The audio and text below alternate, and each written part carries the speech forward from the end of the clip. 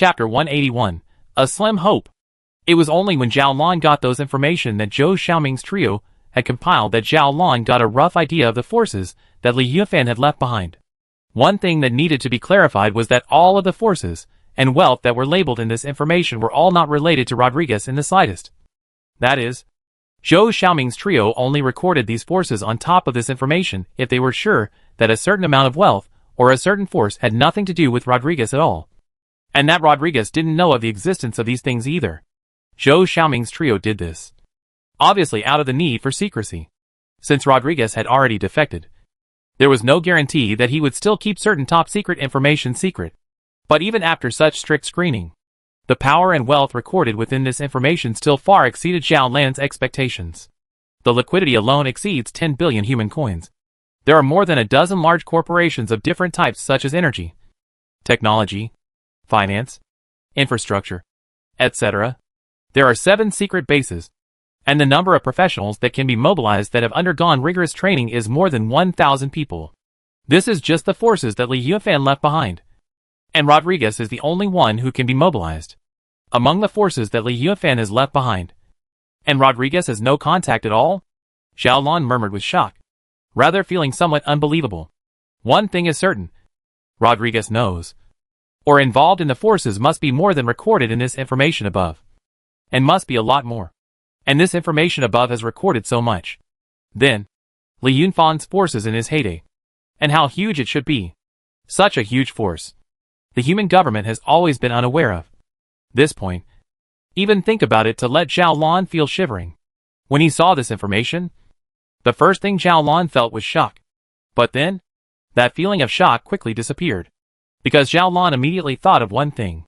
And that was, no matter how huge Li Yunfan's power was, even if the power that Li Yufan had left behind and could be used by Zhou Xiaoming's trio was 10 or 100 times that of Li Yunfan's in his heyday, when faced with the government that represented the entire human civilization, it would still be like a willow flake in the wind, and could be blown away with a breeze.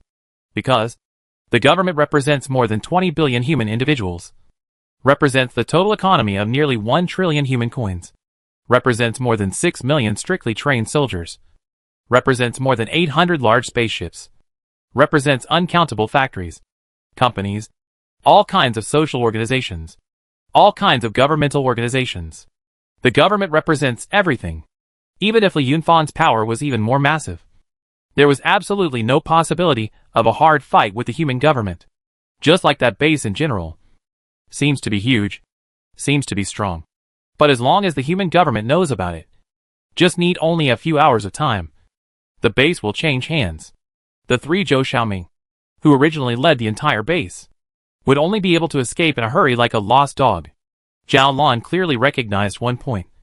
Wanting to make the space-blocking plan to be executed as he originally expected. Wanting the black hole to explode at the predetermined location and predetermined time in the predetermined way could only be taken wisely. But, is his own wisdom really enough to erase the huge gap in strength? Zhao Lan did not have confidence. Zhao Lan thought that even if Li Yufan was still in contact with Earth right now, Li Yufan wouldn't necessarily be able to think of a way. So what should one do? Is it to watch the Earth fall towards that empty universe, and then slowly die of despair in the middle of the empty space? Or, really go and pray that Li Yufan is wrong and pray that the Ministry of Scientific Research is right? In the end, what to do? What to do? Zhao Lan closed this information, leaned back, leaned on the backrest of the chair, and then looked at the ceiling in a daze. Zhou Xiaoming 3 people walked in at this time in turn, saw Zhao Lan this way, looked at each other. Unlia then said, Zhao Lan, first do not rush to think of a way. Running around all night. You are also very tired, right? Or first rest. And so on, nourish the spirit before saying other things. Zhao Lan sat up straight and stared tightly at the 3 people in front of him. His eyes had become blood red from who knows when. Like a bull that had been teased by a red cloth. No, I'm not tired right now. And I don't have the heart to take a rest. I want you to prepare a computer for me immediately. The higher the computing power, the better. Zhou Xiaoming, you have to develop some software for me immediately. I want to start some relevant calculations. But you? Zhou Xiaoming hesitated. Go! Zhao Lan urged. Do you guys want to watch your boss get pulverized in the spatial concussion caused by the Earth's fall? Even if you guys don't want to save your boss, I still want to save our planet. Fine. Joe sighed heavily before turning to leave. The two of them, and Leah and Cruz, looked at each other. And Cruz said, Tyrannosaurus, you've also been busy all night. This way, you and Zhao Lan will rest for a while first. And I'll go make you some food. Zhao Lan was a woman, and Leah was also a woman. It was always easier to communicate between two women. It seemed as if these three had completed some division of labor right in the middle of those side encounters just now. Cruz went to prepare the food, while Leah sat down next to Zhao Lan, and said in a slightly stiff and gentle tone of voice in a persuasive manner, Zhao Lan, it's better for you to take a rest first. No. Zhao Lan stubbornly shook his head like a gambling little girl. I can't rest. Andrea obviously wasn't good at persuading people. And when she saw Zhao Lan like this, she couldn't help but sigh heavily, not knowing what to say. After about 10 minutes, Cruz arrived with 2 simple breakfasts, for which Zhao Lan didn't resist much. After eating them haphazardly, Zhou walked in with a portable computer. Zhao Lan, this computer is connected to the central computer of that large tech company. You can borrow the central computer's computing power through it.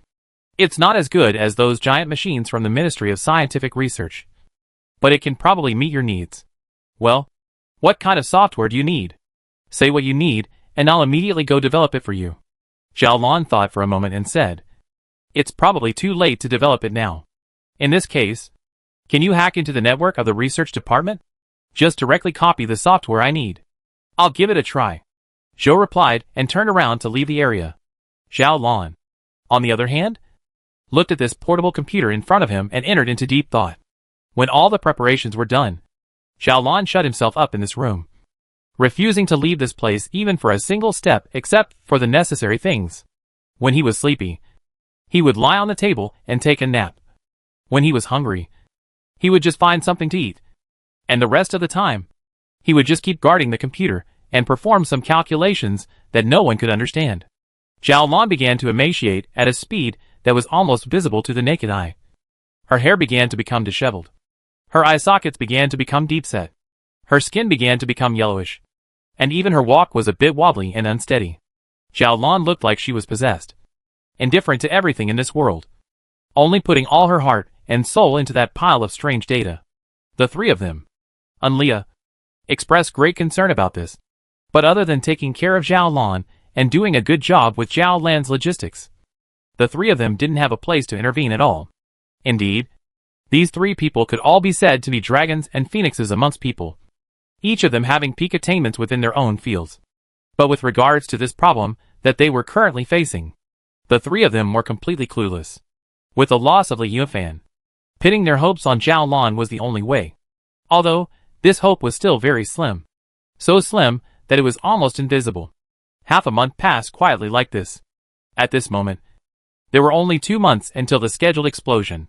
After delivering a breakfast to Zhao Lan's room and incidentally helping Zhao Lan clean the house, Andrea quietly exited and then gently covered the door for Zhao Lan. Zhou Xiaoming and Cruz almost simultaneously put their eyes on Leah, hoping to hear some good news. But Leah still looked as if she had repeated herself many times in the past, shaking her head with a bleak expression. Perhaps we should take the following measures to stop Zhao Lan, Cruz said. What we're facing is a difficult problem that is simply insurmountable. And it's too unfair to push this problem onto Zhao Lan.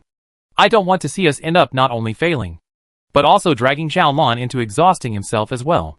If one were to look at the emotional aspect, these three people didn't actually have much deep affection with Zhao Lan between them. Zhao Lan had never been a person who was used to being peaceful and going by the book, going to school and then working. Zhao Lan's life had always been very peaceful. The life of these three people was obviously much more exciting, and they had seen many different kinds of big storms and waves. It could be said that Zhao Lan and these three people simply belonged to 2 different worlds. However, the progress of things even blended these 4 people together. But have to say that the world's marvelous creation is unpredictable.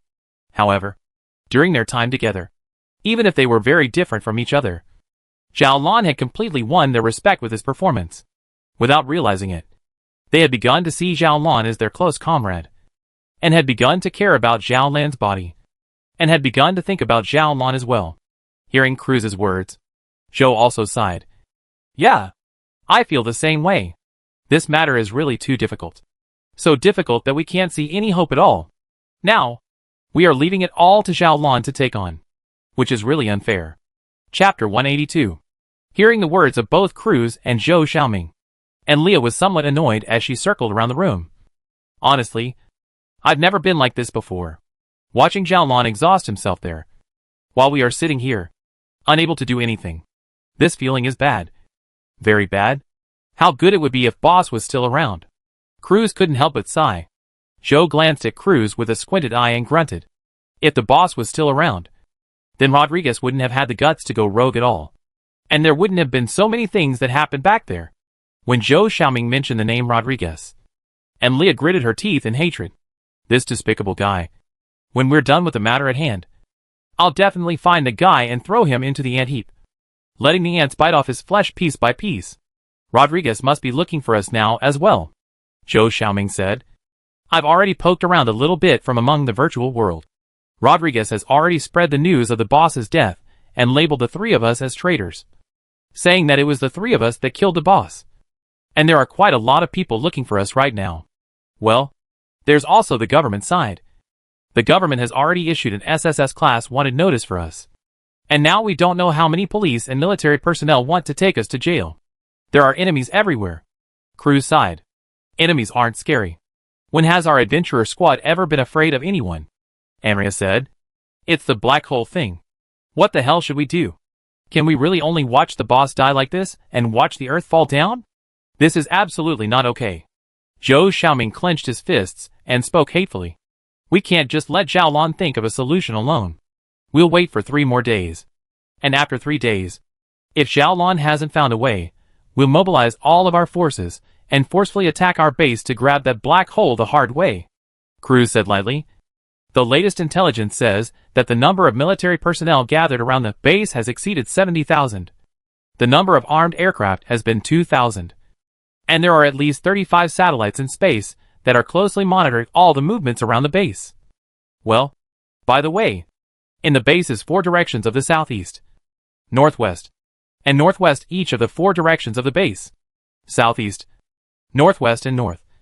A large temporary military base has been built, and more than 183 missile launchers have been assembled. Forcible attack? What are we going to attack with? Right now, even a mosquito approaching the base will be instantly killed by a laser weapon. Zhou Xiaoming covered his face in some pain. If I don't do something, if I just watch the boss die like this, I will go crazy. I will definitely go crazy. I must do something. Even if the result is death. I must do something. Hey. Cruz patted Zhou Xiaoming's shoulder. Then heaved a sigh. A wave of despair began to spread in the middle of the room. This was indeed a desperate situation. Since the formation of the adventurer squad, Zhou Xiaoming's trio had never faced such a desperate situation. Unable to do anything. Unable to do anything. They could only watch as things progressed step by step into that bottomless abyss. I have to say, Rodriguez's move is really too poisonous. And with just this one move, he has completely plunged us into a desperate situation. Cruz said grimly. Hatefully. None of us in the beginning saw this person's true colors early on. It's too late to say anything now. Even if we break this guy into pieces, it's completely impossible to change the current situation, Amria said. And so the 3 of them fell into silence once more. Time was slipping away bit by bit, and they didn't know how much time had passed. When suddenly, a muffled sound came out from Zhao Lan's room, like the sound of a heavy object crashing to the ground. The 3 of them were all startled. And Leah's reaction was the fastest, before the rest of the 2 of them could sit up. And Leah had already rushed to the doorway of Zhao Lan's room, pushed open the door and rushed in. The 2 of them, Cruz and Zhou Xiaoming, followed. When they came to the door, they saw that before the computer desk, the chair that Zhao Lan was sitting on had fallen to the ground, while Zhao Lan was lying on the ground, his face pale, his eyes tightly closed, without a sound, not knowing if he had fainted or what. And Leah was squatting on the ground, holding Zhao Lan's head, her hand on Zhao Lan's carotid aorta, seemingly probing Zhao Lan's physical condition. What happened to Zhao Lan? Zhou Xiaoming stepped forward and asked with a nervousness. He couldn't help but be nervous. Not to mention that Zhao Lan's job was the last ray of hope to save Li Yufan as well as to save the Earth. Just from the aspect of personal feelings, Zhou Xiaoming really didn't want Zhao Lan to have any accidents. Nothing happened. Overworked and fainted. Unlia said.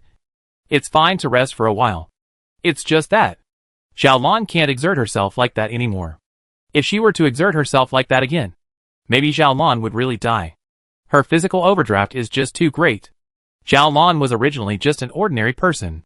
If the knowledge and wisdom in her head were removed, Zhao Lan was completely no different from an ordinary young woman. Unable to carry on her shoulders or lift in her hands, and sometimes unable to even unscrew a relatively tight bottle cap. Such a person had yet continuously overworked for half a month's time, and had persevered until now. This could already be considered a miracle. We can't let Zhao Lan continue like this anymore. It's better for us to bear the things that we should bear, Zhou Xiaoming said with a face full of gravity. Let Zhao Lan take a good rest. And even if she wakes up, strictly forbid her from touching the computer again. The three of us will go and plan carefully to formulate a plan to forcefully attack the base. Even if there's only a 1 in a million hope of success, we have to go for it. Even if we end up failing, but at least we tried our best, and we have a clear conscience. I agree with Keyboard's proposal, Cruz said. We can't let Zhao Lan continue to labor any longer. Good. Andrea also nodded solemnly. After deciding on this matter, Andrea picked Zhao Lan up and placed him on the bed. Then carefully covered Zhao Lan with a quilt, intending to let Zhao Lan have a good night's sleep. After doing all this, the three of them turned around, intending to leave Zhao Lan's room. However, while walking past Zhao Lan's desk, and Leah unintentionally glanced towards the desk, and immediately her body froze there, no longer able to move. Zhou was a bit strange, so he called out in a low voice, "Hurry up." But Leah still did not move. So Zhou Xiaoming then also followed in Leah's line of sight, and looked over. This time, even Zhou Xiaoming froze there. There was a piece of paper quietly lying there, and on it were 4 large words in pencil. "I know," followed by a large exclamation mark. These words were obviously written with great force, to the point that even the paper was scratched. What did Zhao Lan know? Andrea suddenly turned her head and asked Zhou. Cruz also saw the paper at this moment.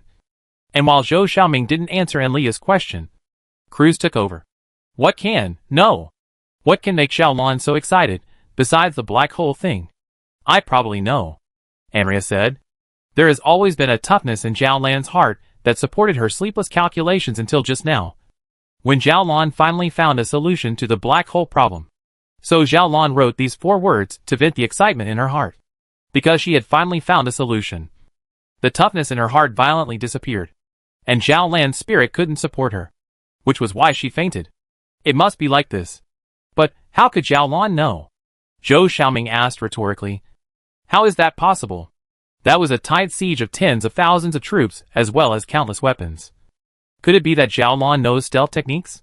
Able to sneak into the base and steal the black hole out? No matter how one looked at it, there was absolutely no possibility of Zhao Lan finding a way.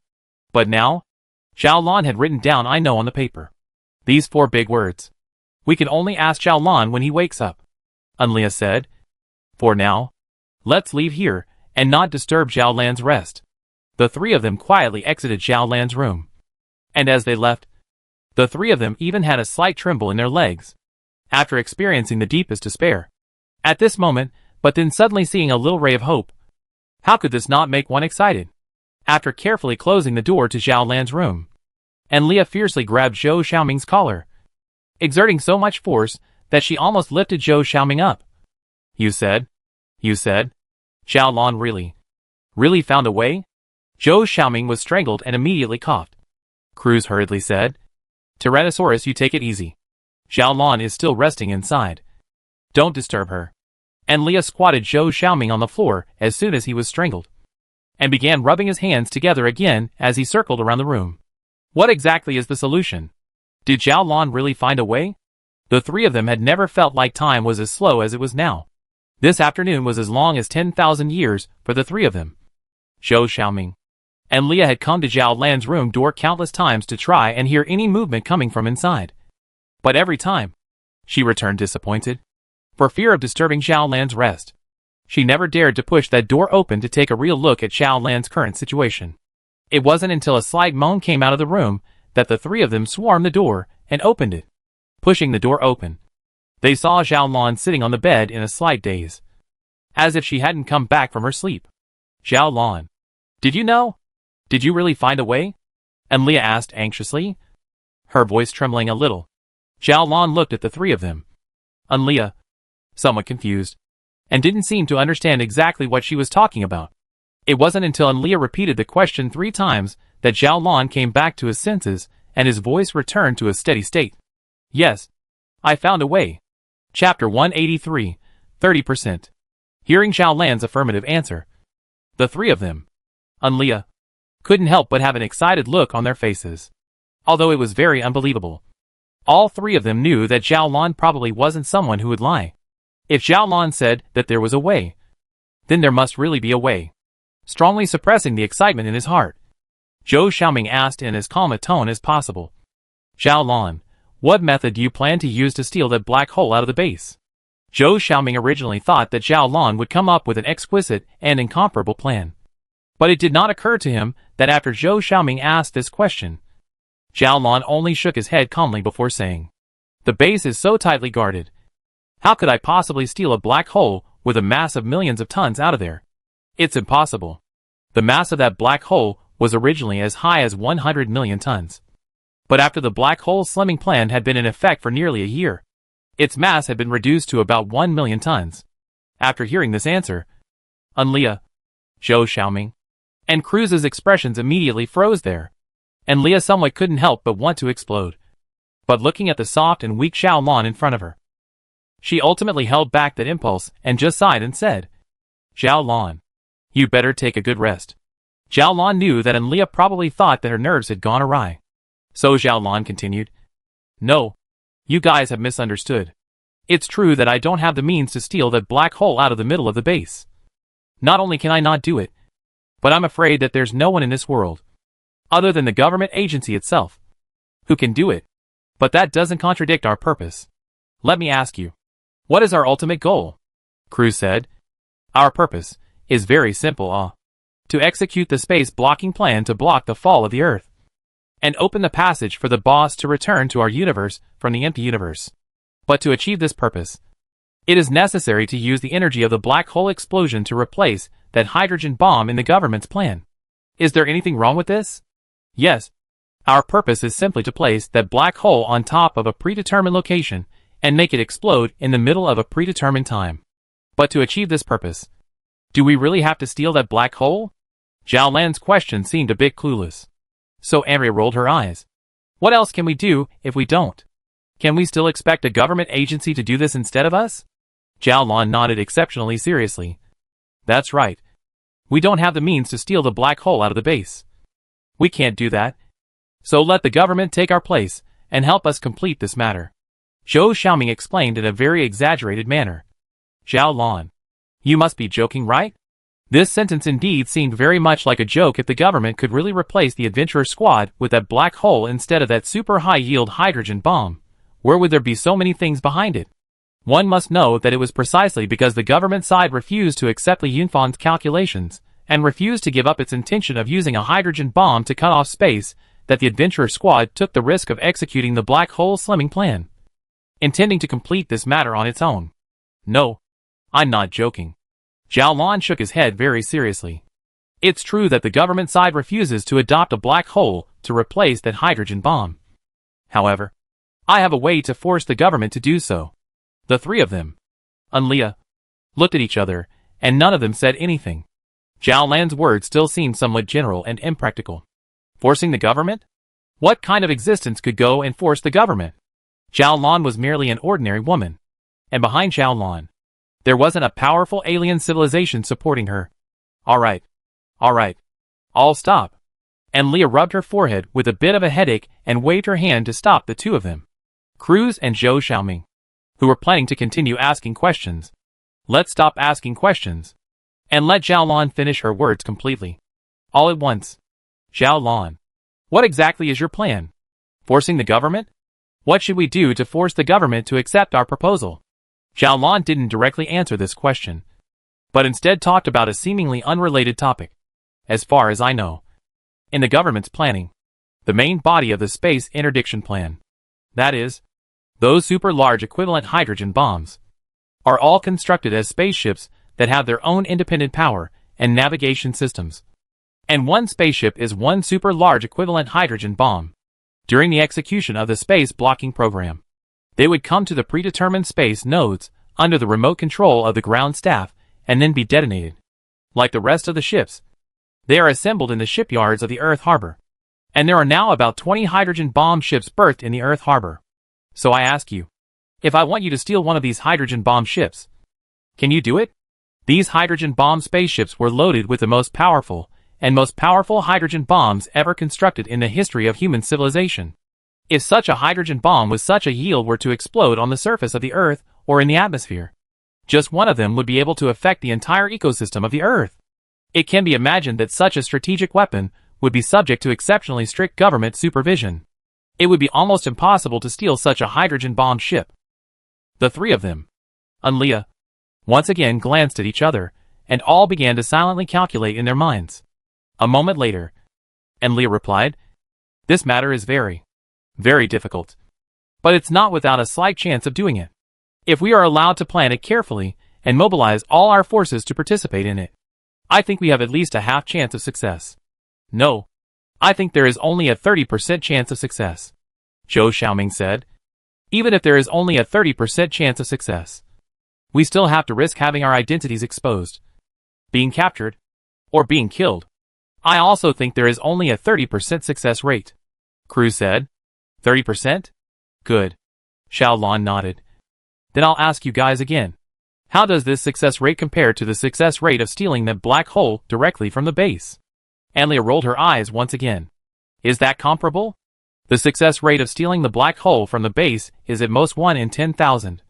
No, not even 1 in 10,000. The success rate of stealing a hydrogen bomb ship. Even the most pessimistic estimate is still 30%. These two things can't be compared at all," Xiaolon said. "That's good. Then, we'll go steal a hydrogen bomb ship. As long as we can steal a hydrogen bomb ship, I'll have a way to force the government to accept our proposal to use the burst energy of a black hole instead of the burst energy of a hydrogen bomb. Hey, Xiaolon, your head is sleepy and confused, isn't it?" Andrea finally couldn't stand it any longer and couldn't help but blurt the words out. "You're not thinking of threatening the government with the destruction of the entire planet's ecosystem with the near-Earth explosion of a hydrogen bomb ship, are you? I would advise you to discard this idea earlier. It's simply not going to work. In the middle of near-Earth space, the government side has 10,000 ways to shoot down the hydrogen bomb ship before you press the explosion button." "I'm not confused," Xiaolon still said in an unusually serious manner, then climbed up from the bed, sat down in front of the computer and switched it on, pulled out another document, and said, "You guys take a look at this first." The three of them, and Leah, went over and saw that the document was full of inexplicable mathematical calculations, just like a heavenly book. The mechanically proficient Cruz could barely read some of the symbols, but was also completely unable to understand the calculations as a whole. The three of them looked at each other in disbelief. But Xiaolon patted his head. "I did get a little confused and forgot that you guys can't read these things. Tell you what, I'll simply explain my calculations to you guys. My calculations show a result. And that result is that, if we can detonate a hydrogen bomb ship on top of this node within 10 days' time, the Lobachevsky space around Earth will produce the following change. Well, I won't explain the details of the change to you. I will only talk to you about the consequences of this change. As we all know, the calculations of the Ministry of Scientific Research have shown that the energy intensity required to execute the space blocking plan happens to be within the range that the human civilization can control. That is to say, human civilization can just meet the need to cut off space with the most powerful weapon. That is, a hydrogen bomb ship. If this energy demand were any greater, then even the strength of the hydrogen bomb ship's energy burst would not be able to satisfy this demand. And there is absolutely no way that the human civilization can find a more powerful mode of energy burst than the hydrogen bomb ship in a short period of time. Do you understand when I say this? Andrea muttered. What are you talking about? I don't understand at all. Zhou revealed a puzzled look. But Cruz's face already showed surprise as he asked with a trembling voice. Xiaolon, can you be sure that your calculations are correct? Xiaolon nodded. During this period of time, I have performed at least 50 checks on this calculation process. And I can be certain that my calculations are correct. As long as we can steal a hydrogen bomb ship and have it explode at this location, then the Lobachevsky space around Earth will definitely produce such a change. I see. Joe gently nodded his head and muttered. It seems that we must go and steal a hydrogen bomb ship. This matter is difficult. But it's always much easier than the matter of stealing a black hole. Hey, what the hell are you guys talking about? Why can't I understand it at all? What the hell is going on here? Andrea exclaimed. Chapter 184 The Great Thief. Among the adventurer squad, and Leah was known for her strong physical qualities, while her intelligence was only at the level of an ordinary person. Not to mention Li Yunfan. Even when compared to Zhou Xiaoming and Cruz, both of them were much worse. After Zhao Lan made that explanation, Zhou Xiaoming and Cruz both understood. But Leah was still in the clouds, not knowing what the three were talking about. After hearing Zhao Lan's explanation, Zhou Xiaoming, who had put down a big stone in his heart, also had a joking mind at the moment. Seeing Leah's confused look, he couldn't help but then sarcastically said, Tyrannosaurus Rex, if 1% of the muscles in your head could be converted into brain matter, I guess you would have already understood these words. And Leah was exasperated and wowed. Grabbing Zhou Xiaoming's collar, she lifted Zhou Xiaoming up. Zhou Xiaoming suffocated his face and coughed violently, struggling desperately in the air, but unable to have half an effect on Leah. All right. Don't make a scene, Zhao Lan said. Leah, put him down.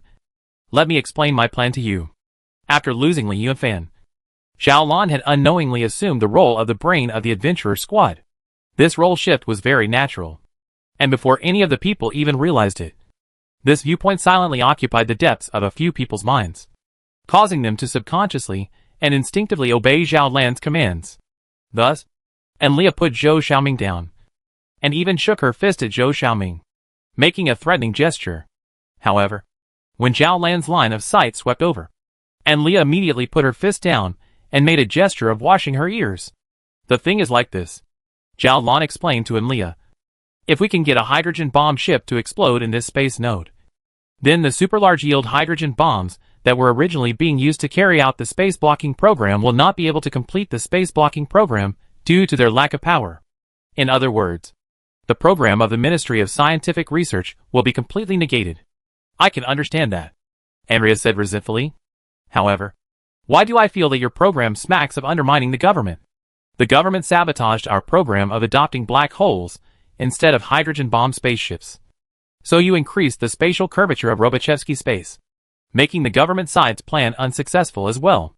Zhao Lan was slightly amused. That is indeed true in one way. However, there is another point. The increase in the curvature of Lobachevsky space will indeed cause the hydrogen bomb ship to be unable to meet its energy requirements. But after my calculations, this increased energy requirement is still within the realm of the black hole's eruption energy. That is to say, after we steal the hydrogen bomb ship and detonate it at this space node, the hydrogen bomb ship can no longer meet the demand. But the black hole can still meet the demand. So what do you think the government will choose to do? Cruz interjected. The simple fact is that we have completely undermined the basis for the execution of the Ministry of Scientific Research's program, making it completely unenforceable. Since it can't be implemented, the government can't just sit back and do nothing. Right? The government has no choice but to accept our proposal and implement it according to our proposal. Zhou Xiaoming also said, this is actually a matter of probability. In the government's view, the success rate of the Ministry of Scientific Research's plan to block the Earth's fall is 80%, while the success rate of our plan is 10%. Comparing the two, the government naturally chooses to implement the plan of the Ministry of Scientific Research and refuses to implement our plan. Now that we have destroyed the basis for the implementation of the plan of the Ministry of Science and Research and made it completely impossible to implement, what will the government do between sitting on its hands and implementing a plan with a success rate of 10%? The government will inevitably choose to execute the plan with a 10% success rate. Because even if the success rate of our plan is low, it's still at least 10%, which is better than sitting around and waiting to die. Right?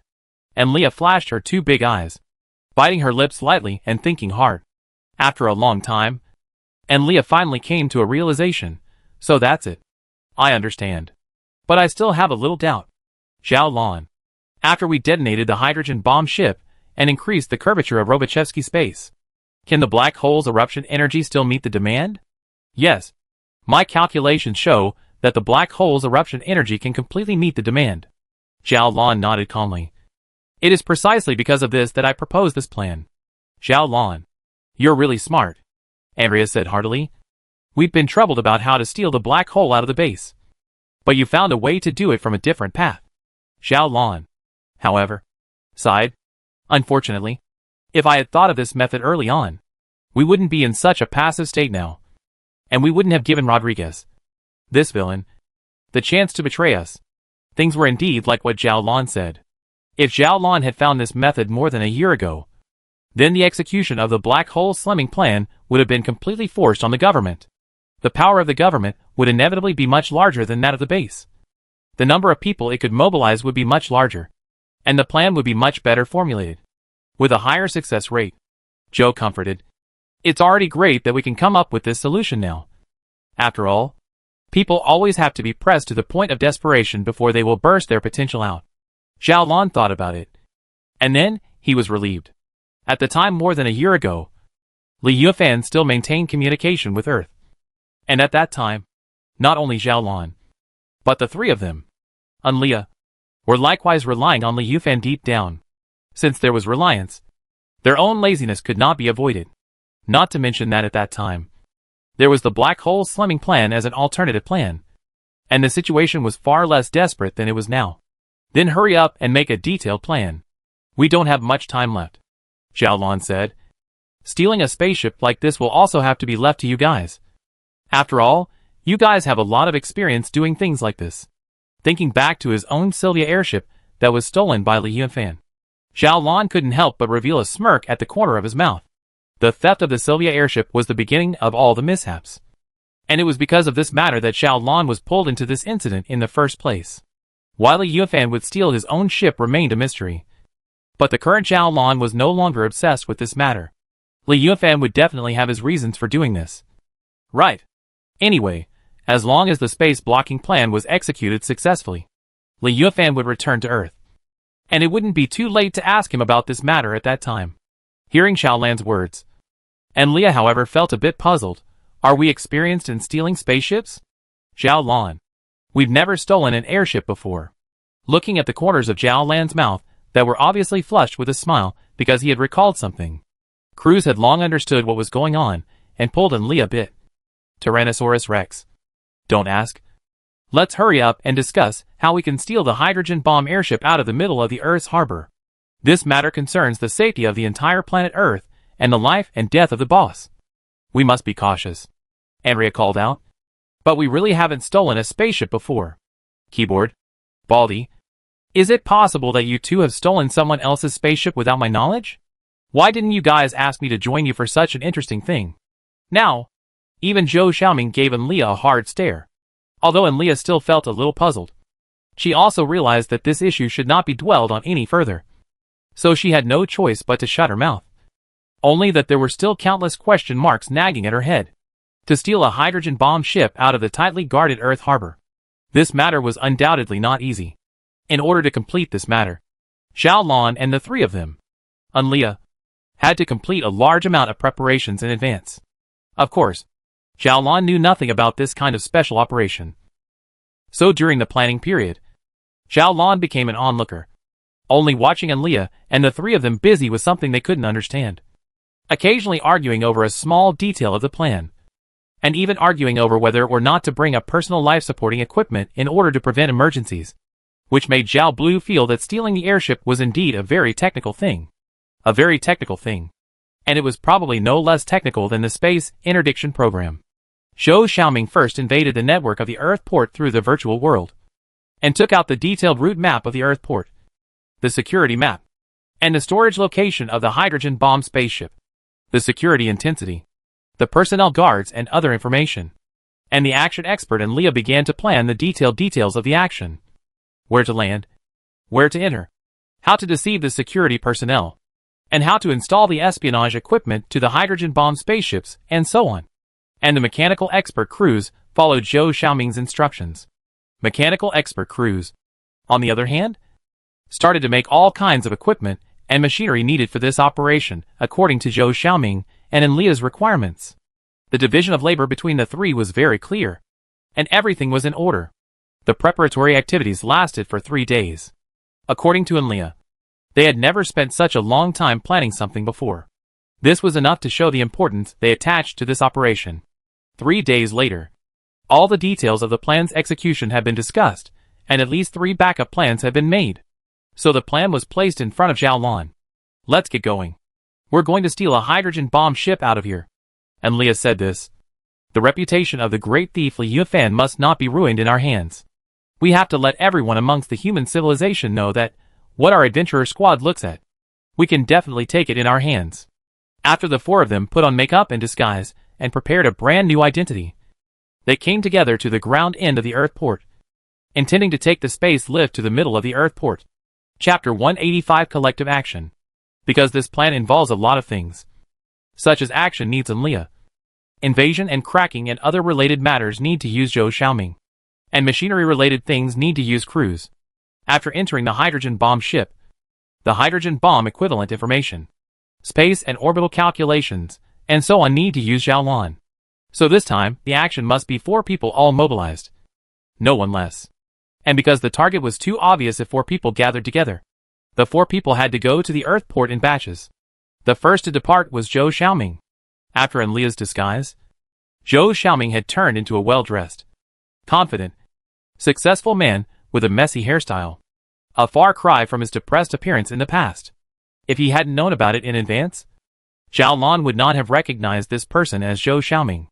After arriving at the Earth port, Zhou Xiaoming would temporarily stay in the middle of the Earth port through legal formalities, and then start the first cracking matters to pave the way for the subsequent arrival of Enlia. Cruz was in the 3rd place, and Zhao Lan was at the end. In the middle of the operation, these 4 people would contact each other through the hidden earphones and microphones prepared in advance.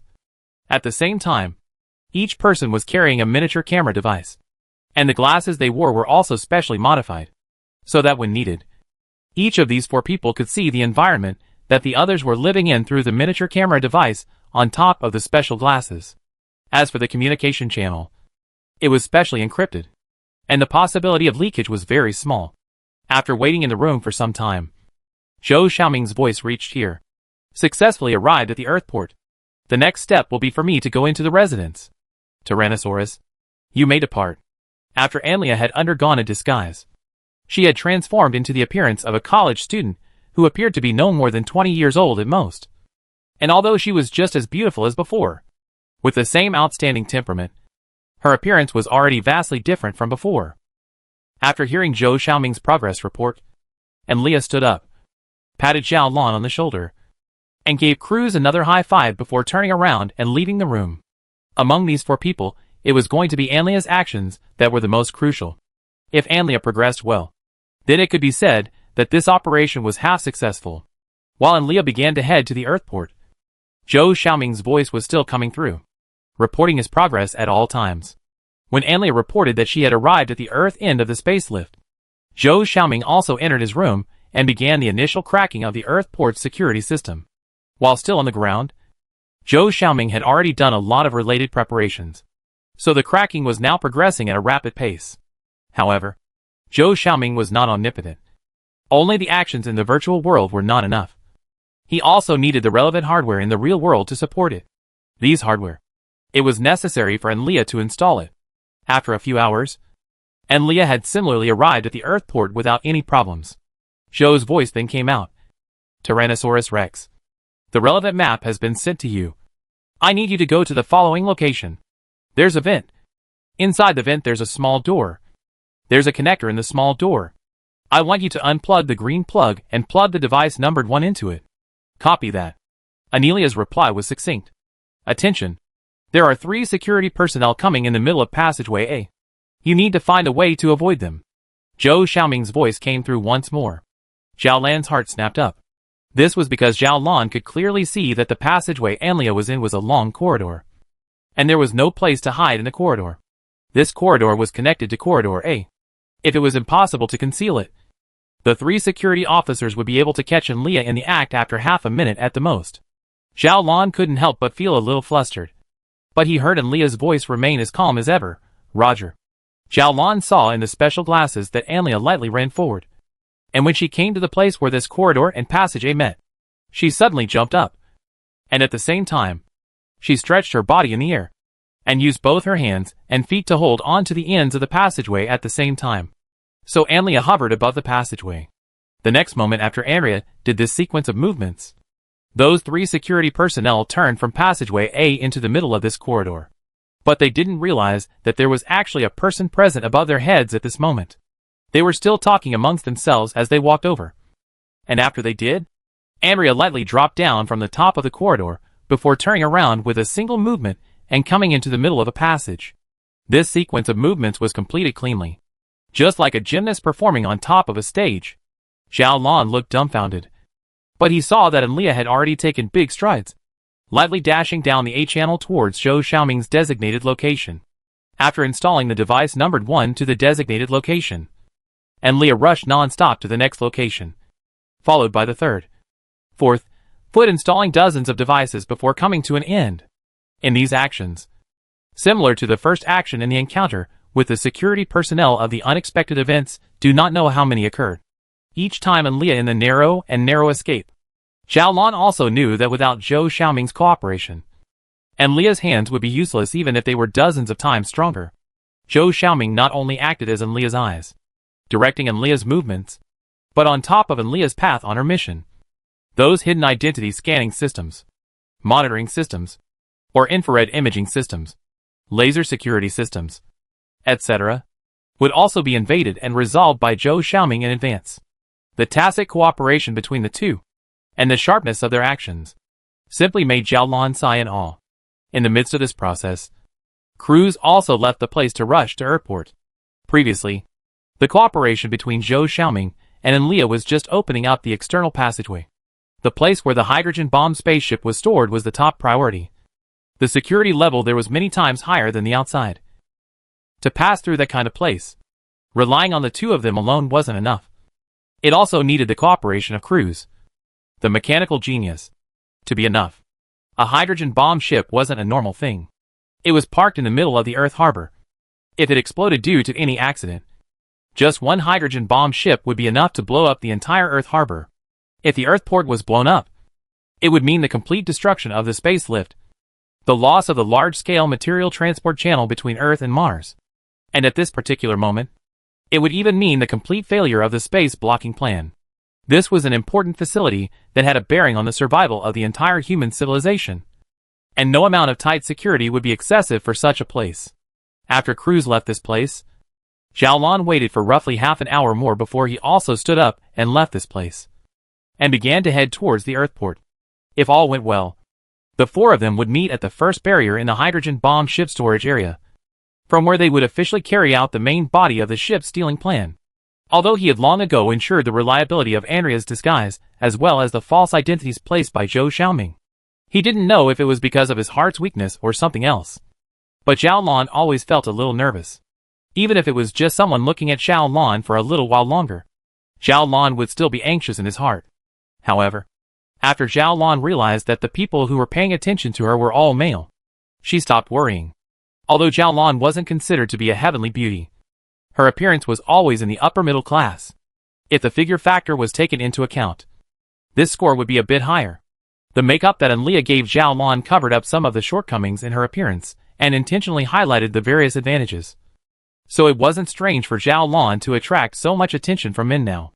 After smoothly passing through the security check and identity verification, and smoothly riding on the space lift, Zhao Lan's heart was only slightly more stable. Zhao Lan had ridden the space lift many times, and every time he rode the space lift, he would be attracted by the beautiful scenery outside. But this time was different, because he had too many things in his heart. Even the gauze-like atmosphere outside the space lift, as well as the beautiful blue and green earth and the deep starry sky lost their attraction to Zhao Lan. At this moment, Zhou Xiaoming's voice came from the headset. Zhao Lan, I'll send you the route map. There's a route I planned for you on it. Just follow the guidelines and go all the way. All the surveillance equipment in the route will temporarily malfunction when you pass by. And I will also give you advance warning if any security personnel pass by. Zhao Lan didn't reply, but silently pressed on a certain hidden device on the corner of his coat. This indicated that Zhao Lan was not in a position to speak right now for the time being, but had already received this information that Zhou Xiaoming was trying to convey. Alright, Tyrannosaurus Rex. Find a place to temporarily hide and rest. We'll set off together when Zhao Lan arrives. I'll purposely calculate everyone's departure time and plan a route to ensure that everyone arrives at the first gate at the same time. Zhou Xiaoming's voice disappeared, and silence returned to Zhao Lan's ears. After a few hours of traveling, Zhao Lan finally arrived at the Earth Port once again. The Earth Port still looked the same as it did in the past, and it didn't seem to have changed much at all during these few years. Zhao Lan followed the crowd of people through the security checkpoint, and then started walking to the left. That was the first node in the route that Zhou Xiaoming had planned for Zhao Lan. But just as Zhao Lan was about to reach this node, Zhao Lan suddenly saw a familiar figure. The appearance of this figure caused Zhao Lan's heart to instantly lift, to the point that it gave Zhao Lan the urge to turn around and run away. It's Rodriguez. Why is he here? Chapter 186 forward. At this moment, Rodriguez still maintained his previous attire. He was wearing a proper suit, and although his appearance was ordinary, there was always a serious and dignified aura that flowed out between his hands and feet, causing people to always involuntarily become serious as well when facing him.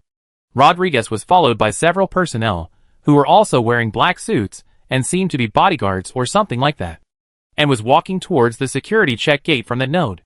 But this time, he happened to walk right into a meeting with Zhao Lan. In that instant, Zhao Lan's pupils shrunk violently, and his heart began to beat furiously.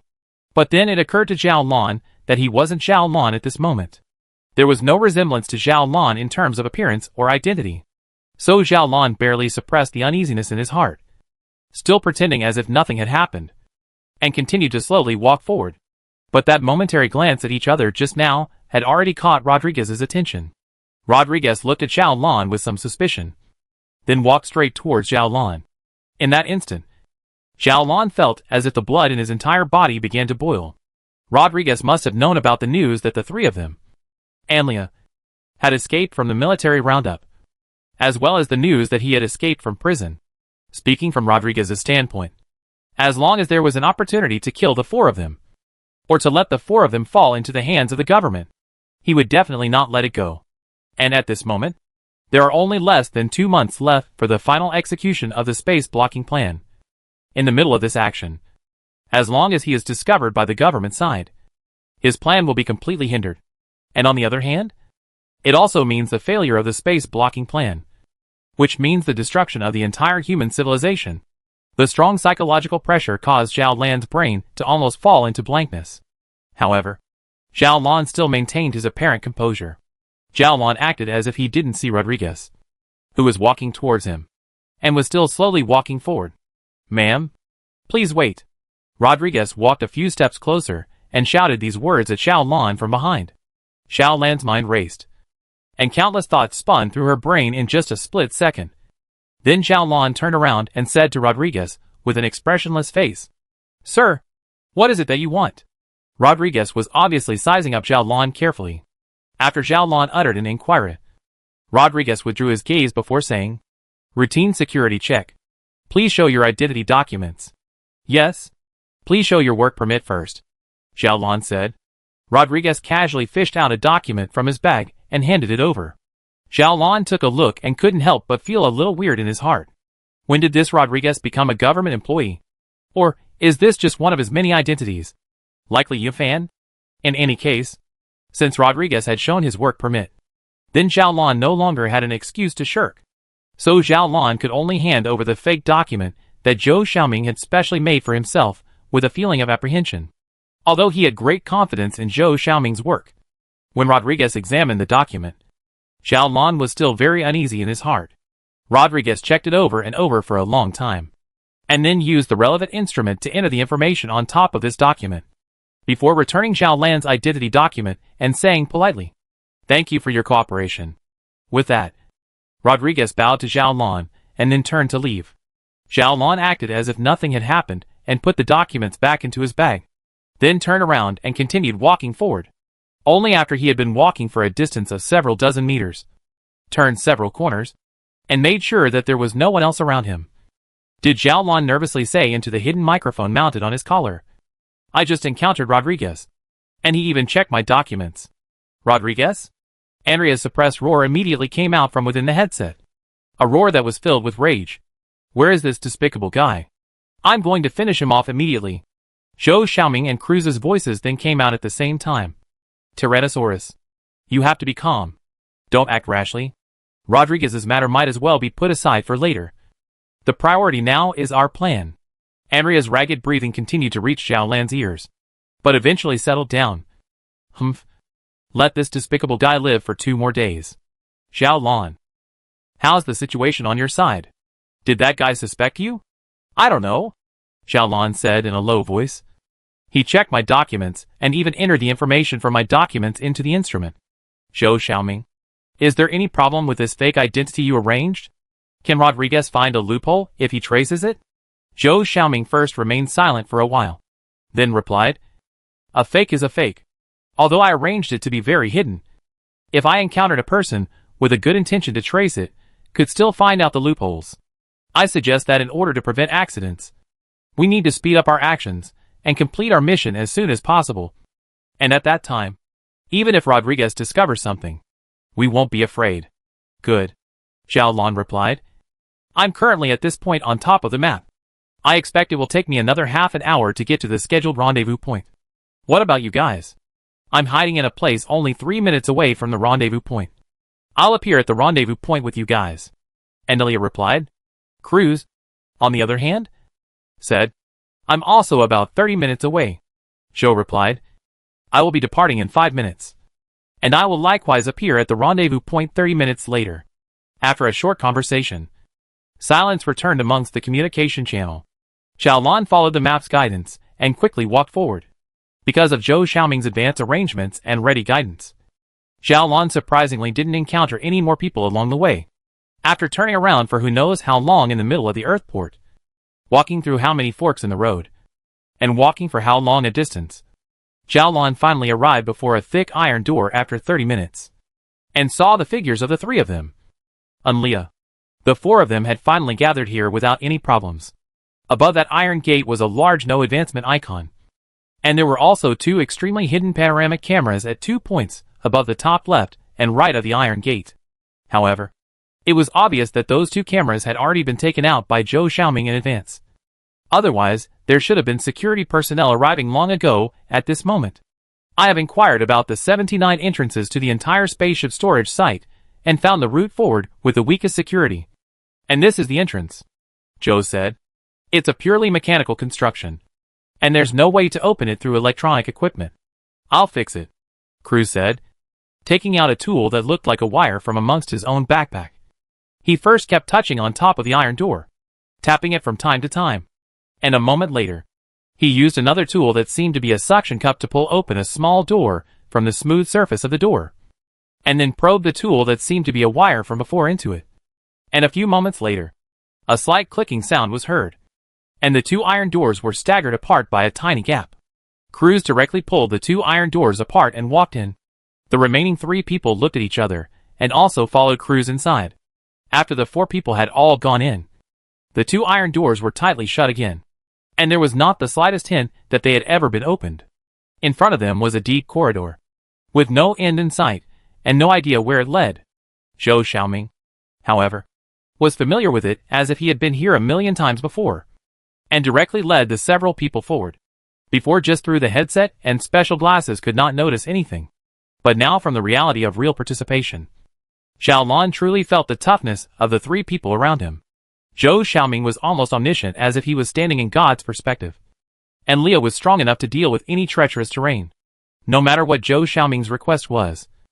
And Leah was able to complete it with her hands and feet, and Cruz was able to solve whatever mechanical equipment he encountered in the blink of an eye. On the contrary, Zhao Lan didn't have any use for it, just following behind the trio all the way forward. However, the further they went, the slower the speed at which the several people advanced became, and the expression on the faces of the 3 of them, Zhou Xiaoming, became more and more grave. Although he didn't know exactly what had happened, exactly what kind of situation he had encountered, Zhao Lan could also roughly perceive that the security here should be getting stricter and stricter, And even with Enlia's 3 people's abilities, advancing forward was getting tougher and tougher. But no matter how, in the advance is always no accident. All the way to go is quite smooth. Time slipped away bit by bit, even if the whole process did not participate in any technical action. Just follow the advance. Xiaolon also had some physical overdraft feeling. However, the 3 of them, Enlia, were still alive and kicking, not seeing a bit of fatigue, perhaps sensing Xiaolan's exhaustion. Enlia whispered, "Xiaolon, how do you feel? Do you want to take a rest?" Xiaolon shook his head and replied, "It's fine. I can still hold on. Let's just hurry up and move. It's too dangerous here." Enlia nodded. "Good." At this moment, in another part of the Earthport, a staff member wearing a black suit walked towards Rodriguez, who was sitting on the sofa. Then reported in a low voice, "Boss, the identity document named Wang Ash that you were inquiring about has been confirmed to be a fake. But we are unable to determine who her real identity actually is for the time being." "Is it really a fake?" Rodriguez said indifferently. "Then, through covert means, give this information to the security team of the Earth Harbor Well. Let them solve it.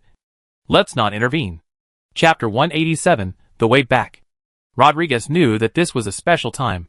He naturally had his own intelligence channels, and knew that there were dozens of hydrogen bomb ships being stored in the Earthport at this very moment.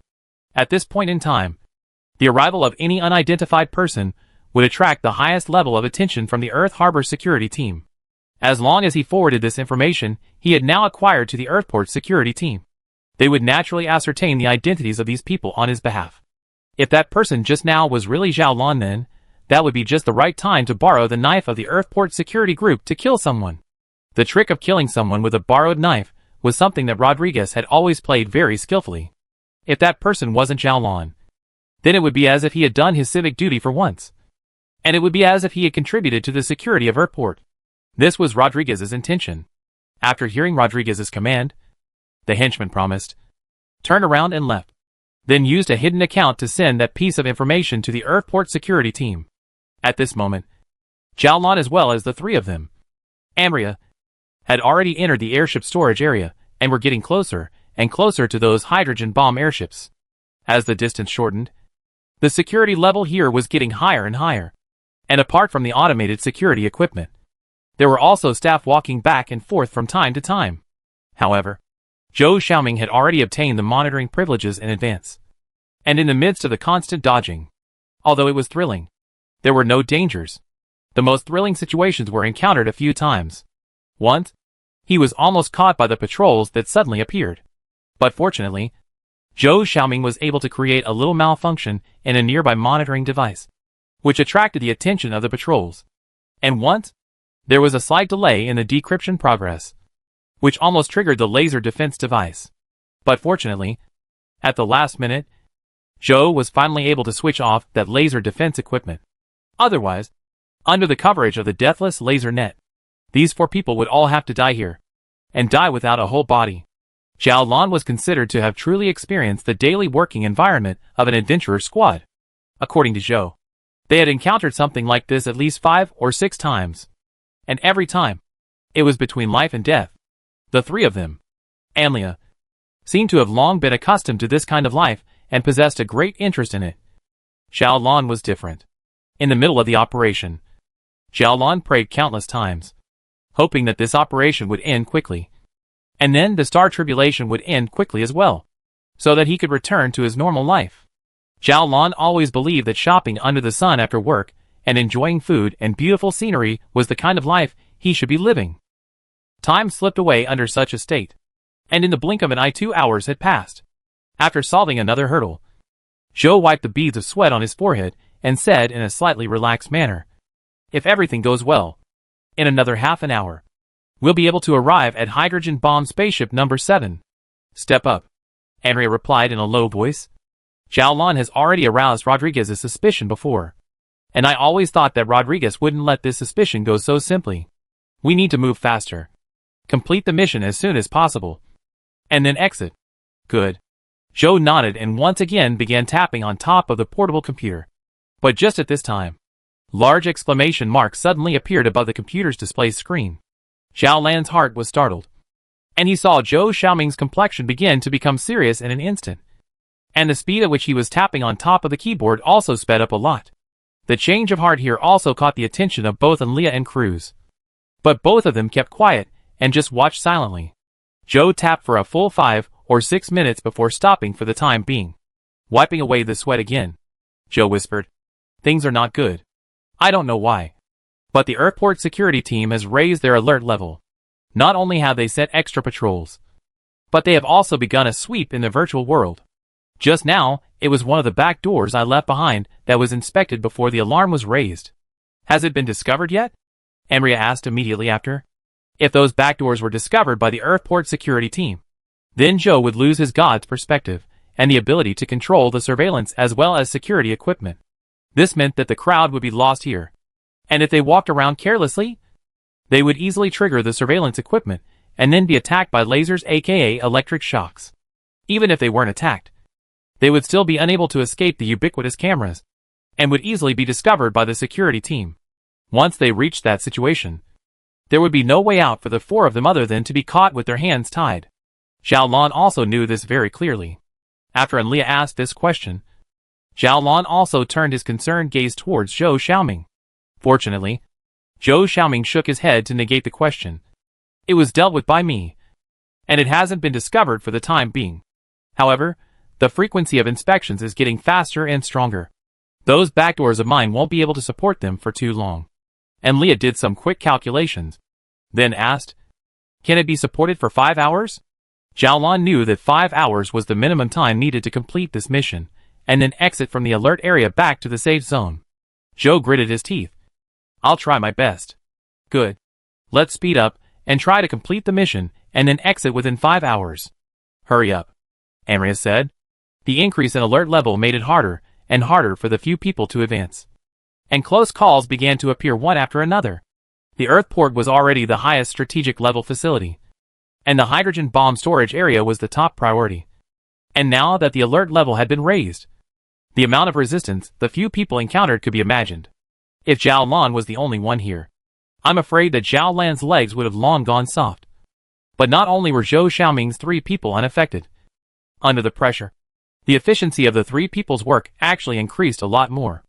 After advancing for another 10 minutes along the way, Zhou Xiaoming stopped, and then pointed to the location above the passageway. "Here is a vent. Let's follow the vent forward for 500 meters. From there we can enter the maintenance passageway, and we can follow the maintenance passageway, and directly arrive at the parking spot for the number 7 hydrogen bomb spaceship. Tyrannosaurus, you send Baldy up first. Zhao Lan, you're second. I'm third. Tyrannosaurus, you're last." "Good." Anelia agreed, and first opened the flap silently with Cruz's support, then stood on the ground, and directly lifted Cruz up with just one hand. Cruz climbed into the vent. Anelia lifted Zhao Lan up again, and above him, Cruz also stretched out his hands and pulled Zhao Lan. And after Zhao Lan went in as well, Zhou climbed in as well. And then Anelia jumped on the spot, and directly grabbed the side of the vent. And then with a beautiful flip, she smoothly entered the vent. Immediately after that, the cover was restored to its original state, and the 4 of them began to crawl along the vent to the front. But just at this time, a large warning sign once again appeared above the portable computer screen. Zhou only took one look at it before his face changed drastically. "Not good. The security team has already locked our location in the eastern district of Earthport. They have cut off our back road." This meant that even if the mission was finally completed, Zhao Lan and the others wouldn't be able to exit this place smoothly. And Leah made an immediate decision. "Activate plan number 1. We'll take a hydrogen bomb ship to leave Earth Harbor, and then transfer to a small boat to return to Earth." The small ship that Leah was talking about was a small cosmic spaceship that had been specially prepared before. This spaceship was dual purpose for both near Earth and space. It could fly both in the middle of the atmosphere as well as in the middle of the cosmic space. Such spaceships were generally expensive to build and had a limited range of activities. Leaving the Earth at 3 million kilometers was already the limit. Although it is not useful, it is still possible to return to Earth in it. In order to successfully complete this mission and deal with any accidents that might occur during the execution of the mission, Zhou Xiaoming's trio had already arranged this small airship in the appropriate orbit before the mission began. Zhou began to quickly tap on top of the keyboard again, And after a full 3 minutes had passed, Zhou Xiaoming said, "Let's go. Move on. I've solved the problem for now." The four of them advanced all the way along the vents, and then turned to the maintenance channel halfway through, finally arriving at the end of the channel without any surprises. Zhao Lan knew that the number 7 hydrogen bomb ship was moored below him. Amria carefully opened the cover, and was the first to leave, after a preliminary inspection to make sure it was safe. The three of them left the maintenance channel in turn, and came into the midst of the parking spot. The number 7 hydrogen bomb spaceship was silently parked in front of Zhao Lan's eyes. Looking at this small airship that was only a few dozen meters in length and less than 10 meters in height, Zhao Lan felt quite a bit of emotion in his heart. It should be known that the manufacturing order for the number 7 hydrogen bomb airship was still delivered to the manufacturer personally by the original Zhao Lan. The design of this airship was also, to a certain extent, completed under Zhao Lan's leadership. In the beginning, no one would have thought that it would be under such circumstances when Zhao Lan met with this airship once again, since it had already arrived here smoothly. It was Zhao Lan's turn to complete the next job. This was also the significance of Zhao Lan personally participating in this mission, because this hydrogen bomb airship was originally designed and completed under Zhao Lan's leadership. No one was more familiar with the construction of this airship than Zhao Lan. Although the hydrogen bomb airship is not a manned airship, there is a maintenance cabin present within it, where a certain amount of oxygen and a small amount of drinking water are stored. While leaving, we can stay in the maintenance cabin. Zhao Lan spoke in a low voice, and took the lead in walking towards this little guy whose body contained terrifying energy within it. "I was the one who led the construction of you in the first place. So now, let me make some modifications to you," Zhao Lan muttered, entering the code before the ship and opening the hatch to the maintenance bay. Chapter 188 Leaving. The airship's entry code hadn't been modified, which had been expected by Zhao Lan, because probably no one would have thought that Zhao Lan, who had mastered this password, would come here under such circumstances. But even if the password had been changed, it didn't matter. There were still 2 people beside Zhao Lan, Zhou Xiaoming and Cruz, and no matter what the password had been changed to, these 2 people could open the hatch. Zhao Lan was familiar with everything about the construction of this hydrogen bomb ship. Coming here, Zhao Blue was as familiar as if he had returned to his home. Zhao Lan first pointed out some communication and encryption as well as permission modules. Then Cruz and Zhou destroyed these places one by one. If the communication module wasn't destroyed, this ship would always be in contact with the Ministry of Science and Research after it was activated. And if the encryption and permission modules weren't destroyed, Zhao Lan wouldn't have the ability to maneuver this ship at all. After these tasks were completed, Zhao Lan turned on the ship's electronic system and began to set the ship's heading, speed, and the time node to activate the hydrogen bomb. Setting these things required extremely complex calculations. And these calculations weren't just a matter of giving a fixed parameter and then calculating it according to a formula. It had to be based on mass, distance, gravitational force, and other data that couldn't be determined before as the basis for calculations. This job, among the 4 people, there was no one who could do it except for Zhao Lan. After completing this task, Zhao Lan began to repair the ship's power system, navigation system, and hydrogen bomb activation system. Obviously, it was impossible for the government to place a complete ship here. In fact, after the hydrogen bomb ship was parked here, certain key parts of its power system as well as its navigation system would be removed. And some parts of the hydrogen bomb's triggering system would be removed, causing the hydrogen bomb to be unable to explode. However, before starting this mission, Zhao Lan had already found a solution to this problem. Obviously, it was unrealistic to bring the parts from Earth, not to mention whether they could pass the security check. But the weight alone would cause a serious obstacle to the movement of the 4 people. Zhao Lan thought of a way to solve the problem was to look for replaceable parts on the ship, remove those parts from unimportant systems, and then after a simple processing by Cruz, install them into key systems such as power, navigation, and hydrogen bomb triggering. In this way, although the hydrogen bomb ship would lose some functions, resulting in reduced performance, at least it could still fly and blow up. And as long as it could fly and bomb, it was already enough for Zhao Lan. Again, this job was still something that only Zhao Lan could handle. Zhao Lan then took the 2 of them, Cruz and Anria, and started to get busy. Zhao Lan was in charge of the command, and Leah was in charge of the physical work. and Cruz was in charge of the specific construction.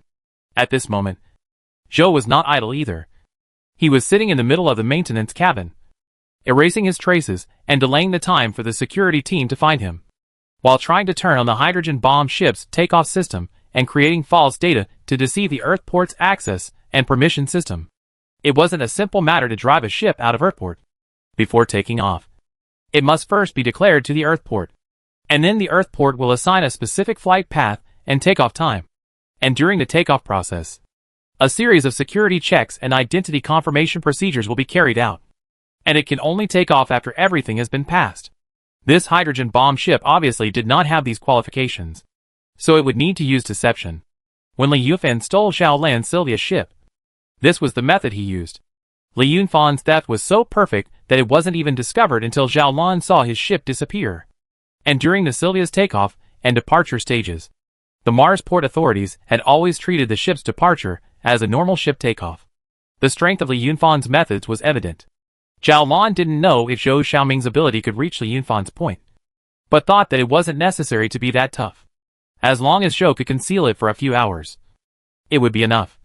Because there was only a distance of more than 2 million kilometers between that space node in the calculations and the Earthport, and it would only take a few hours for the hydrogen bomb ship to fly to that place.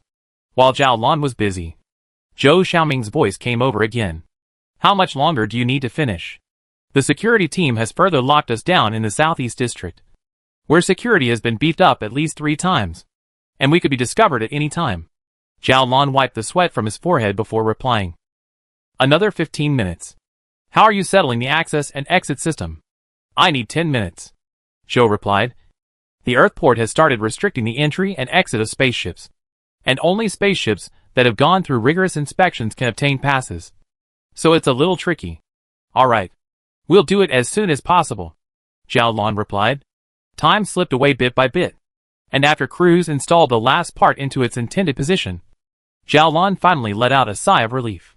The 3 of them quickly returned to the maintenance bay, and then Xiaolan turned on all of the ship's navigation system, power system, and the hydrogen bomb's triggering system, while Zhou Xiaoming began to unfold the invasion of these 3 systems. When the portable computer screen lit up with the word complete, Zhou Xiaoming also started to invade these 3 systems. Zhou Xiaoming let out a sigh of relief when the word done lit up on the screen of the portable computer. All done. Ready to go. Good. Let's get going.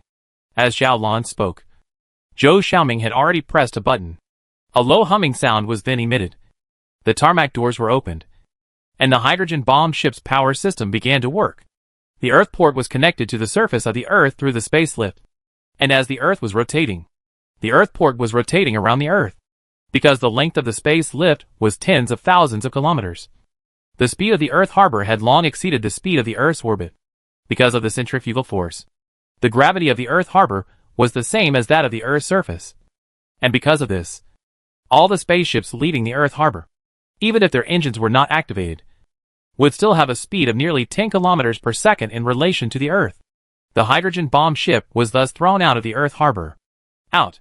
In the dark and boundless cosmic space. A small ship with a length of only a few tens of meters could not attract the attention of others in the slightest. However, this was only a superficial phenomenon.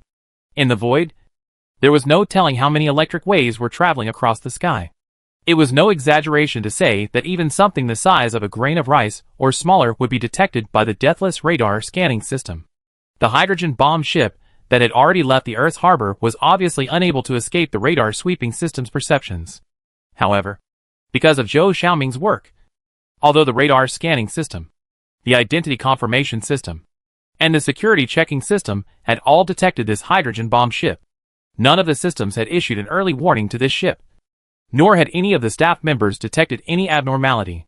This hydrogen bomb ship was just like the many ships that were entering and exiting the Earth's harbor, quietly moving forward, looking at the huge Earthport that was gradually moving away. Xiaolan's mood finally calmed down a bit, thinking back to all the dangers he had encountered and all the things he had experienced in the past few hours. He again felt a bit grateful in his heart, although he hadn't been able to return from the original route as originally planned. Escaping the Earth harbor in a hydrogen bomb ship and then returning to Earth in a small ship was the same, and there wasn't any essential difference between the two situations. Finally escaping from life, The three of them. And Leah's emotions relaxed a lot. The long-lost smile finally hung on the three people's faces once again. And Nelia knocked on the table and crossed her legs. So stealing airships is so much fun. When will we try stealing an airship again? Cruz pulled a face and said, Tyrannosaurus. Come on. I don't want to do something like this a second time. A big part of the reason we made it this time is down to luck. One more time and maybe we'll get shot straight by security. And Nelia grunted with a scowl. Even if you're scared. Big deal. I'll come alone next time. Well, keyboard. How's the little ship doing? Where did it rendezvous with the hydrogen bomb ship? The rendezvous point is 300,000 kilometers away. We'll be there in an hour and a half. Well, it's about time. I'll activate the small airship now, and have it meet us at that location. Zhou replied, and started tapping rapidly on top of the keyboard again. Zhou's expression was equally relaxed. But as his fingertips jumped and the characters changed above the portable computer's display screen, Zhou's face quickly sank. Sensing that something was wrong, Zhao Lan immediately asked, What happened?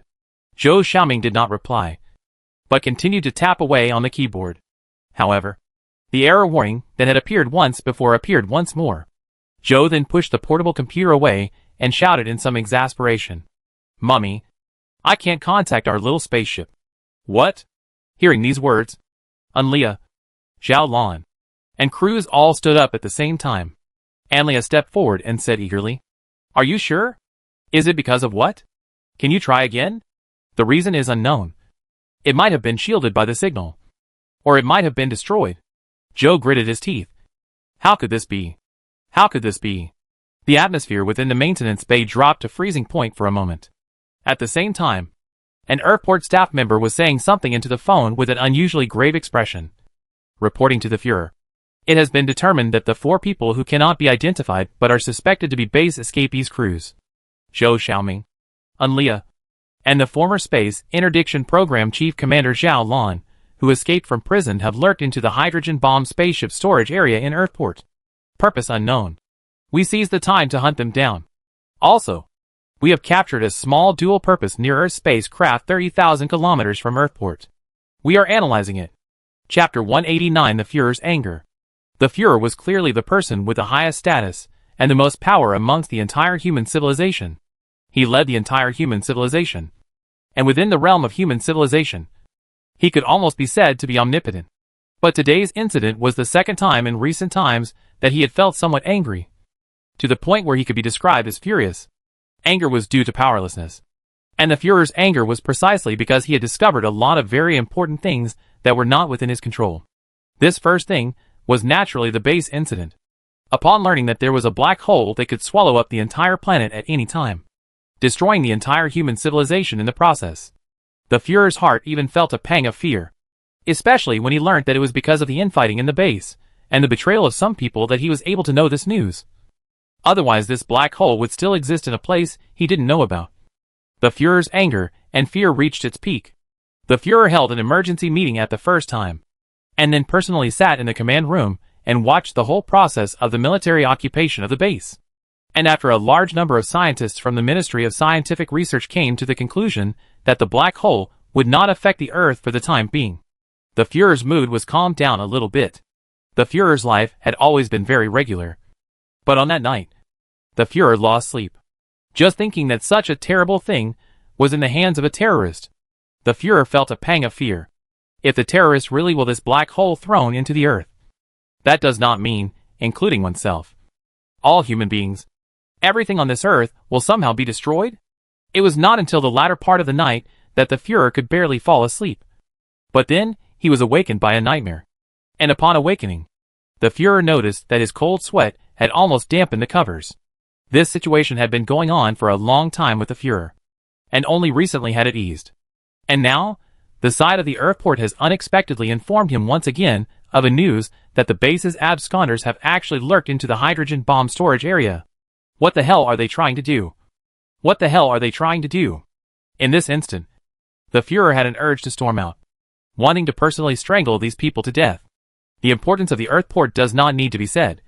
Under the current special circumstances, losing the Earthport is the same as losing the hope of civilization. And those hydrogen bomb spaceships, stored in the middle of the Earthport, As long as just one, any one of them exploded, will destroy the entire Earthport. This means that the fate of human civilization is once again in the hands of those terrorists. As long as that gang of terrorists were willing, they could destroy the entire civilization with the push of a button. The Führer, who had never changed his face when a mountain collapsed on top of it, finally lost his temper for the first time. He shouted angrily into the communication instrument. Are all of your security teams at Earth Harbor just for show? Did you all grow up on pig food? Or maybe your brains have all been eaten by pigs. Find them immediately and catch them before an accident occurs. No, you're not needed. Earthport will be taken over by the military. So all of you go to court. After discovering that Zhao Lan's gang's purpose might be hydrogen bomb ships, the person in charge of Earthport immediately ordered the members of the security team to raise the alert level to the highest, and sent a large number of people to the parking spot to protect those hydrogen bomb ships close to the ground. While at the same time, he immediately reported the matter to the Führer, while facing the Führer's angry roar. Before he could think of how to explain this matter to the Führer, he received another message. Hydrogen bomb ship number 7 has disappeared. According to the on-site investigation, hydrogen bomb ship number 7 disappeared roughly 2 hours ago, and it can be determined that the hydrogen bomb ship has already left Earthport by at least a distance of 100,000 kilometers. This news made the person in charge of the Earth Harbor quickly begin to rejoice after his eyes went black, because he instantly thought of one thing. The matter of losing a hydrogen bomb ship was better than the hydrogen bomb ship exploding within Earthport. In other words, the possibility of Earth Harbor being destroyed by a hydrogen bomb explosion could already be ruled out. The person in charge of Earth Harbor quickly reported this matter to the Führer. The Führer also quickly thought of this point. The fear in his heart slightly reduced, but the anger in his chest was more vigorous. Even had a feeling of being infuriated to the point of smoke. You are a fool. Are you telling me that those bastards, under the protection of the most advanced security system in the entire civilization, stole a hydrogen bomb ship from under your noses, and you only found out about it 2 hours after the hydrogen bomb ship disappeared? Are you kidding me? Immediately. Go search for me immediately, and see where the bastards are taking this ship. The Führer roared angrily, slamming the phone down hard on the floor. The massive government machine began to race. After determining the course of the vanished hydrogen bomb ship and roughly locking onto its position, a full dozen military craft set off. Their orders were clear. If the hydrogen bomb ship was likely to blow itself up under the manipulation of the terrorists, if there was a possibility of the hydrogen bomb ship blowing itself up under the terrorists' manipulation, the ship could be destroyed in advance. If there was no possibility of self-destruction, then they could forcefully land on the hydrogen bomb ship and capture the 4 terrorists. If resistance was encountered, they could be killed, while the pursuers had already arrived. The maintenance bay of the hydrogen bomb ship number 7 still maintained a dead silence. The unexpected disappearance of the small ship that was originally planned to be used to receive them had completely cut off Zhao Lan and his group's back road. From this moment on, they would be trapped on this ship, with no possibility of leaving for the time being. So what should they do? Maneuver this hydrogen bomb ship to turn around and return? But in that case, not to mention that the military will definitely be caught in the act and then sit through the bottom of the prison. The most important thing is that this does not mean that this operation is a complete failure. And if this operation fails, what about the space interdiction program? What about the human civilization? Still according to the original plan to the scheduled explosion site? What about the 4 of us? Explode with the ship and be buried in the vastness of space? Time is running out. Zhao Lan knows that he must make a decision as soon as possible. Zhao Lan was once again forced to the edge of the cliff. Since he had been involved in this matter, Zhao Lan didn't know how many times he had made difficult choices. But none of those previous choices had directly involved his life like this one. And none of them had been as urgent as this one. And Leah was silent. Cruz was silent. And Zhou Xiaoming was also silent. The situation was equally grim for them. They had long been used to dancing on the edge of a cliff. But this time was different. This time did not require them to fight one way or another. Life and death were just a thought away. And it was entirely up to them to choose. Time slipped away bit by bit. Zhao Lan knew that the disappearance of the hydrogen bomb ship could not be hidden for too long. And if he was not wrong, there must have already started to be pursuers in the rear. If you don't accelerate now, it's very likely that you'll be caught up by the pursuers. And then everything will be over. And start accelerating then. Is it really necessary to follow this hydrogen bomb ship to be buried in the starry sea together? Zhao Lan's brain was spinning rapidly, thinking about any plan that might bring about a turnaround for his side. But unfortunately, Zhao Lan didn't find any way. This is the boundless sea of stars. This ship is floating in the sea of stars above a boat. People could only stay on top of this lonely boat. And if they left, they would die. In the end, it was Enlia who broke the silence. Zhao Lan. If this hydrogen bomb ship explodes smoothly at the predetermined location, the change in the curvature of the Robochevsky space caused by it, can it be detected by the group of scientists in the Ministry of Scientific Research? It can. Zhao Lan nodded. They're not that stupid. Zhou glanced at Enlia and said, "Where's the trouble? We can't just directly tell them about the relevant changes in spatial curvature. It's not like this ship doesn't have radio communication instruments." Cruz also said, "This way, even if we end up dead, those guys from the Ministry of Scientific Research will know how to go about this crisis. They only have one choice, and that is to use a black hole instead of the original large-yield hydrogen bomb. And our purpose will have been achieved." These three people did not mention anything about how they should choose. But this dialogue clearly revealed their willingness. They were willing to follow the ship and explode together. Even if they were buried together in the middle of the starry sea, they were not willing to return. Zhao Lan didn't know if they made this choice because of Li Yunfan or because of the human civilization. And Zhao Lan wasn't concerned about this. Zhao Blue only knows that in the case of necessity, if he has to let himself go and sacrifice for the entire human civilization, he will also answer in the affirmative. It was just that there was still a bit of worry in Zhao Lan's heart. Using a black hole to replace the original large-yield hydrogen bomb is not a simple thing. Not as long as the black hole will be placed in that place, and then everything will be fine. This process will involve a very complex variety of issues. Zhao Lan is undoubtedly the best person to serve as the person in charge of this matter. Because Zhao Lan, that is, familiar with the matter of the black hole, but also familiar with the Ministry of Science and Research matters. If he let someone else do this after he died, Zhao Lan was not confident that his replacement could do a good job with this matter. But then, this worry faded away. There are no fools in the Ministry of Scientific Research. Instead of worrying about them, I should think about myself. I'd better get my own things done first. Chapter 190, Life and Death. Enlia, Cruz, and Zhou Xiaoming had all made a statement. And now, only Zhao Lan remained silent. So the gazes of these three people looked at Zhao Lan together. Zhao Lan woke up from his contemplation and smiled gently at the three of them. Since that's the case, what else is there to say? Let's start accelerating. To be able to use a spaceship as our coffin. To use the explosion of a large-yield hydrogen bomb as a salute at our funeral.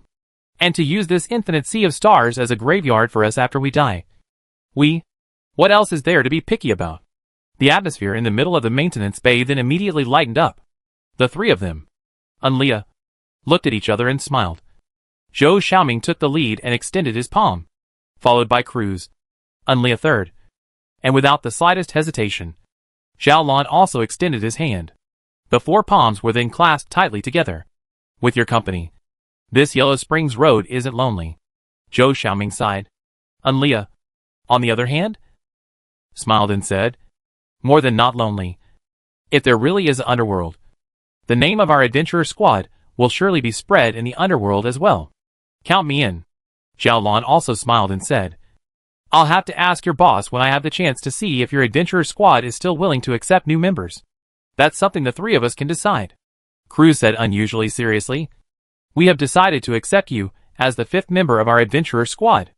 As for the boss's side, I'm certain that the boss will be very happy to have you join. Zhao Lan, welcome to the team. Zhou Xiaoming and Enlia said in unison. Good then. From now on, we're teammates. Zhao Lan said. It's a pity that there's no alcohol here, so we can't celebrate. Zhao Lan was the kind of good girl in the usual sense of the word, and hadn't drank alcohol since she was born. Nor did she know what alcohol actually tasted like.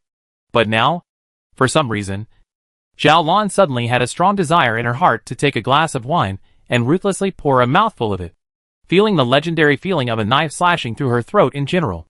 Who says there's no wine?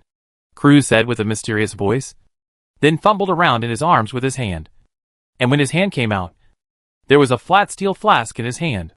Cruz put the flask to his ear and waved it, then said, There's still more than half left. It's enough to drink. And Leah immediately raised her willow eyebrows. Baldy! You guy. How many times have I told you that you're not allowed to bring alcohol on a mission? Say it. How much did you steal to drink during this mission? Cruz then looked a little embarrassed. And it seemed like the top of his head was turning red. Just a little, just a little. You know, one can't always lift one's spirits without alcohol while working. Where's all the nonsense? Zhou Xiaoming said. Directly snatched the wine pot from Cruz's hands. Unscrewed the lid. Then tilted his head, and directly drank a large mouthful. Then wiped his mouth and exclaimed, Cool! Save some for me, Cruz called out. Then snatched the jug again, and took an equally large gulp. Before the wine jug could be put down, Andrea snatched it into her hands, and took a big gulp as well before saying, Strike that. I'll break the rules for once today as well. After Leah finished drinking, she very naturally handed the wine pot to Zhao Lan. Zhao Lan took it without hesitation, then tilted his head, and just poured the entire remaining small half of the wine pot into his mouth. Then Zhao Lan felt as if a flame was leading from his mouth all the way to his stomach, and it seemed as if his entire being started to burn. Immediately after that, Zhao Lan started coughing violently, and while coughing, she shouted without any ladylike qualities. Good wine. Really good wine. So this thing called wine is so good. Looking at Zhao Lan's appearance, and Leah's three people laughed together. Zhao Lan patted his chest, and also started laughing. A few moments later the laughter stopped. The people were still the same four people, but the feeling they gave Zhao Lan was completely different. Zhao Lan lost his parents when he was a child, and since then he has been living alone, and has no friends, and has long been used to the taste of loneliness. But now Zhao Lan's heart feels very warm. For the first time, Zhao Lan felt that he was not alone. Alright, start working. While the pursuers haven't caught up, let's hurry to that space node. In the vast and boundless universe, with that huge blue planet as the backdrop, this one small spaceship jetted bright blue flames from its tail, and began to advance towards the infinite sea of stars ahead. That space node was 2 million kilometers away from the planet. Of course, this distance was a straight line distance, and it was obviously impossible for the airship to travel in a straight line while sailing. Zhao Lan had long ago measured the course in advance, and the final conclusion was that the spaceship needed to navigate a distance of 2,300,000 kilometers before it could reach that space node. And with the ship's power system, it would need to sail for at least another 3 hours to reach it. And the maximum speed of the human government's military's existing combat ship was roughly 200 kilometers per second. Counting the time needed for acceleration and deceleration, it would take at least 4 hours for it to catch up with this hydrogen bomb ship. This meant that, theoretically speaking, those pursuers would not cause an impact on this hydrogen bomb ship. The only thing that needed to be considered was that the ship that was originally near the space node received the order to intercept, and came to intercept itself. However, although human civilization had already entered the interstellar age, the total number of spaceships was still very small, and it was basically impossible for there to be a combat spaceship with the ability to intercept such a thing. The speed of radio signals, however, was the speed of light. Thus, as the hydrogen bomb ship began to accelerate under Zhao Lan's command, the signal receiving equipment received a message from the military. The wording in the message was harsh, and the attitude was tough. Zhao Lan, Andrea, Cruz, Zhou Xiaoming, listen up. You four. The ships chasing you have already departed, and it will only take a few hours for them to catch up with you. There's no chance of you escaping. Immediately cease your meaningless resistance and escape attempts and surrender immediately. We promise that the court will judge your crimes fairly and impartially. If you attempt to resist, we will take coercive measures, and may even directly use shipboard weapons to destroy your ship. Give up resistance. Give up resistance. Surrender immediately. Surrender immediately.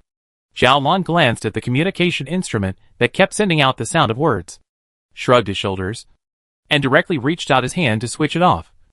So silence was once again restored in the maintenance bay. Don't worry. They'll never attack the ship until it's absolutely necessary. I've dealt with them many times. I know their style of behavior very well, Zhao Lan said. You say they are not idle, knowing that we will not surrender, but still always wasting words. Also do not mind wasting words. And Leah coldly snorted. Who knows? Maybe it's habit, Zhou interjected. All the navigation parameters had been set, and the ship had entered into automatic navigation mode. So the crowd was idle. So apart from the navigational information that Zhou Xiaoming would report every few moments. Silence once again returned to the maintenance bay. It was fine if they were busy all the time. At least they didn't have the leisure to think about other things. But it was different once they were idle. Perhaps because of the effect of that large mouthful of wine just now. Xiaolon felt that his thoughts were very chaotic at the moment.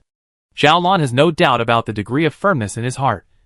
But going to death with this ship and destroying it together in the middle of this starry sea is just a choice of necessity. Who would want to die if they can live?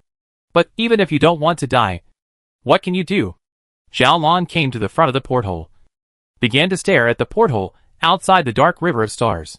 At this moment, Xiaolon remembered many things. There is a child and parents together with the warmth of the picture. There is the school was bullied after the lonely and helpless alone shrinking in the corner crying picture. There is after graduation to get to the ideal job of the spirit of the wind. There is wronged by the scum molestation when the angry. These many images had been flashing in Zhao Lan's mind. Until now, Xiaolon realized that in this life, he seemed to have many things that he hadn't experienced. And he hadn't even talked about a relationship. Xiaolon wanted to make a list of these things, one by one, to inventory what things he hadn't experienced. But after only trying for a while, Xiaolon gave up on this idea. Because there were simply too many things that he hadn't experienced. Xiaolon himself simply didn't have the means to count these things clearly. Xiaolon suddenly remembered something that seemed somewhat unrelated. And that was the beautiful dress that he had liked so much so long ago that he hadn't bought yet. At first, she had thought that she would buy it when she got her salary and had money left over in her hand. And she had also fantasized like most women about how beautiful she would look in that dress. But then a series of things happened that caused her to not be able to own it in the end. Originally, this matter had already been forgotten by Xiaolon. But now, for some reason, it had once again appeared in his mind. It's a pity that I won't have the chance to wear it in my life. Xiaolon sighed silently in his heart. There's still an hour to go before we reach the scheduled location. Just at this time, Zhou Xiaoming's voice came over, interrupting Zhao Lan's thoughts. If we calculate at the current speed, the pursuers will sail to this space node in an hour and a half. Well, they won't be able to catch up with us. By the time they arrive, our ship will have long since exploded. Is there a half-hour time difference? Xiaolon thought silently. And just this suddenly, a thought suddenly flashed through Zhao Lan's mind. Xiaolon immediately turned around. And because he was too excited, Zhao Lan's face turned red. Maybe we don't have to die. I think I have a way. Chapter 191, Catapult. No one in this world was willing to die as long as they could live. Xiaolon was like that. And Leah was like that. Zhou Xiaoming. And the two cruises were likewise like that. Even this was true for anyone in this world. The previous decision to die along with this airship was only because they were forced to do so. And there was really no other way. After all, compared to their own lives, the future of human civilization was more important. If one could have both the fish and the bear's paw, if one could complete the mission and save one's own life at the same time, then it would be the most perfect. Therefore, after Xiaolon said, I have a solution. After Zhou Xiaoming said this, the three of them immediately stood up. And Leah even took one step to Zhao Lan's face and held Zhao Lan's hand tightly. Xiaolon. Xiaolon. What solution have you come up with? Xiaolon bit his lips tightly and tried to think hard in the middle of his mind. The flash of light just now was just a thought that had turned up. Xiaolon had to capture this thought and then refine it before he could finally form a perfect solution. Xiaolon thought hard while slowly speaking. The time difference between the pursuers and us is half an hour. Which means that, as long as we can leave this ship ahead of time, and then find a way to survive in space to survive for half an hour. After that there will be a military ship that will discover us. And they will definitely save us back. But how can we survive in space for half an hour's time? Amria asked immediately after. Humans would not die if they were briefly exposed to the vacuum of the universe. But the upper limit of this time was only a few seconds, beyond which the human body would suffer serious and irreversible damage. And any longer and they would die, turning into a cold stone in the universe. To survive in space for half an hour without any life-sustaining equipment, this is impossible. No one can do this. Xiaolon tried to think hard, holding on to the point of leaving the ship to survive for half an hour. This point, trying to retrieve the flash of light that had just passed by. As Zhao Lan thought, a complete plan gradually appeared in Zhao Lan's mind. Zhao Lan glanced at the timer, which showed a countdown of 59 minutes, which was probably enough time to execute this plan. So Zhao Lan let out a sigh of relief in his heart. It's naturally impossible for us to survive in a cosmic vacuum for half an hour without any protective equipment. But, the maintenance module can still support us for at least 2 hours. We just need to find a way to detach the maintenance module from the ship's hull and leave this ship before it explodes. And we'll be able to escape the hydrogen bomb's explosion. At that time, we just need to drift in the middle of the universe and wait for the rescue from the military's combat ships. This hydrogen bomb airship was designed under my leadership in the first place, and I am familiar with every part of its construction. And although the matter of detaching the maintenance bay from the airship's hull wasn't even considered at the time of its construction, after I thought about it carefully, I think that having it detached from the airship is a completely doable thing, especially if we have a mechanical genius. Zhao Lan spoke eagerly, saying his conception in one breath. This scenario was actually very simple. But before, everyone had subconsciously ignored this idea. This was because whether it was Zhao Lan or the three of them, Leah, they all subconsciously viewed the airship as a whole. At this critical juncture of life and death, Zhao Lan was the only one who thought of this.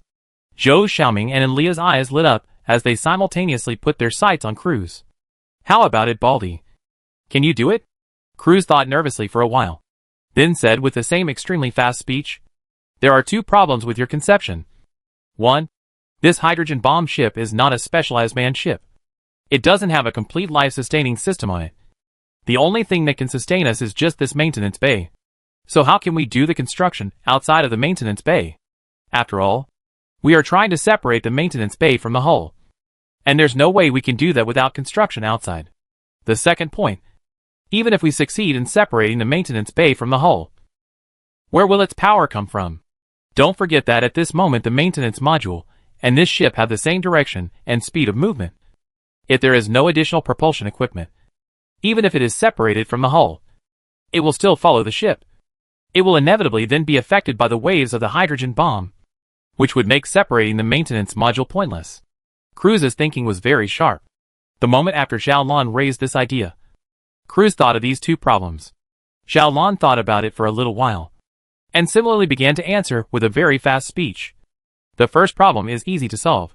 You have to know that there is absolutely no need for us to separate the entire maintenance pod altogether. We can completely separate only one part of the maintenance pod, such as this room we are staying in right now. In that case, we are doing the work inside the maintenance bay. We don't need to go outside of it. The second point, regarding power, Cruz, is a problem for you to solve. You're going to have to look within the maintenance bay and see if there are any tools that you can utilize for you to make a thruster out of. Cruz thought for a little while, then immediately said, okay, I'll give it a try. Good then. Zhao Lan followed up with, Cruz, I'm familiar with spaceship construction. I'll first explain its general structure and draw a sketch for you. Zhou Xiaoming, Leah, you 2 check the ceiling performance of this room we're staying in. If it doesn't have enough ceiling performance, you guys look for something to mend it. Zhao Lan glanced at the timer again and realized that there was only 56 minutes left. So without further ado, he immediately grabbed a paintbrush and hurriedly drew a sketch out, and then took Cruz to start understanding the rough construction of the ship's maintenance cabin.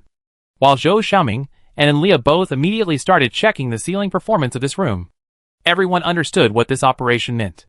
The ever-decreasing time was like a death wish, making people not dare to slacken off at all. Every single person began to get busy and started to fight for the continuation of their lives. Cruz immediately got to work after getting a general idea of the repair bay and the construction of the hull of the airship in the area. There were various tools at hand in the maintenance bay, and these tools came into play at the moment.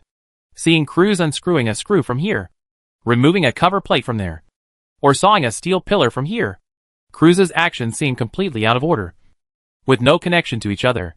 But Zhao Lan knew that there must be a complete action plan in Cruz's head that was directing his movements.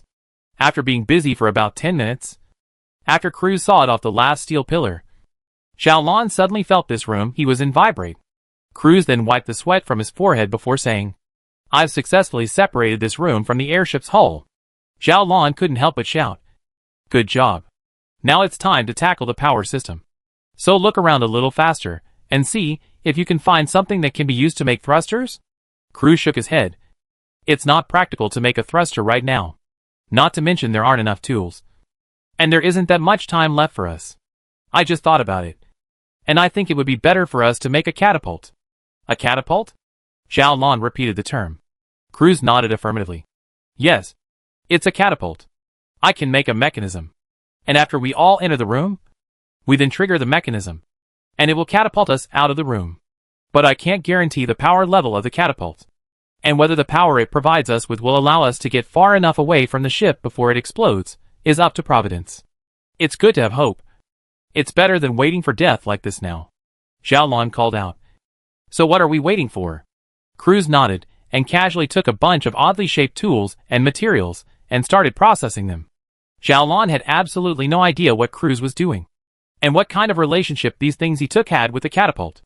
But looking at Cruz's serious appearance, he thought that this thing should work. Nearly 20 minutes of busy work went by.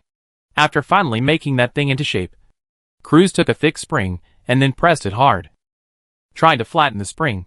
But even though Cruz used his whole body's strength, that spring still only changed a tiny bit. Cruz then looked for help to Enria, who came over and put that spring between her two hands and pressed it gently with both hands. Enria asked, "Is that it?" "Yes. Yes. Yes, that's it," Cruz called out. "Quick! Put it here." And Elia placed the spring inside the groove, and then mounted the catapult in the designated place again under the direction of Cruz, who in turn took out a long piece of rope and tied one end to a switch somewhere on the catapult, and the other end above the hatch of the room. "Ready?" Cruz said. "As soon as I close this hatch, this room will be completely sealed, and at the same time, the mechanism will be triggered, and the catapult will eject us." Zhao Lan and Zhou Xiaoming each found a place to secure themselves, while Andrea secured herself, while also grabbing Cruz with one hand before the hatch. After all three were ready, Cruz grabbed the hatch, and then closed it off with a hard pull. Chapter 192 Depending on Luck. The hatch was closed at the same time it pulled the rope that was tied to it outside, transferring the power through the rope to one of the catapult switches. The flattened spring then snapped back into place, and its ejection triggered the rest of the successive switches, so the entire catapult was launched. In that instant, Zhao Lan's body slammed hard against the wall, and for a moment, he was actually blinded by the impact, and it took a long time before he came back to his senses.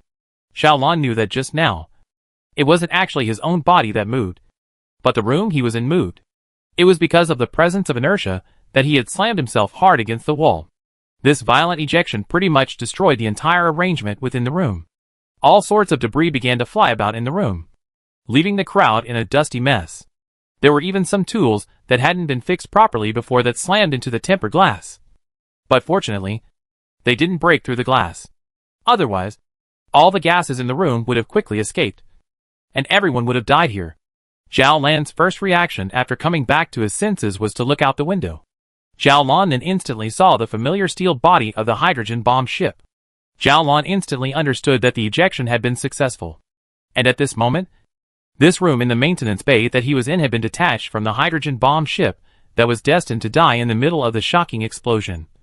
Which also meant that his own life, as well as that of the three of them, Unlia, didn't have to end here, and that their lives had once again been extended. Cruz was touched in the collision of the party and broke his head. And at this moment, there is blood gushing out from there, condensing into a blood bead floating in the air within the weightless maintenance cabin. But Cruz didn't care about these things at all. He directly plopped down in front of the window, his eyes firmly staring at the ever-distant hydrogen bomb ship number 7, seemingly calculating something. After visual inspection, the speed at which we detached from the hydrogen bomb ship is roughly 23 meters per second. And at this moment, there are still 17 minutes before the hydrogen bomb explodes. And during this period of time, we can put a distance of roughly 23 kilometers between us and the hydrogen bomb ship. Is this distance sufficient? Cruz turned his inquiring gaze towards Zhao Lan. Cruz wasn't a physicist, and he didn't specifically understand the power of a hydrogen bomb explosion. So he didn't know if the distance of 23 kilometers was enough. Depends on luck, Zhao Lan immediately replied. This is space, not within the atmosphere. The main killing method of a hydrogen bomb explosion wasn't actually radiation and high temperature, but rather shockwaves. If such a hydrogen bomb of equivalent yield were to explode on the surface, the shockwaves it triggered would be enough to destroy all buildings within a 200-kilometer radius. And buildings 200 kilometers away would also be severely damaged due to the huge sound waves and shockwaves. Compared to the shockwave, the radiation and high-temperature damage of a hydrogen bomb would seem very insignificant. But this is a space environment where no air exists, and the existence of air is a necessary condition for the generation of shockwaves. Without air, there will be no shockwaves. This also means that the hydrogen bomb exploded in the space environment will lose its most powerful means of killing. Only high temperature and very high intensity radiation to the surrounding environment. Specifically, it is carrying a very high energy gamma rays and visible light. There is a lot of harmful radiation in the universe space. If it is a manned spacecraft, it will be equipped with radiation protection layer to protect the members of the survival within. But the hydrogen bomb spacecraft is not a manned spacecraft. It is only a little bit of anti-radiation layer to protect the fusion fuel and all kinds of instruments inside the spacecraft. But this is a little bit of anti-radiation layer is not enough for the protection of the human body. In other words, from the moment the hydrogen bomb ship left the Earth's harbor, Zhao Lan and Enlia had already been exposed to harmful cosmic rays. However, this was not something that needed to be worried about too much, because the human civilization's medical technology had now developed to an extremely high level. Treating a little radiation sickness was completely out of the question. But what if the intensity of the radiation is too high? So high that it can kill a person in an instant? Or so high that it can destroy the life-sustaining equipment within the maintenance bay? It is certain that the radiation released when the hydrogen bomb ship exploded must be very high. But whether this radiation can kill a person 23 kilometers away in an instant, or destroy the life-sustaining equipment in the maintenance module is unknown. That was why Zhao Lan said that he needed to depend on luck. The three words depending on luck meant the most helpless situation. In this situation, any effort made by the human individual would be ignored, and the final outcome of the matter would not be governed by the will of the human individual at all. No matter what you think, no matter what you do, you can't influence the final result. It will be what it will be. It can't be changed. After Zhao Lan said, it depends on luck. After Zhao Lan said it depends on luck, there was a short silence within the maintenance cabin. After a moment, Enlia smiled and said, this result is already good enough. After all, before, our chances of survival were 0%. But now, our chances of survival have increased to at least 50%. Isn't that enough? What else can we ask for? At this moment, Zhao Lan had some self-blame in his heart. It's all my fault. If only I could have thought of this method earlier. Thinking of this method earlier would have meant that we could have put a little more distance between us and the hydrogen bomb ship. That way, the chances of us surviving would have been much higher. Enria comforted Zhao Lan. It's not your fault. It's not like this thing called inspiration is out of our control. It's already amazing that you could think of this method at that time. Zhao Lan silently shook his head, wanting to say something, but he didn't know what to say, so he could only continue to remain silent.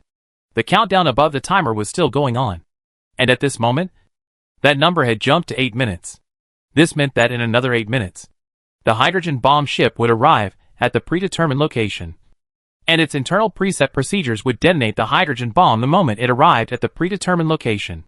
That kind of picture must be spectacular. Right, Zhao Lan thought silently, looking out of the porthole at the hydrogen bomb ship that was about to disappear from his view. The maintenance module was ejected from the hydrogen bomb ship from the side. In this way, the maintenance module had the same forward trajectory as the hydrogen bomb ship, but also had a sideways force. This option was chosen after careful consideration, because if the maintenance module was ejected from the back of the hydrogen bomb ship, it would have the exact same trajectory as the hydrogen bomb ship, the only difference being the speed of movement. That would result in the maintenance module being exposed to more radiation after the explosion of the hydrogen bomb ship by constantly moving closer to the explosion site. This would undoubtedly be a devastating end for the maintenance module and the 4 people who survived within it. In the darkness of the universe, except for a few planets within the solar system that were still radiating a faint light, there were no more stars to be seen. The arrival of the plague of stars made the formerly prosperous night sky become empty. In the midst of this empty space, a hydrogen bomb ship and a maintenance capsule that sustained the lives of 4 people were moving forward together. The countdown jumped to 1 minute. In other words, in 1 minute, the hydrogen bomb ship would explode. And the fog of fate would finally be unveiled. Whether it was life or death depended on that moment. All the efforts have been made. All the ways that can be thought of have been thought of. Then, from now on, meet the judgment of fate. When the hydrogen bomb explodes, don't look directly at it, Zhao Lan said. The light will definitely be very strong. And if we look straight at it, it will blind us in an instant. The 3 of them, Leah, nodded silently and very tacitly squeezed to Zhao Lan's side, all with their backs to the direction of the hydrogen bomb ship. Zhao Lan gazed straight at the timer and watched as the number jumped continuously, jumping from 59 to 30, and then from 30 to 10, and then from 10 to 0. The hydrogen bomb ship exploded just like that. Silently, any nuclear bomb exploding on the ground would be a big earth-shaking event, and the ground shaking it caused could be detected by instruments even on the backside of the Earth. But this was space, and this was not the Earth. And so, the explosion of the hydrogen bomb ship did not cause any other commotion except for a steep increase in the luminosity within the maintenance bay by an order of magnitude. There was no sound, no vibration, only a bright flash of light. And that was all. But at that very instant, Zhao Lan suddenly had a feeling of nausea and wanted to vomit. Zhao Lan knew what was going on. The human body would feel this way when it was subjected to a large dose of radiation in a split second. This meant that the radiation released from the explosion of the hydrogen bomb ship had severely damaged his body. And if he couldn't be saved, he would fester all over his body within the next few months' time, and die in a way that was miserable to the extreme. But this didn't make Zhao Lan's heart worry. Instead, it made Zhao Lan's heart relax a little, even to the point of secretly breathing a sigh of relief. Because being able to feel nausea, this at least meant that he hadn't been killed in an instant. And since he didn't die, relying on the advanced medical technology of the human civilization, he had the possibility of recovering again. But this time, the calamity was clearly not so simple to get through. Zhao Lan suddenly felt a warm sensation on the walls of the maintenance bay around him. And at the same time, he actually felt what seemed to be wind blowing on his face. What's more, the lighting in the maintenance cabin went out after flashing a few times. Chapter 193 Unrepairable. Zhao Lan knew that it must have been the high-energy rays released from the hydrogen bomb explosion that damaged the wiring equipment of the maintenance bay in a split second, causing the maintenance bay to lose its energy supply, which was why the lighting went out. In this instant, the maintenance bay was plunged into absolute darkness. It was a darkness as heavy as mercury, without the slightest bit of light, and nothing could be seen. There were no stars in the sky, and the attitude adjustment made before the ejection made the heaviest and most opaque side of the maintenance module point towards the sun. So the sun could not shine into the maintenance module. The moment the maintenance module was plunged into darkness, Zhao Lan's heartbeat almost stopped. At this moment, Zhao Lan even had an illusion. Zhao Lan felt that at this moment, he was floating freely in the misty cosmic space. And apart from himself, there was nothing else in the world. The fear and loneliness that penetrated deep into his bones suppressed Zhao Lan's mind, causing Zhao Lan to have an urge to go crazy, to hiss loudly with all his might. But Zhao Lan finally suppressed this feeling. Zhao Lan said in a trembling voice, "Is everyone okay?" A groan came from Zhou Xiaoming in the darkness, while Leah floated to Zhao Lan's side after he made a sound and grabbed Zhao Lan with one hand. That hand of Andrea's was still smooth and strong, without a single tremor. "I'm okay.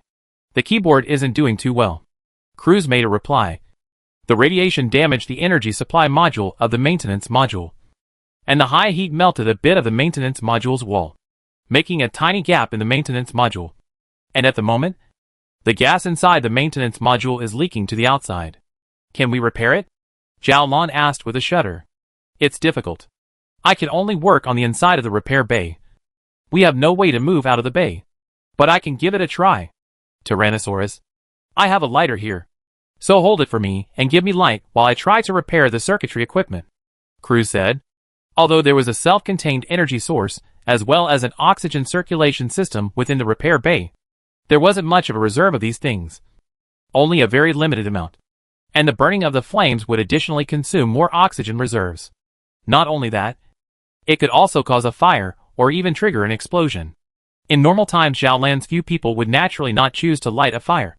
But at this time now, there was no other way to do it other than to use this lighter to illuminate the area. Even if it would be a great risk. Zhao Lan felt the hand that Enlia had grabbed onto him loosen. So Zhao Lan knew that Enlia had already left him, and went to Cruz's side. Zhao Lan heard a loud noise coming from within the maintenance cabin. And after a pop, the faint glow of the lighter illuminated the small space within the maintenance cabin.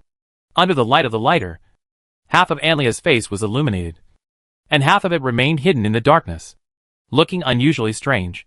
However, the appearance of this light still caused Zhao Lan to let out a huge sigh of relief violently, feeling his heartbeat begin to return to normal from its violent beating. Pure darkness would bring about a great deal of psychological pressure, which would lead to a series of stress reactions in the human body, because in the long process of evolution, darkness usually means danger. This rule has been deeply engraved in human genes. Although the light of the lighter was weak, it was light, and as long as it was light, it could dispel the darkness and the fog of fear that shrouded people's minds.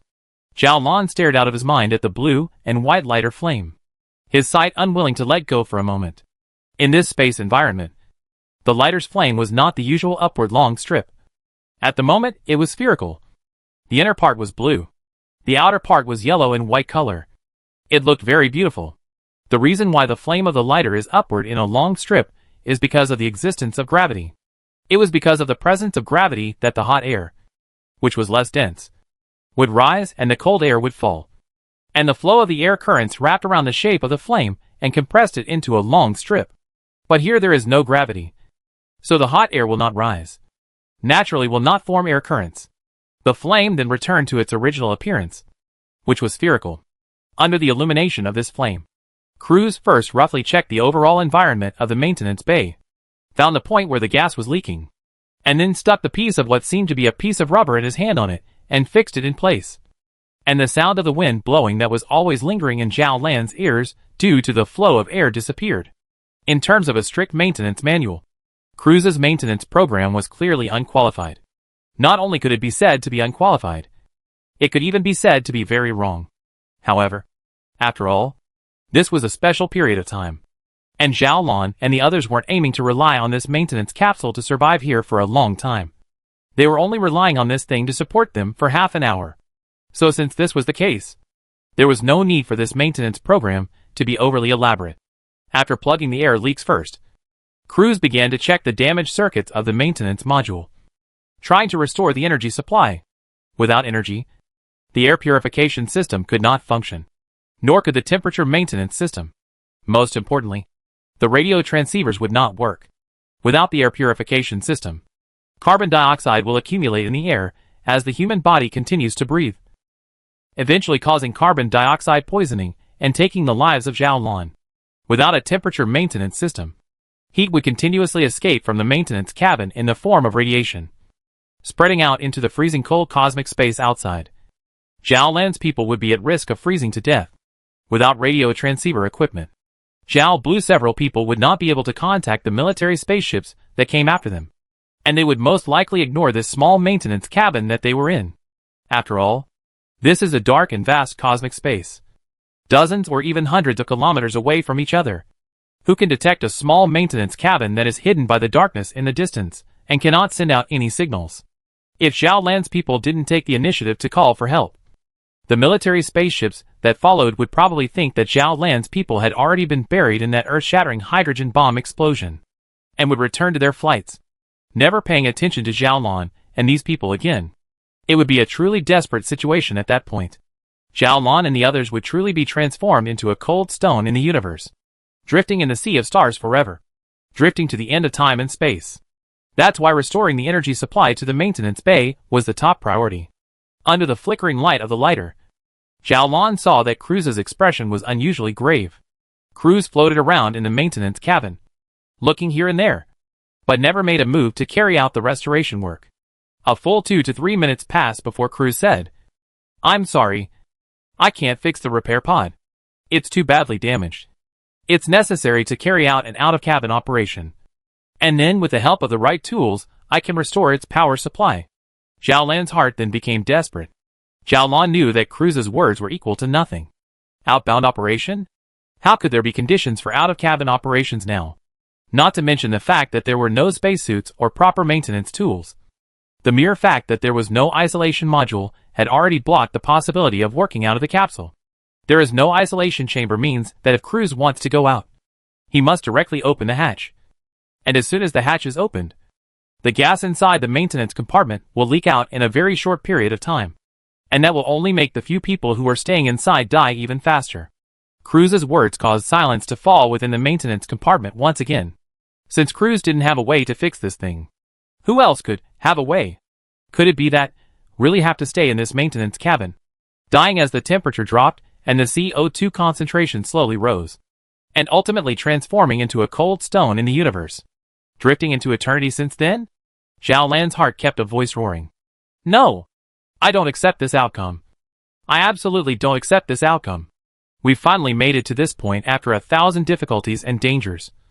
As long as we can hold out for half an hour time, as long as we can send the distress signal out, we'll be saved. How can we die at this time? This is absolutely not okay. Absolutely not okay. But what then? Andrea let out a soft sigh, then said, this is something that can't be helped. The big thing is to just act as if we didn't escape from the middle of the hydrogen bomb spaceship. Before carrying out this mission, weren't we prepared to give our lives long ago? In between Andrea's words, Zhou let out another seemingly meaningless groan. Zhao Lan then floated to Zhou Xiaoming's side with his hand on the bulkhead and gently called out, Keyboard? Keyboard? Are you okay? Zhou Xiaoming did not answer. Zhao Lan touched Zhou Xiaoming's forehead and found that it was incredibly hot there. Zhao Lan's heart then became more and more uncomfortable. Perhaps it was because Zhou Xiaoming's body was weaker. Or perhaps it was because of something else. And in the midst of the party's change of heart, Zhou Xiaoming had suffered even more serious injuries than the others. And Leah also floated here, glancing at Zhou Xiaoming, and said somewhat grimly, Keyboard, you hold on for a little while longer. Your pain won't last long. Obviously, the pain that Leah said wouldn't last too long didn't mean that Zhou Xiaoming would recover, but that everyone here would die. As long as they died, then the pain would naturally be gone. Zhao Lan was unwilling to accept this result. Zhao Lan was in the midst of boundless pain and self-blame at the moment. But right underneath this boundless pain and self-blame, a little flash suddenly appeared in the depths of Zhao Lan's mind. Chapter 194 Light Signal. The reason why Zhao Lan felt pain and self-blame was naturally because he hadn't come up with this method of separating the maintenance module from the hydrogen bomb ship earlier. If he had thought of this solution an hour earlier, no, just half an hour earlier, the distance between the maintenance module and the hydrogen bomb ship would have been extended to more than 50 kilometers. And based on the damage to the maintenance module under the current distance as a basis for calculations, if the distance could be extended to more than 50 kilometers, the damage to the maintenance module would be completely within the realm of bearable. That was why Zhao Lan was so remorseful and distressed. It was because Zhao Lan thought that he had caused the current consequences, that he had buried everyone's lives. In this situation, the little flash of light that appeared in the depths of Zhao Lan's mind made Zhao Lan feel as if he had grabbed a life-saving straw, feeling as if his spirit had all of a sudden perked up. Zhao Lan didn't find a specific way to deal with it, but that little flash of aura made Zhao Lan realize that it wasn't a completely desperate situation right now. He still had a chance to solve this current dilemma. So what exactly should he do? Zhao Lan began to carefully analyze the dilemma he was now facing. Zhao Lan classified and organized the complicated matters, summarizing them one by one according to logical thinking. And in the end, Zhao Lan divided all the dilemmas he was now facing into two. The first dilemma was how to survive for more than half an hour within this broken repair bay. This was because only after half an hour's time could the military ship come to their rescue. Faced with this problem, Zhao Lan's thinking resulted in there being no way. But not having a solution didn't mean that he must not be able to support himself through this period of time. The air purification circulation system had already stopped working. So, relying solely on the existing air reserves in the maintenance bay, could it support half an hour of time? The insulation system had already failed, and the temperature inside the maintenance cabin would quickly drop. So under the low temperature, could he as well as the three of them, Andrea, support themselves for more than half an hour? These were all uncertainties. And uncertainty meant not necessarily life, but not necessarily death either. The second dilemma was how to send a signal to the military combat ships that would arrive afterwards. so that they could discover themselves. These were the only two dilemmas Zhao Lan was facing at the moment. The first dilemma Zhao Lan chose to leave to luck, or fate, to choose. The second dilemma was not okay. Zhao Lan had to find a way to send a message to the military's combat ships after they arrived, so that they could come and rescue him. If he couldn't pass on the information, there would be no rescue. And even if he could survive half an hour under the rising carbon dioxide concentration and the low temperature, what would greet him would be death. So here is the crux of the problem: how to send a message. As long as we can find a way to send a message of help, we will have hope to continue to live. Without finding a way to pass on the distress message, the crowd would die here. At this moment, Cruz's lighter had already gone out, and complete darkness once again returned to the maintenance bay. Right in the middle of this completely pitch-black environment, Zhao Lan's brain was running at high speed. This was the dark and empty cosmic space. What Zhao Lan and the others were traveling in was a hydrogen-bomb ship's maintenance cabin that had lost its power supply. This maintenance module didn't have any power and couldn't do any autonomous acceleration or deceleration or change of course. This meant that Zhao Lan could do almost nothing. However, the little aura that appeared just now made Zhao Lan realize that there must be something he had forgotten, and there must be a way to achieve the purpose of passing on information. Zhao Lan huddled in the corner of the maintenance bay, thinking hard about this. How to pass on a message? How to transmit information in this empty and dark universe? The answer could only be through electromagnetic waves. Radio signals also belonged to a kind of electromagnetic wave, but now the radio equipment could no longer be used. Then, in addition to radio signals, other electromagnetic waves? A term flashed in Zhao Lan's mind. Zhao Lan thought of a term, and that term was visible light. Visible light could certainly be used to transmit signals. Ancient beacon towers. Light up the beacon and then far away from the place people can see the smoke column so as to get a warning. This from the strict level actually belongs to the use of visible light to transmit information. Modern lighthouses, neon signs and signboards can also be considered as examples of visible light transmission. So how does get visible light on its own? Don't forget that the lighting in the maintenance bay is no longer working because of the loss of energy supply. Then the key point of the problem came to the energy supply piece. Zhao Lan continued to think hard. Think hard. Then, as if the thoughts that had been suppressed for a long time suddenly exploded, Zhao Lan suddenly thought of a possibility. This maintenance pod was similarly designed and built under Zhao Lan's leadership in the first place, and Zhao Lan was familiar with every part of its construction. So now Zhao Lan suddenly remembered that there was a small storage battery installed in the air circulation system's filtration module, and it didn't need to be removed to go outside the cabin. The task could be completed inside the cabin. Although the air circulation purification system had been destroyed, there was still a good chance that the small battery was intact. As long as we remove it and connect it to the lighting system, will light be restored to the maintenance bay? As long as the maintenance bay could regain its light, and then control it to flicker on and off according to a certain pattern, then it would most likely attract the attention of the nearby ships. Although the chance of attracting attention is still much smaller than calling directly through the radio. This is always a hope, isn't it? Zhao Lan, who thought of this point, immediately recovered his spirit. Zhao Lan said with full of eagerness, Cruz, I thought of a way that I need you to try. In the filter module of the air circulation purification system, there is a small storage battery. I want you to remove it and connect it to the lighting equipment. When the military's airships come to be within a certain distance from us, we can call for help from the military through visible light. Cruz immediately said, Can we disassemble it within the maintenance bay? Yes. Zhao Lan gave an affirmative answer. Disassembling it doesn't require exiting the compartment. Suddenly possessing hope again, Andrea's voice started to become urgent. Zhao Lan, quickly point out the location. Cruz, the time to show your mechanical genius strength has come. Leave it to me. Cruz replied briefly, found the place under Zhao Lan's guidance, and immediately started working. Cruz's fingers were thick and short, but they were unusually nimble. He didn't use any tools to complete the dismantling of the battery. And after doing this, Cruz immediately opened the cover of the main lighting again, then ripped the wiring right out and cut it off.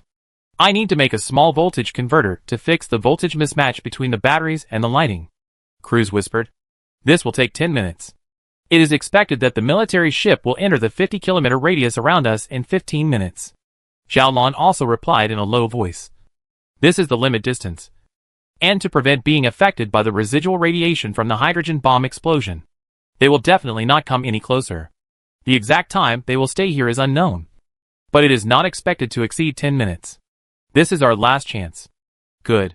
Cruz agreed and immediately began to get busy. Under the operation of Cruz's dexterous hands, a strange-looking thing gradually took shape. It was rough and messy, even to the extent that its wiring was simply screwed together without any welding or isolation. But after the wiring of the main lighting was connected to it, the lighting unexpectedly lit up. Zhao Lan's spirit immediately perked up. But the next moment the lights went out, and darkness once again returned to the maintenance bay. What's wrong? Zhao Lan asked in a low voice. The power stored in this battery is limited. It can only support the lighting for a minute at most. Cruz replied. That one just now was just doing a test to make sure it works. Alright. Let's start waiting then, Zhao Lan said. The storage battery could only support 1 minute. So naturally, Zhao Lan's few people refused to waste this precious bit of lighting time right now. It would only be the most appropriate thing to do to light up after the military ship had approached to a certain distance. Then it was really only time to start waiting now. Everyone try to slow down your breathing as much as possible, and don't make any large movements, so that we can conserve oxygen. Also, let's all gather together. The temperature is getting lower and lower, so gathering together will help keep the heat in, Zhao Lan said. So the two of them, Andrea and Cruz, gathered together towards Zhao Lan as one.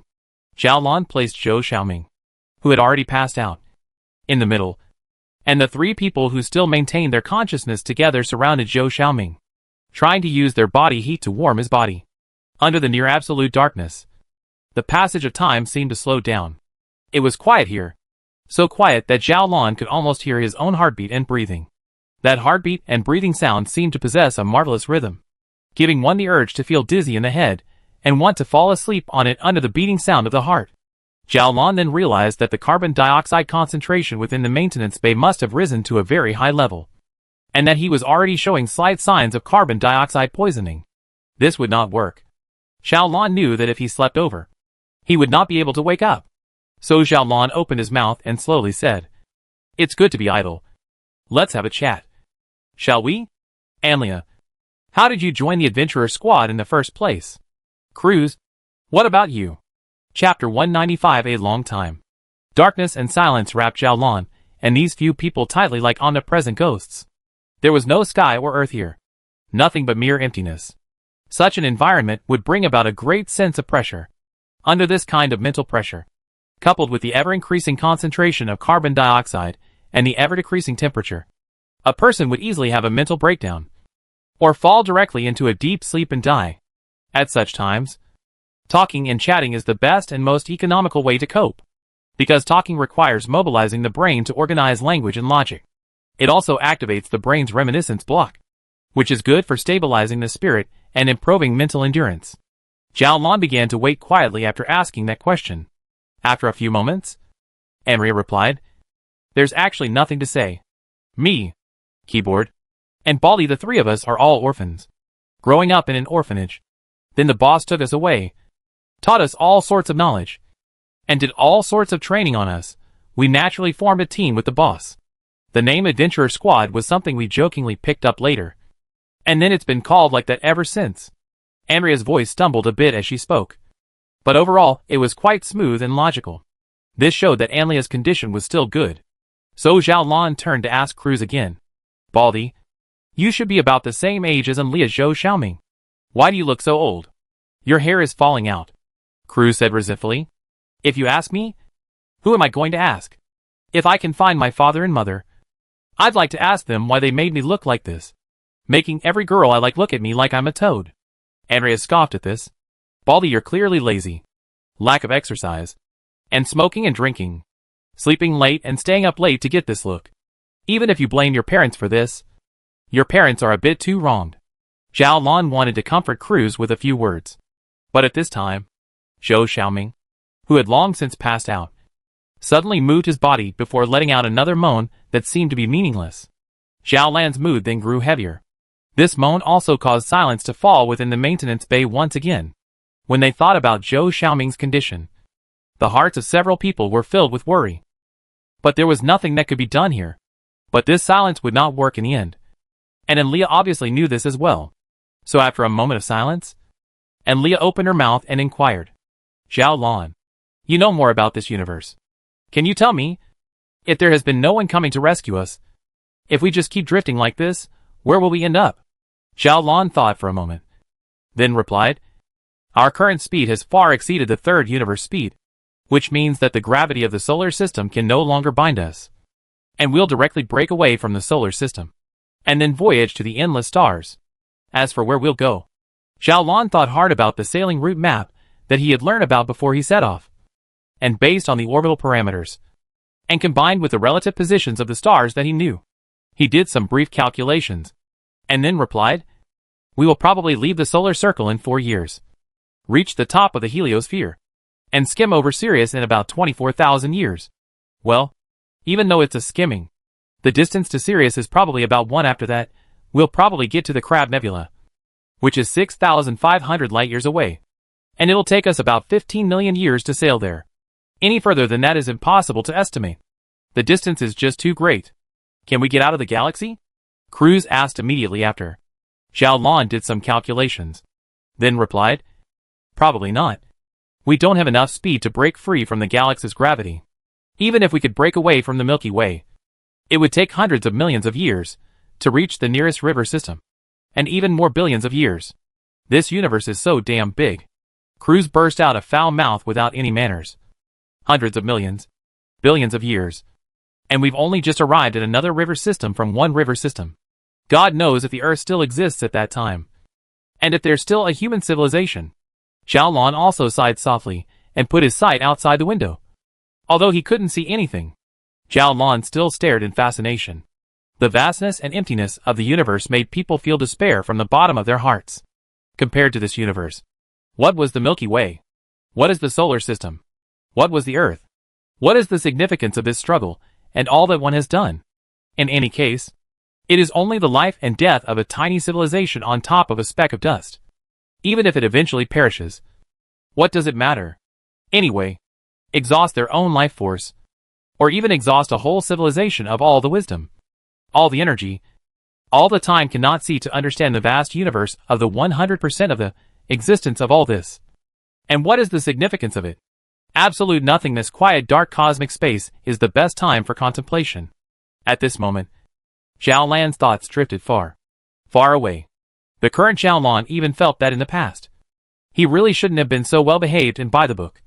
He really should have gone and tried everything he could. This seemingly indulgent thought wasn't the same as the regret he felt on top of the hydrogen bomb ship because there were so many things he didn't get to do. The current Zhao Lan thought a little deeper, because Zhao Lan found that compared to this universe, his own life seemed to be purely irrelevant and meaningless, and all the morals, laws, beauty, and emotions were meaningless. Since this is the case, why do you still want to pursue other people's appreciation, or your own inner satisfaction? Why not give up all this and simply pursue only physical pleasure, drunkenness, night and day? Reason was telling Zhao Lan that this was wrong. But in this dark and void cosmic space, Zhao Lan's thoughts were not affected by his own reasoning in the slightest. Zhao Lan felt a little short of breath, and his head was a little dizzy, and he seemed to have a feeling that he couldn't catch his breath. At this moment, Zhao Lan suddenly felt a crisis. So he immediately adjusted his mind and threw those unprovoked thoughts out of his mind, while calming his heart and condensing his spirit so that he felt a little better. This was all completely subconscious, relying entirely on the instinct to survive to do these things. After coming to his senses, Zhao Lan couldn't help but feel a sense of laughter in his heart when he recalled the thoughts he had just had. I was just thinking that everything in life is meaningless. But when I sensed danger, I immediately and involuntarily took survival measures to maintain this meaningless life and body. Perhaps we are living more on instinct. Right? The physical instinct tells us to run away from danger, to try to gain the praise of others, to try to obtain more social wealth, to try to pursue our own inner satisfaction and peace. Spiritually, although we know full well that all this is meaningless, the spirit can't overcome instinct after all. Once again, Andrea's words broke the silence. Baldy, why are you shivering? Cruz then shivered. I'm cold. As soon as Cruz said that, Zhao Lan then also felt the bone-chilling coldness that was constantly eroding his body. The maintenance module had lost its temperature control system, which meant that the temperature within the maintenance module was constantly escaping into the cosmic space in the form of radiation. This was an irreversible process, and Zhao Lan and the others were equally powerless to do anything about it. The only thing they could pray for was to be rescued by the military before they were frozen into ice or poisoned by carbon dioxide. Zhao Lan glanced at the timer and realized that the time was almost up. So he fumbled with the wires and connected them. Brightness was immediately restored in the maintenance bay. But a few moments later, Zhao Lan separated the wires again, and it turned dark again within the maintenance bay. Zhao Lan repeated this, and on the sixth time, that improvised transformer suddenly burst into flames, then instantly went out. When Zhao Lan connected the wires again, the lighting didn't move at all. So Zhao Lan said, "The distress signal has been sent out, so let's wait for rescue next." In fact, for the matter of whether or not they could wait for rescue, several people didn't have a definite answer in their hearts. This was because the sailing orbit of the military spaceship was only obtained by relying on rough manual calculations, which meant that there was a high possibility of errors occurring. It was very possible that the speed of the military ship had increased or slowed down a little, or that the direction of navigation had changed a little, or even if the military ship had entered the predetermined range according to the calculations. It simply did not notice a little flash of light here and thus ignored this place. All of this was very likely to happen, but everyone didn't mention this. Zhao Lan thought that it was better to die in hope than in despair. Zhao Lan was still struggling to find a topic to talk to Enlia and Cruz, trying to stay awake in this way. But Zhao Lan felt that even his own brain was starting to have trouble functioning, and some of the data that used to be easy to calculate mentally were still not answered even though he was trying to think about it now. Even the addition and subtraction of two-digit numbers took a while of careful thought to figure out. I don't know how much time passed. I don't know how long I drifted. When both Cruz and Enlia fell into silence one after another and stopped talking, Zhao Lan also reached near the threshold of passing out. Zhao Lan thought to himself that dying in such a painless situation seemed like a good choice. But just as Zhao Lan was about to fall into a coma, Zhao Lan suddenly saw a little flash of light appear outside the maintenance bay. Chapter 196, Returning to Earth. The arrival of the plague of stars had already caused the stars in the Star River to disappear, leaving just a few planets within the solar system spread out alone in the vast starry sky. Zhao Lan had long known where those planets were distributed, so Zhao Lan knew very well that it was impossible to see the flash from that direction. But now that it was seen, this could only prove one thing. That is, the flash must have been caused by an artificial object. What does the appearance of man-made objects at this time mean, apart from the military spaceships that were originally planned to arrive? Zhao Lan couldn't think of any remaining possibilities, so Zhao Lan's mood finally relaxed. Zhao Lan finally closed his own eyes, as if he was relieved and fell into a fitful sleep. Finally, I can have a good night's sleep. When I wake up, I should be in a warm bed, bathed in bright light. This was the last thought that flashed through Zhao Lan's mind before he lost consciousness. The maintenance cabin went completely silent and dark. It was still floating in the void and darkness of the universe, like a cold stone without any signs of life. One of the many in the solar system. But the captain standing in the middle of the combat ship knew that it must not be a natural object. It was obvious. How could a natural object emit a flash of light? Like all the soldiers on this mission, the captain hated these cunning and despicable terrorists with a passion. He didn't know much about the current situation, but the fact that he had stolen a hydrogen bomb ship from the middle of the Earth's harbor was enough to get him to do it. This matter was enough for him to pour out his anger on these people. Before carrying out this mission, he had already secretly made up his mind that as soon as these terrorists showed their unwillingness to surrender, he would immediately order the hydrogen bomb ship to be destroyed. But the hydrogen bomb ship had finally exploded before he could catch up with it. He had also regretted that he hadn't captured these terrorists with his own hands. But just at this time, the observation instruments on top of the ship detected some strange flashes of light 37 kilometers away on the port side. He immediately understood that those terrorists had not turned into ashes along with the explosion of the hydrogen bomb ship, but had found a way to escape before the explosion of the hydrogen bomb ship. And now, probably out of gas. They really had no other way. So they used this way to ask for help. So, this combat ship sent a small escort ship close to that flash point, and then stretched out a mechanical arm to grab the tattered appearance of the maintenance module, and then dragged it back into the combat ship. The captain in turn commanded the military personnel to place the repair pod in the middle of the hall, and then opened it up. Inside the maintenance pod were 4 terrorists, who had lost consciousness and fallen into a deep sleep. The captain immediately recognized these people, and they were undoubtedly the 4 people on the wanted list, namely Zhao Lan, Unlia, Cruz, and Zhou Xiaoming. But these 4 people seemed to be in a very bad situation right now. So the captain commanded the accompanying military doctors to carry out emergency rescue for these 4 people. As long as there was a glimmer of hope, even the most heinous criminals would be saved, because letting them stand trial in a sober state is also a way to maintain the dignity of the law. So when Zhao Lan woke up, the first thing Zhao Lan saw was the white ceiling. The next moment after waking up, a sharp pain came out of his head, which caused Zhao Lan to groan. A man in a white lab coat then floated over and ordered in short but powerful words, "Lie down and don't struggle." It was only then that Zhao Lan realized that he had been tightly bound to the hospital bed by the restraining straps. The restraining belt was tied so tightly that he couldn't even turn his head even if he wanted to. Zhao Lan then gave up struggling and inquired in a weak voice, "Where are they? How's the situation?" The military doctor replied, "They're fine. Although they haven't woken up yet. Their lives are out of danger." Among these few people, Zhao Lan was most worried about Zhou Xiaoming. This was because Zhou Xiaoming was in the worst condition, and he had fainted before suffering from hypothermia and oxygen deprivation woes. Now that he heard this answer, Zhao Lan's mood relaxed a little. Zhao Lan continued to ask, "Are we returning to Earth?" The military doctor was wearing a large mask, so Zhao Lan couldn't see his face. But from within the military doctor's eyes, Zhao Lan still saw a bit of something akin to sarcasm. "If we're not returning to Earth, are we going to Pluto?" The military doctor's meaning was obvious. In the military doctor's opinion, Zhao Lan's people were criminals who had committed the most heinous crimes, and arresting them and sending them to Earth's courts to be judged was the best place for them to return to. Zhao Lan then let out a low "oh" sound. Zhao Lan actually didn't have any psychological pressure on this, because Zhao Lan knew that those people from the Ministry of Scientific Research would soon be able to find out about the changes in Robichevsky's space, and then come to the conclusion that it was no longer possible to block space by using the explosion of a super high-yield hydrogen bomb, and then came up with the idea of using the black holes that had been stored in the base to carry out the space blocking plan as the only way.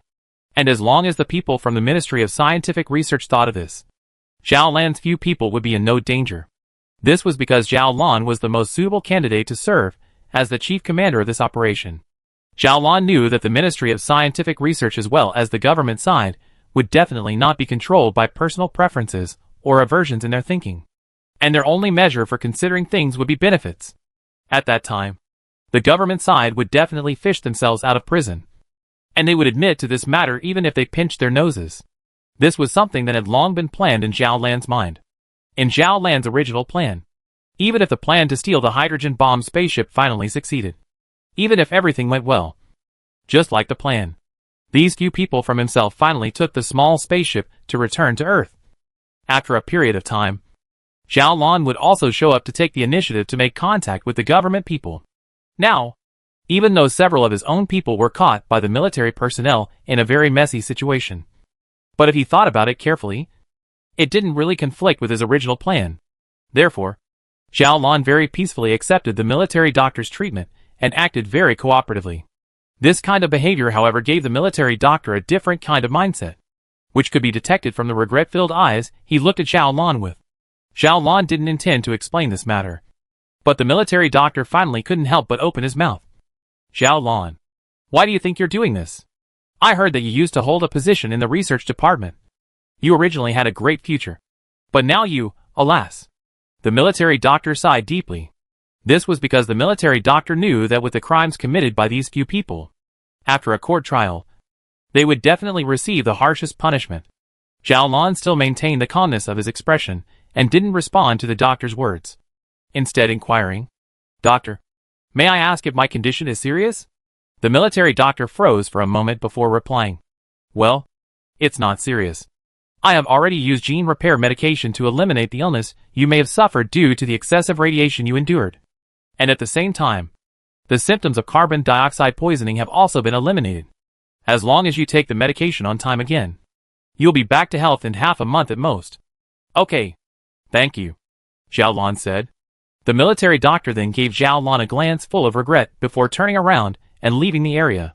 After lying on top of the hospital bed for an unknown amount of time again, Zhao Lan knew that the ship should already be moored at the Earthport when he slowly started to feel the presence of gravity. While there was no gravity in space, there was artificial gravity in Earth Harbor because of the centrifugal force. Now that he couldn't possibly be on Earth, then he could only be in the middle of Earth Harbor. A team of soldiers in military uniforms then came to Zhao Lan's hospital room at this time. A few female soldiers opened the restraining straps on Zhao Lan's body and handcuffed him again. And the group of people then flanked Zhao Lan and left the room. After walking along the winding corridor for a while longer and crossing a few steps, Zhao Lan saw the conspicuous logo of Earthport. Zhao Lan didn't see several people from Zhou Xiaoming. Zhao Lan knew very well in his heart that for criminals like himself who had committed serious crimes, the government would definitely adopt a separate escort method when escorting his people. Even when they arrived on Earth to be detained, they would definitely be detained separately, and would not be detained together.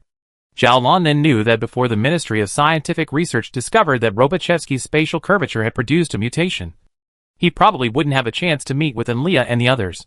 Zhao Lan had been acting submissive and cooperative, perhaps out of humanitarian considerations. The government personnel hadn't treated Zhao Lan harshly. Other than restricting Zhao Lan's freedom, all of Zhao Lan's demands would basically be met. Right under the escort of the government personnel, Zhao Lan took the space lift and returned from the Earth port to the surface of the Earth, and was then locked up in a prison. Last time it was house arrest, and the place where Zhao Lan was held was a small, well-equipped two-story building. This time it wasn't as well treated. Although the prison was tidy, there was always a very unpleasant smell, and the atmosphere was always very depressing. However, Zhao Lan felt very relaxed in his heart, and even had a very funny thought at this time. This can probably be counted as my second entry into the prison. I wonder if I'll leave a stain on top of my CV when I get out. This room was only a dozen square meters in size at most, but Zhao Lan still felt that this place was much better than being in space.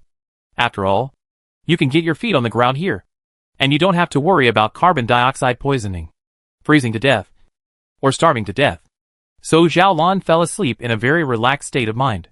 It had been a long time since he had slept peacefully. Zhao Lan desperately needed a good night's sleep to rest.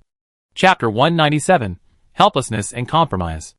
As early as when Zhao Lan was discovered to be in contact with the base side, and had been secretly providing cover for the base's movements, the decision to strip Zhao Lan of all his positions had already been made within the Ministry of Scientific Research, and a new chief commander of the Space Interdiction Program had been appointed. The new commander-in-chief of the Space Interdiction Program was a highly respected elderly scientist. The Führer believed that at this stage of the Space Interdiction Program, there was actually no need for too much innovative thinking, as long as it went on step by step, not asking for merits but not blunders, as long as there was no chaos. In this case, there is no doubt that older people are more suitable for this position than younger people. This elderly scientist was named Victor. After Zhao Lan was arrested, he was the one who had been in charge of matters related to the Space Interdiction Program.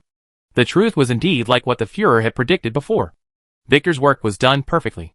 Everything was carried out step by step without any mistakes anywhere.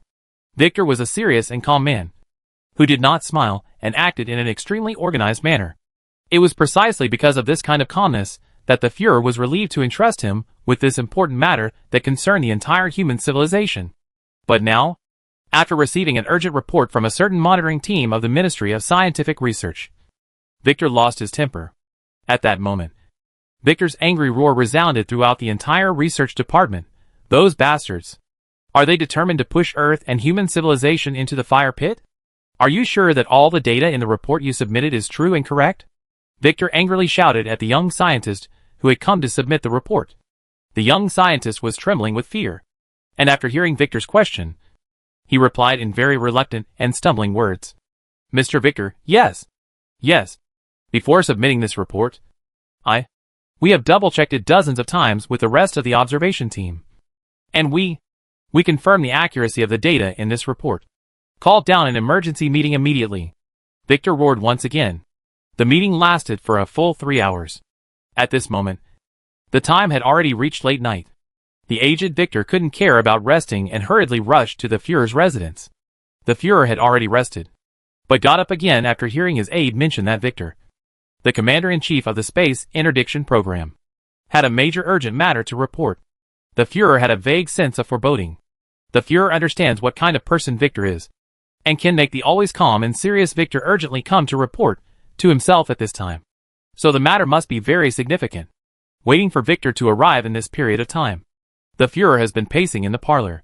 Never smoked the Fuhrer in just 10 minutes' time, even smoked 2 cigarettes. Victor arrived at the Fuhrer's mansion with a gloomy face.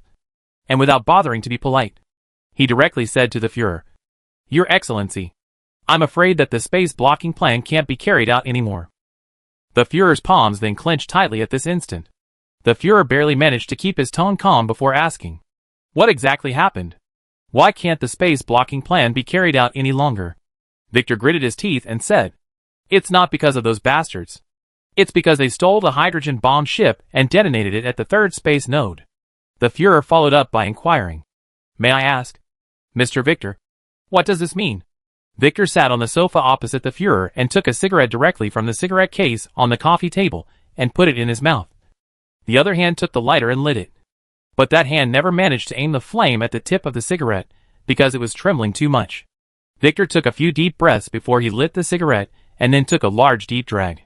"I won't take the specific observation data to you, Your Excellency. I'll briefly report this matter to you," Victor said. "As you know, using a large-yield hydrogen bomb to carry out the space blocking plan is a program that we have already determined. And at the same time, you should also know that the most powerful hydrogen bomb that we can make is just enough to meet the requirements of the space blocking plan. But did you know that Zhao Lan's gang detonated a hydrogen bomb ship at the 3rd space node? And this exploded hydrogen bomb ship increased the spatial curvature of Robochevsky space. And the increase in spatial curvature resulted in not enough super large yield hydrogen bombs, which were originally just enough, yes. Even if we still follow the original plan and let each of these hydrogen bomb ships explode at their intended locations, we won't be able to stop the Earth's fall into alien space, because the space curvature of Robochevsky space has increased from what it was before." The Fuhrer's face paled in an instant. At this moment, even with the Fuhrer's culmination, he couldn't help but feel the urge to strangle Zhao Lan alive in his heart. The Fuhrer roared with rage. "Zhao Lan the bastard. I said, why did their gang steal a hydrogen bomb ship and detonate it at the 3rd space node? So that's what they had in mind. Could it be? Could it be? Do you want to see human civilization die in despair so badly? This is a heinous crime against humanity. This is a serious crime against the entire human civilization. When Zhao Lan is tried in court, I must personally appear as a witness to accuse her." The Fuhrer's chest rose and fell violently. His face flushed red, and he coughed violently after roaring out these words. The aide immediately came from outside, took out a white pill and poured a glass of water, and the Fuhrer drank the pill down before calming down a bit. At this time, the Fuhrer thought of the fact that in recent times, he had lost control of his emotions 3 times in a row. The first time being the black hole incident at the base, the second time being the theft of the hydrogen bomb ship from the Earth harbor, and the third time being now. And every single one of these 3 incidents, every single one of them was related to Zhao Lan. The Fuhrer barely managed to control his emotions, but that voice was still shaking a little. "Has the research department done an assessment of this matter? You guys, what are you going to do?" "We don't know what to do," Victor said somewhat grimly. "There's only a little over a month left until the scheduled time, and we'll never have a chance if we miss this time period. And in such a short period of time, how can we possibly find a way to explode the energy in a way that is more powerful than a large-yield hydrogen bomb? If there's no way out, we'll just have to be prepared to crash into hyperspace." The Fuhrer muttered. "Who knows what it's like in other space? There are really too many uncertainties, and the possibility of our human civilization dying out over this is just too great." Victor was just about to say something, and just at this time, the communication instrument that Victor carried with him rang. After Victor answered it, he only said the word hello and stopped talking. Inside the handset, there was an urgent voice. The Fuhrer couldn't hear what was being said inside, but could only see Victor's face becoming more and more grave. Victor listened for 10 minutes before putting down the phone. The Fuhrer asked, "What happened again?" Victor, on the other hand, had a bit of a bitter smile on his face. "Your Excellency the Fuhrer, I'm afraid that your idea of personally appearing in court to accuse Zhao Lan is going to fall through. My suggestion is that not only should you not charge Xiaolon, but instead, you should release her from now on and reinstate her as the chief commander of the space interdiction program. The Führer angrily slapped up the table and roared loudly. She has committed such a serious crime against human civilization that I can't wait to strangle her right now. So why should I release her from prison? Victor said quietly. Just now the executive committee reported to me that they have found a way to explode energy that is more powerful than a super large yield hydrogen bomb, is a black hole. Black holes have unusually intense radiation at the end of their lives, which is an even more massive form of energy eruption than the power of a hydrogen bomb explosion. If we use this black hole as a replacement for the originally intended hydrogen bomb ship at Space Node 3, our space blocking plan will still have a ray of hope for success. And Xiaolon is the person who knows the most about black holes, as well as the space blocking plan. There is no one more suitable for this position than her. But, the Führer hesitantly said, Xiaolon is a profoundly anti-humanist. Even if she's more suitable for this position, I can't give this position to her. Victor directly interrupted the Führer. Your Excellency the Führer. Don't you understand? This is all actually Zhao Lan's plan. I still remember that on top of that meeting where it was decided that we would implement the space interdiction program. Zhao Lan objected, saying that according to her calculations, the existing hydrogen bomb equivalent was not enough to satisfy the space interdiction program's needs. And Zhao Lan proposed that we look for a higher energy burst. And the initial Ministry of Science and Research directly rejected Zhao Blue's proposal by a lopsided vote. Victor paused for a moment and continued. I'm certain that although the Ministry of Scientific Research rejected Zhao Lan's proposal, Xiaolon didn't give up on the idea. Xiaolon firmly held on to his point of view, and has been searching for an even more powerful energy burst. Obviously, that miniature black hole that came from nowhere, and Xiaolon didn't know how he got it, was what Xiaolon had envisioned. Something more powerful than a hydrogen bomb. Xiaolon had been envisioning adopting this hydrogen bomb instead of the hydrogen bomb ship above the third space node. But we directly rejected Zhao Lan's proposal, which is why Xiaolon took the next series of tactics, forcing us to follow her plan to execute the space blocking plan. And now Xiaolon has succeeded. Victor said quietly. We've been forced into a desperate situation, and we don't have any remaining methods other than adopting Zhao Lan's scheme. Chapter 198 Heaven and Hell. The Führer probably understood the meaning of Victor's words, and had sorted out the logic of those words. The Führer was quietly thinking about something. Victor continued, so, Xiaolon is not an anti-human molecule. Xiaolon also wants to save this planet. Save the entire human civilization. But Zhao Lan's rescue plan and the plan we have determined are not the same. And the final decision of which program to implement is not in the hands of Xiaolon. That's why Xiaolon took this method of stealing a hydrogen bomb ship to detonate it at the third space node, increasing the spatial curvature of Robochevsky's space and rendering the hydrogen bomb ineffective, to force us to accept her plan.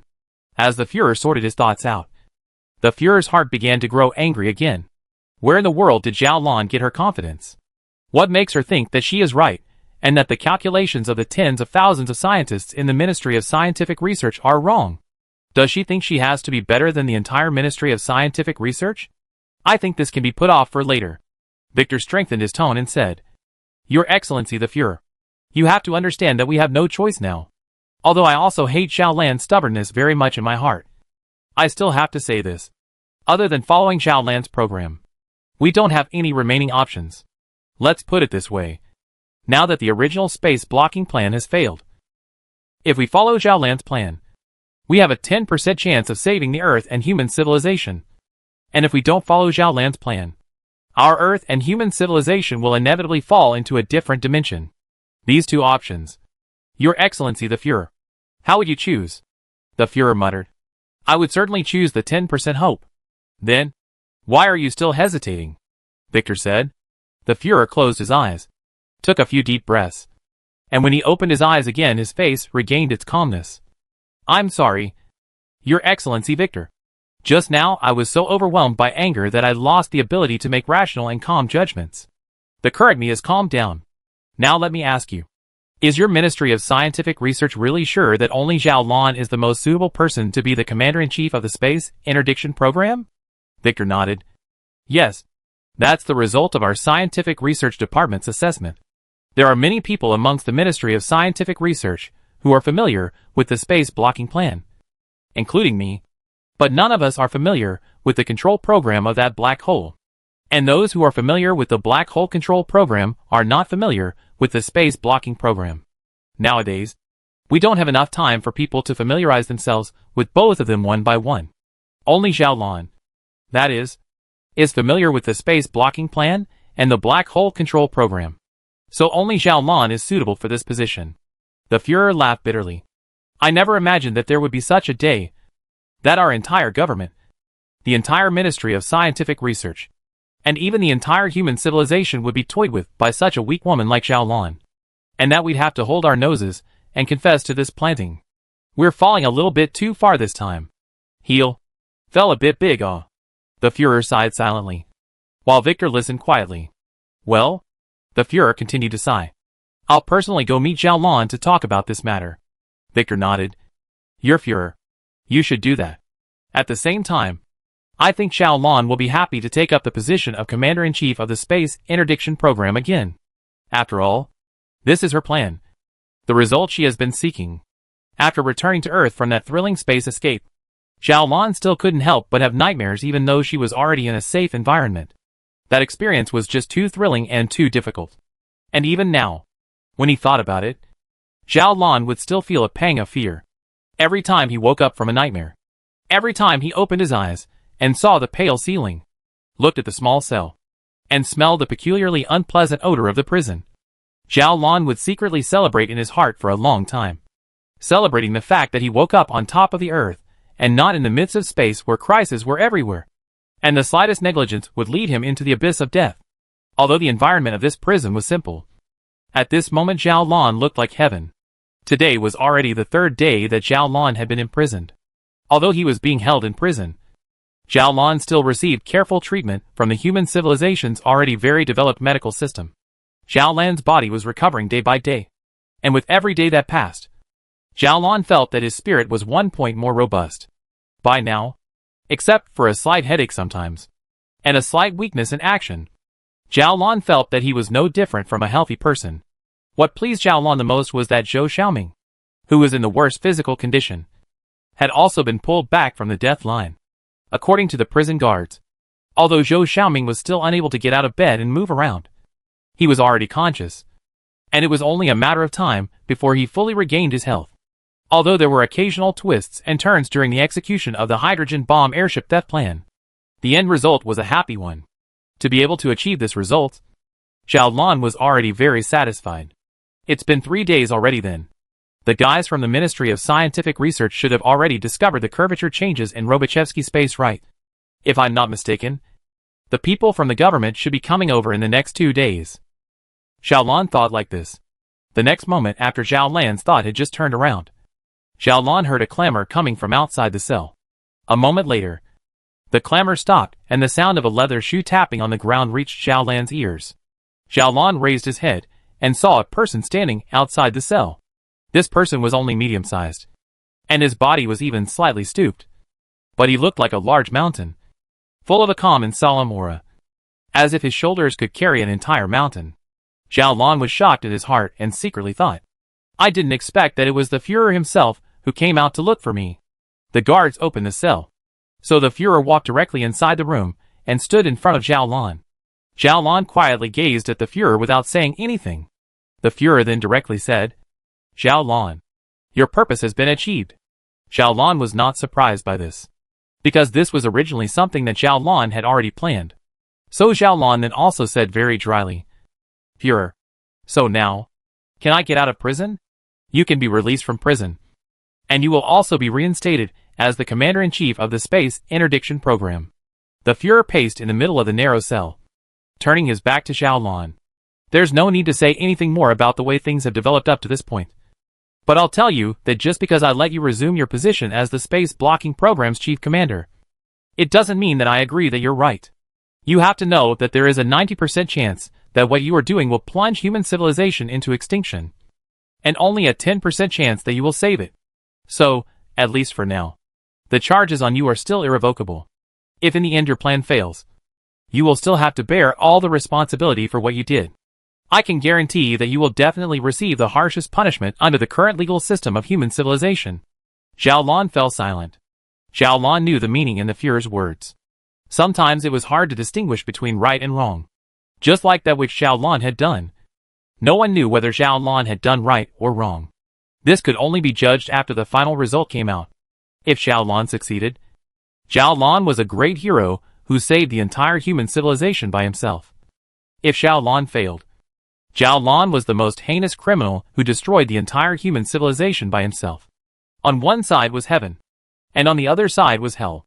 And what delineated the border between heaven and hell was merely a vague thin line. I still firmly believe that I'm right, Zhao Lan said. Your plan is wrong. You will bury the entire human civilization. My plan is right. Only my plan can save human civilization. The Führer turned around and glanced at Zhao Lan. There's no point in talking more. It's better to speak with actual results. Whether you are an angel or a demon. The answer to this riddle will be revealed 1 month and 5 days later. Well, I still have one more condition. A cold light flashed in the Führer's eyes. But his tone still remained calm. Tell me, what condition is it? Zhao Lan said. I still need a few assistants to help me carry out this plan. They are Enlia, Cruz and Zhou Xiaoming. I hope that you, my Führer, can release them temporarily so that they can assist me in my work. If our plan ultimately fails, it will not be too late for you to arrest the 4 of us together. The work of the Commander-in-Chief of the Space Interdiction Plan did not actually require the use of these 3 people from Enlia. And the reason why Zhao Lan had made this request was simply to satisfy a bit of his own selfishness. After all, the environment outside the prison was always better than inside the prison.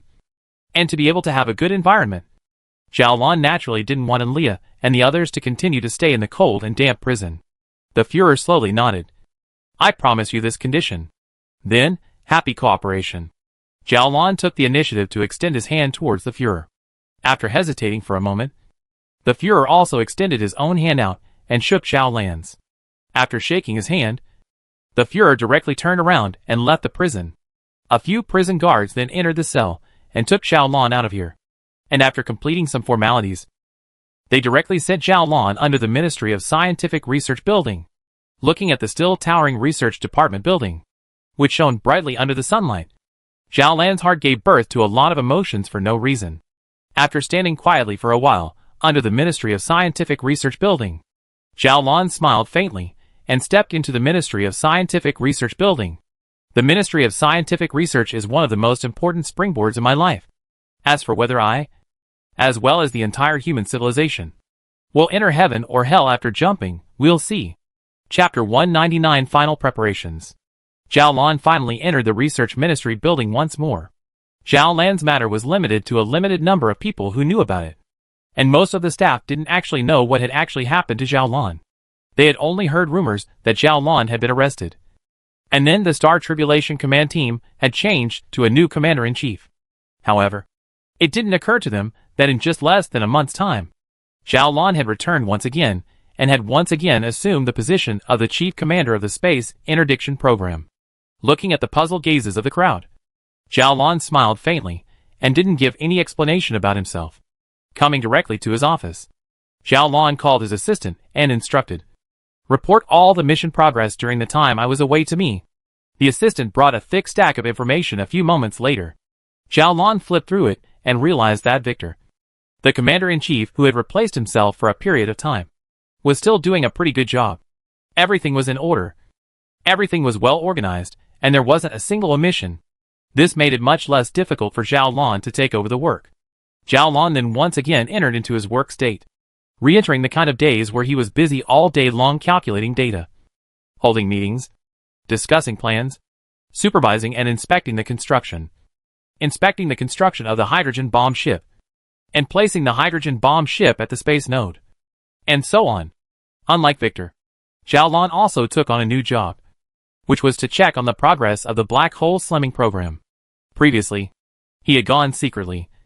But now that the existence of the black hole had been exposed and the matter had become legal, Zhao Lan finally didn't have to act like a thief anymore, but began to enter the base openly and honestly. After adopting legal means to come to the base, Zhao Lan realized what kind of tight security the base had at the moment.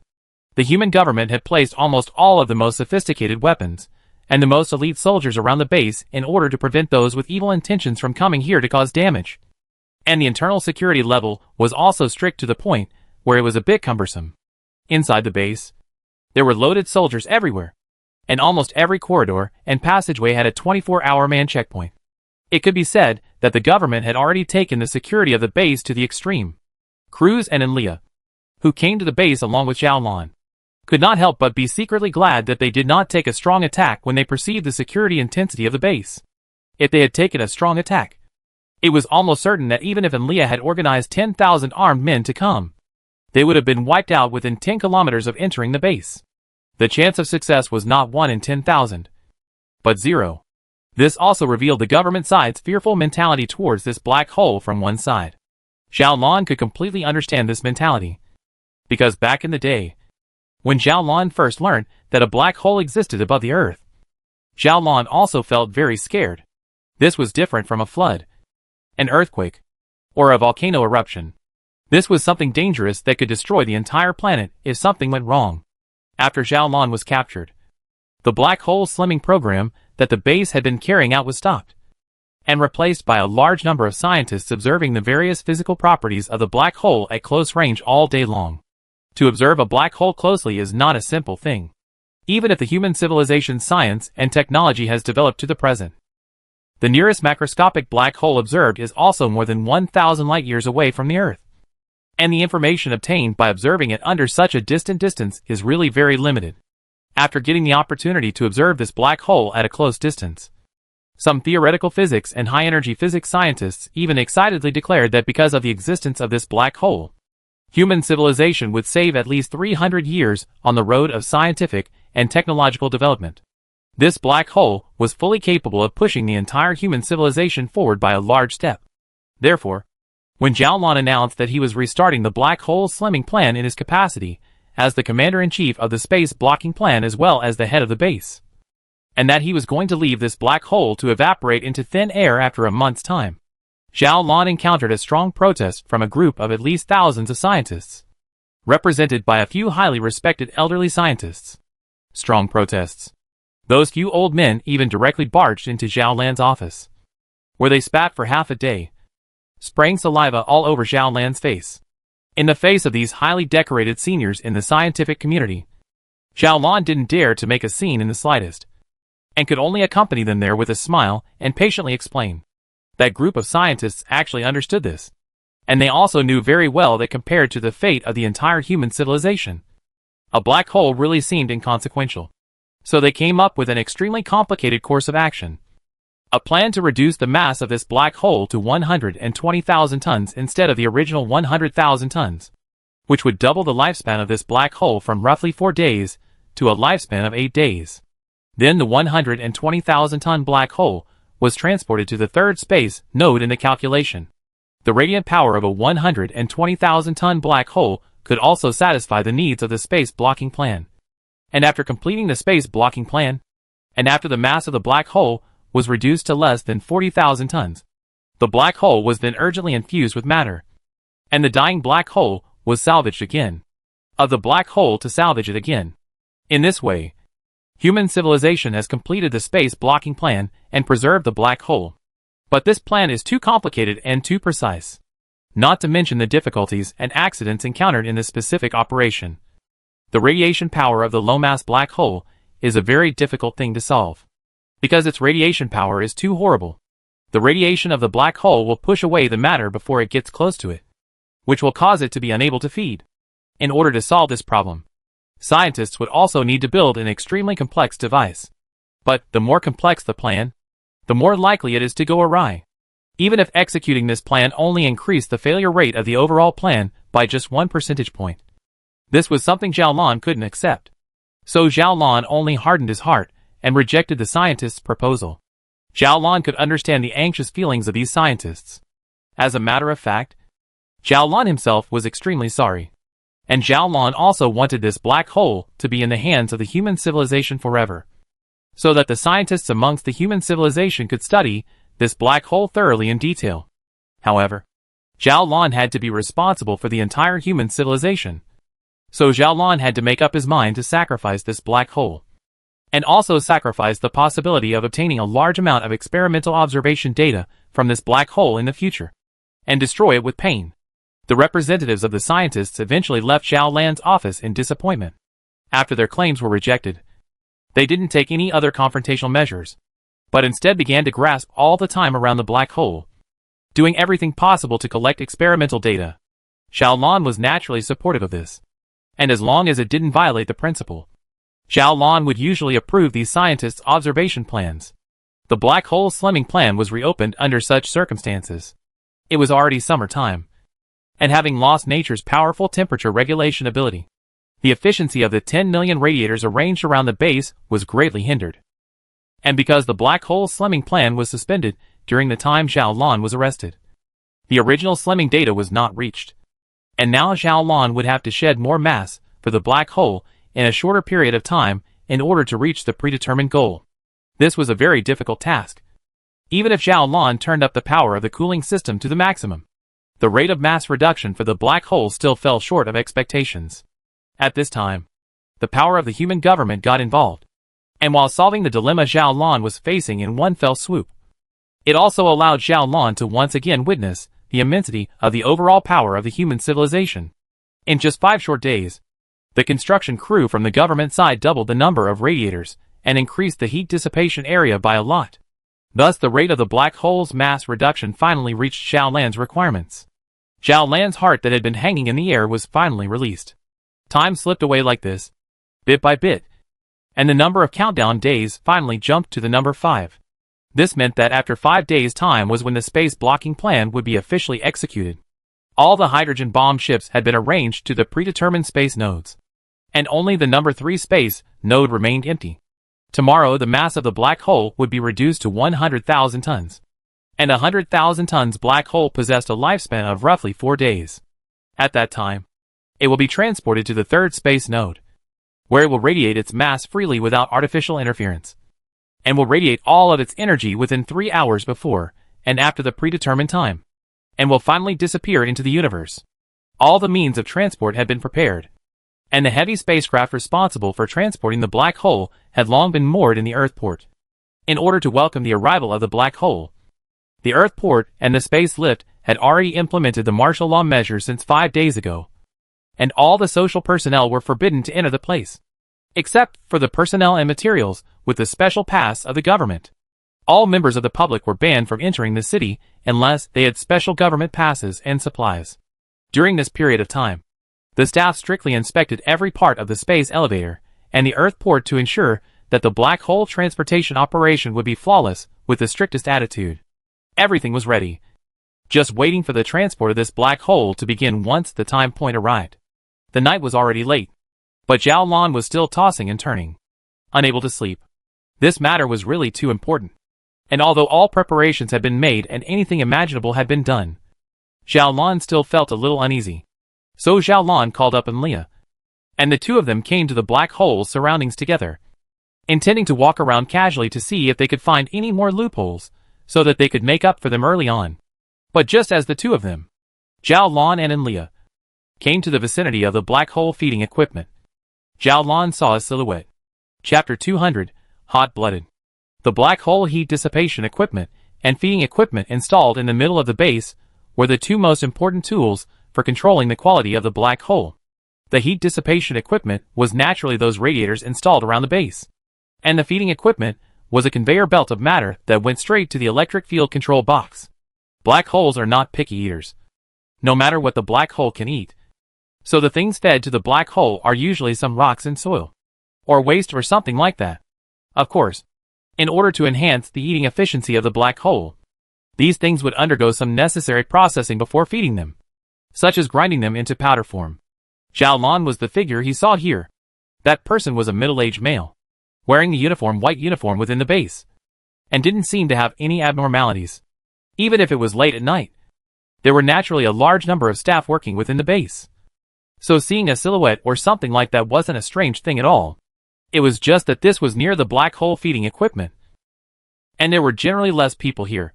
So Zhao Lan walked over, intending to take a look at what this staff member was doing. Zhao Lan walked over, so Andrea followed behind Zhao Lan and advanced together. And Leah was a big-hearted nature. Plus the two of them were both women. So Zhao Lan and Leah got along very well. And the two of them loved to pair up no matter what they were doing. And this time was naturally no exception. Hearing the footsteps coming from behind him, the staff member wearing a white lab coat turned around violently. Zhao Lan just wanted to ask something, but he noticed that the staff member's expression was a bit strange. And after looking carefully, he realized that his expression was that of a thief who was suddenly caught by his master in a general look of panic. Few people usually came here, and the guards in the base didn't stand guard here. However, Zhao Lan looked at Enlia, who was following beside him, and his mood relaxed. Zhao Lan then walked over and inquired, "Which department are you from? What are you doing here?" I'm... The man's voice stuttered a little at first, but he regained his fluency after a few moments. "My name is Alan. I'm a high-energy physicist, and I'm here to check what kind of matter is being fed to the black hole today. Our working group has a topic.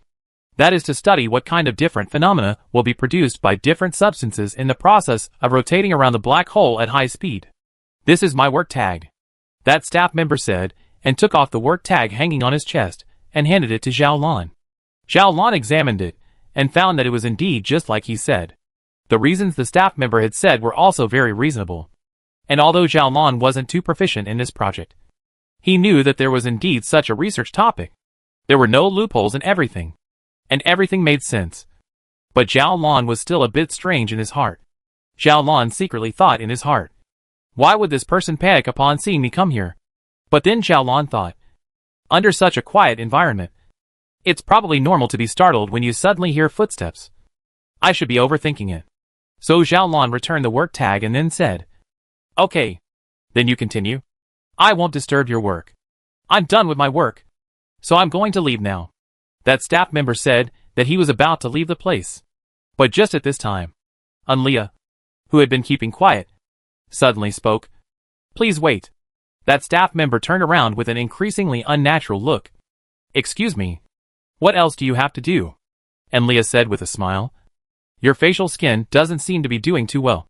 Look, there's dead skin here." Zhao Lan's heart was a bit strange, and before she could react, she saw Enlia's hand quickly reach out to this staff member's face, and then with a forceful tear, as if by magic, this staff member in front of her immediately changed her face, becoming completely different from before. Zhao Lan exclaimed in shock, and instantly reacted to the fact that the staff member must have had a mask on his face just now. He himself hadn't noticed it, but Enlia had. Now that Enlia had torn the mask off his face, his appearance had naturally changed. But the next moment, after seeing the new face of the man in front of him, Zhao Lan let out another gasp, because Zhao Lan suddenly reacted. This person in front of him, this face, this isn't Rodriguez? How could Rodriguez have appeared here? How could Rodriguez have Alan's identity? It was already late at night. What did he want to do by sneaking around here alone? A series of questions surged in Zhao Lan's heart. But he saw the smile on Enlia's face become even more intense. "I didn't expect it. Rodriguez. It's actually you all. We really haven't seen each other for a long time. How have you been during this time? Have you digested the legacy left behind by the boss?" At first, it was because of Rodriguez's betrayal that the base was occupied by the government. Zhao Lan was captured and sent to prison. Zhao Lan and the three of them, Enlia, almost died in space before they narrowly salvaged the situation. And all of this extra trouble was all because of Rodriguez. Zhao Lan was just about to raise his voice to call out for the guards, when he heard Rodriguez yell out and turn around to run. Zhao Lan then called out full of anxiety, "Andrea, hurry up and catch this guy. Don't let him run away." There's no hurry. Enlia said in a good-natured manner, casually pulling out the mobile phone she carried with her. And then with a forceful throw, she smashed this mobile phone towards Rodriguez, who was fleeing in panic. The mobile phone drew a beautiful arc in the middle of the corridor, and then accurately smashed on top of Rodriguez's head. Rodriguez let out a loud cry, stumbled in his footsteps, and fell down violently. But in front of him happened to be an entrance to the matter that fed the black hole, and Rodriguez didn't have a firm grip and unexpectedly fell down at once. Andrea shrugged her shoulders full of indifference. "Sorry. Pushed a little too hard," Zhao Lan anxiously called out. "Quick! Turn off the conveyor belt. We need to catch Rodriguez, and then ask him what the hell he's been up to here." But it was clear that time was running out. Any operation on the black hole needed to be reported at all levels. Even Zhao Lan, who was the chief commander of the space blocking program, couldn't arbitrarily make changes to this black hole. By the time Zhao Lan finally hurriedly reported it, then reviewed it, and then stopped feeding the black hole, Rodriguez had already gone somewhere. Zhao Lan hurried back again, and after pulling up the video data from amongst the vast sea of video surveillance data in the electric field control box's level 1 teleportation channel, he saw a picture that could be described as creepy from the top of the display device. The first thing that was shown on the screen was Rodriguez, who was screaming in panic and struggling desperately. But the speed of the conveyor belt was so fast that there was no place for him to escape. Zhao Lan then saw that a minute after Rodriguez fell into the feeding port, he followed the food from the black hole into the isolation chamber. Immediately after that, under the work of the automatic air extraction equipment, the air density inside the isolation chamber began to rapidly decrease. Rodriguez was hissing and struggling desperately, but there wouldn't be anyone to save him at this moment. Zhao Lan saw that blisters began to bulge above Rodriguez's body. His eyes began to protrude outwards, and his body began to have a tendency to swell, as if it would explode the next moment. The boiling point of a liquid is closely related to atmospheric pressure. The lower the atmospheric pressure, the lower the boiling point of the liquid. There are many liquids in the human body, such as blood, tissue fluid, cellular fluid, etc. Now that the air pressure has been lowered, those liquids have a tendency to expand, as if they would explode. Now that the pressure has decreased, the temperature of those liquids has not decreased, so they began to boil. But also because of the boiling of these liquids, Rodriguez's body will appear above the blisters. This is the true meaning of boiling blood. The human body doesn't explode in the vacuum of space because the temperature there is too low. But the temperature inside the isolation capsule was different, where the temperature was even a little higher than room temperature. That was why Rodriguez's body expanded under the pressure inside his body. Rodriguez didn't move after struggling for just a moment. By now, Rodriguez was undoubtedly dead. Dying in a vacuum was a painful way to die. But the torture that was about to be inflicted on Rodriguez was clearly more than that. After the isolation chamber had been turned into a vacuum, the automated instruments began to operate again, and Rodriguez's body arrived at the next processing stage along with the food from the black hole. In this process, all the food fed to the black hole would be processed into high-temperature gas, as this was the only way to ensure the black hole's feeding rate. So Rodriguez's body was turned into flying ash along with the food at the high temperature, and then dumped into the electric field control box. With that, Rodriguez died, and was then consumed by the black hole. The black hole would spit everything out again in the near future in the form of Hawking radiation. But it was clear that the elementary particles could not be reassembled into a complete Rodriguez. Rodriguez disappeared from the universe. Although he didn't have any good feelings for Rodriguez, and was extremely disgusted by him, Zhao Lan still felt a little sick to his stomach when he saw a fellow human die in such a miserable manner. Zhao Lan's spirit was a bit depressed as he asked Anlia, "You did it on purpose, didn't you? You had already counted on the fact that your hit would send Rodriguez straight inside the conveyor belt." And Anlia still shrugged her shoulders indifferently. "I thought you couldn't see it." Zhao Lan then shook his head full of helplessness and said to Anlia, "Let's go. Let's go to that place again and see what Rodriguez has gotten up to." Chapter 201, Black Hole Moving. Zhao Lan still pulled out the surveillance and then inspected it on the ground, finally determining what Rodriguez wanted to do. What Rodriguez wanted to do was actually very simple, and that was to reduce the feeding rate of the black hole by 5%, and at the same time slightly modify the black hole's mass monitoring equipment to slightly reduce the black hole's mass while concealing it from the many staff members in the base. Before carrying out this work, Rodriguez had obviously gone through a thorough planning. Under such close supervision, Rodriguez obviously couldn't do too much to the black hole. Reducing the black hole feeding rate by 5% was already the limit that could be achieved without being discovered by the supervisors. The purpose of Rodriguez doing this is also very simple. That is to destroy the space blocking plan. Because the implementation of the space blocking plan has extremely strict requirements for the mass of the black hole. Zhao Lan and the Ministry of Science and Research of all the calculations are relying on the exact mass of the black hole to calculate. If the mass of the black hole changes, then the possibility of space. If the mass of the black hole changes, then the possibility of the failure of the space blocking program will rise to a terrifying degree. Once the space blocking plan failed, the Earth would fall into the empty universe where Li Yufan existed, and Rodriguez could use the huge space fluctuation brought about by the fall of the Earth to kill Li Yunfan and prevent Li Yunfan from returning to Earth. Whether it was Rodriguez or Zhao Lan, the several people could know that as soon as Li Yunfan returned to Earth, after learning of Rodriguez's betrayal, Li Yunfan would definitely use his own means to find out Rodriguez, and then inflict the most brutal punishment on Rodriguez. Without the confidence to deal with Li Yunfan's retaliation, Rodriguez could only preempt Li Yunfan and find a way to kill him. As long as he could kill Li Yunfan, as long as he could secure his own interests, Rodriguez would not care what happened to the Earth or what happened to human civilization. This was a person who had gone completely insane and had completely lost his mind. After learning about the causes and consequences of all this, Zhao Lan once again felt a pang of fear. If it wasn't for the fact that he had come out on patrol this evening because he was uneasy and happened to run into Rodriguez's plot, Rodriguez's plan had every chance of succeeding, because Rodriguez also had an entire excellent team behind him. And in order to execute this plan, that team behind him must have already planned for a very long time and formulated a strict action plan. After clearly understanding all of this, Zhao Lan quickly reported these things to the Führer. After hearing that there was a malicious saboteur who had infiltrated into the base to sabotage it and almost succeeded, the Führer was once again enraged. The Führer called in the military leader overnight and scolded him severely.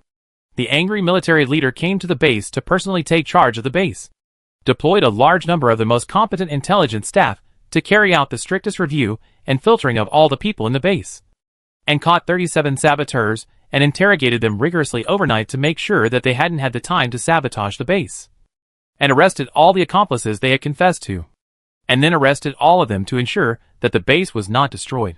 After catching 37 saboteurs and strictly interrogating them overnight to ensure that they hadn't had time to destroy the base, and arresting all of the accomplices that they had confessed to, Zhao Lan's mood only calmed down. This night, the entire base was in a frenzy, and almost everyone didn't go to rest. Everyone's mood was tense, fearing that something would go wrong at this most crucial moment. But this night finally passed smoothly. The audit team led by Zhao Lan personally examined the physical parameters of the black hole in the strictest manner, and after ensuring the normalcy of the transport machinery, the handling of the black hole finally began. In order to ensure safety, some time ago, the government had directly cut off the top of the mountain on which the base was located, and after the handling work had begun, the staff only had to open the cover of the top of the mountain, and they could directly operate the electric field control box loaded with the black hole from above. At the beginning, Li Yunfan and Zhao Lan had determined that the transport plan was to use more than 500 jet helicopters to transport the black hole. But the more jet helicopters involved in the transport, the more difficult it would be to operate it, and the greater the possibility of accidents. And once an accident occurs during the transport process, it is very likely that the black hole will fall into the Earth and eventually destroy the whole Earth. Although this plan had such and such shortcomings, Li Yunfan and Zhao Lan had to choose this plan, because this was the only feasible option within Li Yunfan and Zhao Lan's capacity. But now that the government was involved, that was completely different. With the Führer's approval, the two giant air carriers serving the military unloaded all the non-essential loads on top of them, went through a series of professional modifications, and then came to the sky above the base under the maneuvers of the most experienced operators. The power of an air carrier was naturally not comparable to that of a jet helicopter. Jet helicopters required more than 500 to pull this black hole, while the air carrier could do this with just 2 ships. So the rope made of high-strength carbon nanotubes was installed on top of the air carrier, and the other end was installed on top of the electric field control box, lifting the black hole, the electric field control box, and the related pressurized equipment together, and then heading towards the space lift. Even Zhao Lan had only seen such a big guy like the sky carrier on TV before, and this was the first time Zhao Lan had seen the sky carrier in reality. When the air carrier flew over the base, it was like 2 dark clouds, and the place that was covered by the air carrier immediately went into darkness. And it was only when the air carrier left that the base returned to light. This guy is really big, Zhao Lan couldn't help but mutter. At this moment, Zhao Lan was riding in a helicopter with the 3 of them, Unlia, towards the space lift. Zhou had now recovered his health, and hearing Zhao Lan's exclamation, Zhou couldn't help but sigh as well. In the past, I always felt that our adventurer squad was already very powerful, but compared to the government, we really aren't enough to look at. Look, we fought to the death to put together more than 500 Jetstream helicopters. The government is good. One order, and 2 air carriers just sailed right over. Zhao Lan turned his head and saw that Leah, Cruz, and Zhou Xiaoming all had a look of discouragement. Obviously, this was a bit of a loss of confidence after truly seeing how powerful the government was in the past, although they also knew that the government was very powerful. But that was after all understood through numbers, and did not have an intuitive feeling. Zhao Lan then comforted, "This is the difference between individual wisdom and collective wisdom. Our adventurer squad is even more powerful. Plus I only have 5 people. Counting all the staff is only a few tens of thousands of people. And the government? There are more than 20 billion people. This quantity gap is just too great."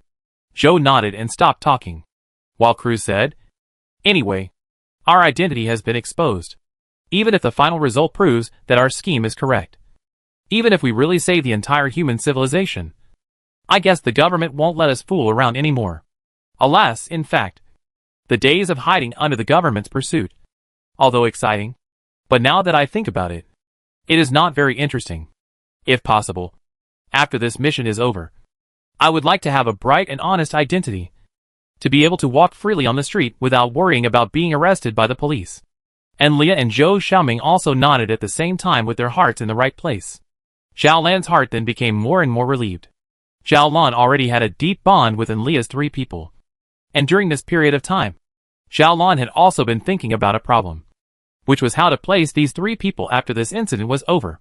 Continue to let them engage in all sorts of small actions, not to mention themselves. The government will certainly not agree. And if we want to let these 3 people live well, these 3 people have already been used to living in lawlessness. Will they be willing to smooth out? Now see, the 3 people's mind has produced a change. Zhao Blue will feel very gratified. Zhao Lan had the certainty that as long as the final result proved that the program formulated by himself and Li Yufan was right, and as long as he really saved the Earth and human civilization, then the government side, not to mention the commendation, the previous account must be written off for sure. At that time, these 3 people would be able to be like themselves, living in the world with their own identity. After work, a few people can get together to eat, chat and kanji, traveling together, having fun together, but also shopping together with Leah, shopping together, beauty together, discussing hairstyles and clothing together. This kind of life. Zhao Lan, just think about it, and feel very beautiful. Of course, whether or not all of this can be realized will ultimately depend on whether or not the space blocking plan can succeed. Zhao Lan thought darkly. If the facts ultimately prove us wrong, then we'll probably have to spend the rest of our lives in the middle of a prison. The air and space carrier eventually smoothly placed the electric field loaded with the black hole, as well as the pressure-bearing device, on top of the supergiant trailer. This kind of trailer had tens of thousands of special tires in total, and it had been assembled together temporarily by the government side by urgently mobilizing hundreds of giant trailers. Not only did it have strong power, it also had superb load balancing properties, and the mass of the black hole of more than 100,000 tons would be spread roughly evenly on top of each of its tires. The supergiant trailer was responsible for transporting the black hole under the space lift, and then hundreds of giant lifting machines would together lift the black hole into the space lift's upward device, and then through the lift it would be transported to the geosynchronous orbit. A heavy carrier ship was already waiting there. When the time came, this heavy carrier ship would be responsible for transporting this black hole to the 3rd space node, so that it could spend the last period of its life there. Chapter 202: The Dark Sky. Unlike what many expected, this black hole would not be transported directly to the Earth's harbor, which was tens of thousands of kilometers away from the surface. It would only be transported a few hundred kilometers away from the ground. This plan was designed after precise calculations. The reason was very simple. The further away the space lift was from the surface, the faster it orbited around the Earth.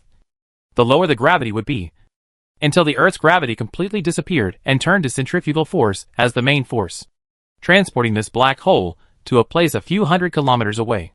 At that place, the black hole would just be stable enough to orbit around the Earth, neither going too fast out of the Earth's gravitational field nor falling to the Earth's surface because of too much gravity. In such a place, the black hole can be briefly regarded as free-floating. In such a place, the black hole can be briefly regarded as free-floating, and it is the safest and fastest way to operate the black hole in such a situation. Hundreds of giant cranes simultaneously extended their long mechanical arms towards the black hole. and the ultra-high-strength ropes made by the latest technology collapsed straight at this moment. The huge box containing the black hole as well as the electric field equipment and load balancing equipment was lifted up by these giant cranes, and then put into the huge transport equipment at the ground end of the space lift. During this entire process, a total of tens of thousands of soldiers were involved in the security guard work. Countless soldiers with loaded guns surrounded the entire ground end of the space lift, and even Zhao Lan couldn't walk around freely in here. Anyone or anything entering or leaving this place would be subjected to the strictest inspection. And at the same time, the Führer had also signed a special order giving the soldiers here the power to shoot directly without warning. In other words, as long as the soldiers thought that a certain person was a threat, and as long as that person showed a little sign of refusing to cooperate, the soldiers would have the power to shoot them directly. Zhao Lan welcomed this order because Zhao Lan knew exactly what he was doing right now. It could be said that if there was a terrorist or anti-humanist who wanted to destroy the entire planet or the entire human civilization, this was the best time for him to act. Because as long as a powerful bomb exploded next to the electric field control box, destroying the equipment of the electric field control box or destroying the load balancing equipment, the black hole would fall into the earth and destroy the entire planet. Special means for special times. At this point in time, no amount of severe security measures would be excessive. Fortunately, there were no accidents during the transport of the black hole to the geosynchronous orbit. There were indeed unidentified people who tried to approach the space lift, but the military personnel decisively shot down 7 people, and the rest disappeared without a trace, not knowing where they went. And all that was left was the arrest of 2 drunks, and the killing of a wild dog. Even a wild dog can't come near here without permission, because a wild dog can have a bomb planted in its body. It is not something to be taken lightly. Shooting it down was the best option. The Führer and Zhao Lan had jointly participated in the entire transport process together. It was only after receiving that the black hole had successfully entered orbit and had started to orbit the Earth at a constant speed since then that the hearts of the Führer and Zhao Lan were completely put at ease. According to the laws of mechanics, the greater the mass of an object, the more difficult it would be to change its state of motion. The mass of this black hole was as high as 100,000 tons. And at this moment, it was already above the Earth's orbit, which meant that unless the government stepped in to take large-scale action, from this moment onwards, no one could push it back into the Earth. In other words, the threat of this black hole has been completely eliminated from the Earth. Having a black hole on the same planet as oneself was not a good experience after all. And now that this fellow had finally been sent out, everyone could rest easy. But this mission is not over yet. There is still a lot of work to be done afterwards. In the middle of space, a heavy cargo ship operated by the Special Operations Team began to slowly approach the black hole that floated freely in space and orbited around the Earth. Then opened the hatch and opened its mouth like a monster and swallowed the electric field control box into itself. After securing it in place, the heavy cargo ship began a slow acceleration. It orbited the Earth twice before it gained the speed to break free of the Earth's gravitational field, and it left the planet in a parabola, heading towards the 3rd space node. Including the mass of the black hole, the total mass of the heavy cargo ship had risen to a somewhat frightening level. The originally designed high-thrust engines were somewhat overwhelmed by such a mass, and even though the engines were working at full capacity, at the risk of overloading and burning out, they were still unable to increase the ship's forward speed to a suitable level. As a last resort, the Earthside urgently added 6 boosters to the ship, which raised the forward speed and sent the black hole to the 3rd space node at the scheduled time. After arriving at the predetermined location, the heavy cargo ship opened the hatch and spat the black hole back out, along with the electric field control box that bound it. The ship then moved away, and after the ship left, the electric field control box automatically stopped working and opened an exit on it. From this moment on, the black hole was finally unobstructed and exposed to the space environment. But this was a near-vacuum environment, and even if it was in contact with the outside world, it couldn't find anything to feed on. The thrusters equipped on top of the electric field control box began to ignite, and after leaving the black hole here, it flew into the vastness of space under the propulsion of the thrusters, and has disappeared ever since. Its mission was accomplished, and from this moment on, mankind no longer cared about its fate. In addition to this black hole, the remaining 30-odd space nodes had all been set up with hydrogen bombs of different yields according to the plan. All that was needed was the first signal from Earth for these hydrogen bomb ships to explode. However, there was still a day to go before the scheduled time node. And it was not yet time for them to explode.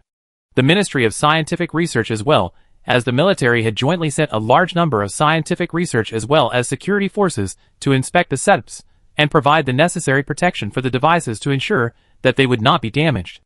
On the Earth side, Zhao Lan had stayed at the Ministry of Science and Research for several days, nervously checking the mission for any oversights. For anything he had overlooked. The city was still ablaze with lights. And even late at night, the downtown area was still packed with people. Entertainment, shopping, food, beautiful scenery. Everything was as usual. Occasionally, some people would raise their heads to look at the dark sky without a single star. But they would only catch a glimpse of it, and would withdraw their gazes in an instant. This was an important action that concerned the entire human civilization. And the fate of human civilization would be pronounced in this action. But this matter didn't affect the general public. Other than complaining about why the sky was so dark, no one would waste more of their energy on this matter. The tired Zhao Lan left his job at this very moment, and went to the top floor of the Ministry of Science and Research building. Standing before the railing and taking a look at the sky, and then at the ground. Amria, who was Zhao Lan's personal security, also followed closely behind. The wind on the summer night was cool, and it had a very comfortable feeling when it blew on his body. Zhao Lan stood quietly like this, and the clamor of that crowd below seemed to reach here. Zhao Lan suddenly sighed a little. The history of our human civilization has been many thousands of years, you say. In this world, as well as in history, how many more people like us have existed? Never exposed to the public eye. Only secretly engaged in work that is vital to the entire human civilization. When we succeed, everything will remain the same, and the public won't feel any changes. But when we fail, we can bring disaster to the entire human civilization. Amria skimmed her mouth. Then who knows? Anyway, after such a long time, humanity didn't come through safely. This society, there is just a division of labor. Just do what you need to do. And think about what other people's jobs do. Just like me now. To protect your safety is okay. As for your work, I do not care at all. Even if you fail in the end, it only proves that this is how it was supposed to be. Even if I cared more, there's no way to change this fact. Zhao Lan was somewhat speechless at this reply. Your heart is really big. After a pause, Zhao Lan added, if everything goes well, in a few hours, your boss will be returning to our universe yet. What are you going to do after your boss returns? Amria froze for a moment at first. What, how? Then she shook her head again. What to do is what to do. It's you. If I remember correctly, you don't even know what your boss looks like. Right? What? Have you thought about what to say in the first sentence after meeting with the boss? This time it was Zhao Lan who froze. Zhao Lan had never thought about this question. Although Zhao Lan had been vaguely looking forward to meeting Li Yufan. But what Zhao Lan thought about was never meeting itself, and hadn't had the time to think about anything more. After freezing for a while, Zhao Lan shook her head somewhat helplessly. Let's talk about it when the time comes. Let's go. Let's go down and check the relevant arrangements one last time. It'll be time in a few hours. Before turning to leave, Zhao Lan took one last look at the pitch-black sky without any stars, and then said to himself in his heart, I'll get back all the stars we've lost, all of them. Chapter 203. It's been a long time. Today's weather was very good. The heat that had been stored up for a day had already dissipated in those previous hours, and there was a wind at the moment. But it wasn't very strong. Blowing on people's faces made them feel like a lover's hand was gently caressing them. The air was also filled with the scent of unknown flowers. And there were flashing neon signs and happy crowds everywhere. It was a very beautiful night. Except for the lack of stars in the sky. Everything was so perfect. As the night deepened, the busy streets slowly quieted down. However, the research department was still brightly lit and full of people. This was destined to be a sleepless night. Not only Zhao Lan, but also the Führer, as well as many senior government officials, and all the staff of the research department, because tonight was the time when the space blocking plan would finally be implemented. As the number of the countdown slowly decreased, Zhao Lan's heart also got tighter and tighter. After checking all the arrangements again and confirming that there were no oversights in all the arrangements, Zhao Lan began to wait slowly. The Führer was sitting right next to Zhao Lan watching the busyness of the staff. The Führer's expression was calm. But Zhao Lan could still see the deep concern from within the Führer's eyes. Obviously, the Führer had never trusted Zhao Lan. Even now, it was a plan that the Führer would never accept if he didn't ultimately have no choice. Zhao Lan didn't know what was going through the Führer's mind. But Zhao Lan knew the pressure on the Führer at the moment. As the leader of all human beings, the Führer was about to face the biggest adventure in his life. And in the course of the entire human civilization, success or failure was directly related to the survival of human civilization. And the final result would be revealed in an hour. The atmosphere in the control hall was tense and serious. All the staff members were busy in silence. And even though all the work had already been done at this moment, they were still mechanically testing the previous setup over and over again. Zhao Lan could understand this kind of behavior. Because under this kind of depressing and solemn atmosphere, not having something to do would always make people feel very uncomfortable. The countdown gradually jumped to 30 minutes. It was at this time that Zhao Lan stood up and silently left the place. Zhao Lan left the research department and walked to the street outside. At this moment, there were no pedestrians on the street. And in the middle of the night, even if it was summer at the moment, there was a hint of coolness in the wind. Zhao Lan tightened his clothes and walked slowly, unknowingly arriving at the Watson Square. Arriving at the bottom of Zhao Watson's huge sculpture, Zhao Lan once again raised his head to observe the sculpture. Zhao Watson's expression had continued for hundreds of years, and had remained unchanged from the time this statue was built until now. Flowers were still piled up underneath the statue, and Zhao Watson's gaze was still calm and distant. Zhao Huasheng just kept looking into the distance like that, as if he was looking at the future of human civilization. Zhao Lan looked at the statue in fascination, while silently praying in his heart. My ancestor, please bless our civilization. And me as well. Zhao Lan suddenly felt scared. Just like when he was scared of imaginary ghosts or demons when he was a child. But now there was nothing concrete that made Zhao Lan feel afraid. Zhao Lan looked up at the sky. And then understanding dawned in his heart. Although I've been very determined to carry out my plan, I've actually been afraid of failure. Afraid of burying the entire human civilization. Yes, I'm afraid. When I was scared as a child, I could run into my parents' arms. So what about when I am scared now? Zhao Lan sat down anywhere under Zhao Watson's huge sculpture pedestal, leaned his back against the pedestal, and then hugged his knees with both hands, burying his head in his arms, just like a bullied little girl. Zhao Lan had long since lost his parents, and there were no relatives in this world that he could rely on. And although Enlia and the others had become his friends, his own emotions at the moment were not suitable for him to confide in them. Then, pour out to Zhao Watson. Pour out to his own this ancestor, who once gave himself confidence and warmth to listen to it. But again, Zhao Lan didn't know what to say.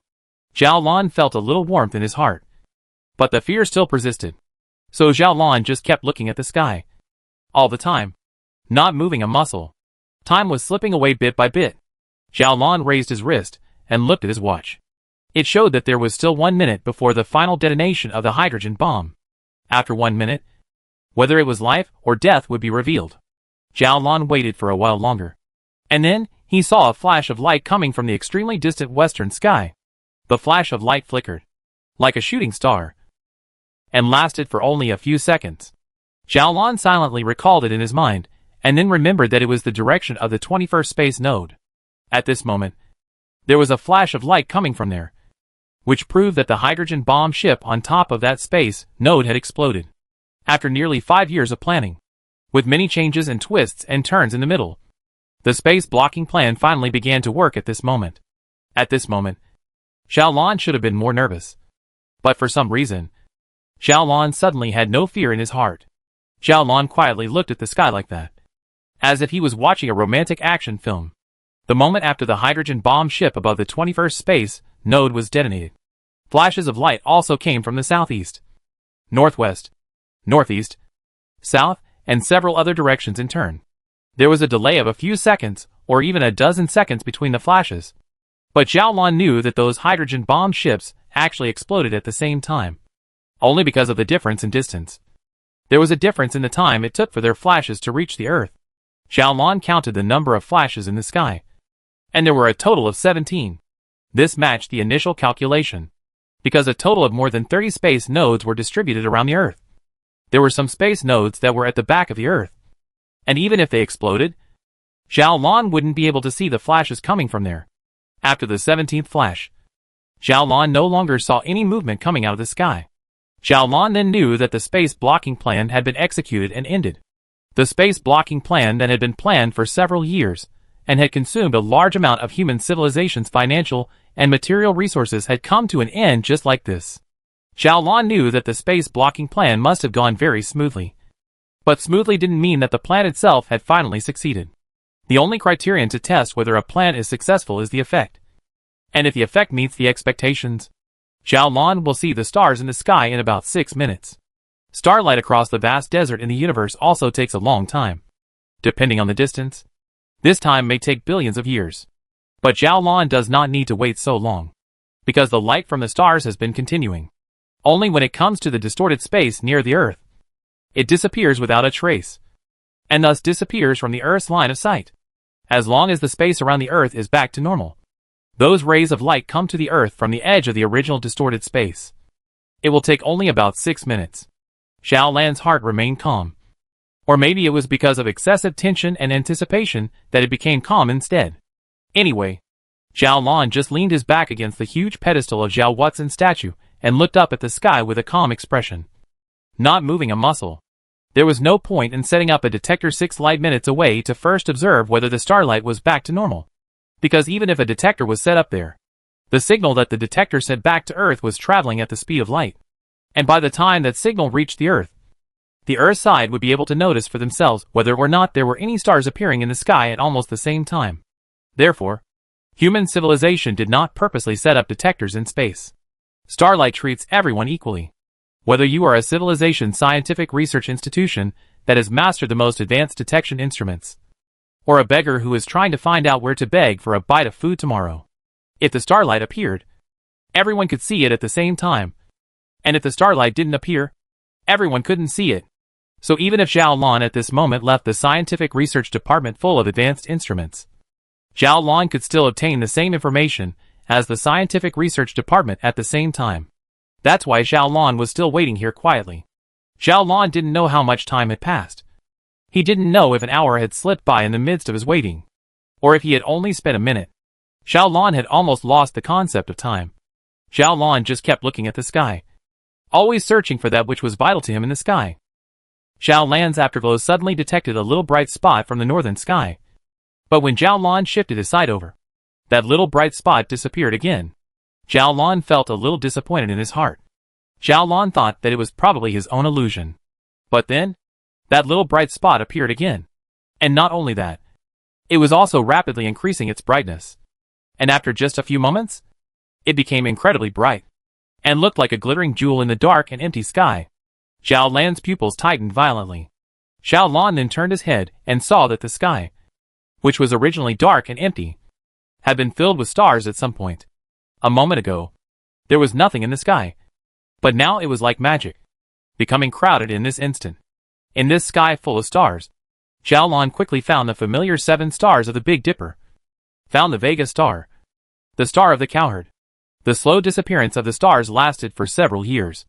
But the stars appeared in just this instant. Hidden cheers were already coming from the nearby research department building. And Zhao Lan also revealed a smiling face at this time, greeting the stars in the sky. Hi. Long time no see. How are you guys?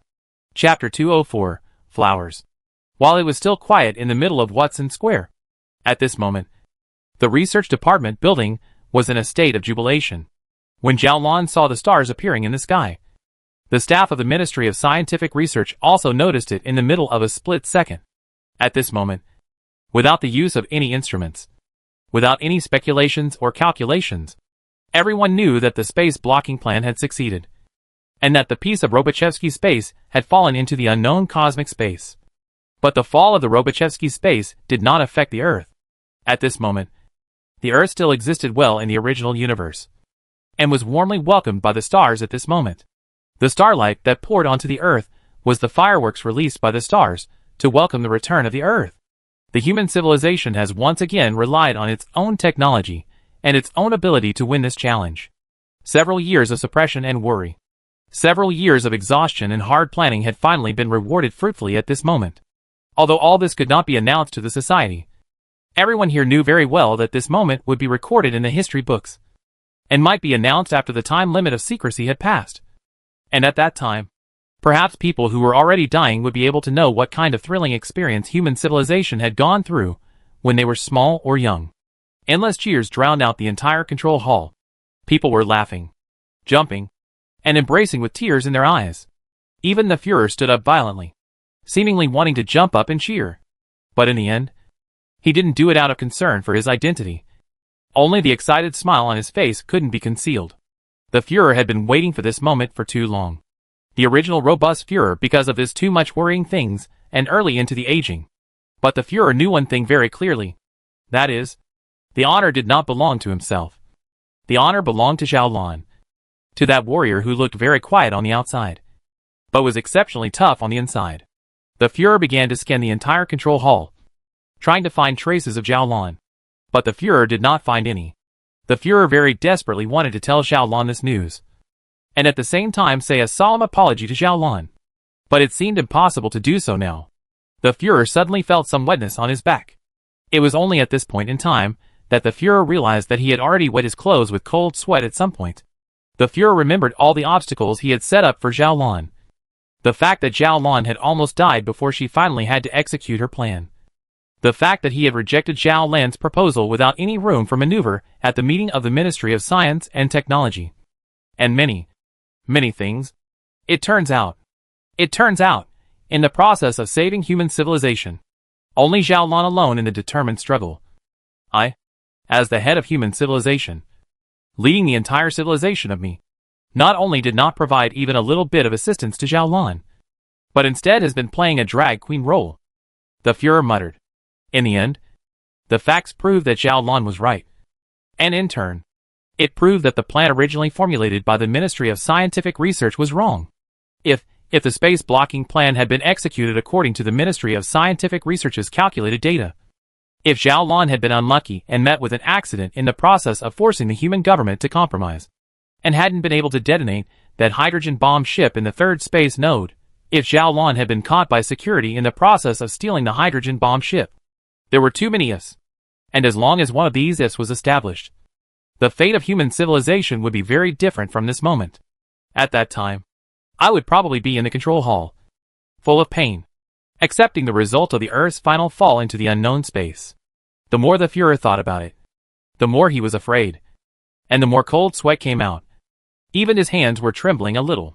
The Führer was almost immersed in the terrible future that was very likely to come, but ultimately did not come. But at this very moment, the Führer's line of sight crossed the huge floor-to-ceiling windows and saw the stars in the sky outside. Then the Führer's mood suddenly settled down. The Führer had a relieved smile on his face, then stood up and walked slowly to the floor-to-ceiling window, looking at the bright stars, and said with emotion, "No matter what, we finally succeeded, and the Earth didn't crash into the unknown space. Didn't we? It was Zhao Lan who brought all this to human civilization. Of course, because this matter is still in the midst of secrecy. I can't give Zhao Lan the honor she deserves to receive the reverence of the entire human civilization. But, within my power, I must do everything I can to reward her. At the same time, I think that the matter of giving Zhao Lan the highest possible reward. There is probably no one in the government who will oppose me. Just, where did Zhao Lan go?" As the Führer thought this, he happened to see Andrea next to him. Knowing that Zhao Lan's security was handled by Enlia, the Führer asked Enlia, "Where did Zhao Lan go?" It was only at this time that Enlia realized that Zhao Lan, whom she had been following, had disappeared, and her heart was immediately startled. The Führer noticed the change in Enlia's expression and said, "Come on, let's go and look for it."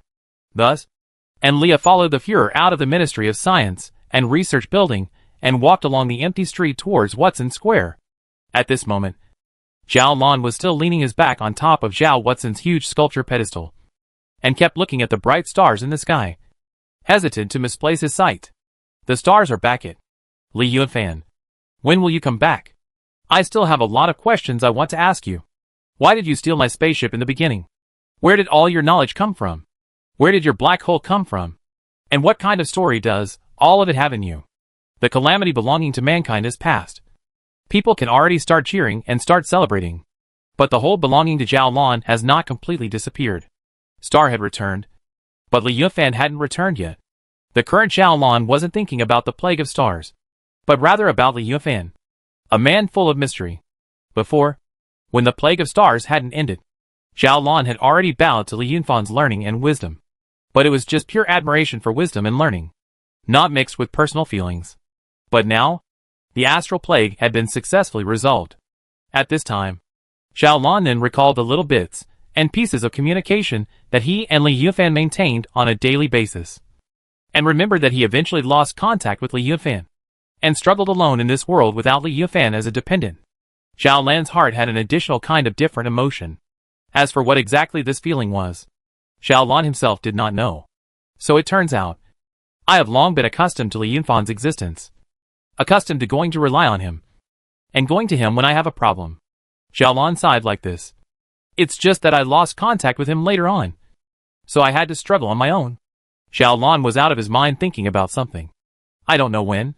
A man wearing a clean white sweatshirt, with short hair, wearing glasses, holding flowers in his hands, looking very casual and full of masculine charisma, slowly walked towards Zhao Lan, and then stood in front of Zhao Lan, which happened to block Zhao Lan's line of sight to look at the stars.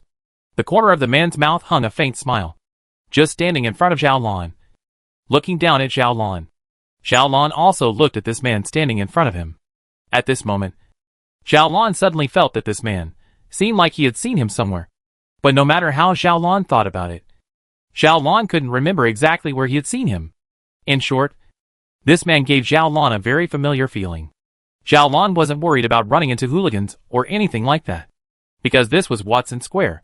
This place was guarded 24 hours a day. As long as one yelled out, there would immediately be security personnel coming to check out the situation. Zhao Lan hesitated in her heart for a moment, and was just about to ask who this man was when she saw the man smile and say, "Hello, miss. May I ask if you need flowers?" The man's voice was magnetic and very calm, but that calmness was filled with an indescribable power that would make people involuntarily feel that this man must be very powerful. At the same time, this voice made Zhao Lan sound unusually familiar, but Zhao Lan couldn't recall where exactly he had heard it for a moment. So Zhao Lan shook his head and asked back, "What do I need flowers for?" The smile on the man's face then grew stronger. "Buy the flowers, and then give them to me all." Zhao Lan blankly glanced at him, and stood up with the intention of leaving the place. But just before she took a few steps, the man's voice came back. "Ugh! You really won't send me flowers? Fine then. I'll send you flowers." Zhao Lan very dryly left a sentence. "Sorry. We don't know each other. I don't need you to send me flowers." Then he continued on his way, just assuming that this was a hitchhiker who came out of nowhere, and didn't have the slightest interest in paying attention to him. The man continued to stand still, only looking at Zhao Lan with a look full of interest, and then sighed, "Hey, so my Li Yunfan's charisma is already low to this point. Taking the initiative to send flowers to someone else refuses to take them. This sentence is like a magic into the ears of Zhao Lan. Let Zhao Lan immediately hard break the footsteps, and then like a puppet as stiff as the body turned over. The line of sight to this still full of warm smile of the man carefully measured him. At the same time, with a voice full of uncertainty, full of hesitation, said, Li Yunfan? Besides me, is there anyone else in this world named Li Yunfan?" "Yes, that's right. I came back early from the middle of that empty universe," the man said with a smile while facing Zhao Lan and stretching out his arms. "I think, the current you probably wouldn't mind giving me a hug, right?" Chapter 205 The Wise Old Man. A moment ago, Zhao Lan was still thinking about Li Yunfan. And this moment, Li Yunfan just stood in front of Zhao Lan, so suddenly and unexpectedly. Zhao Lan couldn't say what kind of feeling she had in her heart for Li Yunfan. Zhao Lan only felt that her heart was sour, and there seemed to be a liquid in her eyes that was going to gush out. That kind of feeling, Zhao Lan recalled for a while, only to think of it. That feeling is like when you were a child to go to kindergarten on the first day. In the case of long accustomed to the protection and warmth of the parents, suddenly came to an unfamiliar environment. What the situation needs to be faced by themselves. In the panic and restlessness of a whole day. In the time of release from school, the feeling of seeing your parents suddenly. But again, the feeling at this moment was a little different from that time. But the feeling of dependence that Li Yunfan gave Zhao Lan was the same. In the long years of time spent together, Zhao Lan had long been used to Li Yufan's existence. Used to going to Li Yufan when she encountered difficulties. And then later suffered a half-year-long period of being out of touch. And now she suddenly saw Li Yufan again. However, Zhao Lan was still a little hesitant. Zhao Lan mumbled and asked, "Are you really Li Yufan? Why did you come back so early?" Li Yufan said lazily, "What? Don't you welcome me back?" "Welcome? Of course." Zhao Lan lowered her head and spoke in a low voice. Li Yufan still maintained his lazy tone. "It's good to welcome. Perhaps our previous calculations were a little off. After all, this universe is too big and too magical. Even I can't understand it completely. In the middle of that universe, I found that our universe had opened a channel with that universe before the predetermined time node arrived.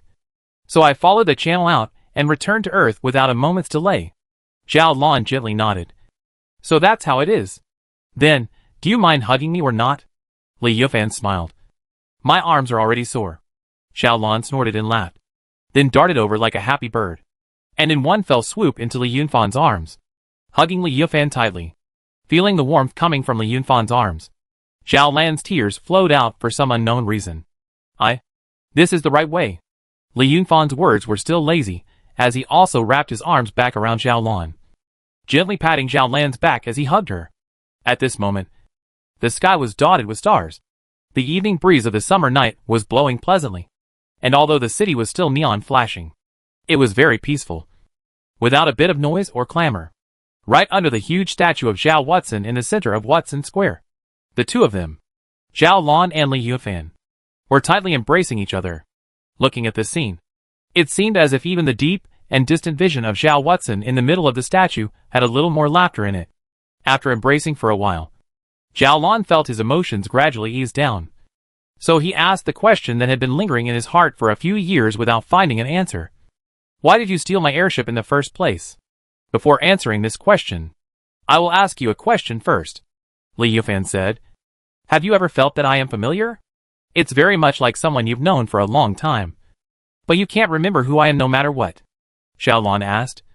"How do you know?" "Of course I know." The corner of Li Yunfan's mouth hung a deep smile again.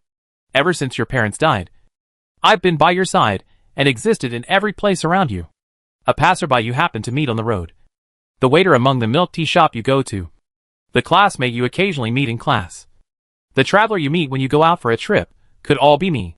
Zhao Lan broke away from Li Yunfan's embrace, looked at Li Yunfan's face full of doubts, and continued to ask, "How does this say?" "It's simple." Li Yufan smiled as he continued to hug Zhao Lan over. "Because I have been paying attention to you since a long time ago. I existed in every corner of your life, protecting you and helping you in secret. Otherwise, how could your life have gone so smoothly? A fatherless, motherless, and no relatives, only topped with the title of a Zhao Huasheng descendant of the little girl. How can even a little social ugliness cannot be encountered? Let me put it to you this way. If I remember correctly, during these years, I've helped you solve 37 robberies that you might have encountered, 69 harassments that you might have encountered. And as for the maliciously making things difficult and being framed by people behind your back, I don't know how many of them I've solved." Zhao Lan was slightly stunned for a moment and couldn't help but fall into a state of reminiscence. Zhao Lan had also sighed about how well she had gone before, sighed about how she had gone through her school career in waves all the way through, and had found a rather satisfying job. But the sighs at that time didn't make Zhao Lan think a little deeper. Now that he heard Li Yufan say this, Zhao Lan recalled that it seemed to really be the case. He himself really hadn't encountered any hardships in his life. The only thing that he had encountered was being molested by that scum cop under the entirety of Enlia's gang. But at that time, Li Yufan had already sunk into another empty universe, and wasn't he in this world? Could it really be like what Li Yufan said? He has been guarding himself? From the death of his parents. From the time he became an orphan. He had been guarding his side? Zhao Lan completely believed the words that Li Yufan had said. Because if it was a stranger, it was impossible for him to understand his life experience so clearly. But why was this? Why did Li Yufan keep guarding himself? "I know the current. You must be very curious," Li Yufan said with a smile. "Of course, I will tell you the reason." Zhao Lan did not respond to this statement. But Li Yufan knew that Zhao Lan must be listening carefully. So Li Yufan continued to speak. and his voice began to become distant. It was probably almost 20 years ago when, at that time, I was wreaking havoc in this world by virtue of a little bit of wisdom. But under a fortuitous circumstance, I met an old man. I can't describe that old man's wisdom. Even now I still feel that his wisdom is like an ocean of boundlessness. He seemed to know everything in this human world. Whether it was technology or culture, life or art. He knew it all. The old man accepted me as his disciple and then educated me for a full 7 years. That's right. All of my current achievements are all based on the education I received during those 7 years. Li Yufan spoke leisurely. 12 years ago. That was the year your parents passed away. The old man told me that he was going to leave Earth, and that he had one thing to ask of me. Li Yufan lowered his head, gazing at Zhao Lan in his arms, and said softly, "That's right. It's just like you think. The thing he asked me for was for me to take good care of you." Zhao Lan couldn't imagine how many secret stories that had been reduced to old stories existed within Li Yunfan's light description. But Zhao Lan knew that that part of the story must have been wonderful. An old man who was full of wisdom and almost omniscient, and a teenager who had a high IQ but was out of his depth. These two people together performed a stirring story. In the end of the story, the old man left the earth, while Li Yufan has become the most legendary and mysterious figure in human civilization. So, who is that old man? Why did he entrust Li Yufan to take care of him? Before Zhao Lan could ask this question out, Li Yufan said, "Don't ask me. Until I separated from the old man. The old man did not tell me who he really is. Nor did he tell me why he entrusted me to take care of you. As for where exactly he went after he left the earth, I don't know either. I only know that he completely changed my life. I respect him, worship him. What he explained to me to do, I have to do it even if I dedicate my life." Zhao Lan's mind was similarly filled with doubts. Even if Zhao Lan thought through his head, Zhao Lan couldn't figure out who that mysterious, wisdom-filled old man that Li Yufan was talking about was, and why he was doing it. Zhao Lan thought to himself that he would probably have to be plagued by this question for a long time to come without being able to sleep properly. Li Yufan was still speaking slowly, and the words were already filled with deep emotion without realizing it. "Zhao Lan, I have been watching you for 12 years. I've watched you grow from a middle school student until now. Zhao Lan, in my heart, you are like a pearl, crystal clear and spotless. You have never been contaminated by evil. You are always full of goodness in your heart. Even if you have suffered grievances and have been bullied by others, you will always forgive others without realizing it. You are always kind to others, always willing to give all you had to help others. In my entire life, I have never seen a second girl who is as kind as you again, who seems to radiate a holy light from her flesh to her soul. When I first received the old man's commission, I was impatient with you, but after a while, I was fascinated by your kindness. From that time onwards, I made up my mind that in this life of mine, I must always be with you, until we are both dying of old age and stepping into our graves. Then, Zhao Lan, are you willing to stay with me all the time?" Zhao Lan struggled in her mind for a long time, but the sentence "I am willing" never rushed out of his throat to say it. Only after a long time did Zhao Lan open her mouth. But instead of answering this question, she asked, "You still haven't told me why you stole my spaceship in the first place?" The smile at the corner of Li Yunfan's mouth quickly turned into a bitter smile. "If I didn't steal your spaceship, how could I make contact with you?" At that time, I had already planned the next series of processes to make contact with you. But who would have thought that I would encounter an accident like that? Chapter 206, Happy Cooperation. Zhao Lan would never have thought, no matter what, that the final answer to this puzzle that had plagued him for several years would be like this. At this moment, Zhao Lan even had a feeling of crying and laughing. "So, it turns out that you were also just trying to hit on me." Li Yufan laughed. "What? Is this accosting technique not clever enough? Gao Ming is quite brilliant. It is just a bit too much fuss, right?" Zhao Lan also smiled and said, "Stealing a spaceship out from the middle of Mars Harbor isn't that easy. Then I'll just find another easier way to pick up a girl. This way. Beautiful girl, would you like to be with me?" Li Yufan said in a tone that was full of flirtation. Zhao Lan's face flushed, but then she snorted and laughed out. "That depends on your performance in the future." Above the Watson Square in the early hours of the morning, the sound of the two people's laughter traveled far. At the edge of the plaza, the Führer and Enlia gradually walked towards the two of them, and when they heard the laughter, The Führer couldn't help but be puzzled. Who is Zhao Lan talking to? Why are you so happy? While the Führer was puzzled in his mind, and Leah had almost frozen in place. This was because Leah was keenly aware that amongst Zhao Lan's laughter, there was also a man's voice. And this voice itself had become almost too familiar to be familiar with.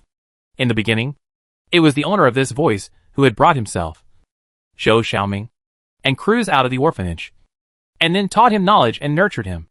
And this voice had never represented wisdom and correctness, calmness and perseverance. In the hearts of the three and Leah, the owner of this voice was a god, an omnipotent god who almost never made mistakes. "Old boss," and Leah said in a trembling voice, then left the Führer here and quickly ran over towards there. Seeing Leah who ran over, Zhao Lan's face once again flushed and immediately broke away from Li Yunfan's embrace and stood next to Li Yunfan rather unnaturally. The Leah, who was full of excitement, did not seem to see Zhao Lan standing on the side at all. She just stared at Li Yunfan with a face full of eagerness, her lips mumbling but unable to say anything. Li Yunfan lazily glanced at Leah, nodded, and said, "Tyrannosaurus? Ah, you did a good job during the time I wasn't there. Go. Call both Baldy and Keyboard over as well. I'll have a word with the guests first." "Yes, boss." And Leah's body involuntarily stood at attention before turning around and leaving. Li Yunfan once again had a warm smile on his face as he slowly walked towards the old man who had followed Leah. The Führer had sensed that this young man was unusual the moment he saw Li Yunfan. After hearing Leah call this young man boss, he immediately identified this person's identity in his mind. The Führer was the leader of the entire human civilization, but the forces led by Li Yunfan had always been outside the government sight. If Li Yunfan hadn't left Earth due to an accident, perhaps the human government wouldn't have been able to detect the existence of Li Yunfan's forces until now. Although the forces led by Li Yunfan were many orders of magnitude inferior to the entire human civilization, the most important point was that the forces led by Li Yunfan were not actually under the control of the government. Moreover, with Li Yunfan's ability, if he concentrates down to develop among the government institutions, at some point in the future, Li Yunfan's status will not necessarily be lower than his own. It was just that Li Yunfan, a person with a spontaneous nature, did not like to be bound. Although the Führer was the leader of the entire human civilization, in front of Li Yunfan, the Führer could not feel the advantage of his status. And Li Yunfan obviously did not see himself as a layer lower than the Führer. Li Yunfan walked to the Führer's side in a natural manner and extended his hand. The Führer also calmly extended his hand. The hands of this leader of the above-ground forces and Li Yunfan, the leader of the underground forces, were then shaken together. "Li Yunfan? I've heard a lot about you." "Hello," the Führer said. "Hello, Führer," Li Yunfan replied, retracting his hand without a trace. "It's quite hard for the two of us to meet each other. It's urgent, and I don't want to delay. I'll get right to the point. Führer, I have something to discuss with you." "Oh, what is it?" The Führer frowned. Li Yunfan's words were dry. "How about I hand over all my forces to the government without any reservations? And the government cleanses my identity, so that I can walk in this world openly and honestly." Facing Li Yunfan's proposal, the Führer's reply dripped with water. "I am not in a position to promise you right now. I need to have investigated what you have done during this period of time before I can make a decision. If you have not violated any human laws, naturally everything is fine. If there are places that go against the law, then everything has to be spoken by the law. At a position like yours and mine, there is no need to say these polite words. Right?" Li Yunfan laughed. "If I continue to hide my power, the government can't catch me. There is not a single thing you guys can do to me. The reason I made this request is simply because I want to be with Zhao Lan in my own true identity." "Oh!" Hearing Li Yunfan's words, the Führer's brows deeply furrowed. If Li Yunfan was Zhao Lan's lover, then how to deal with Li Yunfan's matter would require some serious consideration on his own. Because Zhao Lan had just made arguably unprecedented feats for the entire human civilization, one had to consider Zhao Lan's feelings when dealing with Li Yunfan. Zhao Lan also walked to the side of the two and said to the Führer with a smile, "Führer, at this point in time, I think I can already tell you the truth. What happened was actually like this. In the beginning, when I disputed the research department's calculations, Führer, did you really think that my intelligence had reached the point where I could subvert the entire research department's resolution? No, I am not that powerful. In fact, My calculation process was all handed to me by Li Yufan. And borrowing the black hole to execute the space blocking plan was also Li Yufan's proposal. So, strictly speaking, the biggest contributor who saved human civilization was actually not me, but Li Yufan. I was merely an enforcer. The Führer had long investigated Zhao Lan's information, and had long come to the conclusion that Zhao Lan is nothing more than an ordinary scientist. The reason why the Führer was adamantly against Zhao Lan's plan. Zhao Lan is nothing more than an ordinary scientist. The reason why the Führer firmly opposed Zhao Lan's plan. Zhao Lan is just an ordinary scientist was also part of the reason. But the final result was that Zhao Lan succeeded. Zhao Lan was right. This fact made the Führer once again begin to think about the correctness of his previous evaluation of Zhao Lan. But there has always been a contradiction in this matter. I.e., if Zhao Lan is an ordinary scientist, why is Zhao Lan so outstanding now? Even surpassing the scientific thinking of all the people of the Ministry of Science and Technology by at least 10 years? If Zhao Lan had always been this outstanding, then why was Zhao Lan so ordinary in the first place? Now Zhao Lan's statement instantly answered the Führer's doubts. So the Führer immediately confirmed the truthfulness of Zhao Lan's words. The truth was that Zhao Lan had always been an ordinary person. Only that the later Zhao Lan had the support of Li Yufan. So that's how it is. The Führer nodded. You are great contributors who saved the entire human civilization. All those things you did before are naturally all written off. The government will also not seize all of your industries, except for some that must be in the hands of the government, such as intelligence, military industries, and so on, which will be seized. The rest, the normal industries, will still be yours. At the same time, the government will immediately discuss rewards for your merits. I will bring you the specific reward program as soon as possible, or you can also make requests to me, as long as the government can come up with it. I can guarantee that I will try my best to fulfill your requests. Li Yufan and Zhao Lan exchanged a glance, then turned their heads to look at the Führer and said with a smile, Thank you very much then. No need to thank me. The Führer spoke with full of emotion. Zhao Lan was subjected to a lot of misunderstandings before, and had many more trials and tribulations for no reason. Especially me. Not only did I fail to be a booster for Zhao Lan during this incident, but I dragged Zhao Lan down. Fortunately, Zhao Lan, you firmly completed your plan. Otherwise, at this moment, I am afraid that our human civilization has already crashed into the alien space. For such a feat, no matter what the reward is, it's not excessive. Zhao Lan smiled and shook his head, while Li Yufan said, Since this is the case, I happen to have thought of a few requests, so I will say them here and ask you to consider them. My Führer, the first request is, on top of my wedding with Zhao Lan, I hope you can come and personally attend.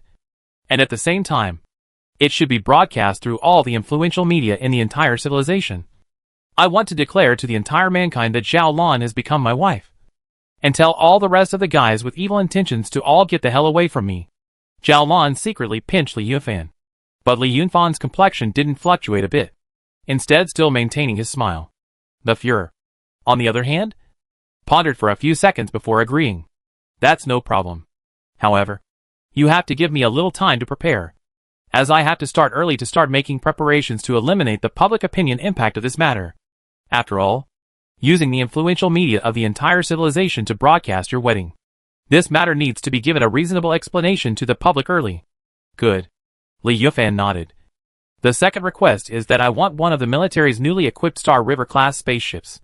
The Führer did not ask what Li Yufan wanted with this spaceship, but directly said, There is no problem giving you a spaceship.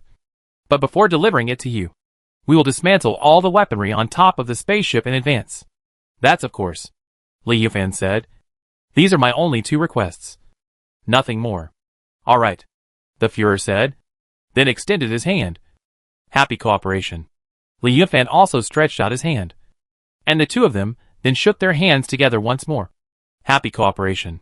Chapter 207 Secrets. Zhao Lan had heard about the Star River class universe ship, had also heard about it. It could be said that the Star River class spaceship was the most advanced, best performing, and most complex spaceship that the human civilization had produced up until now. Even using the title of engineering miracle, the title engineering miracle would not be an exaggeration to describe it. Only 3 such ships had been produced in the entire human civilization, and all of them had been equipped in the military. and had not been used for civilian purposes. Zhao Lan didn't understand what Li Yufan wanted to do with such a ship. But Zhao Lan didn't ask much. Zhao Lan knew that since Li Yufan was doing this, then he must have his reasons. After talking things over, the atmosphere between Li Yufan and the Führer was much more cordial. With his hands behind his back, the Führer paced a few times above the Watson Square, raised his head to look at the sky, and then he couldn't help but sigh. What a beautiful starry sky. Counting. I haven't seen such a beautiful starry sky for several years now. Li Yufan laughed. This starry sky will always be there. You can look at it every day in the future, until you get bored of it. The Führer smiled and shook his head. Even the best things cannot always be enjoyed frequently. It will soon lose its appeal that way.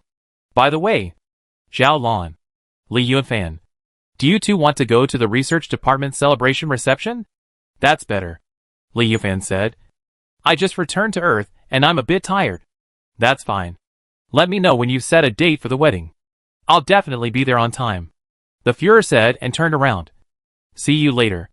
Zhao Lan and Li Yufan waved at the Führer's back together and said in the same voice, Bye. After the Führer left, Unlia, Cruz, and Zhou Xiaoming hurriedly ran over. Upon seeing Li Yufan, the three of them, Unlia, had almost become speechless with excitement. Li Yufan smiled and waved his hand. There is no need to say anything now. Let's go home first. The group of 5 then returned along the quiet streets to their residence in the vicinity of Watson Square. After sitting down individually, the three of them, Unlia, first reported to Li Yufan about some of the things that had happened after they lost contact with him. Li Yufan just listened quietly and did not speak. He only frowned a little after hearing about Rodriguez's defection. Since this guy is already dead, there's no need to say anything else.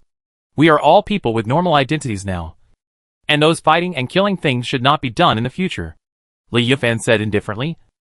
Unlia, Zhou Xiaoming, Cruz, you three have followed me for a long time, right? The three of them, Unlia, said at the same time. Yes, boss. It has been more than 10 years, Li Yufan sighed. In a flash. So many years have passed. You guys have followed me for such a long time. Although you have gained a lot, you have also lost a lot. I think it's time for you guys to experience what a normal person's life is like. From now on, you guys should stop following me. The companies and consortiums under my name will be transferred to your names respectively. So from now on, you guys can live your own lives, falling in love, traveling and exploring in your spare moments. It's also quite good, isn't it? After Li Yufan uttered these words, the faces of the three of them, Unlia, changed at the same time. Unlia, who always had a big, breezy grin, even had her eyes reddened, and even tears welled up. This kind of sight was something that Zhao Lan had never seen before. Boss, do you not want us anymore?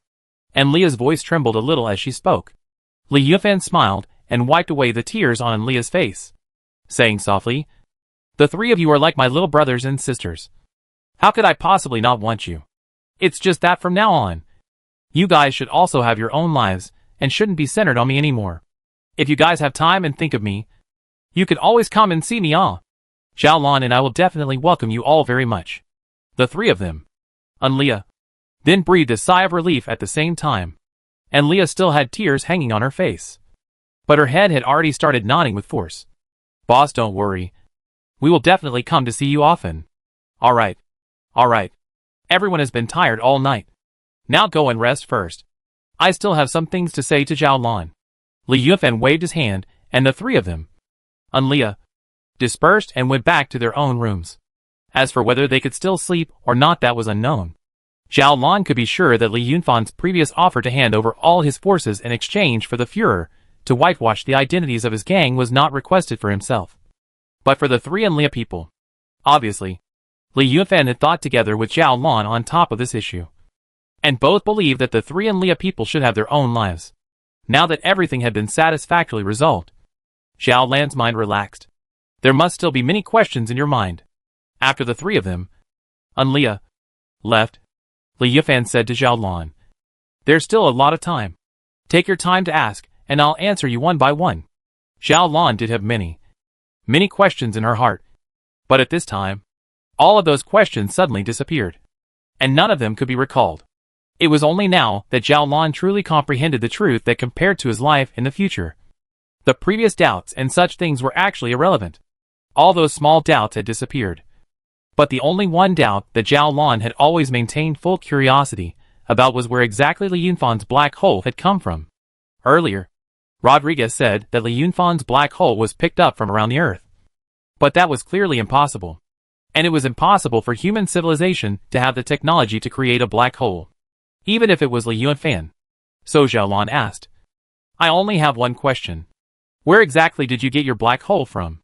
Li Yunfan was the one with an expression that said, "I had expected that you would ask me this question. It doesn't matter. I'll tell you from beginning to end." Originally, Li Yunfan casually picked up the cup of water on the coffee table and took a sip, and his eyes narrowed, seeming to fall into distant memories. "Before answering this question of yours, I'll ask you a question first.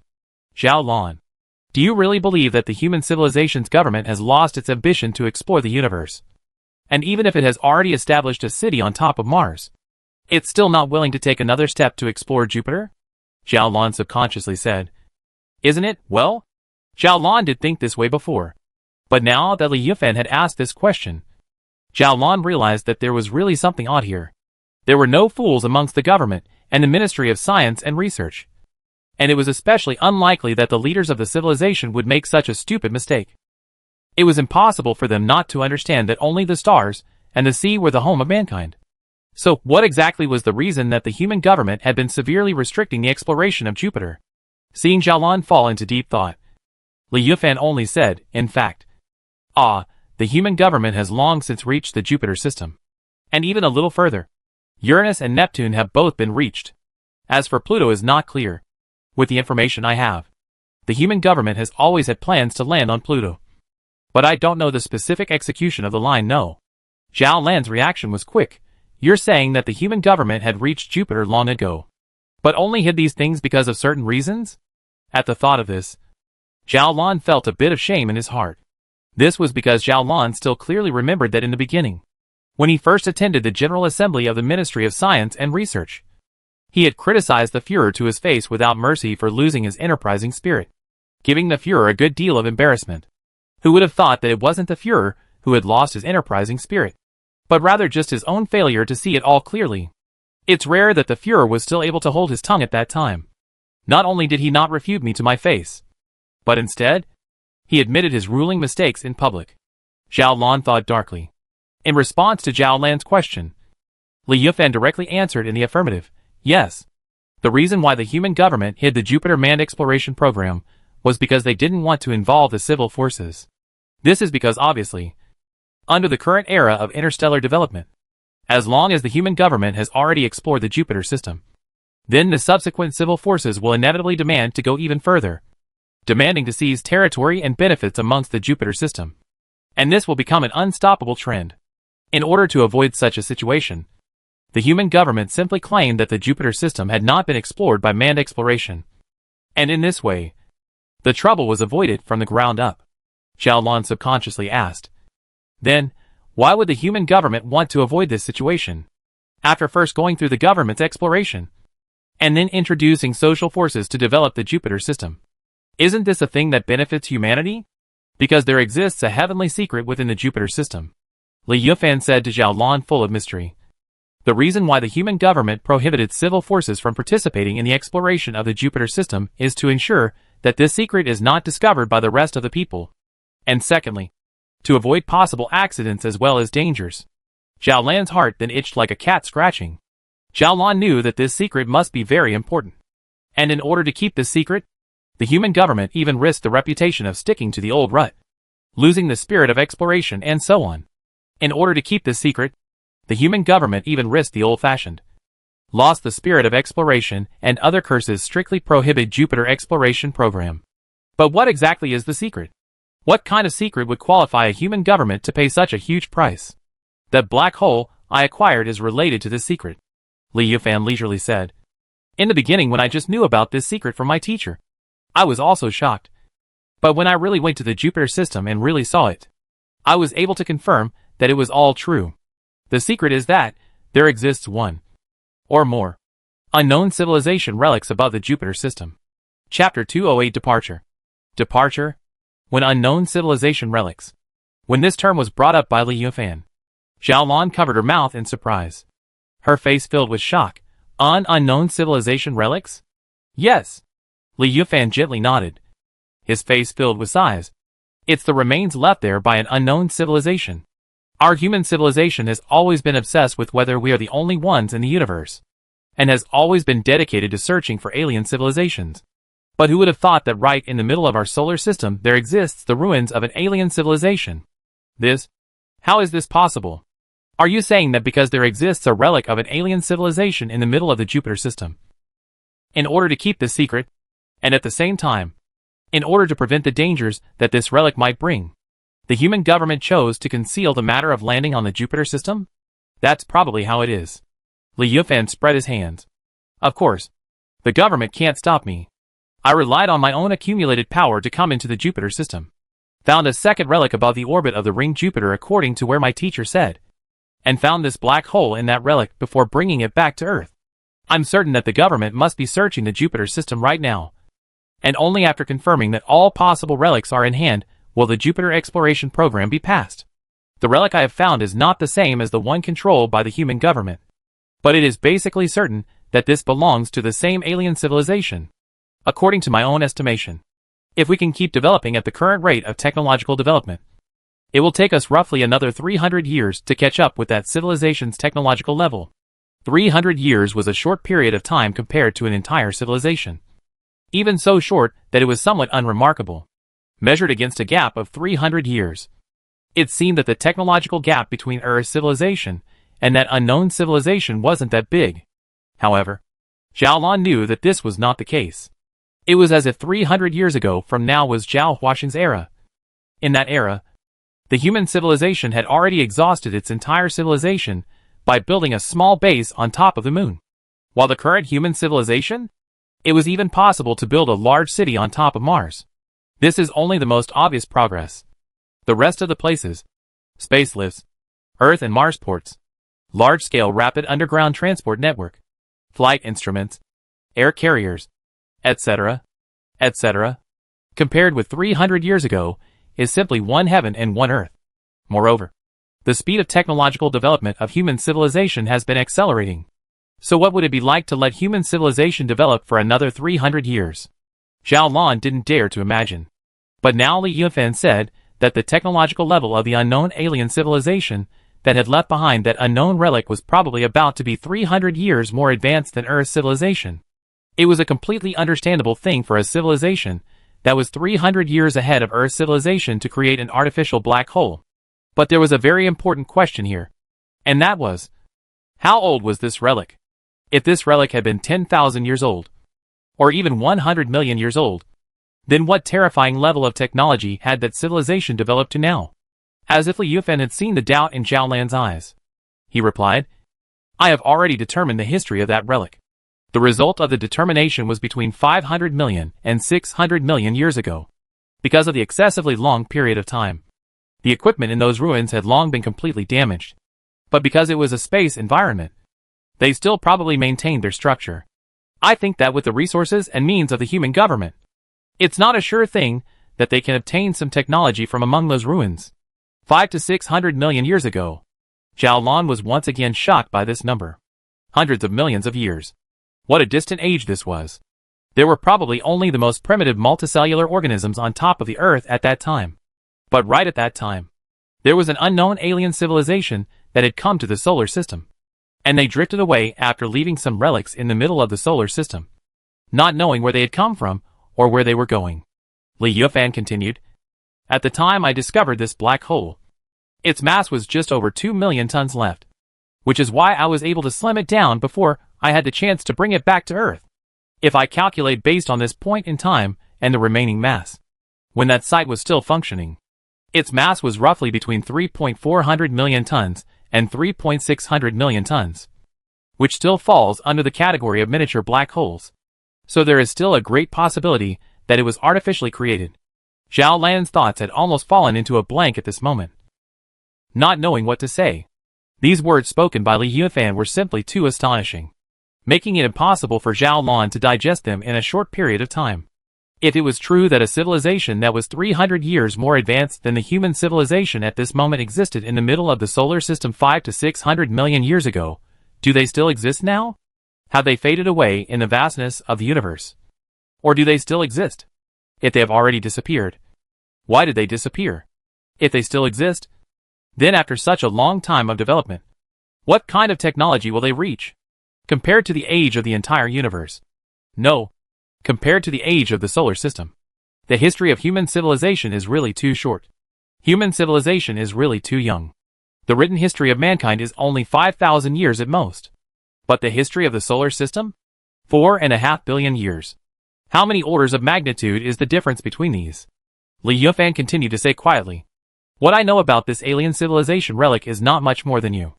Other than knowing its history and location. I can also be said to know nothing. So you don't need to ask me anything more because I don't know either. Zhao Lan knew that he shouldn't think about these things for too long. But it was as if these things had magical powers, always causing Zhao Lan to fall into deep thought without even realizing it. Zhao Lan wanted to know the ins and outs of all these things. Wanted to know everything about this civilization. Wanted to know exactly what cosmic mysteries they had mastered, but in the end, these things couldn't possibly come to fruition. Zhao Lan breathed in sharply. And it took a long time before she could shake out those doubts in her mind. Li Yufan gently looked at Zhao Lan and softly said, Don't think about those questions anymore, okay?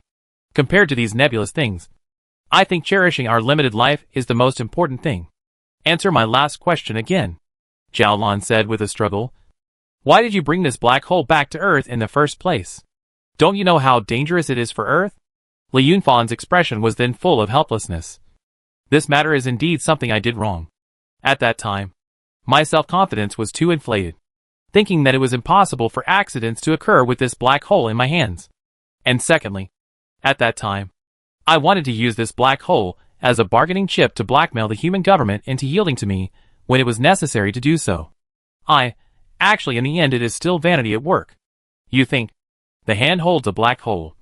As long as I want, I can always destroy the whole Earth. This is a thing of how cool, Of course. Now, well, I no longer have this kind of idea. And it's also fortunate that that black hole didn't cause any trouble on Earth. Zhao Lan couldn't help but roll his eyes, and couldn't help but conjure up an image of a cocky young man who said, I'm the biggest in heaven and on earth. Image of a cocky young man. This matter should have come to an end by now. Zhao Lan thought in this way. The star disaster is over. Li Yufan has returned. And most of my questions have been answered. The rest of those questions, I'm afraid I won't be able to find the answers in my lifetime. So don't waste any more energy thinking about them. And leave these unanswered questions for the children and grandchildren of the human race to answer in the future. 3 months later, the Führer fulfilled his promise as promised. And while personally arriving to attend Li Yufan and Zhao Lan's wedding, he also brought a large number of media reporters. What made Zhao Lan feel somewhat amused was that the Führer even gave Li Yufan the identity of a tower, declaring that Li Yufan was a tower. He claimed that Li Yufan was the first person in the history of mankind to have traveled through history after being frozen hundreds of years ago, and then thawed out and resurrected now. He fictionalized a very touching love story between a thawed man and a modern beautiful scientist, and made a big fuss about it with the help of all kinds of media. So the people were successfully aroused, and a large number of media reporters naturally swarmed to the city, as Li Yufan and Zhao Lan stood side by side to welcome the guests. The Führer was the first person to come over and shake hands with Li Yufan. Zhao Lan heard very clearly that while shaking hands with the Führer, Li Yufan gritted his teeth and uttered, You're the one who's thawing. Your whole family is thawing. The Führer, on the other hand, still maintained his smile. Only his words were not so pleasant to the ear. You have fooled me for so long. This time, it's my turn to fool you. The conversation between the two only lasted for a moment. After just 2 words, the two shook hands and smiled together in front of the media reporters who were taking pictures. So this scene was permanently recorded. And on the next day, it hit the headlines of all the major media outlets. With the headline, the Führer personally participated in the wedding of the first ever thawed man and the beautiful scientist Zhao Lan, and shook hands with the thawed man. The Star River-class spaceship promised by the Führer was also successfully delivered to Li Yufan and Zhao Lan after modification. This spaceship originally required at least 100 people to operate it. But after the modifications, only one person was needed to operate it. Of course, many of its original functions could not be used anymore. However, those functions were developed for combat. And the two of them, Li Yufan and Zhao Lan, could not use those functions. After getting the ship, the two quickly decided that they wanted to have a Pluto expedition as a honeymoon trip. However, in the middle of the Earth harbor, Zhao Lan was slow to board the spaceship, and instead seemed to be waiting for someone there. Li Yufan kept urging, but Zhao Lan never refused to set off. It was only after the three people carrying large bags in the distance ran over panting that a smile appeared on Zhao Lan's face.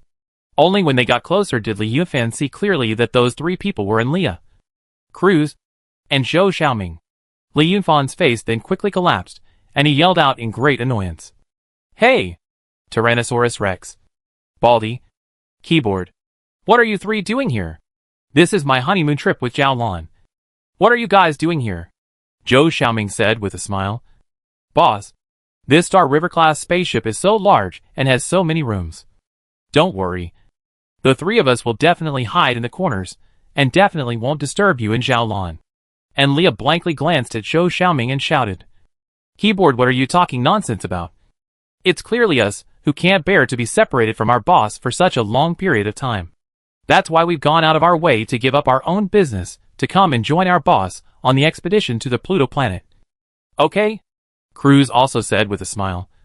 "That's right. Boss, in the beginning you had agreed that no matter when we came to see you, you and Zhao Lan would welcome us. Now, boss, you're not going to renege on that, are you?" Li Yunfan's face was full of helplessness. "So you guys have already planned. Well, don't talk nonsense. Hurry up and get on the boat. We are about to depart." And Leah's three cheered together. Zhao Lan's face also revealed a smile. "Don't forget, I'm also a member of the Adventurer Squad. It's only now that our Adventurer Squad has finally come together. So what are we waiting for? Depart and start our Adventurer Squad's adventure. Depart? Depart?" Volume 3 Time Traveler. Chapter 209, The Orphan Plan. In the large conference room, the presiding officer heavily knocked down the wooden hammer in his hand, and the more than 3,000 delegates present simultaneously put their eyes on the podium. The red and green numbers on the big screen behind the podium also stopped at the same time. The green number was finally set at 2,935, while the red number was 138. The presiding officer then said, "The vote is over. The solitary island plan is passed by the conference."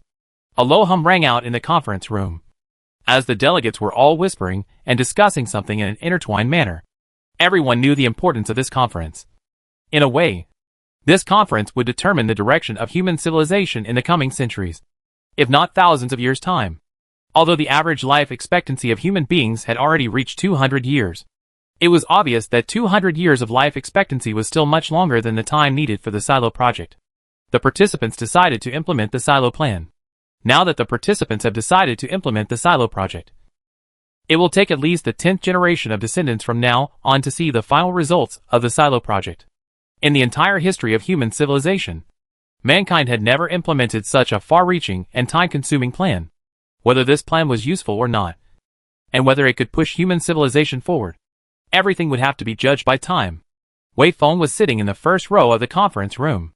In the past, Wei Feng had always been a staunch supporter of this plan. But now, when the Silo plan was officially passed by the conference, Wei Feng's mind was a little confused. Wei Feng knew that the Silo plan had been planned at least a decade or so ago. Even so, the reason why he was taken out of the orphanage by the government, from the material, spiritual to give himself a full range of care, in the process of education, constantly hiring civilization's most renowned experts and scholars to be their teacher, all of this is in the preparation for the Orphaned Island Plan.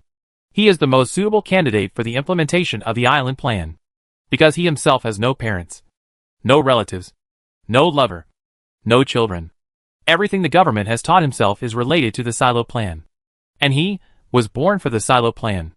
Of course, there are many other individuals among the candidate list of the Silo plan executives on the government side. And those people are just like yourself, tailored by the government specifically for the Silo plan. However, time had developed to the present day, and one's own achievements had already left them far behind.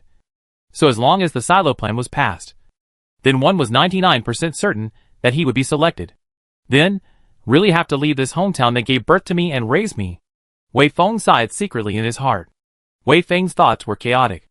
So chaotic that he didn't even hear what the conference host said next. Wei Feng stayed in a daze like this until the end of the meeting, only coming to his senses after Chu Hai, who was next to him, patted his shoulder.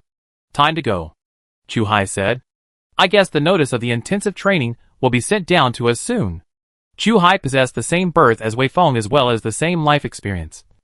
Only that Chu Hai's grades were not as outstanding as Wei Feng's. So after the execution of the Solitary Island plan, Chu Hai would probably take up the ground end of the job and wouldn't leave Earth. There were dozens of candidates for the silo plan, but only Chu Hai and Wei Feng came from the same orphanage. If there was another friend of Wei Feng's in this world, that person could only be Chu Hai. Let's go! Wei Feng forced a smile and got up to leave the venue with Chu Hai. Sure enough, just as Chu Hai had predicted, 3 hours after Wei Feng returned to the staff dormitory, a notice of the set training was sent to Wei Feng's portable computer. Chu Hai also received this notice at the same time. Thus, Wei Feng and Chu Hai, along with the remaining dozens of candidates, took the intersolar system fast carrier ship provided by the government and spent a month's time arriving at the Deep Space Exploration Intensive Training Base located on top of Pluto. With the continuous development of science and technology, today's human beings had already brought their footprints to every corner of the solar system. Not only Pluto, even more distant Kuiper Belt objects, such as Eris, Sedna and other stars above the establishment of varying sizes of scientific research bases, and has always been stationed there for scientific research work. As the nearest larger overseas object to the inner solar system, Pluto naturally also has a scientific research base, and it is also very large, with at least 5,000 people stationed there. In fact, in today's human civilization, Pluto has become a supply station for voyages from the inner solar system to overseas celestial bodies, and has a very important strategic location. Spaceships exploring the Kuiper Belt and beyond usually make a final resupply stop at Pluto, replenishing food, water, and fuel before embarking on their journeys. Because of the existence of the rapid transport network in the solar system, the transport between the planets and the major bases within Pluto is very convenient. Under the impetus of one technological explosion after another, the fastest speed of the spaceships built by the human civilization had reached an astonishing 2,000 kilometers per second. And under such high speeds, it would only take 1 month to reach Pluto from Earth. For people nowadays, traveling to Neptune or Pluto once would probably be similar to traveling abroad once in the national era. Wei Feng and Chu Hai thus arrived at the Pluto base. Wei Feng knew that it would take at least 20 years to build a large spaceship to carry out the silo plan. This didn't even include the design of the spaceship and the feasibility process, as these processes had all been completed in the previous 20 years or so. And if these preparations were included, the construction cycle of this spaceship would be at least 30 years. If these preparations were included, the construction of this ship would take at least 30 years. This spaceship would take 20 years to build. So that meant that one's own training here on Pluto would also last for almost 20 years. Taking 20 years to build a spaceship was an incredible thing in the eyes of people today. Thanks to the huge industrial base, the construction of spaceships has long since entered the era of assembly line batch manufacturing. People are already used to submitting orders a month in advance. A month later the spaceship will be delivered to their hands. Things. With 20 years to build a spaceship, what kind of spaceship needs such a long time? For the answer to this question, Wei Feng knew very clearly. Because this airship was not an ordinary airship. It was fundamentally different from all the airships in the present human civilization. Because those spaceships are only for interplanetary voyages within the solar system. While this spaceship, it is an interstellar spaceship. The fastest spaceship built by human civilization today can reach a speed of 2,000 kilometers per second. While the maximum speed of this epical spaceship, which has yet to be built, is 3,000 kilometers per second. Its components and spare parts must be able to work reliably for more than 1,000 years. Its fuel reserves will allow it to run continuously for 1,200 years at 70% of its overall power. Its antennae must be extremely sensitive enough to detect radio signals sent from 4 light-years away. And its hull and modules must be reliable and tough enough. Because only if it is so, will it be able to operate. Its hull and all its modules must be reliable and tough enough to survive all kinds of extreme environments. It must carry as many tools as possible, because the destination of its voyage does not have any way to receive support from human civilization. and any accidents encountered there will have to be solved by itself. And its artificial intelligence system must be extremely reliable, because during the voyage, most of the time the astronauts are caught in a deep sleep, and the ship relies on the artificial intelligence system to manipulate everything. And a manipulation is for hundreds of years. It was such a great ship across the ages. Even with the technological strength of today's human civilization, it would have to take 20 years to build it. And more than 10 million engineers of all kinds would have to be involved. In order to build it, the human government would have to invest a huge amount of wealth, accounting for 1.5% of the total annual economic output in the next few years. Nowadays, the total population of the human civilization has already exceeded 200 billion, which means that the total wealth created by these 200 billion people working hard for 1 year is only enough to build 66 of these spaceships, if there were no accidents. After 20 years of intensive training, astronaut Wei Feng would take this spaceship to sail from the solar system to the South Gate 2 galaxy and back again, to personally verify the feasibility of interstellar navigation. The South Gate 2 galaxy is a triple star system, in which the larger stars A and B form a binary star system, and the smaller star C, or what is commonly referred to as the neighborhood star, orbits around stars A and B in a more distant orbit. It has now been determined that there is an Earth-like planet in the triple star of Southgate 2, which is roughly the size of Mars. The target of the first interstellar voyage in the history of human civilization was this planet named Blue Night Star. The planet was named Blue Night Star. The debate within the human civilization about whether or not to build this ship lasted for more than 10 years. And it was only now that it was passed by the conference and given the official name of the Orphan Island Project. It was not until now that it was approved by the conference and given the official name of the Orphan Island Program.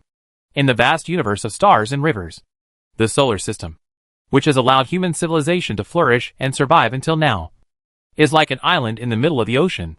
Many people doubted whether this mission was necessary. Even with a high speed of 3,000 kilometers per second, the voyage from the solar system to the South Gate 2 galaxy will take more than 430 years. And even if everything goes well, the total time taken by the ship to reach the South Gate 2 galaxy from the solar system, and then to return to the solar system from the South Gate 2 galaxy, will be almost 900 years. And nowadays the average life expectancy of human beings is only 200 years. Chapter 210, 1,000 Years of Solitude. With an average lifespan of only 200 years, does it really make sense to spend almost 1,000 years sending an astronaut to reach South Gate 2 and then return from South Gate 2? If the Führer hadn't been steadfastly pushing for this plan and constantly running around appealing for support, the silo plan would have been shelved long ago. To this day, Wei Feng still clearly remembers the Führer in a speech in those powerful words. Like hundreds of years ago, we in the fossil energy has not been exhausted when we have begun to seek new energy to seek a replacement. Now although we do not feel the urgency of the interplanetary voyage, we must also begin to seek breakthroughs in this area, because the time required for interstellar voyages is simply too long. It will be too late if we wait until we feel the urgency to start relevant research. The conclusion reached by the Academy of Social Sciences after a comprehensive study is that the total population that the entire solar system can carry is 500 billion. And if the population exceeds 500 billion, the sense of survival comfort will be reduced. And the limit carrying capacity is roughly 800 billion. And beyond 800 billion, there will be people freezing to death or starving to death due to insufficient resources. And based on the current rate of population growth, at most another 700 years' time our population size will reach 800 billion. At that time, where should our human civilization go? Will we be able to reduce our population through a war that will sweep through the entire solar system? No. I believe that no one will be happy to see this result. Then there is only one way out left for us, and that is to move out into the outer solar system and seek more resources, as well as planets, to carry the population of our human civilization. This universe provides us with an endless supply of stars and resources. But if we cause our civilization to fall into a predicament simply because we are stuck in our ways and happy with our comfort, my fellow countrymen, won't you feel ashamed? The Führers will eventually prevail, and the silo plan was finally implemented. Although this time it was just one ship and one person.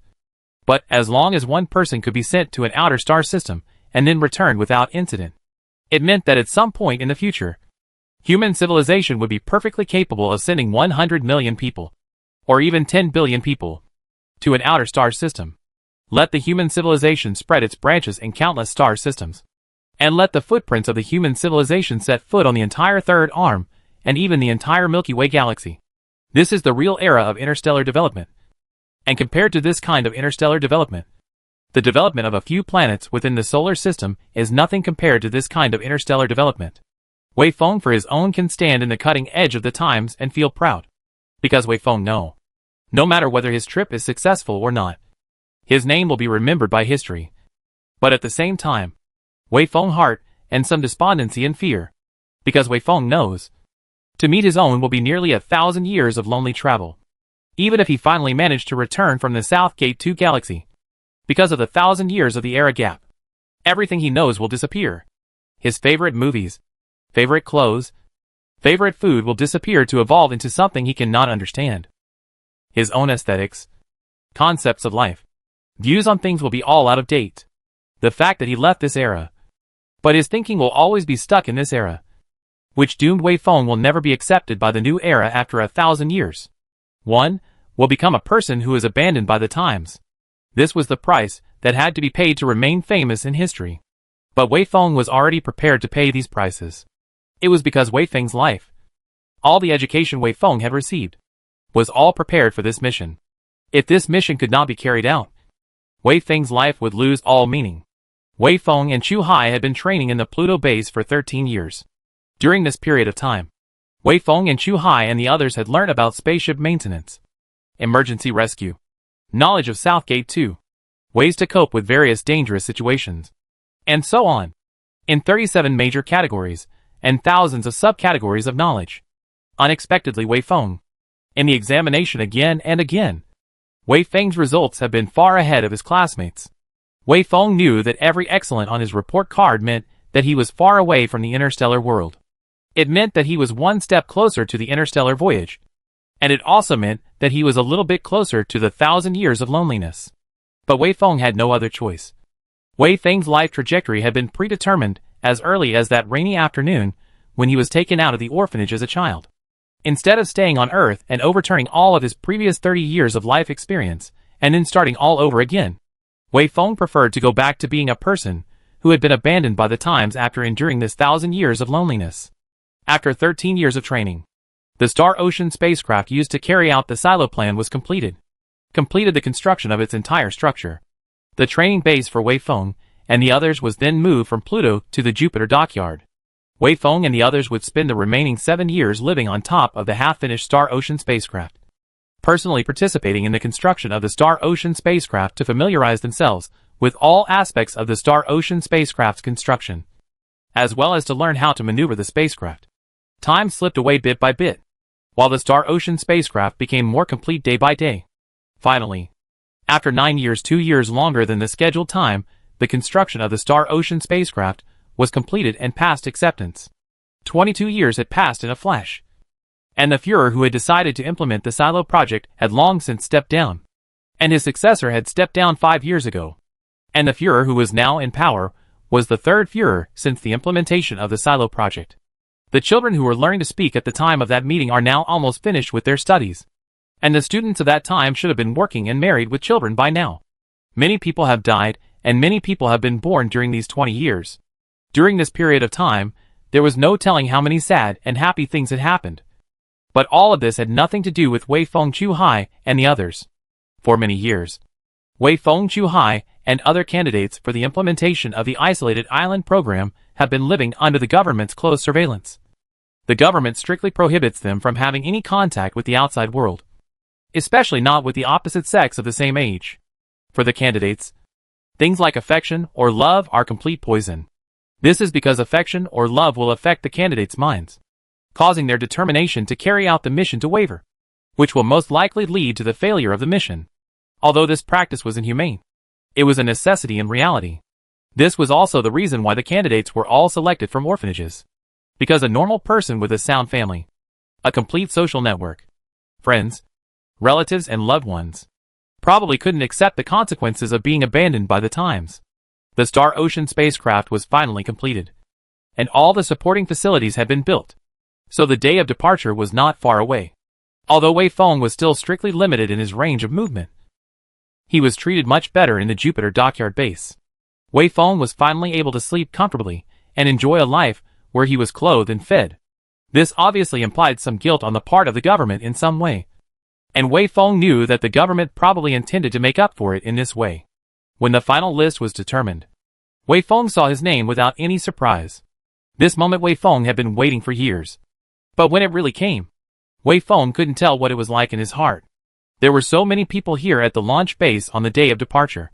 Not only were there all the influential media reporters from all over the civilization. Even the Führer himself came here. Wei Feng was put into a military uniform like a puppet.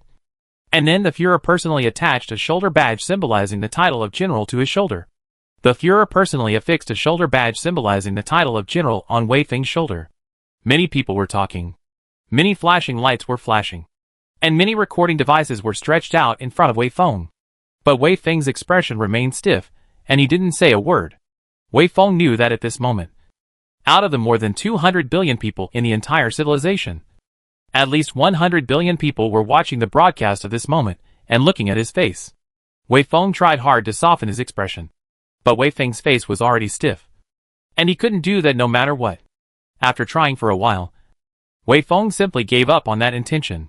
Anyway, after I come back, everyone at this moment is already dead. It doesn't matter if I have left a good impression on them or not. Right? Wei Feng thought like this.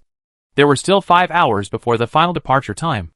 At this time, Wei Feng was allowed to spend half an hour of time alone with a person he wanted to see. After thinking for half a day, Wei Feng couldn't think of who he should be alone with. So he simply said Chu Hai's name. Chu Hai was quickly brought into the room. But Wei Feng didn't know what to say. In the end, it was Chu Hai who opened his mouth first. Wei Feng, I've just been notified that after you set off for South Gate 2, the support within the solar system will be taken care of by us candidates who have lost the election. Wei Feng smiled stiffly, still not knowing what to say. Chu Hai then continued. Those of us will adopt the same hibernation arrangement as you. After you hibernate, we will also enter into hibernation. And as you are awakened once every 10 years, we are also awakened once every 10 years. Chu Hai sighed. That is to say, when you return after 1,000 years, we will all still be alive. By that time, those who are abandoned by the times are not only you, but also us. Chu Hai stopped talking, and Wei Feng also remained silent. It wasn't until half an hour had passed that Wei Feng stood up, then hugged Chu Hai, and turned around to leave the place on that note. Wei Feng knew that the next time he would see Chu Hai would probably be almost 1,000 years later. Chapter 211 Leaving the Solar System. The Star Ocean spaceship was very large, with a total length of more than 200 meters and a height of almost 40 meters. It took on a cylindrical appearance in general, but it was much richer in terms of details. There were a lot of uneven places, where many detection, observation instruments were installed, and the high-power, high-sensitive antenna used to communicate with the Earth was also installed there. The total mass of the ship was more than 200,000 tons. Such a large ship could only accommodate one person. It wasn't that the human civilization didn't want to send a few more astronauts to travel with Wei Feng. The key point was that each additional person would need to double the amount of food, water, oxygen, temperature control equipment, including the energy supply of the hibernation tanks, etc. This was not possible with the current technology of the human civilization. This is something that human civilization cannot afford with its current technology. So after much weighing, human civilization finally made the decision to send an astronaut to the South Gate 2 system. Although this decision greatly increases the risk after all. If a person is alone for a long time, there will always be many psychological or physical accidents. Human civilization has to bear this risk. And human civilization has to compromise with reality. In the planning of the human civilization, the entire island plan was divided into 2 parts, one of which was naturally the Star Ocean spacecraft, which was operated by Wei Feng, while the other part was located in the solar system. This part consisted of a research institute located on top of the Earth and 8 large antennas located beyond the orbit of Mars. Each of these 8 large antennas had a diameter of more than 200 meters, and they orbited the Sun at a steady speed, with at least 4 antennas pointed in the direction of the Star Ocean spacecraft at every moment. If there were any instructions from the Earth side, people would contact Wei Feng through these antennas. At the same time, the signals Wei Feng sent back would also be picked up by these 8 large antennas. Wei Feng knew that after the Star Ocean spacecraft was launched, these antennas would be the only link between himself and the human civilization. After a series of complicated ceremonies, Wei Feng finally entered the Star Ocean spacecraft and arrived at the control cabin. The control cabin was designed to resemble a conference room, with a chair in the center and a console in front of the chair. Wei Feng would control the entire ship through this console and the artificial intelligence leaf drop. To control the entire ship, Yi Lu's voice was designed to sound neutral, like the voice of a teenager who hadn't gone through a voice change yet. After Wei Feng sat in his seat, Yi Lu's voice came over. "Captain, please give your orders." "Depart," Wei Feng said woodenly. "Okay," Yi Lu replied. "I have received the navigation parameters sent from the Jupiter port side. I will be the one to maneuver the ship out of Jupiter next." Wei Feng felt a slight vibration, followed by a force that pressed himself against the back of the chair. The force wasn't that big, so Wei Feng adapted to the presence of the force after a few moments. Wei Feng knew that this was due to the overload pressure that the airship accelerated to bring on itself. If there were no accidents, this pressure would continue for 3 months. And after 3 months of continuous and uninterrupted acceleration, the Star Ocean spacecraft's speed would rise to 3,000 kilometers per second before it would stop accelerating and enter into the inertial voyage stage. And it would not begin to start up the main engine once again until hundreds of years later. The Star Ocean spacecraft had its own artificial gravity system. Of course, for the current human civilization, anti-gravity technology was still in a fantasy, and the artificial gravity on top of the Star Ocean spacecraft was created through self-rotation. But this would bring about a very wonderful phenomenon. Whether Wei Feng looked to the left or to the right, he could see walls with a distinct curvature that extended all the way up to the top of his head and then closed there. There was also a table above his head. That was Wei Feng's entertainment table, where there were some devices for Wei Feng to spend his time. Those devices were placed on the table above Wei Feng's head, like that without any fixation. But they didn't fall down. If Wei Feng wanted to go there, all he had to do was walk along the wall all the way there. When Wei Feng, Chu Hai and the others first saw the Star Ocean spacecraft, Chu Hai had summarized the situation in a very concise sentence. "It's like we're living in a steel tube, and every wall of the tube has a gravity equivalent to that of the Earth above."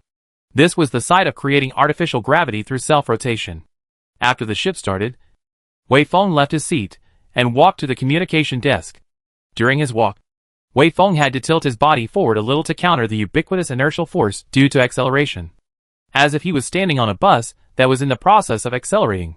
The view of the press conference in Jupiter Harbor was still being displayed on the communication console. The Führer had held a grand press conference there, informing the entire human civilization of the events related to the Star Ocean spacecraft's voyage, according to the release process that had been worked out in advance. After the ship had been launched, it was Wei Feng's turn to say something. Who was located inside the ship? Wei Feng stood in front of the communication platform, and the people in Jupiter Harbor saw the serious and unsmiling Wei Feng on the big screen. Everyone quieted down and waited for Wei Feng to say something. Wei Feng originally also had a good draft of words intended to say some heroic words to inspire people's hard blood. But those words Wei Feng suddenly could not say out. After a long time of silence, Wei Feng said, "My compatriots, we'll meet again in 900 years. I will definitely return as promised and bring our human civilization a gift from the South Gate 2 galaxy." 900 years, that was a length of time so long that it was somewhat desperate. Other than Wei Feng, everyone present would not live to see that time. For them, this was the last time they would see Wei Feng. And for Wei Feng, it was the last time he would see them. The warm atmosphere from before was washed away without a trace by Wei Feng's words. Even the smiling Führer started to become silent. This was because everyone knew what 900 years really meant. In the midst of the silence, Wei Feng forced back the tears that were about to flow out of his eyes, and continued in words, with a heavy nasal tone. "I'm leaving. I hope you all take care. You take care too." The Führer spoke as if admonishing a child who is about to leave home. "Be careful in everything when you go out. Being outside is not like being at home. When you encounter anything you must always put yourself first. Don't take risks. As long as you can come back well." Wei Feng nodded heavily. "Please don't worry, my Führer. I will definitely return safely." The Führer solemnly raised his right hand all the way up to his eyebrows, and gave Wei Feng a standard military salute. With the Führer's movement, Everyone present also raised their hands up at the same time. Wei Feng forced himself to hold back his own tears and stood before the communication desk, returning a standard military salute as well. Then, goodbye. Bye.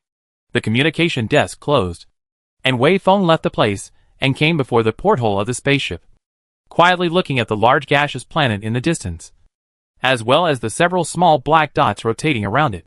The Star Ocean spacecraft had been in accelerated action, and in Wei Feng's eyes, the rate of Jupiter's shrinking was also accelerating all the time. It continued until Jupiter was reduced to a point of light, and the details could no longer be distinguished. At this moment, 5 days had passed since Wei Feng left Jupiter Harbor. At this moment, Jupiter was the second brightest star in Wei Feng's field of vision. The first brightest star was the Sun, and the third brightest star was Uranus. When Wei Feng passed through the orbit of Uranus, the people in the Uranus base sent dozens of spaceships to escort the Star Ocean spacecraft, and only gradually retreated after following Wei Feng for millions of kilometers.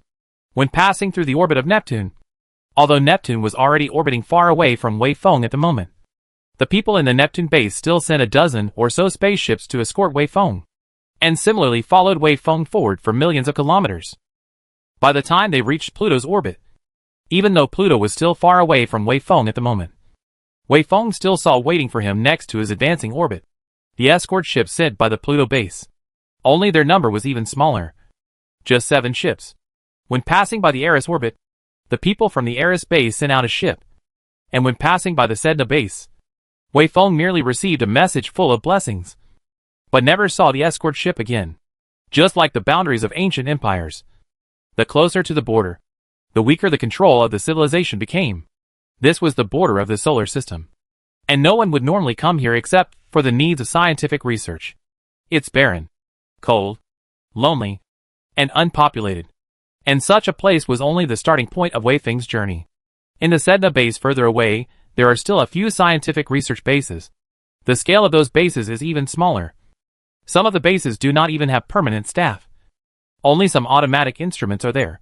But out of Wei Feng's expectation, no matter if there were any staff in the bases, no matter how far Wei Feng was from their bases, when Wei Feng passed by their orbits, Wei Feng would receive a blessing full of sincerity. However, after Wei Feng was a bit further away from the sun, there were no more even words of blessing. There were no longer any large-scale bases here, and there were just some probes launched by the human civilization that were constantly moving away from the sun. Wei Feng knew that he had already reached the edge of the solar circle, and in a short while, he would officially leave the solar system. Wei Feng looked back and realized that the sun was still bright, but Wei Feng could no longer figure out the essential difference between it and the rest of the stars. Chapter 212 Hibernation. At this moment, Wei Feng has been traveling for more than 3 months, because the ship's acceleration calculations had made a slight error that didn't correspond to reality. The original 3-month acceleration plan wasn't completed until now. However, this was within the permissible margin of error and would not affect Wei Feng's sailing plan. At this moment, the ship's main engine had already shut down, and the Star Ocean spacecraft had already entered the inertial navigation mode. This meant that the inertial force that had plagued Wei Feng for more than 3 months had finally disappeared, and Wei Feng was finally able to stand up straight without having to always tilt and stand like before. If there were no accidents, the next few hundred years of voyage would all be left to the AI leaf drop to maneuver. Yelu would work non-stop, constantly fixing the course through the neutron star positioning system. And if the course deviated due to the existence of space, dust clouds, or other reasons, Yelu would activate the auxiliary engine to correct the ship's course back. Right now, the Star Ocean spacecraft's forward speed was 3,000 kilometers per second. Right now, Wei Feng was 12 billion kilometers away from the sun. However, Wei Feng knew that he hadn't broken the long-distance voyage record set by the human civilization. More than 20 years ago, an outstanding astronomer in the human civilization led his team on the research vessel voyage. The research vessel voyage sailed for a full year, sailed a distance of 50 billion kilometers, and stayed there for more than a month before returning. To catch up with this record, Wei Feng would need to continue sailing for almost 5 more months. A distance of 50 billion kilometers was a huge and unimaginable number. But this number was still somewhat insignificant compared to the distance of 4.4 light years that Wei Feng would sail. Before Wei Feng, the record for human voyages was 50 billion kilometers. And now, Wei Feng was going to sail almost 42 trillion kilometers. The gap between these two numbers seemed a bit large. And the jump from 50 billion to 42 trillion all of a sudden was a bit hard to accept. But Wei Feng knew that things weren't really like that. If the human civilization had the need, the human civilization could completely send out a spaceship to voyage out to a distance of 100 billion, or even 1 trillion kilometers. But that didn't make any sense, because the outer solar system was simply too empty. There was no existence of any star that could arouse the interest of human civilization. Simply for the sake of rushing for a record, it was a bit more than worthwhile to labor for such a long distance. And it was precisely because of this situation as a prerequisite that such a thing as jumping from 50 billion to 42 trillion all at once would really happen now. Although he had not yet caught up with that astronomer's footsteps, Wei Feng experienced the same loneliness as that astronomer. Even more so, because that astronomer wasn't alone. And at this moment, Wei Feng was the only one in the Star Ocean spacecraft. Outside the window was the eternal darkness and emptiness. Although from a large-scale level, the density of matter here was still extremely high, and there were countless outer Neptune objects existing here. But when it came to Wei Feng's field of vision, Wei Feng couldn't see anything. Not only was this place not empty, even if 1 trillion kilometers or even 1 light year further, it was still not empty on a large-scale level. All kinds of asteroids, comets, interstellar dust, and star fragments filled this place, quietly revolving around the sun in the endless darkness and solitude, like ghosts walking in the dark night, never crossing paths with humans. Although they were numerous, Wei Feng could not see anything. The last time he got in touch with the Earth was half a month ago. At that time, in order to test the performance of the high-power array antenna, Wei Feng said hello to the Earth. And after waiting for nearly a day, he got an okay. After waiting for nearly a day, he got an okay response. Other than that, Wei Feng did not speak to anyone else. Leaf Fall has a lot of words. But Wei Feng knows that the words spoken by Leaf Fall are recorded in advance and stored in the database. Even if it behaves like a human being again, it is always just a piece of program. If there were no accidents, Wei Feng knew that in the next few hundred years, he would not be able to get in touch with the Earth side. But Leaf Fall was different. Every few months or so, Yi Lu would package and send back to Earth the comprehensive operating conditions of the Star Ocean ship's hull, as well as some of the data obtained during the voyage. But there was no relationship between this job and Wei Feng. If Wei Feng wanted to, Wei Feng could of course record a discourse and hand it over to Yi Lu, so that Yi Lu could send his audio and video messages to Earth together. But Wei Feng didn't know who he should talk to, so he simply skipped this procedure. The time just departing was boring. The Star Ocean spacecraft was new, and during this initial period there wasn't any malfunctions that Wei Feng needed to troubleshoot. Nor were there any scientific research tasks that Wei Feng needed to do. The reason why Wei Feng had been kept awake and not allowed to hibernate was merely for insurance reasons. Now that the acceleration phase was over, it was time for Wei Feng to go hibernate. Wei Feng left his seat and once again came before the porthole of the airship, looking out of breath at the endless starry sky outside. After looking at it for a while, Wei Feng said, "Yi Lu, please prepare a dinner for me." Yi Lu replied, "Sorry, Captain. According to the original plan, you should be preparing for hibernation now. And before hibernation, it is not appropriate for you to eat." "Is that so?" Wei Feng sighed and said, "All right then." Wei Feng then gave up his intention to eat. Although at the moment, Wei Feng did feel a little hungry. After communicating with Yi Lu began to carry out some preparations before Wei Feng hibernated. While Wei Feng went before the entertainment table and casually pulled up a small game, passing the time somewhat bored. Yi Lu's preparations lasted for more than an hour, and Wei Feng also ended the game between himself and the computer at this time. Wei Feng took off the clothes he was wearing and then came into the hibernation room. There was already a coffin-like device placed there, and the lid had been opened. Wei Feng then laid down in it, crossed his arms over his chest, and then closed his eyes. "Yi Lu, you can start now," Wei Feng said. "All right. Please rest assured that I will awaken you after 10 years. During the 10 years of your slumber, everything in the ship will be manipulated by me. To confirm to you one last time, do you need to set an emergency wake-up reset condition?" If an accident occurred in the airship while Wei Feng was sleeping, and Yi Lu was unable to cope with it on his own, then Yi Lu would need to wake Wei Feng up urgently in order to face the predicament. Under normal circumstances, It is up to Yi Lu to decide whether or not to wake Wei Feng up. But as the captain, Wei Feng naturally has the authority to modify this condition. Wei Feng can set some conditions such as wake me up if you receive an unknown signal, or wake me up if you encounter an unstable body. Or wake me up if I encounter an unstable body, or something like that. Wei Feng thought for a while and replied, there is no need to set it. Everything is up to you. If you think you need to wake me up, then just wake me up. Alright, Captain. I understand. Have a good dream. The hibernation countdown now begins in 3, 2, 1, 0. In the middle of the countdown, the hatch of the hibernation chamber slowly closed. And after Yi Lu spoke the number 0, some strong anesthetics were first released within the hibernation chamber. The moment he came into contact with these anesthetics, Wei Feng fell unconscious. Wei Feng passed out. But Yi Lu's work still continued. Even if no one was listening to Yi Lu at the moment, Yi Lu's voice still continued to come out. It has been confirmed that the captain has entered a comatose state. Start releasing the nutrient solution.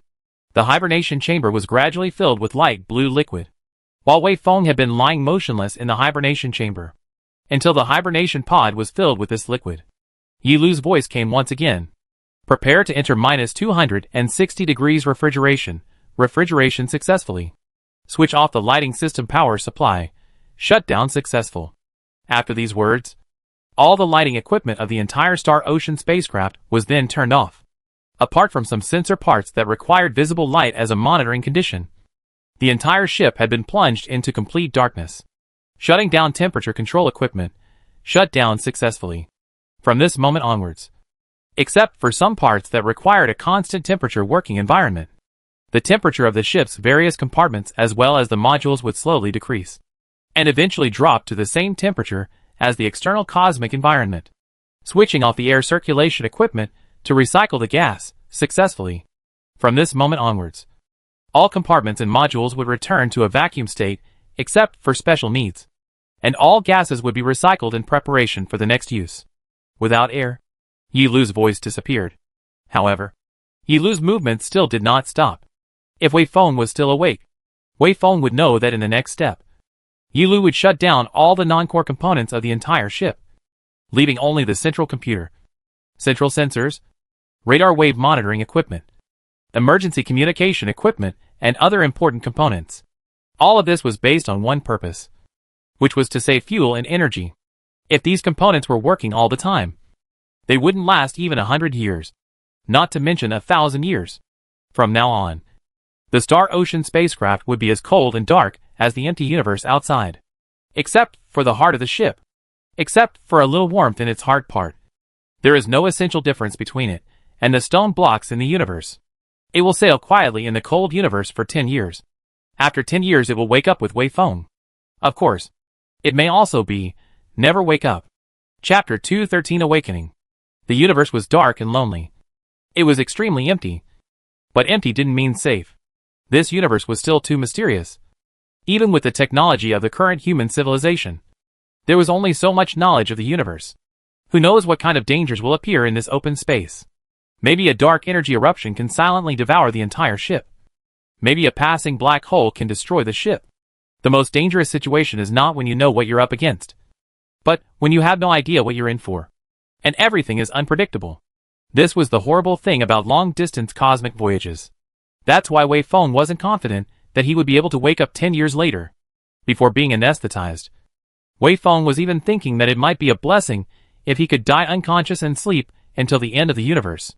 The Star Ocean spacecraft was silently suspended in the dark and vast universe, because there was no reference point. Even if it was moving at a speed of 3,000 kilometers per second, it still looked like it was standing still. Although all the non-essential equipment had been switched off, the rotation of the ship was still going on. So the artificial gravity was always there, because there was no air here to slow down the ship's rotation. So if there were no accidents, it would keep spinning like this and never stop.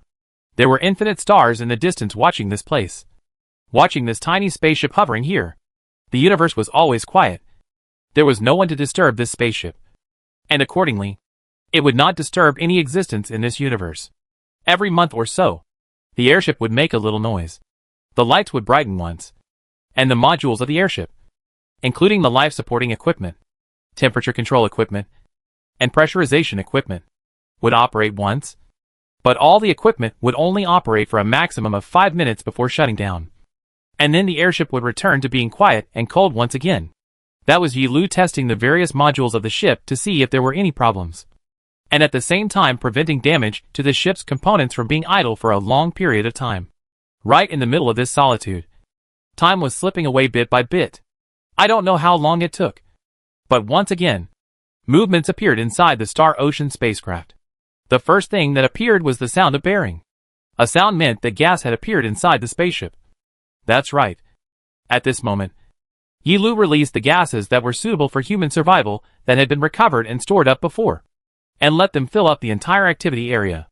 After the gases appeared, the air filtration equipment began to work, and then the temperature control equipment also began to work, gradually adjusting the temperature of the air to 26 degrees Celsius. This was exactly the temperature that the human body felt most suitable for survival.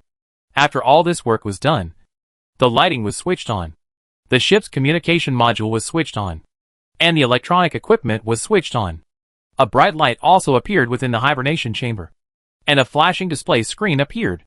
10 years had passed, and it was time to awaken Wei Feng. The reason for waking Wei Feng once every 10 years was mainly based on 3 reasons. One was that hibernation for too long would cause irreversible damage to the human body. Waking up once every 10 years of hibernation, the human body would be able to automatically repair these damages. The second reason was that 10 years was not a short period of time after all. During this 10 years, the tens of millions of parts that made up the overall airship would always be damaged by 1 or 2 of them. These parts would need to be repaired or replaced by Wei Feng. The modules that had not malfunctioned were not damaged or replaced, and the modules that didn't have failures also needed to be overhauled to prevent major failures from occurring. At the same time, after all, Leaf Drop was not a real artificial intelligence.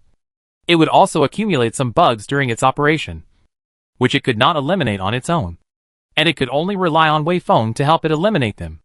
The third reason was that the Earth side needed to confirm that Wei Feng was still alive, and that the Star Ocean spacecraft was still operating normally. At the same time, the Earth side would sometimes have some instructions passed to the spaceship here for Wei Feng to carry out. The Earth side also had the authority to wake up Wei Feng in an emergency. If the Earth side deemed it necessary, they would send a command over, and after it was verified by Yi Lu would wake Wei Feng up. Of course, this awakening was only a routine awakening, and there was no urgent and significant task. Light was restored within the hibernation chamber, and the hibernation chamber began to slowly heat up. After the warming process was over, the hibernation pod popped out of the chamber and was exposed. The lid of the hibernation chamber was transparent, and Wei Feng, who was lying in the hibernation chamber, could be clearly seen through the lid. Wei Feng's expression was peaceful and calm, as if he was asleep. His chest would still rise and fall, but that rise and fall was extremely slow. Under the hibernation environment, it would take almost a whole day for him to take a breath, and his heart was beating almost once a day. "Captain, it's time for you to wake up." Yi Lu's unique neutral voice once again appeared in the hibernation chamber. Of course, Wei Feng could not hear these sounds. Under Yi Lu's manipulation, several needles controlled by mechanical arms appeared within the hibernation pod, which were simultaneously stabbed in different parts of Wei Feng's body, and then injected with some different colored drugs. As the temperature inside the hibernation chamber increased, these drugs also started to work. So Wei Feng's heartbeat and breathing started to gradually speed up. Compared to the process of falling asleep, the process of waking up was much longer. After half a day's time, Wei Feng's heartbeat and breathing returned to normal levels. But Wei Feng was still in the deepest sleep with his eyes closed, and he was not aware of it at all. The light blue liquid within the hibernation chamber gradually faded away and eventually disappeared completely. With the fading of the light blue liquid, the door of the cabin also opened at the same time, and warm, moist air that could make people feel the greatest degree of comfort rushed in. Wei Feng's eyelids fluttered silently for a moment, and only after another moment did he slowly open his eyes. Although his eyes were already open, there was no focus in those pupils, which showed that Wei Feng hadn't actually regained consciousness yet. Although the light was on in the hibernation chamber, the light was extremely dim. This was set by Yi Lu in advance. After all, Wei Feng had been asleep for 10 years. If he was exposed to too much light the moment he opened his eyes, Wei Feng's eyes would go blind.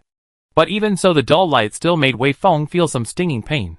So Wei Feng closed his eyes as a reflex, and closed them again for a long while before opening them. This time, Wei Feng's eyes became much clearer. The blurry scene in front of his eyes gradually began to become clear. Wei Feng could see the milky white walls and everything in the middle of the hibernation chamber again. Wei Feng groaned, feeling a twisting pain inside his head. A pain that was like that feeling after drinking too much alcohol and waking up after a night of hangover. Wei Feng knew that this was one of the side effects of hibernation. During the hibernation process, the brain would lose a lot of water and become atrophied. Although there was some relief during the awakening process, in the end, it could not be restored to the normal level. The reason for the headache after a hangover was similarly due to the atrophy of the brain, which was the same as Wei Feng after hibernation. It was actually very simple to resolve this situation. Just drink some water and rest for a while. Wei Feng was still lying in the hibernation chamber without moving. A tube suddenly stretched out next to Wei Feng's mouth. Wei Feng opened his mouth and bit down on the tube. And some fresh water, with the right temperature, was slowly ejected. Wei Feng stopped drinking for a while, and closed his eyes again, to rest for a while before sitting up. "Captain, welcome back." Yi Lu's voice reached Wei Feng's ears at this moment. And at the same time, a trolley-shaped robot delivered Wei Feng's clothes. Wei Feng's body was still a bit stiff, so Wei Feng's movements to put on his clothes were slightly awkward. After sleeping for too long, Wei Feng's tongue wasn't flexible anymore, so the words that came out were a bit vague. "Ya Lu. Hello. How long have I been sleeping?" Although the words were a bit vague, Yi Lu still understood them and responded. "Captain, you have slept for 10 years and 8 days. I guess your sleep quality must be very good, right?" Whether the quality of sleep was good or not, Wei Feng did not know. Wei Feng only felt that he had slept for a long time. At this moment, Wei Feng even had a feeling of living again. Wei Feng put on his clothes and climbed out of the hibernation chamber with some effort. He only replied okay, and then stood there holding the wall and started to catch his breath. Yi Lu asked, "Captain, do you need me to lower the gravity a little?" The gravity of the Star Ocean spaceship was formed by the rotation of the spaceship. If you want to adjust the gravity down or up, you only need to change the rotation speed of the spaceship, which was a very simple thing. "No," Wei Feng replied. "Did anything happen during the time I was asleep?" "There were many things that happened, but none of them reached the point where you needed to be awakened," Yi Lu replied. "There are 3 parts of the ship's orbital adjustment propulsion module that have malfunctioned and need to be replaced by you. There is a piece of refractive lens in the positioning system that has been contaminated by dust and needs to be cleaned by you. And there is a filter in the life support system that needs to be replaced by you. Well, in the course of this decade of operation, during these 10 years of operation, my own program has accumulated 38 small bugs that need to be eliminated.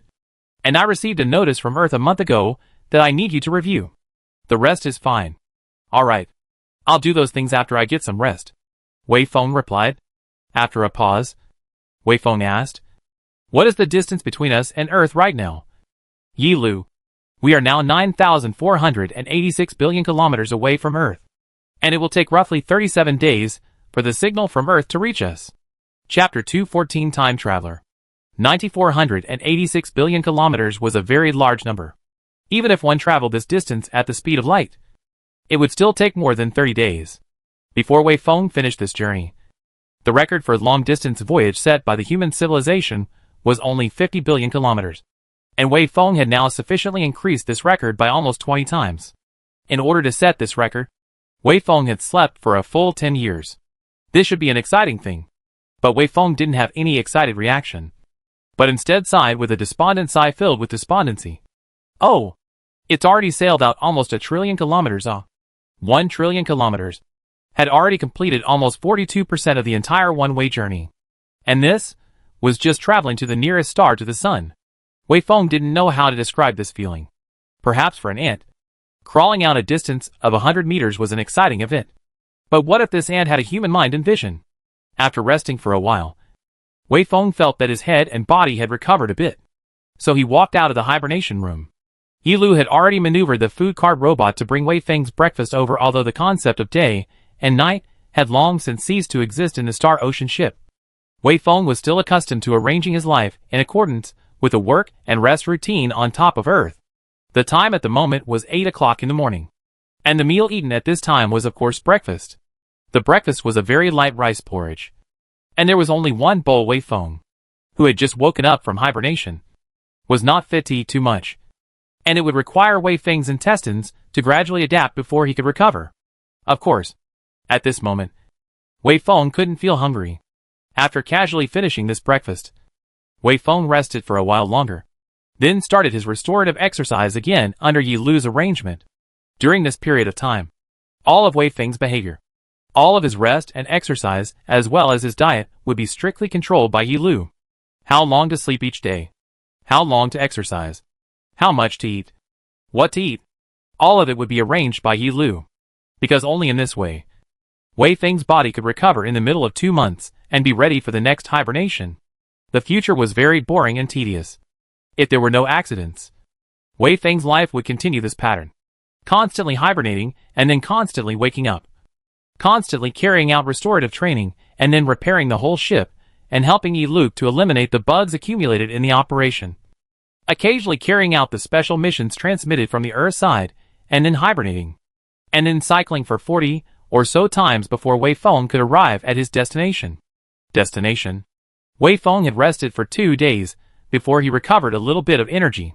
At this moment, Wei Feng still looked sickly, but he was able to act like a normal person. So Wei Feng followed Yi Lu's guidance and referred to the maintenance manual and the maintenance suggestions transmitted from the Earth side, and started repairing or replacing the modules that were malfunctioning in the spaceship. These damaged parts were not too important. So after discovering that they had malfunctioned, Yi Lu did not wake Wei Feng up, but instead delayed until Wei Feng woke up normally before informing Wei Feng to replace them. But Yi Lu was not idle during that time. After discovering that those parts were damaged, Yi Lu had already transmitted the information about the damage of the relevant parts back to Earth. And then the experts on the Earth side had given their suggestions for repairs. And only now could Wei Feng methodically repair those things. The back and forth communication from the Star Ocean spacecraft to Earth could take anywhere from 10 days to 2 months. However, all of this process happened while Wei Feng was asleep. So Wei Feng did not need to wait. Wei Feng used 3 days to fix all the malfunctioning parts, and then used another 5 days to troubleshoot the bugs that Leaf Drop had accumulated during its operation, leaving the rest of the month and a half and more completely free. Cosmic Voyage was a very boring thing. Wei Feng was like a mouse being locked inside this cylindrical container. Other than staying here, the rest could not go anywhere. Prolonged loneliness and boredom could easily drive a person crazy. And although Wei Feng's spirit had been tough as iron over the past few decades of training, this feeling wasn't pleasant after all. Compared to this kind of boredom, Wei Feng would rather go to the hibernation chamber and sleep for more than 10 years. But reason told Wei Feng that that was not acceptable. If he went to hibernate before his body had fully recovered, when he woke up the next time, Wei Feng would probably become disabled and unable to move. It was at this time that Wei Feng remembered that there was another notice sent to him from the Earth side. Because the distance between the Star Ocean spacecraft and the Earth side was too far and the communication delay was too long.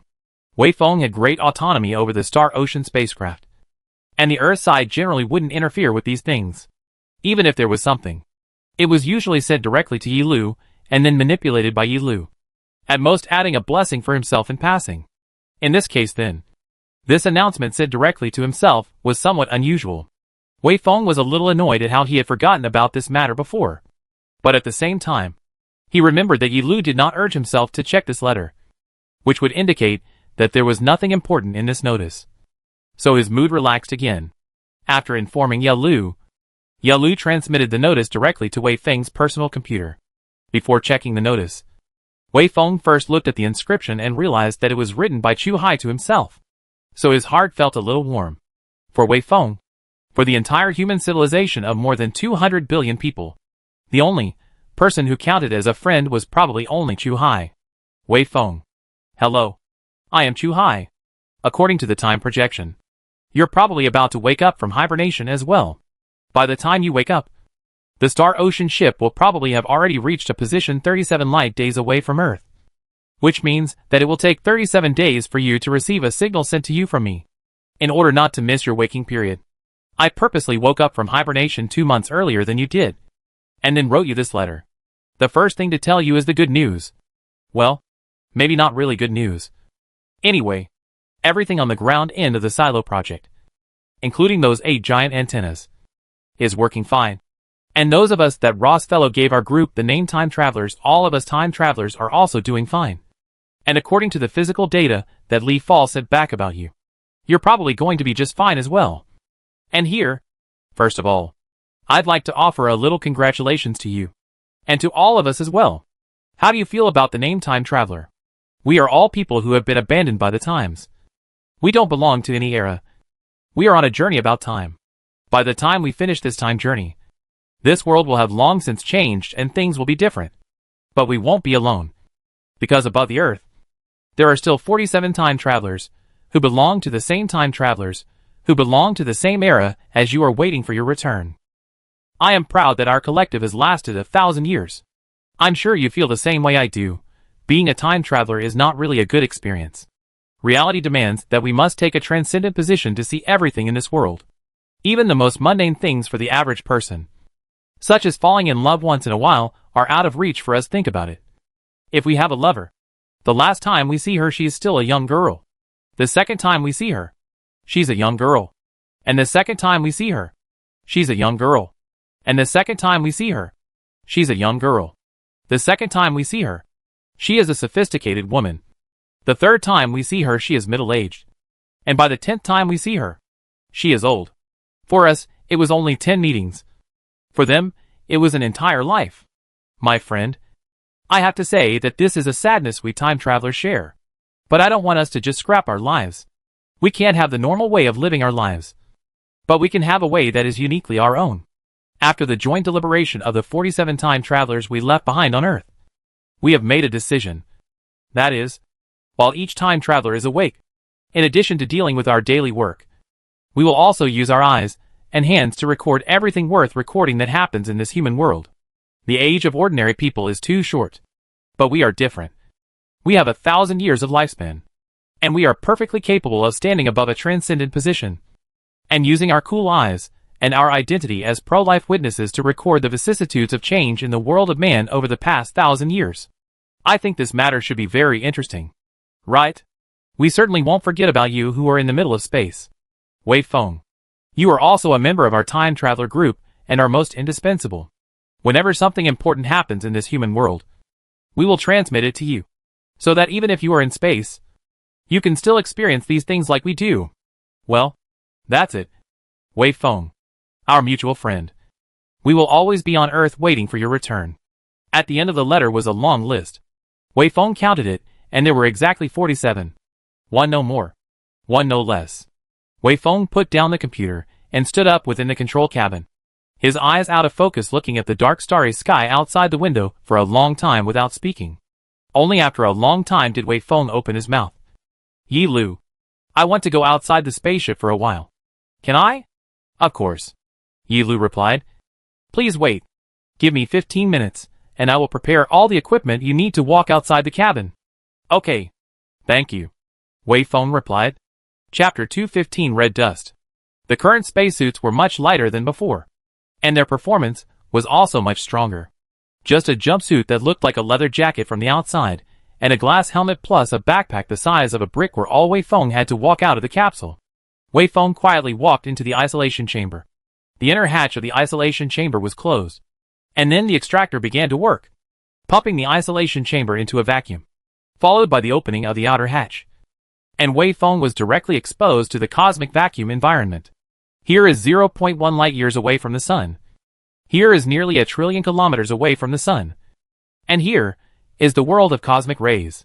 The sun used her radiation to hold a protective umbrella for all the stars that were within 12 billion kilometers of her, opening up an island in the middle of the endless cosmic sea of stars.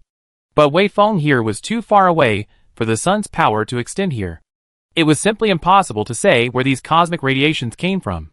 They might have been emitted from a stellar factory that harbored a large number of stars. Or they might have been a mournful cry at the time of a star's death. Or they might have been the roar of a neutron star. Or a white dwarf when they collided. Or they might have been the chewing sound made by a black hole ripping into a star. These are all events that shock the entire river system. They may even come from a distant extragalactic star system. But apart from this chaotic radiation, Wei Feng could not see anything. The universe in Wei Feng's eyes remained silent and dark. The too far distance hid everything horrible behind the curtain, only presenting this darkness as thick as mercury in front of Wei Feng's eyes. There were certainly many beautiful embellishments like jewels in this darkness, but Wei Feng knew that they were just illusory things that could not be seen or touched. Wei Feng stood in front of the door of the isolation cabin, rotating together with the rotation of the Star Ocean spacecraft's hull. Centrifugal force was an outward force, so Wei Feng had to grip the handrail tightly in order to fix his body. After a moment of concentration, Wei Feng let go of the handrail, so Wei Feng was thrown out like a cannonball. The artificial gravity caused by the centrifugal force was comparable to the Earth's gravity, which meant that Wei Feng was thrown out at a speed of up to 9.8 meters per second. A speed that was similar to the speed of a sprinting world champion in the human civilization hundreds of years ago. In Wei Feng's eyes, the Star Ocean spacecraft began to shrink rapidly, until Wei Feng could no longer see the entirety of the spacecraft, and could only see it through a little bright light.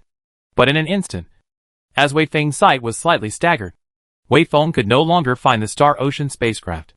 This was because the bright light of the Star Ocean spacecraft had already merged with the stars in the sky and could no longer be distinguished. Wei Feng looked upwards, downwards, to the left and to the right, and all the scenes that entered Wei Feng's line of sight were exactly the same. All of them were numerous stars. It seemed that Wei Feng was the only one left in this world, this universe, this sea of stars. Although he knew that he was still communicating with the Star Ocean spacecraft, and as long as he wanted to go back, Yi Lu would immediately point out the way back to him. Yi Lu didn't make a sound to remind him, which also meant that Yi Lu thought that he was safe. But Wei Feng still felt loneliness and fear like running water that crossed his heart, and spread to his heart unstoppably, spreading into his heart. Having lost the Star Ocean spacecraft as a reference, Wei Feng then couldn't perceive his own movement either. Wei Feng was like a lone boat floating in the middle of this sea of stars, not making any movements or saying any words, just opening his eyes and quietly watching. There was a star in Wei Feng's line of sight that was unusually bright, although it still could not be distinguished by any detailed features and could only show a point of light. The brightness of all the stars in the celestial sphere could not be compared to this star, so Wei Feng knew that that star must be the sun. On the third planet around that star, there lived a group of time travelers who were about to cross the millennium just like themselves, to look down on all the prosperity of the world, to see through all the red dust, all the desires, all the entanglements is a very difficult thing. Since ancient times, only the high priests and great masters, as well as the wisdom of the wise people can reach this realm. Naturally, Wei Feng could not reach this realm. But at this moment Wei Feng has the same feeling as those monks and great virtues, or wise and intelligent people. In Wei Feng's eyes, the desires of the mortal world were also not worth mentioning. Because just like what Chu Hai said on the letter to himself, the first time I saw her, she was a young girl. The second time I saw her, she became a mature woman. The third time I saw her, she had already stepped into middle age. By the time I saw her for the 10th time, she was already dying of old age. This is just 10 times of meeting for me. But for her, it's an entire life. So naturally, Wei Feng took it all in stride. But for some reason, Wei Feng's heart was always a little sour. Then, Chu Hai, just like you said, let's take on the role of a bystander to quietly observe the changes in the world of man that have occurred in the vicissitudes of the sea.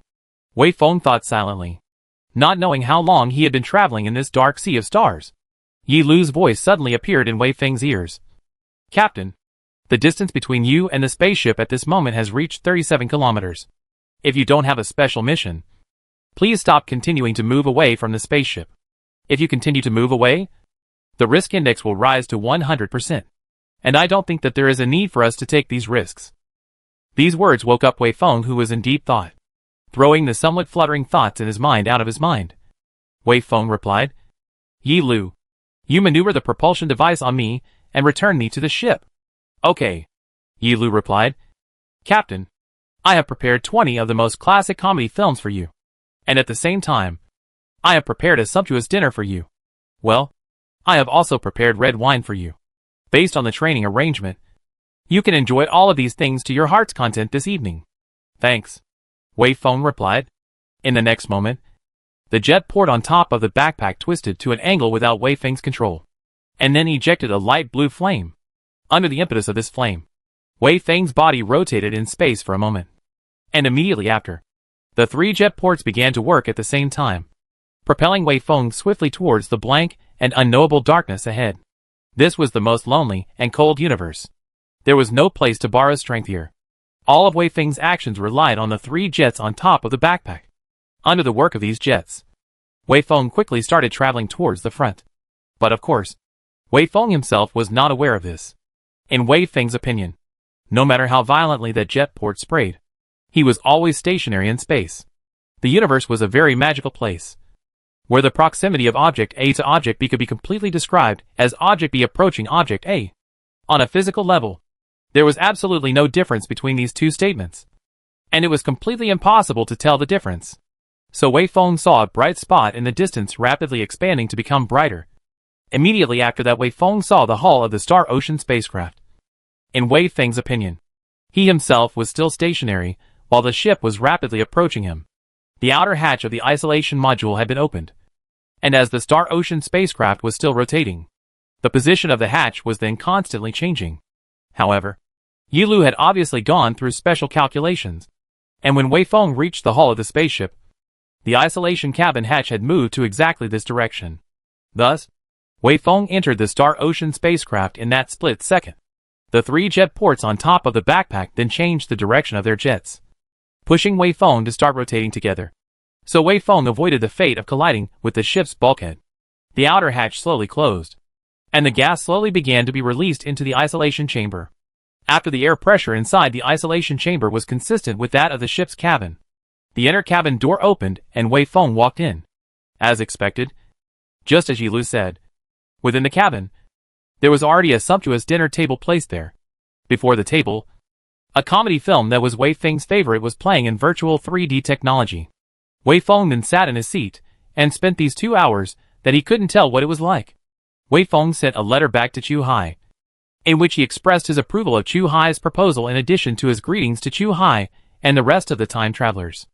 After a long period of time, it seemed like a good thing to be able to use the great events that happened in the human civilization as a talking point to pass the time.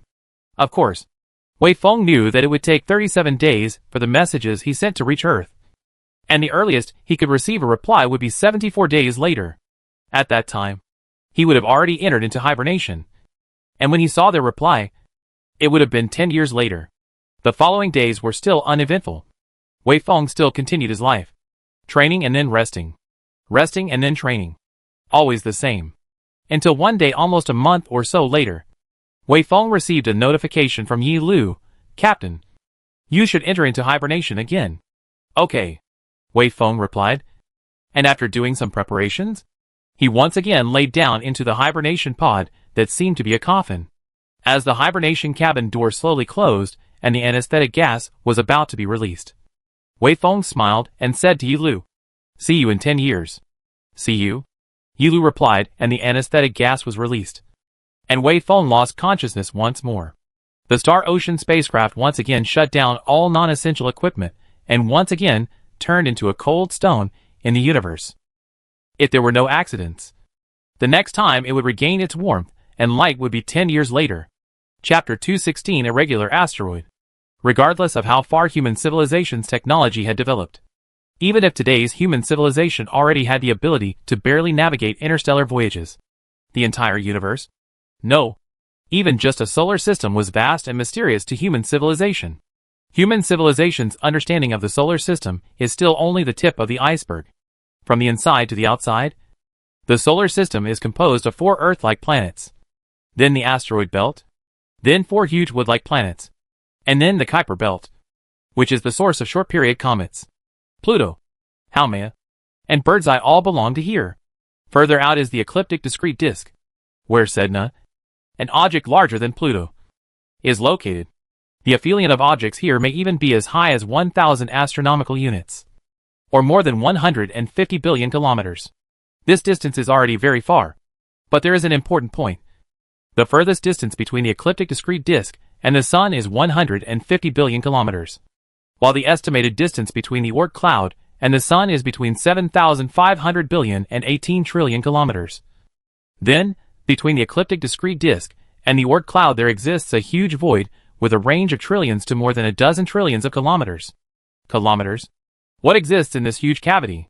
Before Wei Feng, the farthest human civilization had ever sailed was 50 billion kilometers. This still belongs to the category of the ecliptic discrete disk. Has not come to this huge cavity. Naturally, has not been able to carry out on-site exploration of this area. Scientists have searched this area for years through various large telescopes, but have not found anything in this area. Is it really a cavity? This seemed a bit hard to accept from common sense. As a matter of fact, Wei Feng's scientific mission for this trip included the exploration of this hollow area. The scientists were hoping to find something here to refine their understanding of how the solar system formed and evolved. This work had been carried out by Yi Lu, and did not require Wei Feng's interference.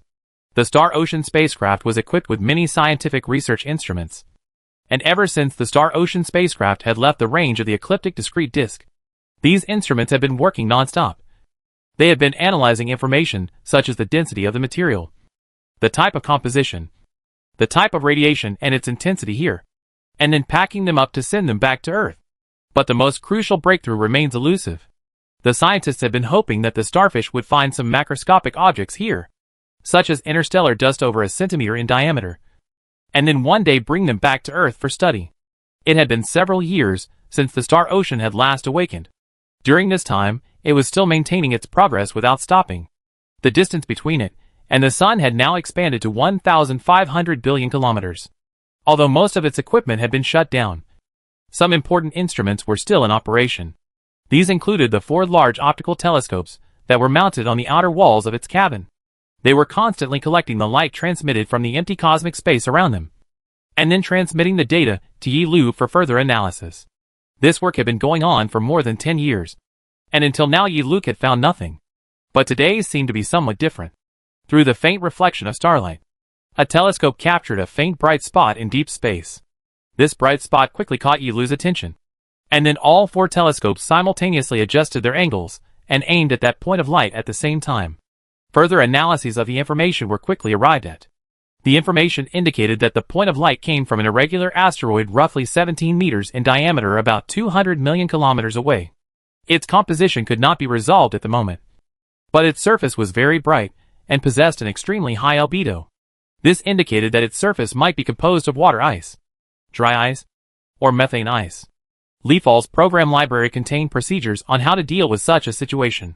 This was the huge cavity between the ecliptic discrete disk and the Oort cloud region, which had been thought to be empty for hundreds of years. If a star could be found here and then analyzed, many of the problems faced by human civilization might be answered. This was a very significant scientific discovery. So after a little bit of arithmetic, Yi Lu decided to capture this asteroid. Even if it was impossible to capture this asteroid, it was still necessary to find a way to send it above to obtain some material. However, in the vastness of space, especially the Star Ocean ship was in a state of high-speed movement. It was not easy to capture the star. The farther away from the Sun, the slower the speed of the star. Within the speed range of the ship, navigation can even be approximated as it is stationary relative to the Sun. It was not a simple matter for a spaceship moving at 3,000 kilometers per second to capture a stationary object. One must know that at such high speeds, if the Star Ocean spacecraft were to crash directly into that asteroid, the immense kinetic energy brought about by the high speeds could destroy the entire ship.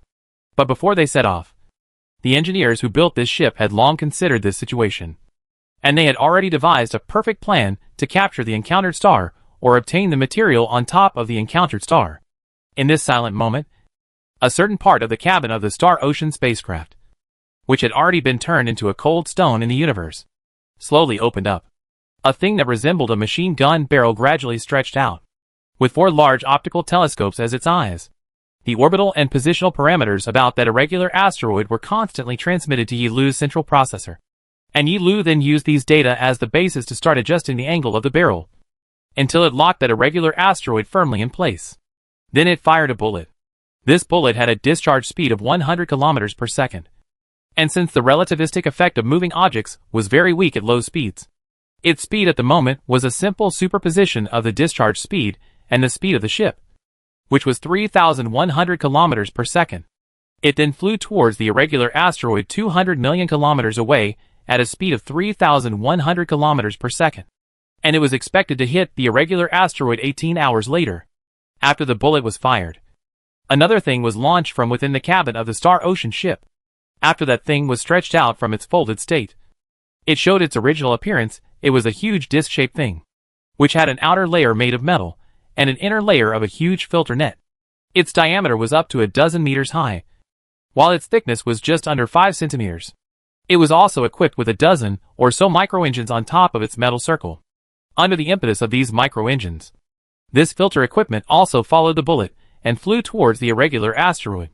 This kind of filter equipment Yilu fired a total of 5 units. Obviously, Yilu was planning to smash the asteroid first, and then use this filter to capture the tiny dust particles scattered in space.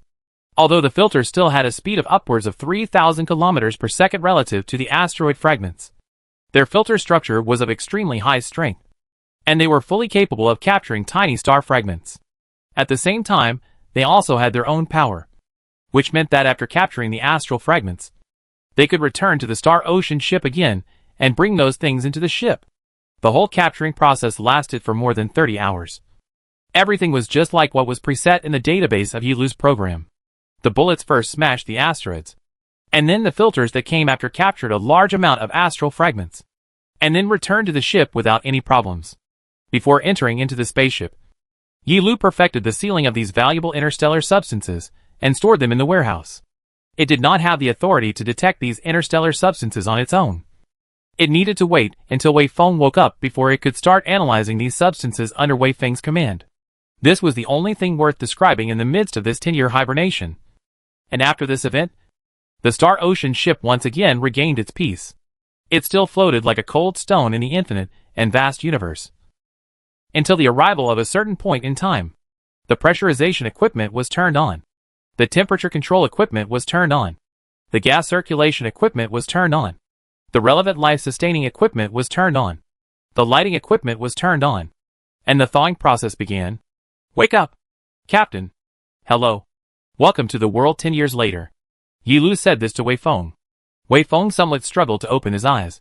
Slightly clumsily climbed up from the hibernation cabin, still dressed as if he was waking up for the first time. Replenished some drinking water, and then spent a long time slowly adapting to the environment here. How many parts have been damaged in the intervening 10 years? How many bugs have you accumulated? Were there any instructions conveyed from the Earth side? Have you encountered any emergencies? There are 17 parts that you need to repair and replace. I have accumulated 45 small bugs, and 17 circulars from the Earth side have been conveyed to me. Unexpected situations? There is one thing. Wei Feng was slightly surprised. What kind of unexpected situation? For years ago, I observed an asteroid and shattered it with a bullet, then captured some of the substances on it and transported them back to the ship to be sealed. Leaffall replied. I didn't have the authority to start testing them, and I've been waiting for you to wake up. But during the transport process, through the simplest optical sensors, I found that there seems to be something unusual in there. I think it would be best for you to start analyzing it as soon as possible. Chapter 217. A piece of debris. You encountered an asteroid? Wei Feng asked with some confusion. Please tell me, what was the distance between us and the sun at the time of your encounter? It's about a distance of 1,500 billion kilometers. Yilu replied. A distance of 1.5 trillion kilometers? Wei Feng muttered and repeated this number. His heart rippled a little. What was its orbiting speed when you discovered it? And what about the orbital period? Were the perihelion and aphelion calculated yet? I can't fully confirm these things, but it doesn't seem to be orbiting the sun. If you do a rough calculation based on the data obtained so far, relative to the sun, it possesses an extremely flat orbit, in which case it will end up either directly hitting the sun, or returning to deep space after skimming the sun at close range, leaving the solar system from then on and never coming back. Hearing this answer from Yilu, Wei Feng's heart had some disappointment, because if it was determined through calculations that this irregular asteroid was rotating around the sun, then many things could be analyzed through its orbit so far away. If it could be determined that it came from a place tens of thousands of astronomical units away from the sun, the existence of the Oort cloud would be confirmed. Don't forget that even now, human civilization had not observed or acquired any Oort cloud objects, and the Oort cloud was still a concept that only existed in speculation. If the Oort cloud is indeed confirmed, it would be a great astronomical discovery. and if the asteroid had simply stumbled into the solar system from one of the remaining star systems due to gravitational perturbations, its value, while still extremely high, would have been much lower than what it might have been. But this adds a little more mystery to the asteroid. A dark and cold small celestial body from the distant unknown star system spent hundreds of millions of years crossing the unknown number of light years of distance to the solar system. And according to the leaf drop said, from the above it found some unusual things. So what exactly are these things? To this question, the leaf drop replied, you will know it when you see it with your own eyes. Do you have enough stamina now? Since Yilu asked this question, it showed that what was found in the middle of that irregular asteroid was really important. So important that if Wei Feng at this moment had enough stamina, then he should immediately go check it out. Of course, in Yilu's judgment system, although that thing was important, it wasn't important enough to wake Wei Feng up midway. Otherwise, Wei Feng should have woken up years ago. Wei Feng said, I don't have anything to do. I'm going to take a look at that thing now. Alright. I've already put them in the vacuum-sealed box. You can go there and take a look. The vacuum-sealed box was a specially designed analyzing device.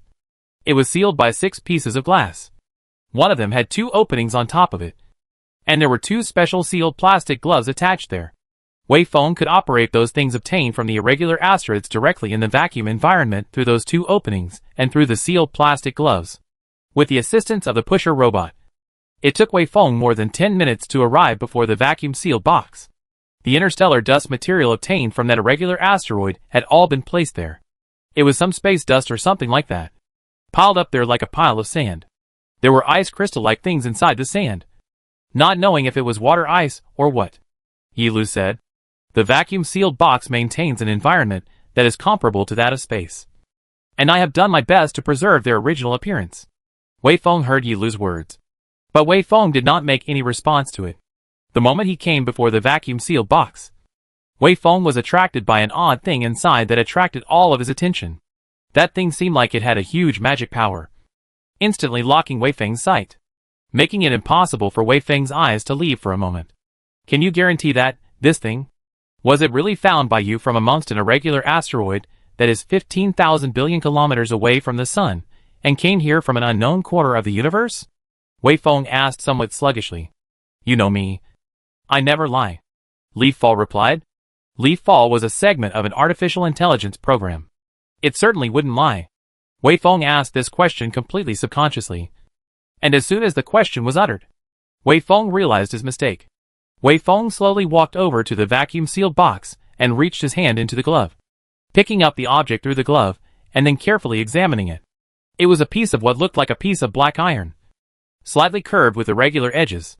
It was roughly 5 centimeters long and about 3 centimeters wide at its widest point. Wei Feng gently swiped away the debris on it, and its pale silver-colored original glow was revealed.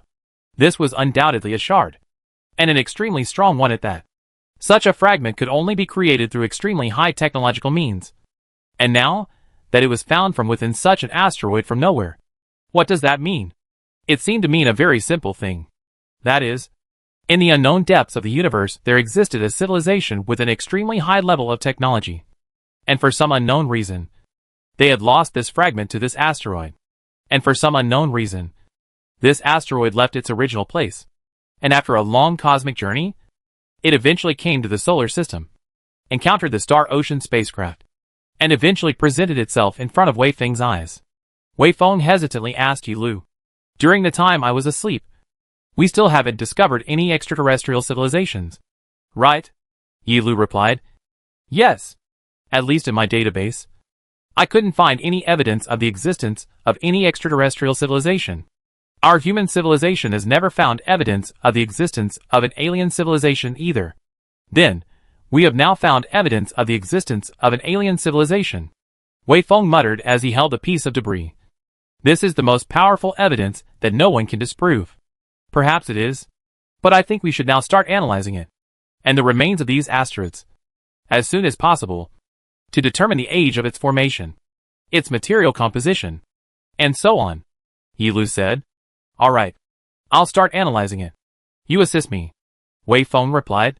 With Yilu's help, Wei Feng used a variety of scientific instruments to launch the most exhaustive tests on these things.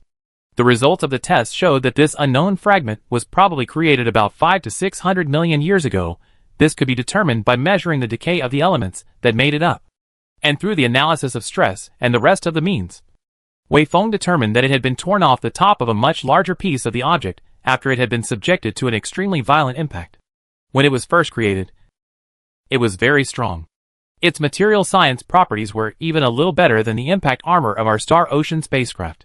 The fact that it shows very faint signs of reacting with oxygen on this side, and none on the other suggests that the material was once exposed to oxygen or oxygenated gases on one side, and cosmic vacuum on the other for an extended period of time. This seemed to imply that it was the external armor of a spaceship, while also suggesting, with great probability, that the creatures of the civilization that had made the material also needed oxygen to survive. At the same time, instrumentation indicates that it was torn out because the side in contact with the oxygen-containing gas was subjected to extremely violent high temperatures and heat, which rules out the possibility of an external impact causing the tear. I think it's highly likely that it was torn apart because of the impact caused by the explosion inside the ship. Wei Feng was like a detective, analyzing a lot of things just through some extremely faint signs on top of this piece of debris. Within Wei Feng's description, Wei Feng roughly restored the origin of this fragment. It probably came from the external armor of a spaceship, because of an explosion from within the spaceship. It was torn off, then splattered into space, and eventually embedded within that asteroid. And after another 500 to 600 million long years, it was eventually discovered by himself and came into his hands. Wei Feng couldn't be sure that his speculation was completely correct. What Wei Feng had made was only the most likely one. Of course, some accidental possibilities could not be ruled out. For example, it was actually a fragment of a vacuum-sealed device, such that it was equally likely that it was in contact with oxygen on one side and vacuum on the other, except that the side in contact with the vacuum became the interior. Or, for example, there's a tiny possibility that the impact of a meteorite could have caused it to be stressed from the inside and then torn apart, and it wouldn't necessarily require an explosion from the inside. Only these possibilities were much smaller. So Wei Feng ultimately chose his previous speculation. Wei Feng thought that his previous speculation was at least as high as 60% or more in terms of newness. If this was all, Wei Feng did not have any difficulty in accepting the place. After all, the universe is too mysterious. No one can guarantee that in a corner of the universe, there is not an alien civilization with ultra-high technology. But further testing of the asteroid's material gave Wei Feng a somewhat unimaginable answer. Captain, the test results tell me that through the detailed material composition testing of this asteroid, I have come to the conclusion that the possibility of this asteroid forming in our solar system is as high as 82%. Because its material composition is too similar to the material composition within our solar system, Yi Lu said quietly. It may have departed from the Oort cloud to come to the inner solar system. Chapter 218, Chance and Necessity. This is the huge cavity between the ecliptic discrete disk and the presumed Oort cloud. Having found such an asteroid with an extremely flat orbit here, and having concluded from an analysis of the composition of matter that there was a great probability that it had formed in the solar system, the further speculation was obvious. It had come from the Oort cloud. For unknown reasons, possibly due to gravitational perturbations of the inner planets, or because of mutual impacts between objects, it changed its orbit and came from the Oort cloud to the inner solar system, and was eventually discovered by the Star Ocean spacecraft. Again, this is a deduction without much problem. But this deduction combined with the one before it raises the incredible question. Since it was formed within our solar system, and since it didn't come from any other corner of the universe, where did this piece of debris on top of it come from that is clearly from a technological civilization? The discovery of this irregular asteroid might directly prove the existence of the Oort cloud, which was undoubtedly a major milestone above the history of the development of astronomy.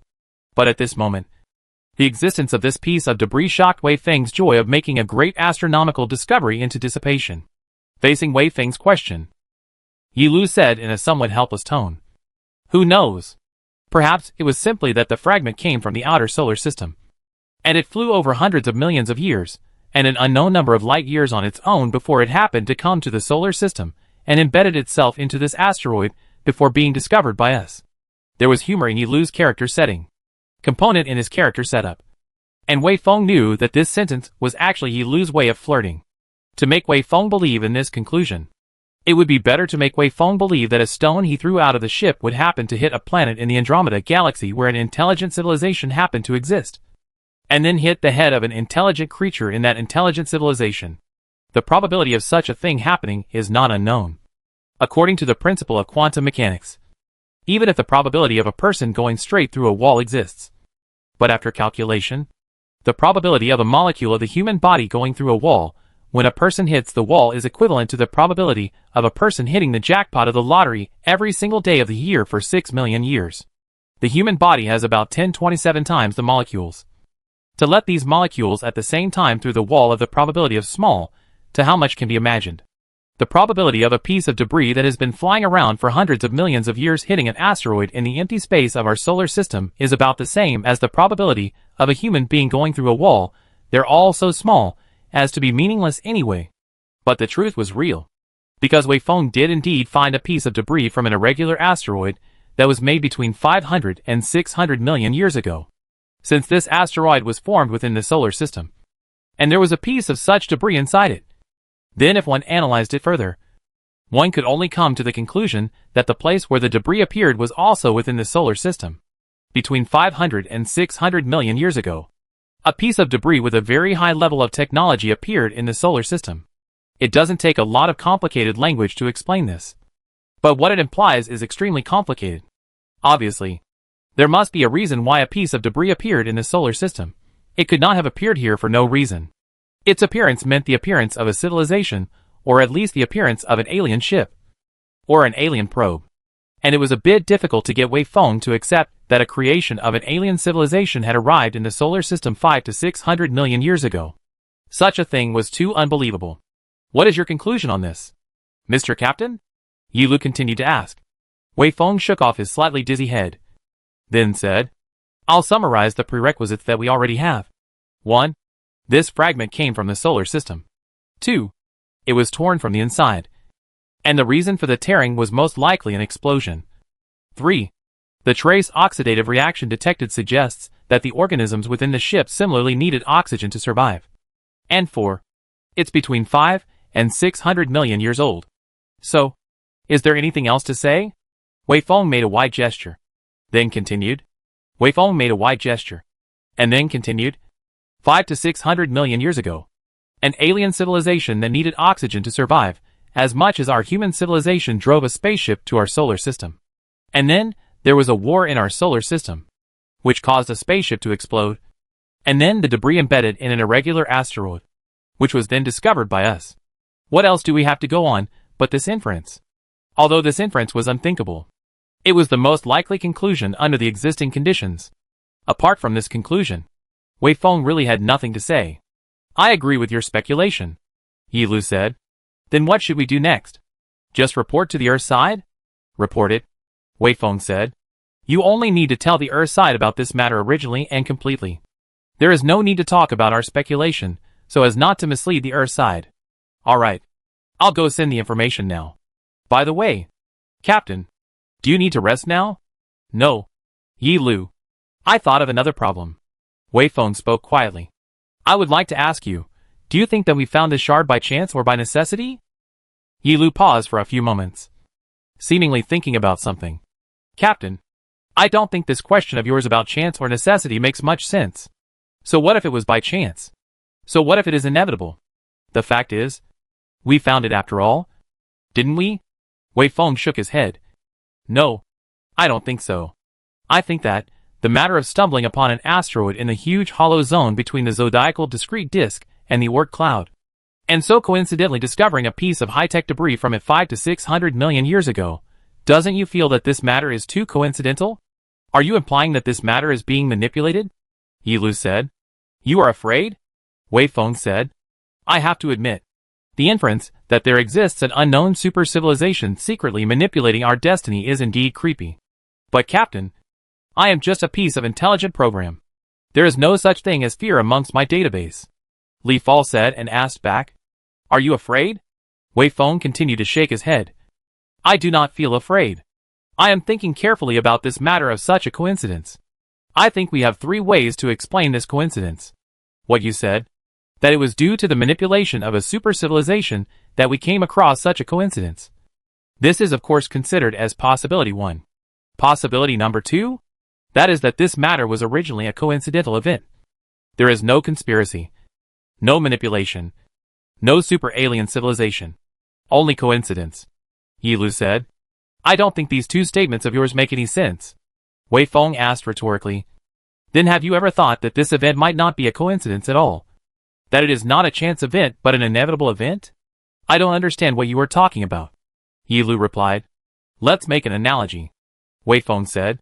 Suppose we could observe 100 asteroids in total while navigating inside the Oort cloud. You don't have any doubts about that, do you? I have no doubts, Yilu said. Even under such a dark environment, my 4 telescopes can detect similar asteroid reflections from 500 million kilometers away. And now that the existence of the Oort cloud is basically confirmed, then it's not difficult for me to observe 100 asteroids during this voyage. Assuming further that, on average, evidence of the existence of this super-alien civilization can be found above every 200 asteroids. Then, we encounter a total of 100 asteroids, and from any of these 100 asteroids, what is the probability of finding a piece of debris made by a super-technological civilization on top of one? Yilu quickly answered. This is a very simple probability question. The final probability is 50%. Wei Feng slowly said. A 50% probability, can this still be considered chance? A 50% probability can't be considered chance anymore. This probability is already quite high. Oh, I understand what you mean. Captain, are you saying that the existence of alien civilization artifacts on top of asteroids here is a common phenomenon? And it's likely that many asteroids have evidence of this. So it can't be considered an extreme coincidence that the asteroid we've encountered this time has such a piece of debris on top of it? I cannot be certain about this matter. Wei Feng shook his head. Again, this is a guess on my part. After all, what we're encountering now is a little too coincidental. So coincidental that it's unbelievable. And if this is not a coincidence, but rather a probable event, then this matter has a reasonable explanation. And what do you intend to do about it? What I want to do is very simple, Wei Feng said. We expect that it will take another 80 to 100 years before we can sail out of the Oort cloud's realm. And if during that time, you can find some more evidence of the existence of super-alien civilizations from above the asteroids, or if you can find similar debris directly in the middle of cosmic space, that would basically prove that this is a probable event. But do you know what this means? Yilu said quietly. Although I have no emotions, I still think that this is a very scary thing. Of course I know. Wei Feng sighed. If it is a high probability event, then it means that this war that happened in the middle of the solar system 500 to 600 million years ago must have had a huge ripple effect. It must have been a very vast war. Chapter 219, The Death of Keller.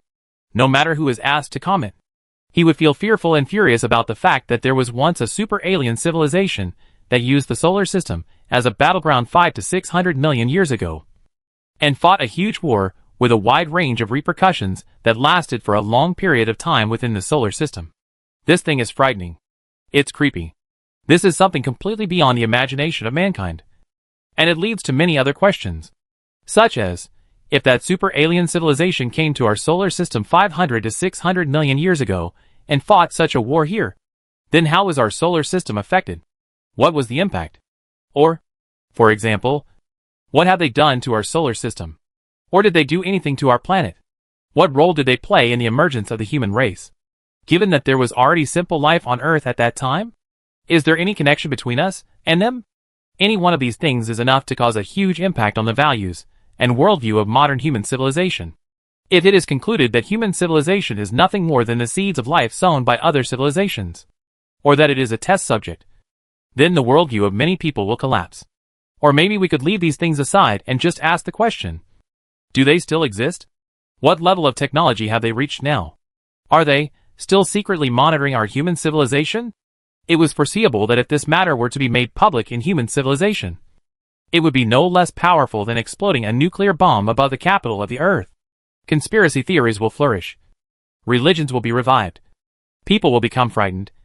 And society will be in turmoil. The source of all this is because of this matter. That is, there is a super-alien civilization that had a huge war with the solar system as the battlefield 500 to 600 million years ago. This matter is like a heavy stone pressing on top of Wei Feng's heart. Wei Feng desperately wanted to figure out what was going on. But this matter could not be rushed. The most likely scenario was that until Wei Feng exhausted his own life, and even the entire human civilization exhausted its own life, the truth of this matter would not be able to surface. That's hundreds of millions of years of long time. Whatever happens in such a long time is possible. Even since human civilization has been documented, the history of thousands of years ago has not been fully clarified by humans. To figure out something that happened hundreds of millions of years ago. How can this be simple? Quietness was restored in the control cabin. Wei Feng looked at those things in the vacuum-sealed box, and did not open his eyes for a long time. After a long time, Wei Feng waved his hand and said, "Put these things away. Keep them well. And if we can return to Earth one day, we'll give it to the government to study." "Okay," Yi Lu responded, maneuvering the pusher robot to put the sealed box away. Then asked, "Do you want to read the letter sent to you from Earth now? Or, you need to take a break?" "Make me some food," Wei Feng said. "Then I'm going to take a good rest. I'm still feeling a bit sick." "Okay, Captain. You might feel better if you can have a quiet sleep," Li Fall said. Hibernation was not the same as sleep. Sleep was rest. Hibernation was similar to suspending all physiological processes in the human body. Obviously, it didn't have the effect of rest. If one kept hibernating for a long period of time, instead it would bring serious damage to the human body. Wei Feng ate a little bit of food. Then under Yi Lu's arrangement laid down on top of the soft and comfortable bed, and quietly entered into sleep inside the only oasis in this dark and faraway universe. After waking up, Wei Feng felt that his state had recovered a little. After some restorative exercises, he took advantage of the break to go to his personal computer and open the letters that had been sent from Earth. At this moment, more than 20 long years had passed since Wei Feng had left Earth, and the Star Ocean spacecraft had sailed out a distance of nearly 2 trillion kilometers. This meant that the one-way communication between Wei Feng and the Earth side would take almost 2 months, and a question and answer would take 4 months. It was not unexpected that Wei Feng's letters were all sent by his classmates. The letters were all sent by his classmates. They were keeping their promise, recording the events in human civilization from the perspective of a bystander, and then transmitting them to Wei Feng. The first letter was a response to his own reply letter from 10 years ago. There was no specific description of anything in this letter, so Wei Feng read it and put it to the back of his mind. There were 17 letters in total, and apart from this one, the remaining 16 all recorded some major or anecdote-like events. However, among these 16 events, only 2 of them caught Wei Feng's attention. "Wei Feng, do you still remember the situation when the Star Ocean ship set sail? At that time, almost everyone in the entire civilization was watching us, and our every move touched people's hearts. But I have to say, we humans are a race that is good at forgetting. All information, no matter how explosive it is time-sensitive to the general public, and no one pays attention to it after that period. Unfortunately, our silo project has not escaped this fate. People are gradually forgetting about us. Not many people remember that a decade or so ago, a ship left our home galaxy to embark on a long interstellar journey alone. I feel sad that we have dedicated our lives to this project, but it ends with the fact that people are gradually forgetting us. I am afraid, what will become of us if after a few hundred years' time, we are completely forgotten, and no one comes to care about us or remembers us anymore?" This was indeed a very sad thing. But Wei Feng had long been mentally prepared to face this situation. Wei Feng had never had the luxury of being remembered from the very beginning. However, when this situation really started to happen, Wei Feng still felt a bit sour in his heart. With a sigh, Wei Feng left his seat and came to the porthole of the airship. Looking through the glass at the bright star in the distance, Wei Feng knew that there were hundreds of billions of his own kind living around that star, where he was born and lived, where he carried all his memories. No matter if the memories were warm or cold, whether they were joyful or saddening, they were all there. Now, I am in the distant space of 2 trillion kilometers away from there, and it takes 4 months to communicate with the Earth once. And with the passage of time, this distance will continue to expand. It is always dark and void, and one is alone. Oneself was attached to it, and the people there were forgetting themselves. When I left Earth, when I stepped into the hibernation pod, I was doomed to be forgotten. They can enjoy this era to their heart's content, while we time travelers can only stand as a bystander unable to blend in. But this responsibility always has someone to take on, doesn't it? Wei Feng silently said this to himself before returning to his seat once again. There were still 2 short phrases left in this letter. The first of which read, "Fortunately, society hasn't changed too much yet. Everything we're familiar with still exists here, and we haven't been abandoned by the times for the time being." The second paragraph was only 1 sentence. "Oh, by the way, Keller is dead. Allegedly from an interstellar traffic accident. A meteorite struck his ride, and he and his entourage of 37 people were all buried in space." This letter ended here, but Wei Feng's heart rippled a little. Keller was the name of the Führer who had made up his mind to carry out the silo plan in the first place. Counting from now, it had been almost 40 years until he stepped down as Führer. Wei Feng had also heard about Keller's life after he left office, and knew that he had become an artist and had an extremely high reputation amongst human society. The description of Keller's death in this letter was very simple, just like a casual conversation about someone's pet dying. But Wei Feng felt a little unusual meaning from this simple description. Meteorite attack. For the current human civilization, is it possible for a meteorite attack to destroy a spaceship in such a way? Wei Feng felt sorry for Keller's death, and at the same time felt a little puzzled. There seemed to be a lot of things hidden behind this matter. But Wei Feng was not a politician, and could not decipher more information out from here. The sense of isolation brought about by the vast distance in time and space also made Wei Feng feel that Keller's death seemed to be something very distant. It was a thing that happened in the middle of a distant hometown. And what does it have to do with himself now? Wei Feng shook his head and shook this matter out of his mind. Even if this matter is unusual, but that is not something that he can interfere with. He is just a time traveler who is about to be forgotten. The second letter was written by Chu Hai. Said 3 months ago. Of course, because of the communication delay that existed. He himself had just received it a month ago. Wei Feng. Hello. To tell you something unfortunate. A scientist recently claimed that the upper limit of the speed of a conventional thrust ship is 1.5% of the speed of light, or 4,500 kilometers per second. This conclusion is not yet recognized, but there are already a large number of scholars who support it. Chapter 220, The Unbreakable Dead End. The definition of a conventional propulsion method is actually very simple. That is, a propulsion method that can be used universally on a large scale, just like the propulsion method used by the Star Ocean spacecraft at the moment, where the fusion engine heats up the work material and then ejects it. The counterpart to the conventional propulsion method is the unconventional propulsion method. Most of these propulsion methods are still in the conception stage, and there are various whimsical methods among them. For example, using a nuclear bomb to explode behind the ship every second, and using the radiation pressure of the nuclear bomb to propel the ship forward. This kind of propulsion method has one thing in common. That is, they are limited to the very special environment, will only have the demand, and they can't be competent for large-scale interstellar transport demand. For long-distance interstellar voyages, the only option is conventional propulsion. The reason was very simple. Because in the future, a large spacecraft that could carry hundreds of thousands or even millions of people would need to constantly throw nuclear bombs to propel itself. Something that no one could imagine. In the field of interstellar navigation, the sort is not feasible. Honest development of basic science and technology. The development of conventional propulsion is the only feasible way. But Chu Hai now told Wei Feng that some scientists had theoretically proved that the upper limit of the speed of the conventional propulsion method was 4,500 kilometers per second. Although this theory had not yet gained universal recognition, it already had a certain number of supporters. This caused Wei Feng's heart to ripple once again. The scientist argued on this topic in terms of material science and technology. Specific impulse. The ratio between the mass of fuel and work mass, and the total mass of the ship.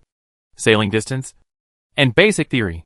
His conclusion was that for long-distance interstellar voyages, the upper limit of the speed we can achieve by conventional means is 4,500 kilometers per second.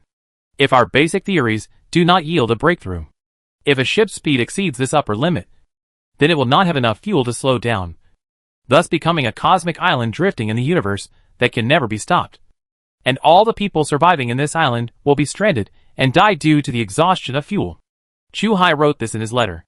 Some scientists pointed out that there is a loophole in this theory, and that scientists countered that if the speed of a spaceship depended only on these factors, then one could build a very, very large spaceship, such as a giant spaceship that is 10 kilometers in length, 1 kilometer in width and 1 kilometer in height, and then pile up fuel on 10% of the spaceship.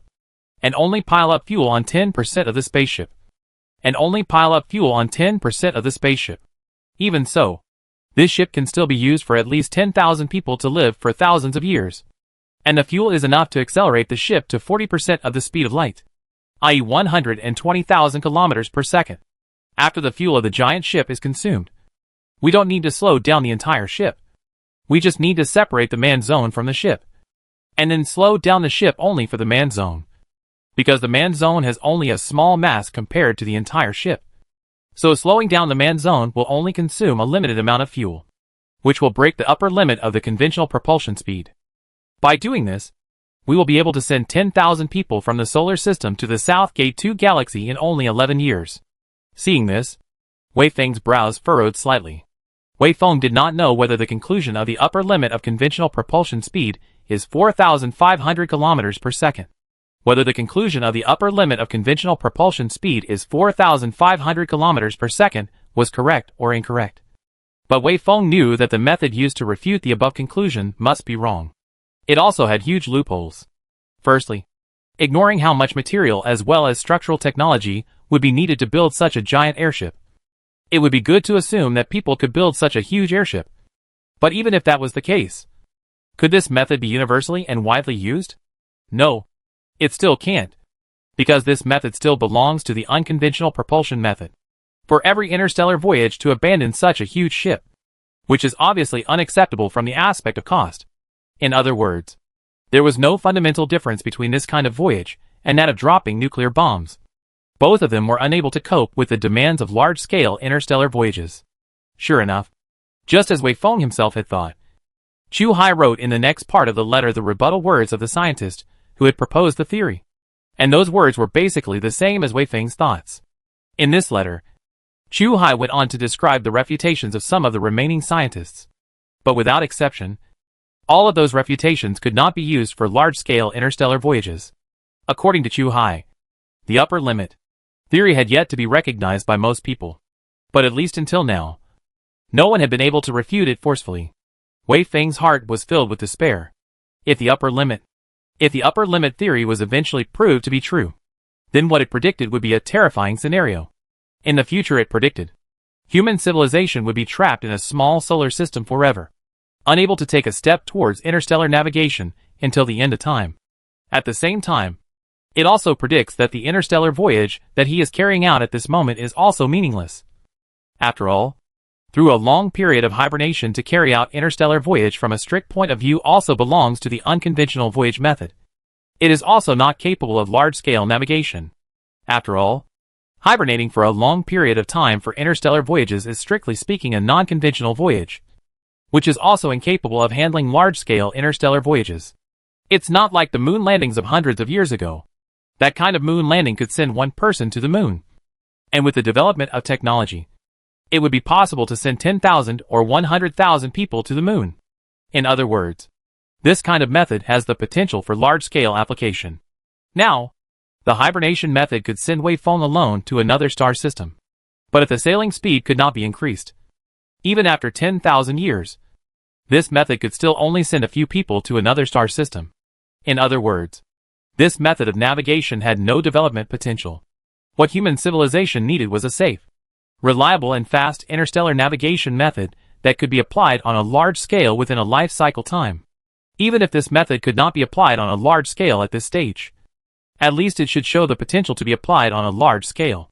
For example, assuming that at this moment there is a spaceship that can navigate at 50% of the speed of light, that is, 150,000 kilometers per second, then it would only take it over 8 years to travel back and forth to the Southgate 2 galaxy. Even if it can only take one person, this way has potential because it foretells the feasibility of large-scale interstellar navigation in the future, whether it was sailing by throwing nuclear bombs, or supergiant spaceships, or the hibernation sailing that Wei Feng was using at the moment. All three of these methods had no potential for large-scale application. But now, the upper limit theory proposed by that scientist locked the speed of conventional propulsion at 4,500 kilometers per second. He claimed that unless one could increase that speed tenfold, or perhaps increase the average human lifespan tenfold, any remaining attempts were doomed to fail to gain mass application. Whether it is to increase the speed tenfold, or to increase the average human lifespan tenfold. This has no possibility of being realized for us at the present time. Chu Hai wrote, "The development of science and technology needs the support of basic theories. And if our basic theories can't get a breakthrough, these two requirements are all extravagant for us. Science is our weapon to understand the nature of the universe. And it follows such a process. That is, discovery, hypothesis, and argumentation. We must first discover the parts of the universe that are different from our theories, then hypothesize about them, supplement this with more observations and thinking, and eventually come up with new theories, and then continue to repeat this process before we can increase our level of science and technology. However, my friend, do you know that some scientists have now come up with a new argument, which argues that our field of vision is limited to the solar system?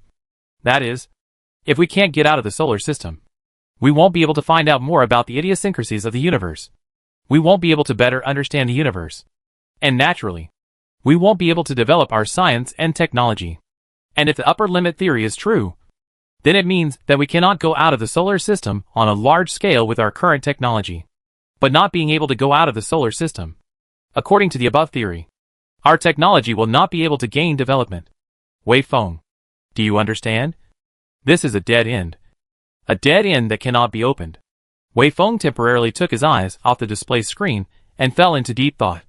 This deadlock, if simplified a little more, meant that to obtain a higher sailing speed, the prerequisite was that people must go out of the solar system to obtain more knowledge. Without more knowledge, it was impossible to obtain a higher speed, and it was impossible to go out of the solar system. And if one wants to get a higher speed out of the solar system, the prerequisite is indeed that one must have more knowledge and higher technology. Get out of the solar system. Get out of the solar system and acquire more knowledge are a pair of events that are preconditions for each other. The situation is like a key locked in a lock. To open the lock, you have to remove the key. And to remove the key, you have to open the lock. It is this paradox that limits the footsteps of human civilization to the solar system. Then, through hibernation voyages, supergiant spaceships, and other unconventional ways, first let a small number of people out of the solar system to obtain knowledge, and then use this knowledge to feed back to the people trapped in the solar system, and ultimately raise the level of knowledge of the human civilization to the point where it is enough to carry out interstellar voyages on a large scale. He said, this might be considered a way to open the dead end. Wei Feng thought in this way. Maybe the Solitary Island project is an attempt to open the dead end of human civilization. Chapter 221 Fermi Paradox. All unconventional navigation methods had one thing in common, and that was that they were costly and time-consuming, and at the same time had an extremely low rate of return. Just like the hibernation voyage Wei Feng used in the Solitary Island plan in general. Just to send one person to the South Gate 2 galaxy cost 1.5% of the annual human civilization's total economic output. And the benefits? It could be said that the Orphan Island project had no substantial gains. If Wei Feng wasn't wrong, Head of State Keller should have seen this paradox at the beginning. And the promotion of the Orphan Island project might just be a prelude for a larger-scale unconventional voyage out of the solar system. If this preparation was successful, then the subsequent inaugurated Führers might push to spend the same resources on this unconventional voyage to send a group of scientists, as well as a group of observational instruments out of the solar system to acquire more knowledge. But there is a problem with this option. Not only is it time-consuming and costly, but for a certain period of time note that this could be as long as 3,000 or 4,000 years, this option will not bring any visible return to human civilization. It may take 3,000 or 4,000 years for its benefits to manifest themselves, because unconventional voyages are so inefficient. Acquiring knowledge in this way is extremely difficult. The resources consumed to send enough research scholars and scientific instruments out of the solar system could be astronomical, which would likely bring down the average standard of living of people within human civilization. And within 3,000 or 4,000 years, these consumed resources will not be able to bring back any visible return for human civilization, which then creates another deadlock. Because the people are always short-sighted. No, not only the people, even the wise man. He probably can't see far enough to see the benefits after 3,000 or 4,000 years. Then, attempts to break the deadlock through unconventional sailing methods would inevitably meet with extremely great resistance. Wei Feng thought of a method to break the deadlock, but Wei Feng then dismissed this method. This method was really too difficult for anyone else to accept. It was like saying to the people who were still in the era of the country hundreds of years ago that they should endure starvation for 500 years and 10 generations in exchange for the country's prosperity and strength 500 years later. The person who made such a claim would definitely be considered insane. Führer Keller is perhaps such a madman. His gaze was long enough to see what would happen 3 or 4,000 years later. And he began to lay the groundwork for breaking the paradox 3 or 4,000 years ago today. And perhaps it was because of this that the silo plan was created. And Wei Feng, who was drifting in the endless starry sky at this moment, was created. Right at this moment, Wei Feng suddenly thought that the death of Führer Keller might be because of this matter. The silo plan consumed 1.5% of the total annual wealth of mankind in that year. And I don't know how many people as interests were damaged. So, was it because of this reason that Führer Keller was conspired to be killed? Wei Feng felt his heart go a little cold. If Führer Keller really died because of this reason, then the many Führers, who will be inaugurated next, will they still have the courage to be such madmen? After all, the Führer will always leave office, will always hand over power. And being safe while in office does not mean that it will be safe after leaving office. Even if the Führer is appointed for life, the Führers have to take into account the possibility of a popular uprising and a violent overthrow of the rule. If this only way to break the paradox is not feasible, where does human civilization go from here? Facing stagnation in its technological development, it will remain trapped within the solar system. And then, just silently disappear into the universe? Chu Hai's letter was not yet finished. Wei Feng pondered for a while, then continued reading. What we are facing is a dead end. Wei Feng, I thought of a question that has puzzled people from hundreds of years ago until today. That is, where exactly are the aliens? Now I think that things may be like this. There may indeed exist many civilizations in this universe. But all of these many civilizations are locked up by this paradox that is plaguing our human civilization today. And they have not found a way to break the paradox until their civilizations become extinct. And until they become extinct, they have not been able to get out of their own galaxy. So naturally they cannot be found by our human civilization. Wei Feng knows where the aliens really are. This question is known as the Fermi paradox. The Fermi paradox says that according to the model, there should be many civilizations in the universe. The age of the universe is more than 13 billion years, while the age of the solar system is only 5 billion years. Then, according to the existence of the longer, the more developed technology model, the universe should exist a lot of very advanced technology civilization. But why human civilization until now have not detected any signs of the existence of extraterrestrial civilization? Chu Hai said he thinks the answer to Fermi's paradox is that there are many civilizations in the universe. But no matter which civilization is unable to break the speed of navigation and access to more knowledge. It is impossible to break the speed of navigation and access to more knowledge, and acquire more knowledge. So they all perished. I think that our human civilization will eventually follow in this footsteps, because we don't have a way to open the dead end. And if you can't open the dead end, you can only go extinct. As things stood, Wei Feng naturally knew that alien civilizations existed. Because if alien civilizations did not exist, then the high-tech metal fragments in that irregular asteroid could not be explained. However, after learning about the sailing speed and acquiring more knowledge, after learning about the deadlock between sailing speed and acquiring more knowledge, Wei Feng had more thoughts about the alien civilization that had come to the solar system. Since that alien civilization could have come to the solar system and fought a large-scale war in the solar system, although at this moment, Wei Feng was not sure about the authenticity of the large-scale war because Wei Feng had not obtained more concrete evidence. But Wei Feng thought that this inference was very probable. Since a fragment was found on top of an asteroid by chance, the probability of such a thing was too low. And it was too far-fetched to explain it by coincidence, then it would definitely prove that the alien civilization possessed the ability of interstellar voyage. And if this dead end, if this deadlock is a common problem faced by many civilizations in the universe, then this alien civilization has undoubtedly broken this deadlock. Because it is obvious that only by breaking the deadlock can we obtain the ability to travel interstellar distances. Likewise, since they had already broken the deadlock, then their level of technology should be much higher than human civilization.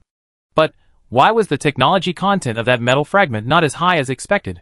Wei Feng clearly remembers the performance parameters of that fragment's material. And these parameters show that although its technological content is higher than the human civilization's technological level, it is limited. According to the current human civilization's technological development speed, It is at most less than 100 years higher, of course. This is according to the existing human civilization's technological development speed.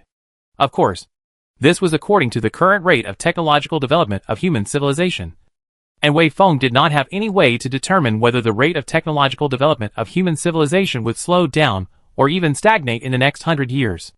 But at least until now, Wei Feng had not found any signs of human civilization's technological development coming to a standstill. What did this mean? Does it mean that the human civilization's technological development can break the deadlock and acquire the ability of interstellar navigation in another 100 years? Or does this deadlock not exist at all? Or is it that human civilization is the only civilization facing the deadlock, and alien civilizations are not troubled by this deadlock? Wei Feng was not sure which of these three speculations was correct. It would take time to get the answer to this question. Chu Hai's letter was still continuing. Wei Feng, my heart already has some vague bad premonitions about the fate of our human civilization. I don't know what we will be facing in the future. Our individual power is too small to exert influence on the entire human civilization. This is really a torture for us who have a long life. The only thing we can look forward to is, hopefully after 1,000 years, we can meet again. Chu Hai's letter ended here, while Wei Feng fell into a long period of thinking. But this thinking was destined to be fruitless. After thinking, Wei Feng instead became even more confused. With a long sigh, Wei Feng gave up thinking and began to carry out recovery training under Yi Lu's arrangement. Life returned to that state of unrest. The universe was always dark and empty, and life was always lonely and silent. After a period of restorative training, Wei Feng regained some strength. So he repaired all the faults in the spaceship, and then eliminated some of the bugs that Yi Lu had accumulated in the course of its operation. And the time came again 2 months later. It's time for you to go hibernate, Yi Lu said. Wei Feng then laid down in the hibernation pod once again. Before entering this place, Wei Feng had instructed Yi Lu to fully search for possible fragments of unknown civilization creations that might exist near the route, and granted Yi Lu the power to wake himself up urgently under certain circumstances. Yi Lu, goodbye. Wei Feng said these words with a smile, and the hatch of the hibernation chamber began to slowly close. Before losing consciousness, Wei Feng's mind turned to this thought. My report on the discovery of the unknown civilization fragments is probably already transmitted to the solar system at this moment. I wonder what kind of attitude our government will report on this report. This should be the first time our human civilization has found definitive evidence of the existence of an alien civilization. Consciousness slipped away quietly, and Wei Feng once again fell into a deep sleep. The Star Ocean spacecraft once again shut down all the non-essential equipment on top of the ship, and continued to turn into a cold stone in the universe, continuing to carry out this lonely journey that will last for 1,000 years. Chapter 222, Deep Space Exploration Committee. In the lonely and cold cosmic space, the concept of time seemed to have lost its meaning, because no matter how much time had passed, the Star Ocean spacecraft always remained motionless. It was always quietly suspended in this dark space. Not only did it not move, the environment it was in also did not change in any way. When Wei Feng woke up again, the starry sky he saw was not any different from what he saw 10 years ago. The sun was still the first bright star in the whole day, and the infinite stars in the starry sky were still well and truly in their original positions, with no changes at all. They were like a quiet painting.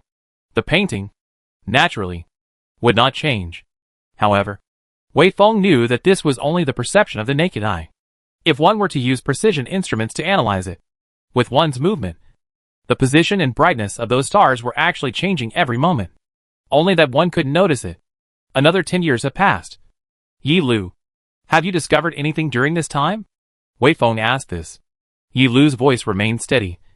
I didn't discover anything.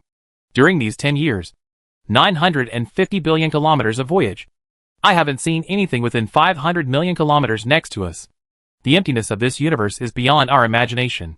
Yi Lu had been working all the time, without a moment's interruption during these 10 years. Every second Yi Lu was maneuvering the telescope equipped on top of the Star Ocean spacecraft to search the surrounding space. But Yi Lu did not find anything. This was a very boring job. If Wei Feng were to do it, I'm afraid that Wei Feng would go crazy in less than a month. A job like this was something that only Yi Lu could handle. Yi Lu, hard work, Wei Feng said very seriously.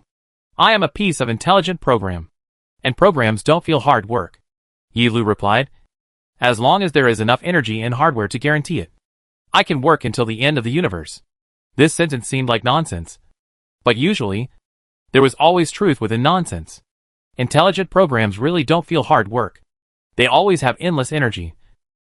They don't get annoyed. They don't get sad. They aren't controlled by any emotions. They are born to strive for the goals set at the beginning. Just like what Yilu said.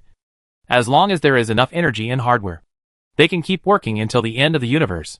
This is the biggest advantage of intelligent programs compared to life. At times, Wei Feng. No, not only Wei Feng. The scientists on Earth had also thought about the existence of a mechanical civilization. Compared to life forms, the advantages of mechanical civilizations were too obvious. They wouldn't be troubled by short lives, nor would they be hindered by difficulties such as culture, ideology, internal strife, and so on. 1,000 years for an interstellar voyage may be a difficult task for a human civilization. But for a mechanical civilization, 1,000 years is no different from a second. At the beginning, hundreds of thousands of computer scientists, physicists, material scientists, structural engineers, etc. joined together and used more than 10 years to compile Leaf Drop, this huge set of intelligent programs. Now, it has spent 30 years proving its reliability.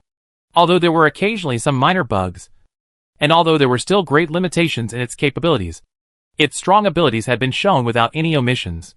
This made Wei Feng's heart anticipate a little more about the possibility of a mechanical civilization existing.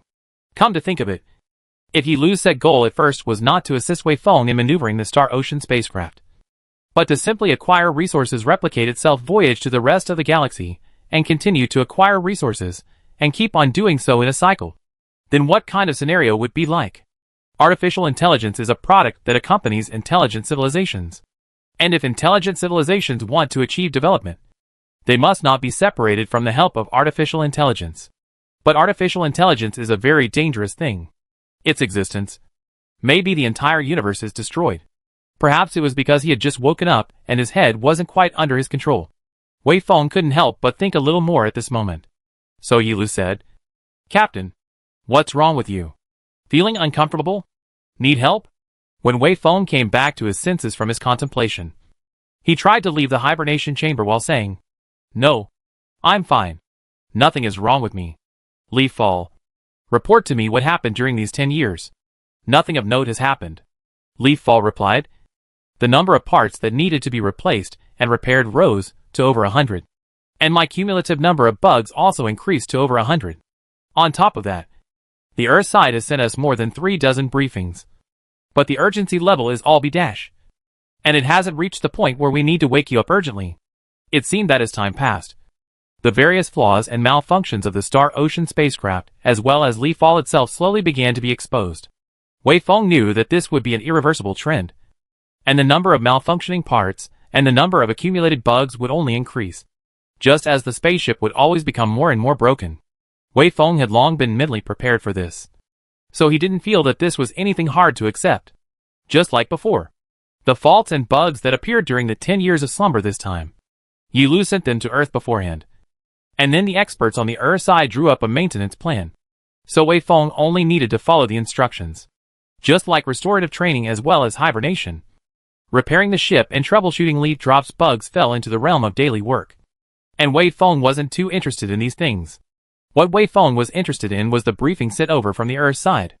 In Wei Feng's opinion, this was the only thing that could maintain a sense of connection with the Earth side. At this moment in time, this was the only thing that could maintain a sense of connection with the Earth side. The first thing Wei Feng saw was a document signed Deep Space Exploration Committee. The first thing Wei Feng saw was a document signed Deep Space Exploration Committee. When Wei Feng left Earth, there was no such organization, and Wei Feng didn't know what this organization was responsible for.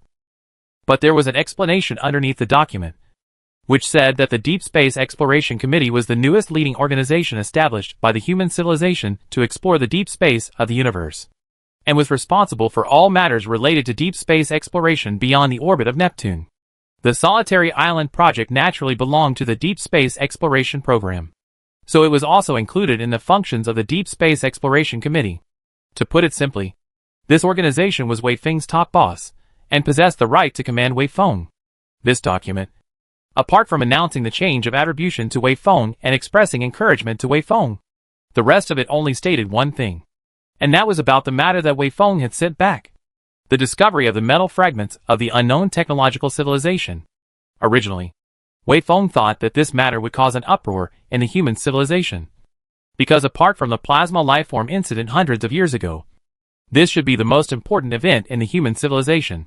Apart from the plasma lifeform incident hundreds of years ago, this should be the first time that human civilization had found evidence of the existence of an alien intelligent civilization.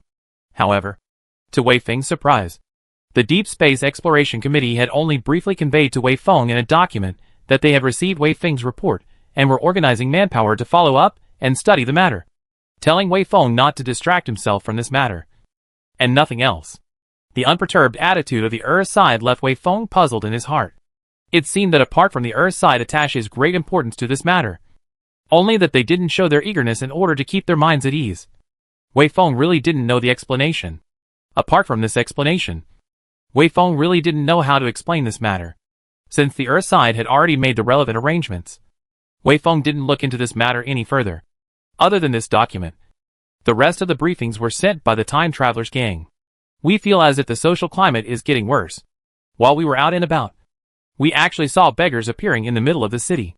We don't know if this is a loophole in our social welfare and security system. And we don't have enough time and energy to pursue this matter. We just feel from the bottom of our hearts that something is wrong.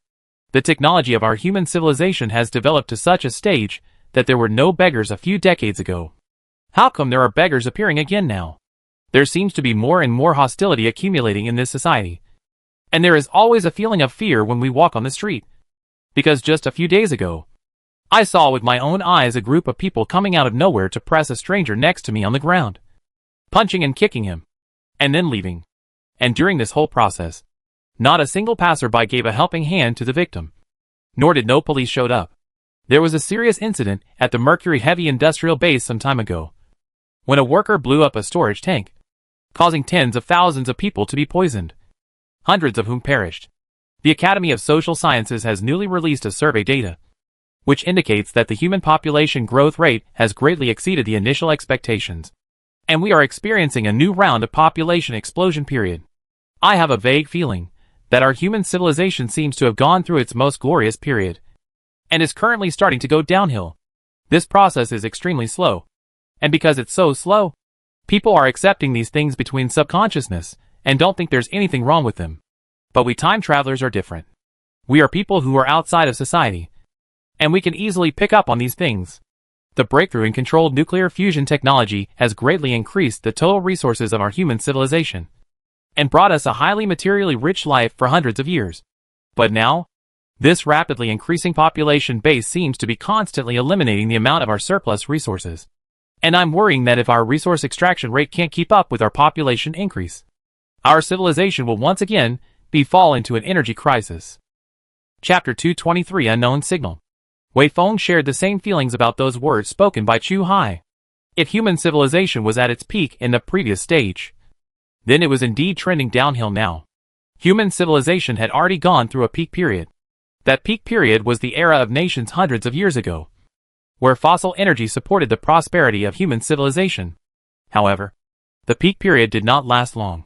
As the total population grew and fossil energy sources became increasingly depleted, the peak period was over. It was only with the mastery of controlled fusion technology that human civilization once again reached a new peak. But now, the total population has once again begun to explode. Wei Feng believed that there were two indicators to measure whether human civilization was at its peak. One was the total amount of resources under control, and the other was the total population. If the total population was certain, the more resources there were, the richer the material per capita would be. If the total amount of resources is certain, the lower the total population is, the richer the material per capita will be. Now there is a key question. Is the ratio between the population and the total resources available to human civilization really out of balance? If we look at it from a macro point of view, the energy within the solar system can be regarded as infinite, because Jupiter, Saturn, Uranus, Neptune, the four planets contain almost endless hydrogen energy, according to common sense. Since the human civilization has mastered the controlled nuclear fusion technology, then the human civilization should not be troubled by the energy problem anymore. However, we should not forget that the exploitation of energy is also costly, and the scale of exploitation of energy cannot be expanded indefinitely. There is always an upper limit, and after reaching this upper limit, it will be difficult for human civilization to increase its energy output again. At the same time, the rest of the limitations also exist. For example, the limit of food production, such as the limit of living area and so on. It is these many limitations that lead to the entire solar system can carry the total population is limited. In the population reached a certain level, if you want to maintain the per capita material needs do not decrease, then there is only one way out: colonization of extraterrestrial planets. But if you want to colonize an alien planet, you will encounter the dead-end problem of the colonization of extraterrestrial planets. How to break this deadlock? Wei Feng didn't know. Just like what Chu Hai had said, time travelers had a unique advantage in observing the trend of human civilization. Through Chu Hai's description, Wei Feng also vaguely felt the hint of a crisis brewing. Wei Feng knew that the things that had appeared in human civilization now were just the beginning, and it would definitely continue to develop and become more and more serious. If no technological breakthroughs keep appearing, then human civilization may return to chaos and even war. This was caused by the development trend of the human race, and it was not shifted by the power of the individual. Even if a Führer, who was like a genius, appeared amongst the human civilization, as long as he was unable to bring about a technological breakthrough, then he would be equally unable to reverse the trend. Wei Feng let out a long sigh and gave up his contemplation. Wei Feng felt that there was already a noose around the neck of human civilization at the moment, and it was quietly tightening as time slipped by. If the human civilization can find a way to open the noose before it hangs itself to death, then the human civilization will be able to regain a new life. If it can't be found, then it can only be like the possible existence of the speculation. Not yet out of the mother galaxy has already perished many alien civilizations, disappearing silently in the dark and cold universe, until the death of the universe can't send out a cry of their own. Wei Feng's heart suddenly moved, because at this time, Wei Feng thought of the fragment of the unknown civilization that he had discovered. It's very likely that this unknown civilization has opened the dead end and found a way to navigate at high speeds, or even FTL. If we can obtain more relics about them, maybe we can find enough technology from it to save our human civilization. If that's the case, human civilization won't have to be plagued by this deadlock. Wei Feng knew that all these ideas about the future fate of human civilization were mere speculations, and no one could verify the truth of these ideas except for time.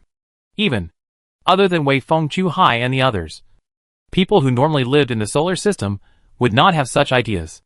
But the sensitivity of being a time traveler made Wei Feng agree with these speculations from the inside. Because we are time travelers, we can detect these trends. You guys aren't, so you can't detect them, since we have already detected this trend in advance.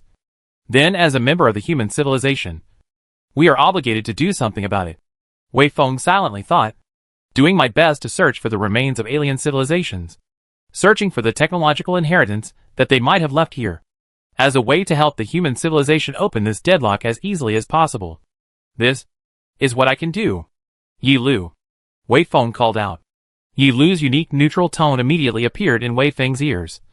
Captain, what are your orders? Wei Feng said. From now on, I am granting you the authority to additionally fine-tune your routes, outside of the amount of fuel needed to ensure the necessary go-around as well as the return acceleration and deceleration. You are free to allocate the rest of the fuel.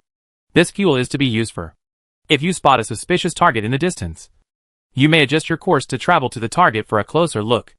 At the same time, select 4 probes and start modifying them. Then launch them in the 4 directions of the ship: left, right, up, down, and let them maintain a state of relative static motion with the ship as a way to expand the ship's detection field of view. There was a reserve of detectors in the Star Ocean ship, and these detectors were originally intended to be activated after Wei Feng arrived at the South Gate 2 galaxy. But now Wei Feng decided to activate them earlier. Alright, Captain. May I ask, do these things need to be reported to the Earth side? You have autonomous authority over these matters, so you can determine for yourself if you want to report to the Earth side. Wei Feng hesitated slightly before replying. Don't report it to the Earth side. This belongs to my personal behavior. Wei Feng could be certain that the Earth side must not agree with his speculations, so it would definitely not agree with these things that he had done.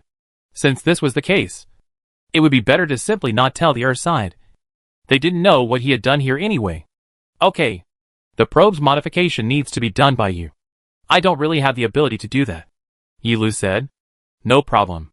Wei Feng immediately agreed. During that 20 long years of training, Wei Feng had already mastered the skills proficiently. Something like modifying a detector was still competent. Thus, on top of his daily recovery training, replacing broken parts, and troubleshooting the bugs that had accumulated in the course of Leaf Drop's operation, Wei Feng had one more job. The modification of the probes was completed after a month and a half. So they were launched by Wei Feng. Compared to the Star Ocean ship, their relative movement speed was very slow. Probably only about 10 kilometers per second. At this speed, it would take about a year and a half to fly to the designated location. This time seemed very long. But for Wei Feng it would be nothing. Wei Feng had nothing else but time. After arriving at the designated location, they would slow down and then maintain a state of relative stasis with the Star Ocean ship. The Star Ocean ship was advancing at a speed of 3,000 kilometers per second, and they maintained relative stasis with the ship, which meant that they were also advancing at the same speed of 3,000 kilometers per second. This was inertial navigation and did not require the consumption of additional fuel. But the detection instruments equipped on them could expand the Star Ocean ship's field of view by more than a few times.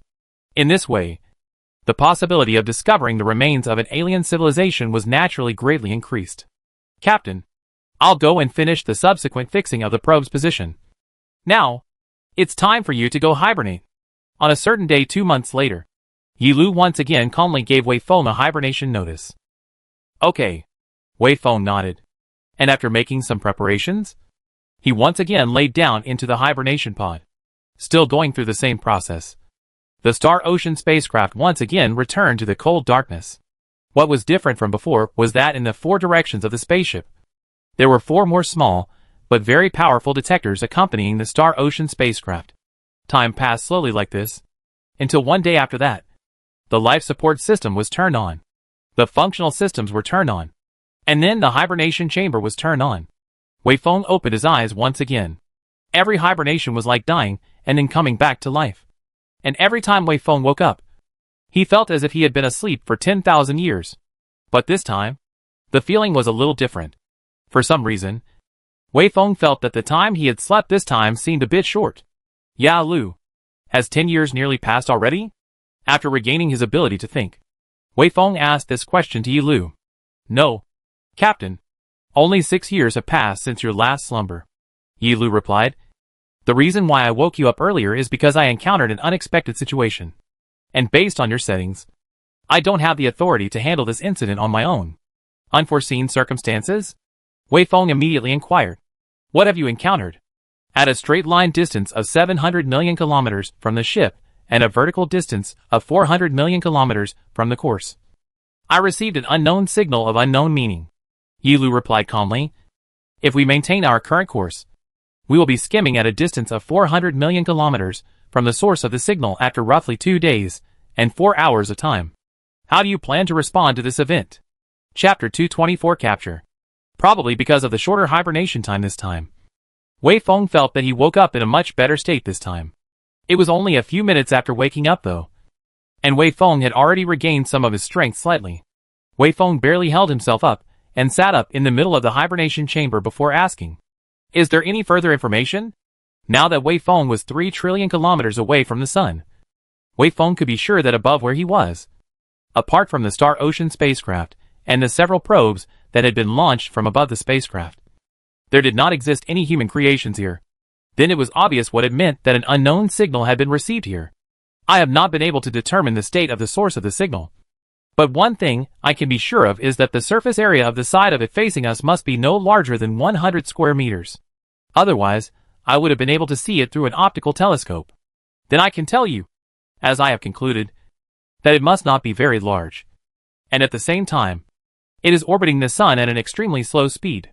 What it sends out is a repetitive signal with a signal repetition period of 5 seconds. And if it were to be represented as a humanly audible sound, it would sound like this. Wei Feng heard a sound similar to that of a table leg rubbing against the ground when moving a table. The sound lasted for 5 seconds, stopped after 5 seconds, and then repeated again. I can't decipher the exact meaning of the signal. Yi Lu continued. Did you send a signal answer to it? Wei Feng inquired. I sent an answering signal at the frequency they adopted. But they didn't respond. They still maintain this unknown signal that repeats every 5 seconds without any changes ever. As far as I can surmise, this is probably an instrument with only a fixed working program, which is unable to respond to any stimuli from the outside world. In other words, there should be no intelligent life presiding within it. Find a way to capture it, Wei Feng immediately said. This is most likely a relic left behind by an unknown civilization, and it may already be hundreds of millions of years old. As long as we capture it, we will most likely get something very important from it, Wei Feng said, and slowly walked out from amongst the hibernation pods before putting on his clothes. Then instructed Yi Lu, immediately prepare some food for me that can quickly restore my spirit and strength. Okay. Please wait for 5 minutes' time. Yi Lu spoke calmly. And after a moment's pause, he asked, do you have any plans to capture it? Don't forget that our Star Ocean spacecraft is moving at up to 3,000 kilometers per second relative to it. Capturing it is not an easy task. Wei Feng held the wall with one hand to stabilize his body, while thinking rapidly in his mind about a specific capture plan. This time was different from the last time. Last time Wei Feng encountered an asteroid, and when faced with an asteroid, Wei Feng could naturally take the approach of shattering it and capturing the fragments. But this time the one he encountered was most likely an alien civilization creation, and it was most likely an intact and still working instrument. Naturally, Wei Feng would no longer be able to take the approach of shattering it. Then there were only 2 paths left before Wei Feng. 1. Decelerate the Star Ocean ship. And 2. Accelerate for that unknown instrument. Out of these 2 options, slowing down the Star Ocean ship for it was obviously unrealistic. Wei Feng's destination was the South Gate 2 system. If he decelerated the Star Ocean now, after capturing the instrument, Wei Feng would have to accelerate the ship, which would consume at least 30% of the ship's total fuel reserves. This was unacceptable to Wei Feng. Then the only viable path left was the second one. Thinking of this, Wei Feng immediately said, Yi Lu, immediately maneuver the probe closest to it to get as close to it as possible, and then try to get as much data about it as possible, including its volume, possible mass and so on. At the same time immediately prepare tools for me. I want to modify a few thrusters out of it. Okay. I'll do it right away, Yi Lu replied. Wei Feng's plan was simple. Since the Star Ocean ship couldn't slow down, it would be good to accelerate for that unknown instrument. Wei Feng planned to launch a few thrusters that carried enough fuel, then slow down those thrusters to the point where they matched that unknown device first. Then attach it to that thing. Then propel that thing to accelerate, and capture it into the Star Ocean spacecraft by doing so. This was the most likely way Wei Feng could take under the realistic situation to succeed. In the vastness of space, hundreds of millions of kilometers away from the port side of the Star Ocean spacecraft, a tiny probe began its work. A flame was emitted from its tail, and under the impetus of this flame, its speed increased drastically, traveling towards the location of the unknown instrument in the calculations. Probe 2 will be 10 million kilometers from the source of the signal in 1 day's time, passing it at a relative speed of 3,600 kilometers per second. After skimming it, Probe 2 will no longer have any usable fuel, which means it will keep moving away from us, and we will no longer have the ability to retrieve it. We will lose it forever, Li Fall said calmly. It's worth paying the price of a probe to retrieve an instrument left behind by an unknown civilization, Wei Feng responded, since we are destined to lose this detector. Then Yi Lu, after it schemes over the signal source and sends back the detection data, can you maneuver it to blow itself up? That way, we might be able to use the light from its self-destruct and use the high-precision telescope on top of the ship to obtain more information about the signal source. It can, Yi Lu said. I'll go do the relevant calculations. The pre-preparation work had already begun in an intense manner. Wei Feng finally gained the ability to work after spending a few hours recovering his strength. So the pre-modification work on the thrusters began. A day passed quietly, and the number 2 probe, just as it was calculated to do, swept past the unknown signal source at 10 million kilometers. And after sending the information it had obtained back to the Star Ocean ship, it exploded and turned into a firework in the pitch-black universe. But it was too far away from the Star Ocean ship for Wei Feng to see the light it emitted with his naked eyes. Wei Feng could not see it, but the telescope on top of the Star Ocean ship captured the scene clearly. The light from the second detector's self-detonation had raised the intensity of the reflected light from the unknown signal source by a full dozen times. And coupled with some of the information that the second detector had sent back earlier, Yilu finally managed to barely acquire some information about the location signaler. It's probably an instrument in the shape of a screw, with a bit larger diameter where the screw cap is, and smaller diameter in the rest of the place. It has a total length of roughly 7 meters, and a maximum diameter of 4 meters. Based on that volume, I don't think it has a total mass of more than 50 tons. Its surface is not smooth, but very rough. Look here. Although you can't distinguish the exact details, I think these are some of the cables or pipes that it has exposed to the cosmic environment. It doesn't even have the most basic protection. If you look at it like that, it's a very rudimentary instrument. But that implies a contradiction. If you can send an instrument to a place like this, how can you not have the ability to attach the most basic protection to it? Or, it's not that it doesn't have protection, but that its protection broke down later on. Yilu presented the received signal in the form of a picture and explained something to Wei Feng. To be able to make a probe lose even its most basic protection, I think this should be war.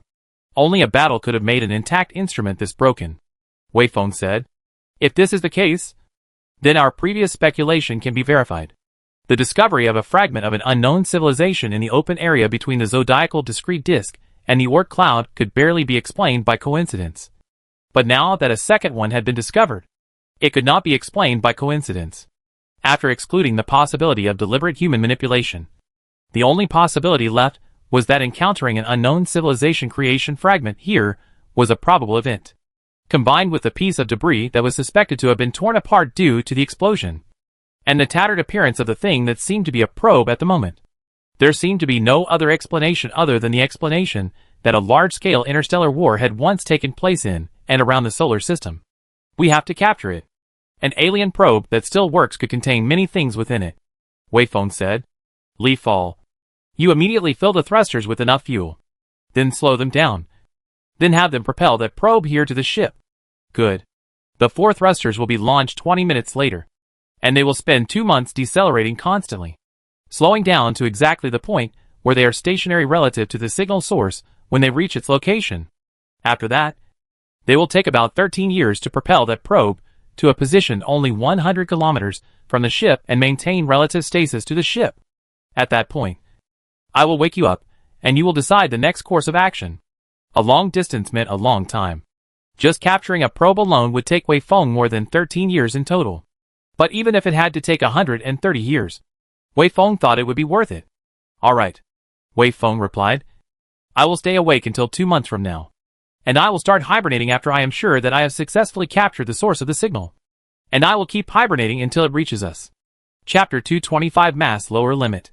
There were 4 thrusters that were thrown out from on top of the Star Ocean spacecraft, and then began to tumble continuously in the middle of cosmic space. However, they only tumbled for a moment, before a stream of light blue flame shot out from their tails. Under the impetus of these flames, their movement quickly stabilized, and then they began to fly towards the distant deep space of the universe. All the operations of this voyage towards the signaling source were automated and did not require Wei Feng's intervention. After launching these 4 thrusters out, Wei Feng then entered the idle state again. The so-called idle state didn't mean doing nothing all day, but rather needing to carry out some boring and tedious recovery training. Everyday life was routine. Exercise, then rest, and so on and so forth.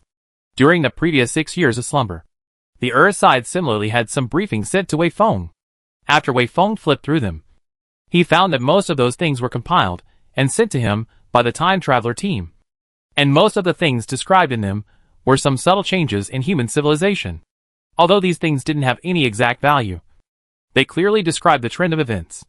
This made Wei Feng's mood start to get heavy once again. The longer time passed, the worse the situation became. All the way until things were bad to a certain extreme. What would change? Let's hope that all of this that I'm thinking about is merely wishy-washy.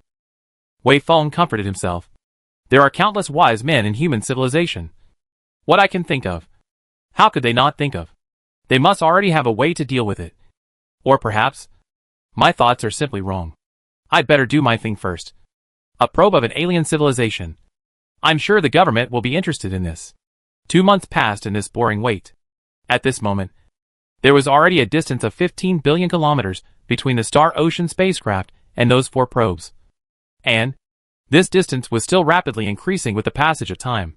Every second that passed meant that the distance between the two increased by 3,000 kilometers. A distance of 15 billion kilometers meant that the one-way communication delay between the two sides was already as high as about 14 hours. And it took a total of 28 hours for each command to be sent out from the Star-Ocean spacecraft to reach the signal source to be received by the thrusters. And then the thrusters would return the command results to the Star-Ocean spacecraft. In other words, when Wei Feng gave a command, he would need to wait for 28 hours to get the result of the command. The execution of such a task was something that the AI program was not capable of. At the same time, different commands could not be carried out at the same time. They were causally related. That is to say, Wei Feng needed to use the feedback results of the previous command as a basis to decide on the next command, which meant that Wei Feng could not send all the commands to the propellers to be carried out in a brainstorming session. Instead, he had to patiently wait for 1 day and one command to be carried out slowly. The speed of one instruction to slowly execute this task. And every day that passed, the two-way communication delay between the two parties would increase by about an hour.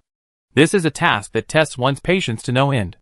Because there was no standard execution process for this task, Wei Feng had to constantly feel his way around on his own, relying on his own experience to judge the correct steps to execute the task. A wrongly executed step could mean that all of the steps of the task that had been performed over the previous 10 days were wasted. Sometimes when receiving the wrong feedback data, Wei Feng would simply be so manic that he could not wait to rush out and do the job himself. Time was wasted in such circumstances. The end result was that it took Wei Feng more than a full month to fix those 4 thrusters on top of the signal source and set the propulsion and orbital parameter data for them. However, this time had greatly exceeded Wei Feng's expectations at first. In Yilu's calculations, even if everything went well thereafter, the originally calculated time of 13 years would not be enough to propel the signal source over a distance of 100 kilometers from the Star-Ocean spacecraft. The latest calculation was that it would take 47 years. 47 years of time was equivalent to a quarter of a person's life cycle even for today's average human lifespan. With such a long time, all Wei Feng could do, however, was merely bring a minuscule little guy from deep space to his side. The cost was huge, but Wei Feng had to do it, because this was Wei Feng's only option. The ignition push command has been sent out. Yilu still maintained his calm tone. We will receive feedback on the execution of the command in about 26 days. Phew. Wei Feng let out a long breath. 26 days of time. Coupled with this 26 days of time then, Wei Feng had already maintained this waking up for nearly 5 months. Compared to the previous 2 months of time for each waking up, this time had already exceeded too much. During these 5 months, less than a day had been spent on work, and the rest of the time had been wasted on the increasingly serious communication delays. By now, the delay in two-way communication had risen to a terrifying 26 days. Wei Feng had never longed for an over-the-horizon communication technology like he did now. If there was over-distance communication technology, Wei Feng would have finished this matter a long time ago. However, at the same time, Wei Feng knew that the problem of communication delay was not only troubling himself, but also all humans in the solar system. Although human civilization's footsteps had already stepped on top of Pluto's cold land, the shortest two-way communication delay between Earth and Pluto was 10.5 hours, which had seriously hindered communication between people. Scientists have conducted a lot of research on the technology of over-the-horizon communication, and many scientists have devoted their life's work to this problem. But unfortunately, up to the time of Wei Feng's departure, human civilization has not yet seen the dawn of mastering the technology of over-the-horizon communication. Difficulties in the exchange of information will inevitably lead to psychological and physical isolation. The briefing sent to Wei Feng by the Time Traveler team clearly described this problem. We have found that people born on Earth, Mars, Jupiter and Saturn, which are the 4 large human settlements, already have a deep psychological barrier to the rest of the world. People tend to have a deeper sense of identity with their own birthplace, but only a broad concept of human civilization as a whole, and not much of an identity. Similarly, in the political arena, people born in different places will naturally form their own cliques, and different cliques will often clash violently over the distribution of resources and policies of human civilization in general. They look like the leaders of different countries in the national era, rather than the regional leaders of a unified human government. This is a consequence of poor transport as well as communication delays. If either of these two could be resolved, it is thought that human civilization would never have developed into this situation. The existence of communication delays had yet to cause serious consequences in human civilization. But for Wei Feng, the consequences of communication delays were already a bit too much for Wei Feng to bear. Because of the communication delay, Wei Feng had to stay awake for a long period of time in order to maintain the continuity of the mission. And if the ship was awake for a long period of time, the ship's life support equipment had to be switched on at the same time to ensure Wei Feng's survival. And at the same time, food would be consumed uninterruptedly, which would pose a great challenge to the Star Ocean's ship's material and energy reserves. Wei Feng's original time for each awakening was 2 months, and each hibernation time was 10 years. And now Wei Feng had been awake for 5 consecutive months. So that meant that Wei Feng had consumed 25 years of the budgeted material reserves with this one awakening. This was the vastness of space, where it was impossible for Wei Feng to get any resource replenishment. Therefore, for every bit of resource reserve in the spaceship, Wei Feng had to be careful with his budget. "I can't wait any longer," Wei Feng said. "Spending these 26 days in the midst of waiting is a great act of resource wastage. Our material reserves can't support it. Let me go for a short hibernation. If there is a mistake in the execution of the mission after the 26 days' time, then wake me up. If the execution of the mission goes well, then exchange the short hibernation for a long hibernation, and wake me up again after 10 years. "Good Captain," Yi Lu said. "You are very wise to do so." Wei Feng then entered into hibernation once more, while the Star Ocean ship entered into an icy cold state once more. However, this icy state did not last too long. This was something that even Wei Feng, who had awakened, felt. Therefore, the first question Wei Feng asked after waking up was, "How long have I been hibernating? I feel like I've only slumbered for a while." "Yes, you have only hibernated for 26 days. The reason why I woke you up was because there was a mistake in the execution of the mission," Yi Lu said calmly. "Our mass budget for that alien device was 50 tons. And in order to prevent accidents, we fueled the thrusters according to the mass of 100 tons in actual operation. However, when the 4 thrusters were fully activated, the alien device didn't move a bit. This means that its mass has far exceeded our expectations." "How could this be?" Wei Feng frowned deeply. "Then, what is its mass that you calculated?" "I can't give you precise figures, but I can give you a lower limit for the mass of this device. Based on the accuracy of my observations, and the thrust of the thrusters then, the lower mass limit of this alien device is 5 million tons. Chapter 226 Crazy Spin. 5 million tons. How is that possible? That alien device is only a little bit that big. How can it have a mass of 5 million tons? Yi Lu, have you come up with a new bug? After hearing Yi Lu's reply, Wei Feng immediately widened his eyes. No, Captain, I didn't come out with a bug, Yi Lu replied in a still calm tone. If you don't believe me, I can give you these data and have you calculate it yourself. Although it's unbelievable, I have to say that it's all true. By the way, Captain, once again, I remind you that the 5 million tons I mentioned is the lower limit of this alien device's mass. Not its exact mass. Its mass can only be greater than 5 million tons. Not less. As for exactly how big it is, sorry. Without enough data to calculate it, I can't tell you the answer.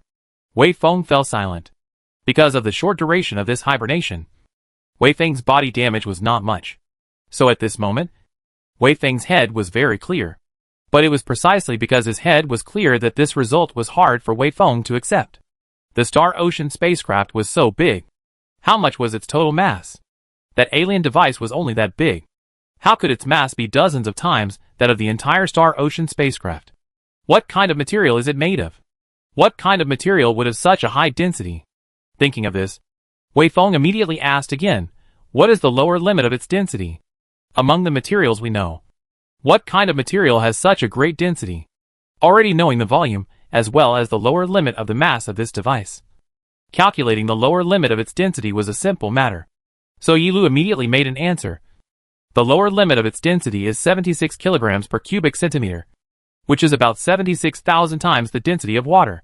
Among the materials known to us humans, there is no material with such a great density.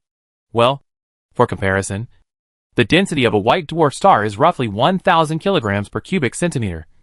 And although the density of a white dwarf star is much higher than the lower limit of density of this alien device, it can still be roughly assumed to be in the same order of magnitude as the density of a white dwarf star. How is this possible? Wei Feng muttered. With such a large density, doesn't this material that constitutes it have an electron simplicity pressure? When ordinary matter was compressed to a certain degree, the electron simplex pressure would block it from shrinking further in size. Electron simplified matter usually exists on top of white dwarfs, created by the massive gravitational pull of the white dwarf. If a piece of white dwarf matter leaves the white dwarf star and loses the immense gravitational pressure, the piece of white dwarf matter will instantly explode back into normal matter. This is due to the presence of the simplicity pressure. Obviously, it is impossible for normal matter to have such a huge density. And it is even more obvious that at this moment this alien device is not in a high-gravity environment like a white dwarf star. According to common sense, it should be impossible for it to maintain such a state of existence. However, it existed like this, and the fact made Wei Feng have to believe this. Then there was only one explanation left. This device possessed a very high level of technology, and it was that unknown civilization that had created it with unknown technology, allowing it to maintain such a state of existence even in a low-gravity environment. This meant many things. The first thing was that the technology that could create this kind of thing must be very high. If it could be acquired, its construction analyzed, and the human civilization mastered this kind of technology, the human civilization's technology might make another leap, and it would not be impossible to open up that dead end. Its value was simply immeasurably high, but things were contradictory. Its mass was too big, which meant that it was impossible for Wei Feng to capture it. It was like a poor man who clearly saw a mountain of gold in front of him, but couldn't move it because he wasn't strong enough. It was a very frustrating thing. In front of the cruel reality, Wei Feng had to give up the idea of capturing it. But just at this time, Yilu spoke once again. Captain, I have received some new data. These data, I don't know how to judge. It's better for you to take a look. Oh! Wei Feng had some curiosity in his heart. So he climbed up from among the hibernation pods and came before the display screen. Wei Feng saw the image of that alien device before the display screen. But at the moment, it was in the middle of a rapid rotation. Its screw-like body was frantically rotating itself with a point in the nut area as the center of the circle. And Wei Feng was certain that it had not rotated itself before. Wei Feng froze violently. This is not the real image of that alien device. This is the data transmitted back from the sensors equipped on top of those 4 thrusters. I have processed some of this data and constructed this image through modeling. If our data is correct, I believe that the real movement of the alien device at this moment should be similar to that shown in the picture. Then, Captain, can you understand the message conveyed within these images? Yilu asked quietly. Wei Feng nodded and said, I can understand it. The matter that it has begun to rotate itself conveys 2 messages. 1. It is not as technologically advanced as we had previously surmised. 2. We still have a chance to capture it. Yes, Yilu replied. As long as we dismantle its heaviest part, we can access the rest of its instruments. That's a black hole, a miniature black hole that was almost certainly created by hand. Wei Feng sighed. Although our human civilization has also gained the ability to create miniature black holes in the middle of a laboratory, the duration of their existence can only be calculated in terms of Planck's length of time. If we could acquire this miniature black hole, it would definitely be a great boost to our human civilization's technology. But unfortunately, it's too heavy, and we don't have the ability to capture it. So we can only bear the pain of discarding it and acquiring the rest of its parts of the instrument. Wei Feng came to the conclusion that there was a black hole in there after seeing the image of that instrument rotating. It seemed very unstructured. But this conclusion was reached after rigorous logical thinking. There is a very simple reason. The greater the mass, the more difficult it is to change its state of motion. Therefore, if the density of this instrument was really as high as it was speculated to be, then the push of the 4 thrusters shouldn't change its state of motion in any way. And what it was before would be what it is now. It didn't rotate before, and it won't rotate now. But it's spinning now, and it's spinning around some part of its construction. This means that the rest of its constructed part is actually very low mass, and the vast majority of that 5 million tons of mass lower limit is concentrated above its point of rotation. And at the same time, The way that that point of rotation is connected to this alien device determines that this device can only move without changing distance. And what kind of motion is motion without changing distance? Obviously circular motion. Now, the crazy rotation of this alien device around the point of rotation is obviously also circular motion. Only by determining this point could its state of motion at this moment be reasonably explained. And based on the exclusion of the part of this alien device that appeared to be in motion at this moment, the upper volume limit of that rotation point could be derived by dividing the lower limit of mass by the upper limit of volume. The lower limit of density of that heavy object can be derived. This was a very simple calculation process. And after just a bit of mental arithmetic, Wei Feng arrived at the result of his calculations. Its lower density limit was 10 tons per cubic centimeter. This was already 10 times the density of a typical white dwarf star, yet far from the density of neutron star matter. And this density is only the lower limit of its density, depending on the total mass and volume.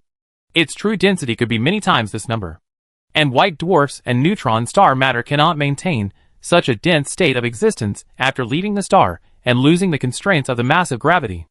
Of course, we cannot rule out the possibility that the state of existence is maintained by an unknown technology. But Wei Feng is certain that the technical means must be very advanced. Even tens of thousands of years more advanced than the human civilization at the moment. A dense state of matter sustained by super technology was one possibility. And another possibility was a dense state that did not require super technology to sustain it. The only dense state that doesn't need to be sustained by super technology is a black hole. Obviously, a black hole equal to the mass of the sun is a black hole. And a black hole with a mass of 1,000 tons is still a black hole. It is not like white dwarfs and neutron stars, where a white dwarf with the mass of the sun is a white dwarf. And a piece of white dwarf matter with a mass of 1,000 tons would be reduced to ordinary matter. So what exactly is the core heavy matter turns into a matter of probability? One possibility is that heavy matter is a dense state of existence sustained by advanced technology. And the other possibility is that it is a miniature black hole. And micro black holes are much less technological than white dwarf or neutron star matter, based on preliminary observations of the alien device, such as through the exposed pipes, cables, channels and the like. It seems unlikely that it has such a high technological content. That means super technology. The probability of this possibility is extremely low, and the probability of a miniature black hole is correspondingly high. Therefore, after seeing this alien device begin to rotate frantically under the impetus of the four thrusters, Wei Feng immediately came up with the conclusion that 1. Its technological content isn't as high as what we had previously surmised. 2. We still have a chance to capture it. These two conclusions were drawn, and it was believed that there was a miniature black hole in it. Obviously, as long as we find a way to get rid of that black hole, Wei Feng will be able to capture this alien device into his hands. Chapter 227, Bad News. As much as Wei Feng wanted that black hole, under the current circumstances, he was lucky enough to be able to acquire the rest of those instruments. Wei Feng really didn't dare to ask for too much. However, after coming to the conclusion that there was a miniature black hole in there, Wei Feng associated it with some of the rest. It was something that happened hundreds of years ago. Something that only a small portion of people knew about. With the slow passage of time, coupled with the strict secrecy of the government agencies, the details and truth of that incident had long been lost to the dust of history. Wei Feng had only heard a few words from hearsay. Legend has it that hundreds of years ago, the human civilization suffered an extremely serious crisis. A piece of Robichevsky space wrapped around the space where the Earth was located. And if they didn't find a way to cut off the connection between the Earth and the Robichevsky space, the Earth would fall into the unknown cosmic space together with it. The end result was, of course, that human civilization solved the crisis. But Wei Feng had heard several different versions of the solution to the crisis. Some said that under the joint efforts of tens of thousands of scientists in the Ministry of Scientific Research, space was blocked by the explosion of a large-yield hydrogen bomb. Some said that a mysterious person corrected a piece of data in the program at a critical moment and made a modification to the original blocking program, which ultimately saved the Earth. And some said that the human civilization eventually relied on a dying miniature black hole to release a large amount of energy before finally reaching the goal of blocking space. History had been too long, and it was already impossible for Wei Feng to restore the truth of what happened hundreds of years ago. Wei Feng could only feel the thrill of that era through these broken fragments, as well as the ups and downs. Originally, This matter could only become Wei Feng's after-dinner talk. But now, this past event was evoked again. If a miniature black hole really exists here, then, hundreds of years ago, the human civilization eventually relied on another miniature black hole to solve the plague of stars. This matter is just completely possible. Then I might as well, if the human civilization really had a miniature black hole. Where did it get it? It could never have been made by the human civilization itself. Because even now, we don't have the ability to make miniature black holes. If we speculate about it like that, things will become much more interesting. It's very likely that the miniature black hole in the first place was also obtained from the remains of a similar unknown civilization. In that case, wouldn't the human civilization have known about the existence of unknown alien civilizations for a long time? Well, some time ago, I reported to the Earth side that I had found a piece of the unknown civilization's creation fragment. At that time, I was still surprised by the calm reaction of the Earth side. If they had known about the existence of the unknown alien civilization long ago, then this reaction could be reasonably explained. Wei Feng thought thoughtfully. And the more he analyzed it, the more he felt that his reasoning was very reasonable.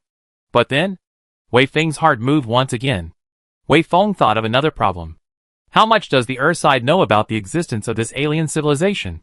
How much information do they have? Did they already anticipate that I might encounter an unknown alien civilization creation on this voyage? If they had anticipated this situation, why didn't they tell me? These questions were actually most likely overthought by Wei Feng. And it was very likely that the actual situation was not this complicated at all. It was possible that the government simply didn't grasp much about alien civilizations. It was also possible that the government simply didn't anticipate that Wei Feng would encounter unknown alien civilization creations. Or it was also possible that the government simply didn't see the need to clarify all of this to Wei Feng in the first place due to the need for secrecy. In short, there were so many possibilities that Wei Feng was completely unable to determine which one the actual situation actually was. But people are such a strange animal. If a thought pops up in the mind, as long as it has the slightest possibility, it will take root in the midst of the thoughts and begin to spread on uncontrollably. This idea keeps on spreading. And finally Wei Feng's mind came up with such an idea. About my interstellar voyage. Is really just an interstellar voyage so simple? Is there any other secret behind this matter that I don't know? Or, is there any other purpose that exists? If there is any other purpose, then what would it be? Or is there something or an event in the Southgate 2 galaxy that requires me to carry out certain tasks? And for some reason, it was hidden from me in the beginning? If the rest of the purpose really exists, and they didn't tell me clearly in advance, then the only means to ensure that purpose is fulfilled would have to fall on this intelligent program. Leaf fall. Because I am too far away from Earth. They simply do not have the ability to control me. Could it be that leaf fall could also be intentionally deceiving me for certain purposes? From this speculation amongst a miniature black hole, as well as some rumors that had been circulating for hundreds of years, Wei Feng thought of many things. It could be said that there was no evidence to prove any of these events. But likewise, Wei Feng had no evidence to disprove them. Wei Feng just vaguely felt that something was wrong. As for whether these wrongdoings were just his own overthinking, or if they were indeed true, he would have to wait for time to finally verify them. Wei Feng shook his head forcefully, barely throwing those chaotic thoughts in his mind outside. It was also at this time that Yi Lu's voice reached Wei Feng's ears. Captain, what do you plan to do next? Wei Feng replied. Right now the distance between us and that alien device is too far, and the communication delay is too long. I don't have enough time to carry out the task of capturing it. I can only leave this task to you. Let's put it this way. I will modify a powered maintenance device. Then you will set up a program for it to travel to that alien device on its own, and choose the option of dismantling the mass core according to the reality of the situation. During this process, you will transmit the specific parameters of the voyage trajectory into those 4 thrusters, so that they will close in on the ship on their own after the successful disassembly. There is one thing you need to be reminded of, Captain, Yi Lu said calmly. After a while, because of the long distance, we will lose the signal contact with those 4 thrusters. This means that we can no longer obtain any information about the alien device. Whether or not the procedure we set up will ultimately be executed successfully, and whether or not it will ultimately close in on us as it was intended to, is all unknown. Do we have another way? Wei Feng shrugged his shoulders somewhat helplessly. This is our last hope.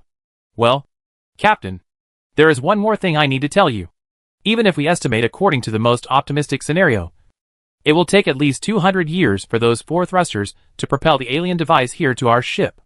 During these 200 years, there is nothing we can do but wait. Even if this mission ultimately fails, there is no way we can know what the cause of the mission failure is, where it is, and what condition it is in. We can't know all of it. I am mentally prepared enough, Wei Feng said. This is originally a matter with a very slim chance of success. Don't talk too much. Yi Lu, you start editing the program. I'll go remodel and repair the instruments. Okay, Captain. Remodeling this maintenance instrument took Wei Feng 3 days. After 3 days of time, Yi Lu once again sent out this strange-looking fellow. It was equipped with many repair and dismantling tools. And it had many repair solutions stored in its storage module. Before it reached the alien device, Yi Shui would lose contact with it. After losing contact, all its behavior would be determined by the pre-stored programs. Although Yi Lu had already envisaged as many unexpected situations as possible and formulated a plan to deal with them, only God knew whether the situations that this repair instrument would encounter in reality were preconceived or not. Sending this repair instrument was only Wei Feng's last effort, and the outcome would depend on luck. Wei Feng once again entered into hibernation, then woke up again, and then fell asleep again. Time quietly passed in this constant waking and sleeping. And what the final result of the alien device was, Wei Feng still knew nothing. Every time he woke up, Wei Feng would receive many notices from the time traveler team, and Wei Feng would reply to these letters in great detail and carefully every time. The purpose of doing so was to report safety to the Earth side. And on the other hand, only by maintaining such an exchange of letters would Wei Feng not feel like an orphan without a hometown. However, the letters sent by the time traveler team were always devoid of any good news. The situation of human civilization seemed to be getting worse and worse. After waking up for the 10th time, that is, it had been more than 100 years since he left Earth, and at a time when Wei Feng had already sailed out almost a light year's distance. Wei Feng received 2 of the worst news sent by the time traveler team. The first piece of news was, conventional propulsion cap speed is 4,500 kilometers per second. This theory was officially confirmed. This meant that if human civilization's technology did not make another leap, it would never be possible for human civilization to break through this speed with a universal technology that had the potential for large-scale application.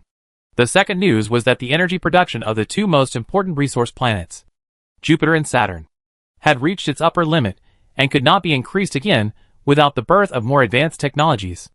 However, Wei Feng knew that the growth of human civilization's population would not stop because of these things. Chapter 228, Leaving the Sun. In the letter Chu Hai sent to Wei Feng, he described it as follows. The energy harvesting instruments made by several major mineral resource companies have covered almost the entire atmosphere of Jupiter and Saturn. And the long-term mining of hydrogen and helium has almost changed the atmospheric structure of these 2 planets. And every day heavy carrier ships full of fusion energy leave these 2 planets and fly to the inner solar system. But the Earth and Mars and Venus have not been able to increase their energy production anymore. And the human population will not stop growing because of these things. But the energy needs of Earth and Mars, and the Venusian living sphere and Mercury's heavy industrial base are like a bottomless pit that can never be filled.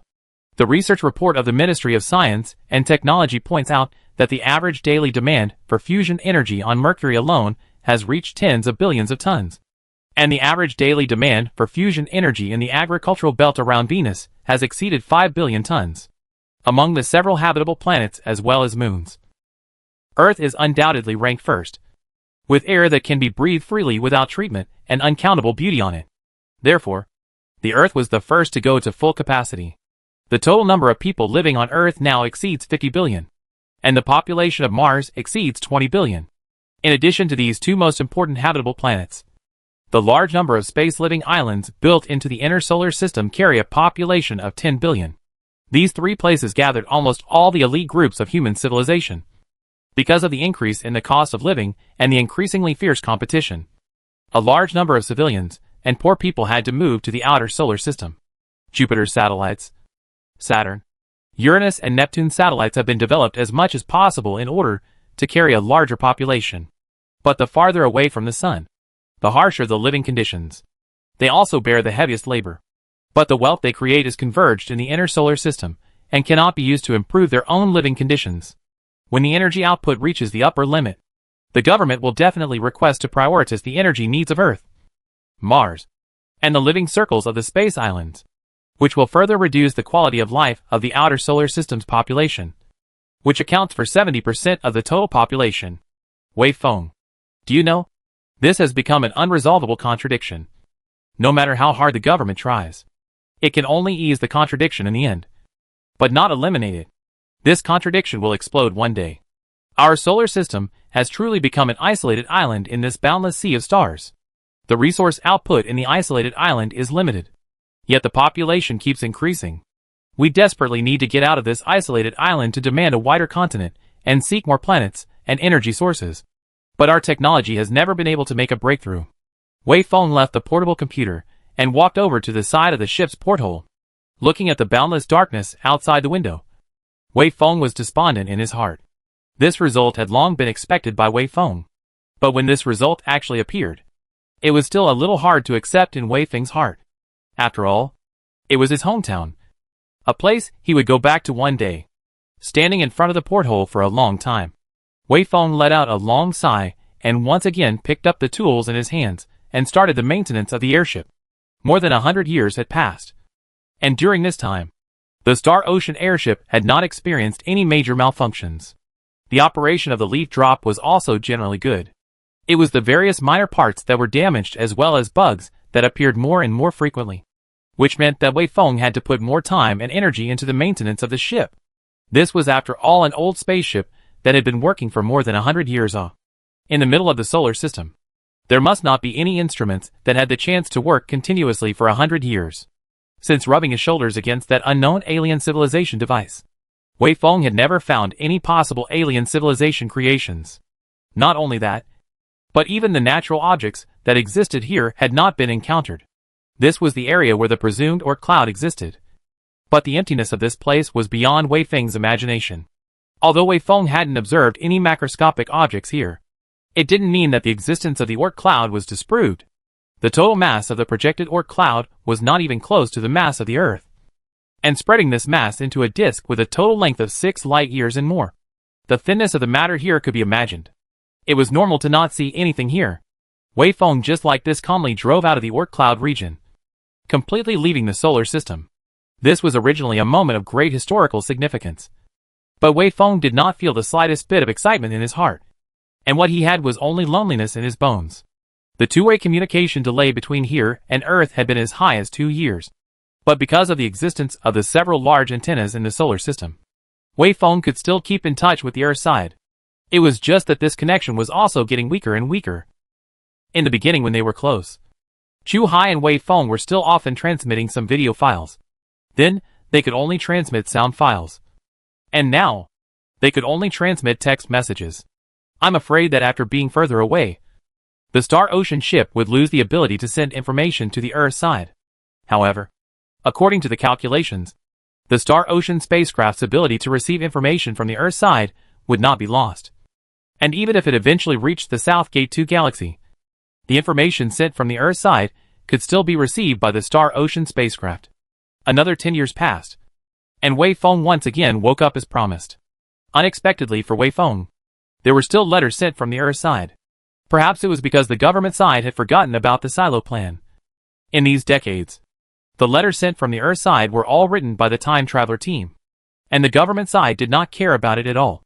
Neither did they have instructions to give out, nor did they respond to some of Wei Feng's reports. Wei Feng thought that the human world had probably forgotten about the existence of the time traveler team. Being forgotten was not a good feeling, but Wei Feng's heart did not ripple because of it. Because Wei Feng knew that being forgotten was originally the time traveler team's destiny. Wei Feng, I'm sorry that what I'm telling you this time is still bad news. The dead-end theory has also been confirmed. I'm afraid there's really no way for our human civilization's technology to advance any further before we step out of the solar system. I've heard that the current government has already intended to respond to the dead-end theory, and the Führer intends to focus his efforts on promoting large-scale exploration of the outer solar system in order to seek technological advancement. However, we are not very optimistic about the prospects of this plan, because the internal conflicts within the human civilization are already very prominent now. If we spend huge resources to explore the outer solar system, it will easily cause social unrest. Let's hope that our human civilization is lucky enough to acquire enough technology before society finally collapses. Well, by the way, it's likely that many mission orders will be sent here after a while. And the Ministry of Science and Research may want you to do some preliminary space exploration to pave the way for the large-scale operations that will come afterwards. Chapter 229 Good luck. Wei Feng did not know whether the decision to carry out large-scale outer solar system exploration at this stage was right or wrong. Wei Feng only knew that this was the only available way for human civilization to break the deadlock. Perhaps it was really like what Chu Hai had said. One could only pray that the human civilization would acquire enough technology before it finally collapsed. As the long journey continued, Wei Feng once again entered into a deep sleep before waking up once more. Outside the window was always the unchanging starry sky, and the Star Ocean spacecraft hadn't changed much other than being a little more worn out. Wei Feng's labor tasks had become a bit more onerous. At the same time, this awakening in addition to carrying out these regular tasks, Wei Feng had also received many experimental tasks sent from the Earth side. The Star Ocean spacecraft naturally carried many scientific exploration instruments, which were prepared for Wei Feng's observation and research of the South Gate 2 galaxy after he finally arrived at the South Gate 2 galaxy. These instruments were not suitable for conducting research in the open space between stars, but they could probably still be of some use. Thus, according to the instructions in the research manual, Wei Feng, with the assistance of Yu Lu, took out the instruments that had been sealed for more than 100 years from the warehouse and began to operate them. This was a busy period of more than 5 months. After sending all the experimental data back to Earth, Wei Feng once again went into a deep sleep. Wei Feng knew that there must still be a steady stream of information coming from Earth. Since the human civilization had already realized the current crisis it was facing, it would definitely not ignore the role that the silo plan could play at this moment. His own slumber this time would consume another 10 years. And during this 10-year period, there must be many signals that would come to him across the communication delay of more than a year, but very much out of Wei Feng's expectation. After this time Wei Feng woke up again. Wei Feng did not receive any message from the Earth side. Not only were there none from the government side, even the letters sent by the time traveler team, which used to be there every time, were also gone. This was the first time Wei Feng had encountered such a situation since leaving the solar system. Wei Feng didn't know what exactly happened in the middle of the solar system, but Wei Feng knew that something must have happened. Wei Feng had some hidden worries in his heart, but these worries were meaningless at the moment. Wei Feng was 1.6 light years away from the sun, and the communication delay alone was as high as 1.6 years. So even if Wei Feng was worried, what could he do? Wei Feng could only suppress those worries in his heart. Still only on the Star Ocean ship perform some repair, and perform some restorative training. In 2 months' time after once again into the slumber, another 10 years passed. Wei Feng woke up again, then fell asleep again, and woke up again. This time, Wei Feng finally received a letter from Earth. Yes, there was only one letter. The letter was written by Chu Hai. In the letter, Chu Hai wrote this: Wei Feng, my friend, I'm sorry that this is the last time we'll be speaking to you. Within the past few decades, many things have happened within our solar system. The human government has led large-scale outer solar system exploration plans. And just as we thought, these exploration plans have taken up an extremely large amount of social wealth, and even affected the immediate interests of everyone in the civilization. There was so much discontent in the civilization that even the current Führer, who was leading it, was assassinated several times. Fortunately, the Führer was not harmed. But this policy could not be implemented.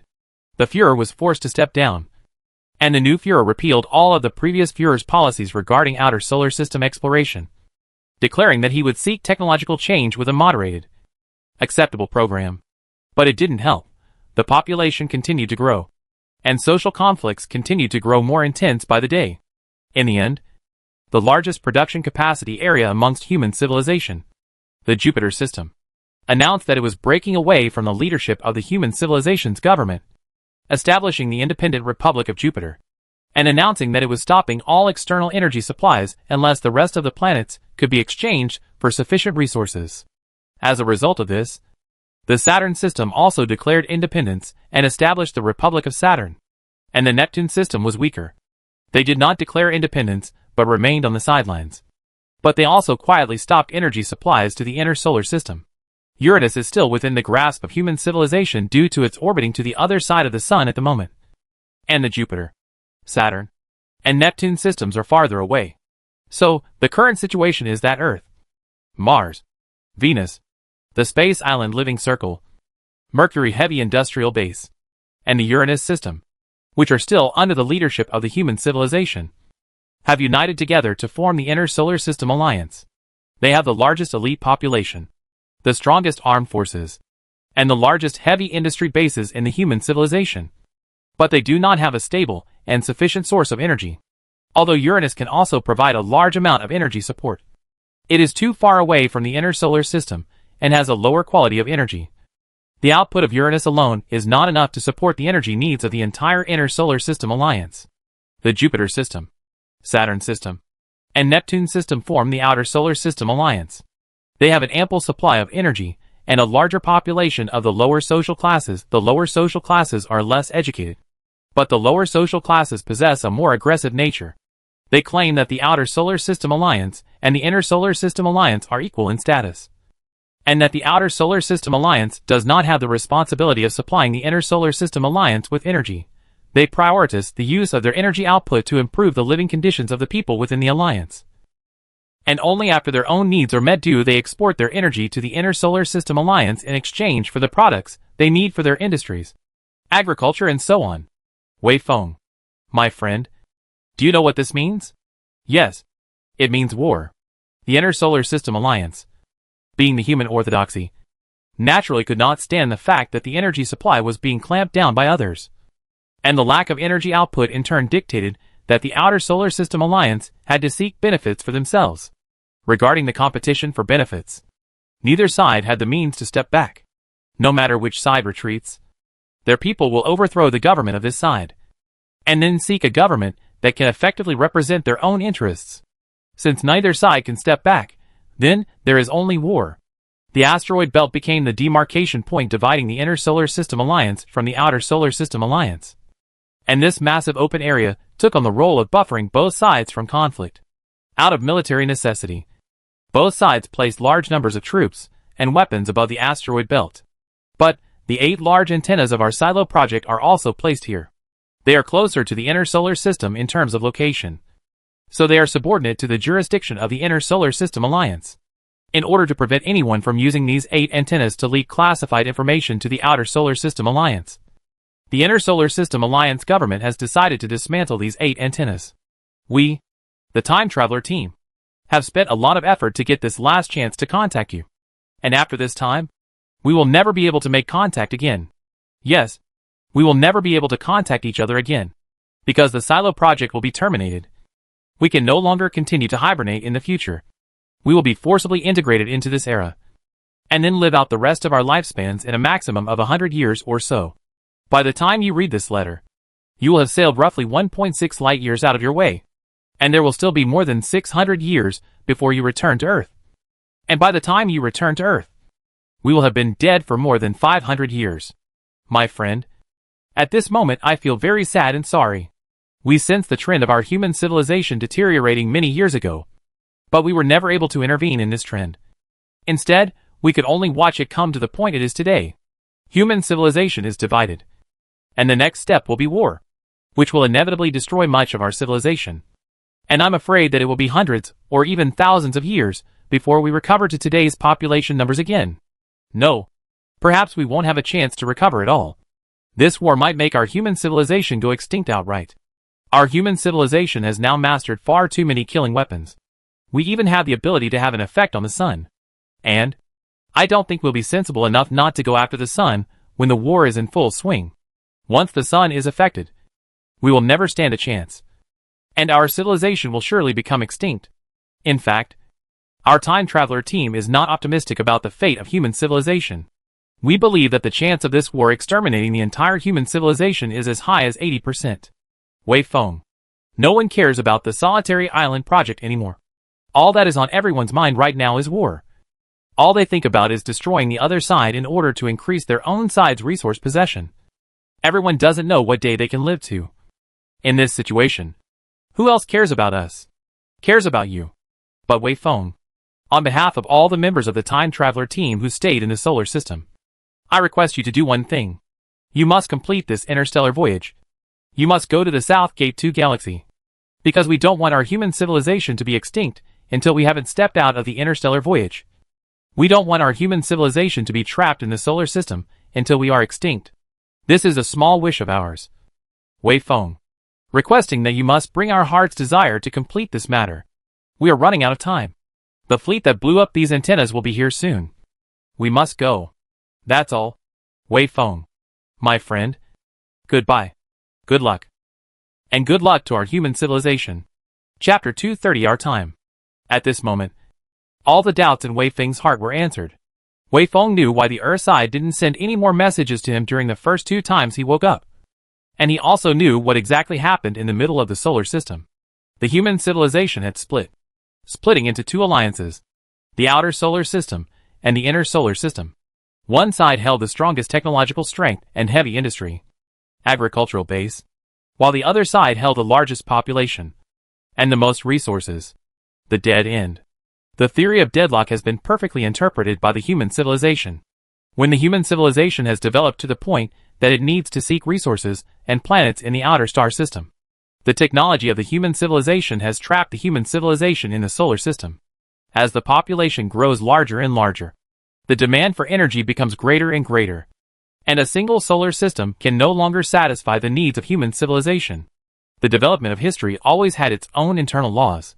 The laws of history tell Wei Feng that when resources are in short supply, if they can't be obtained from the outside, then mankind will seek to obtain resources from the inside. And what is the means of obtaining resources from the inside? Only war.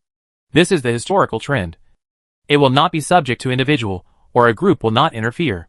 So it is a dead end. A dead end that cannot be opened. Wei Feng's body already had some uncontrollable trembling. Wei Feng closed his eyes and leaned on the back of the chair, breathing hard and deeply. And only after a long time did he calm down.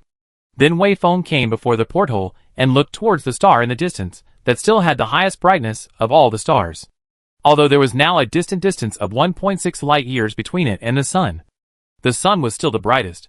It hung far away in the dark and deep universe, quietly releasing its light, looking mysterious and distant, serene and elegant. That was Wei Feng's hometown, and the hometown of hundreds of billions of humans. Standing here, Wei Feng could not detect any other features other than this one constantly flickering point of light. But Wei Feng knew that there must be a lot of things happening there. The time Yi Lu received this letter was 3 years ago. Taking into account the time consumed by the communication delay, it would mean that Chu Hai had sent out this letter at least 4.5 years ago. And how many things would have happened in 4.5 years? Has the war already started? How is human civilization doing? What about Chu Hai? What about the time traveler team? There were many worries in Wei Feng's heart. But it was impossible for Wei Feng to know the answers to these questions. Wei Feng knew that the connection between himself and the Earth side had been completely severed.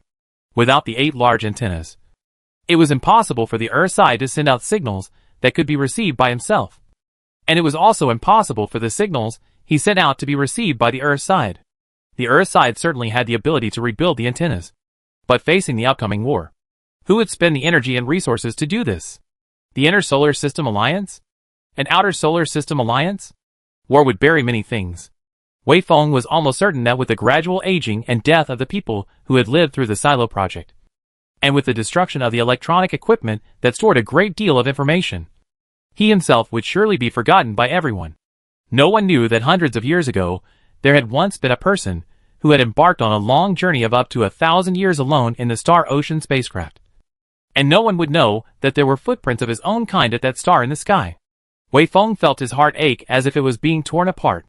This pain wasn't just for his own loneliness and oblivion, but also for the bleak future that human civilization was about to face. Perhaps, when he finally crossed 1,000 years of time and then returned to the solar system, he would be greeted by nothing but a piece of rubble. Perhaps he would become the last human being in the universe. Or perhaps he would meet with an accident during his journey and would be buried in a lonely and deep universe from then on, never to be remembered. Wei Feng finally couldn't control himself anymore. So Wei Feng squatted on the ground, holding his head with his arms and crying silently. Wei Feng felt that all this that he had done, All this loneliness and fear that he had endured had no meaning. Who would care about himself? Who would remember himself? The solar system is his own roots. His hometown.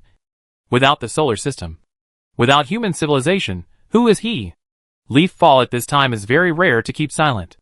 It seems that it also understands the inner feelings of Wei Feng at this moment. So it did not disturb Wei Feng, but just let Wei Feng cry quietly there. After a long time, Wei Feng wiped away his tears and stood up. Then called out, "Leaf Drop. Captain, I'm here. What are your orders?" Wei Feng was silent for a moment. Then said, "What do you think we should do now? The human civilization has split into the Inner Solar System Alliance and the Outer Solar System Alliance. The Solitary Island project has been terminated, and our existence will be forgotten by everyone. Is there any response plan for this situation ever stored amongst your databases?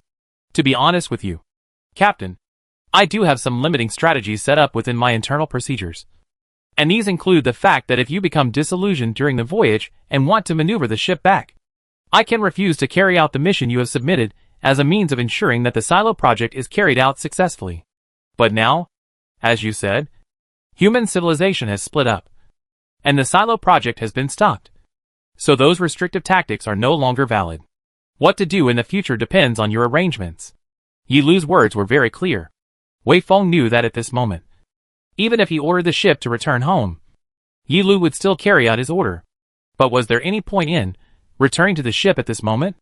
Even if he returned at this moment, Wei Feng would have to spend nearly 200 years before he could return to the solar system. And even if Wei Feng was more anxious in his heart, this time would not be shortened. At the same time, even if Wei Feng can return to the Earth at this moment, what is the significance? The war would not end because of Wei Feng's arrival. At this moment, Wei Feng really wanted to return to Earth, even if the solar system was in the middle of a war at this moment. Because Wei Feng knows that death is the irrevocable destiny of every living being. He will die one day, in this deep cosmic space, after 1,000 years and then die. And 100 years later will die. It seems that there is no what essential difference.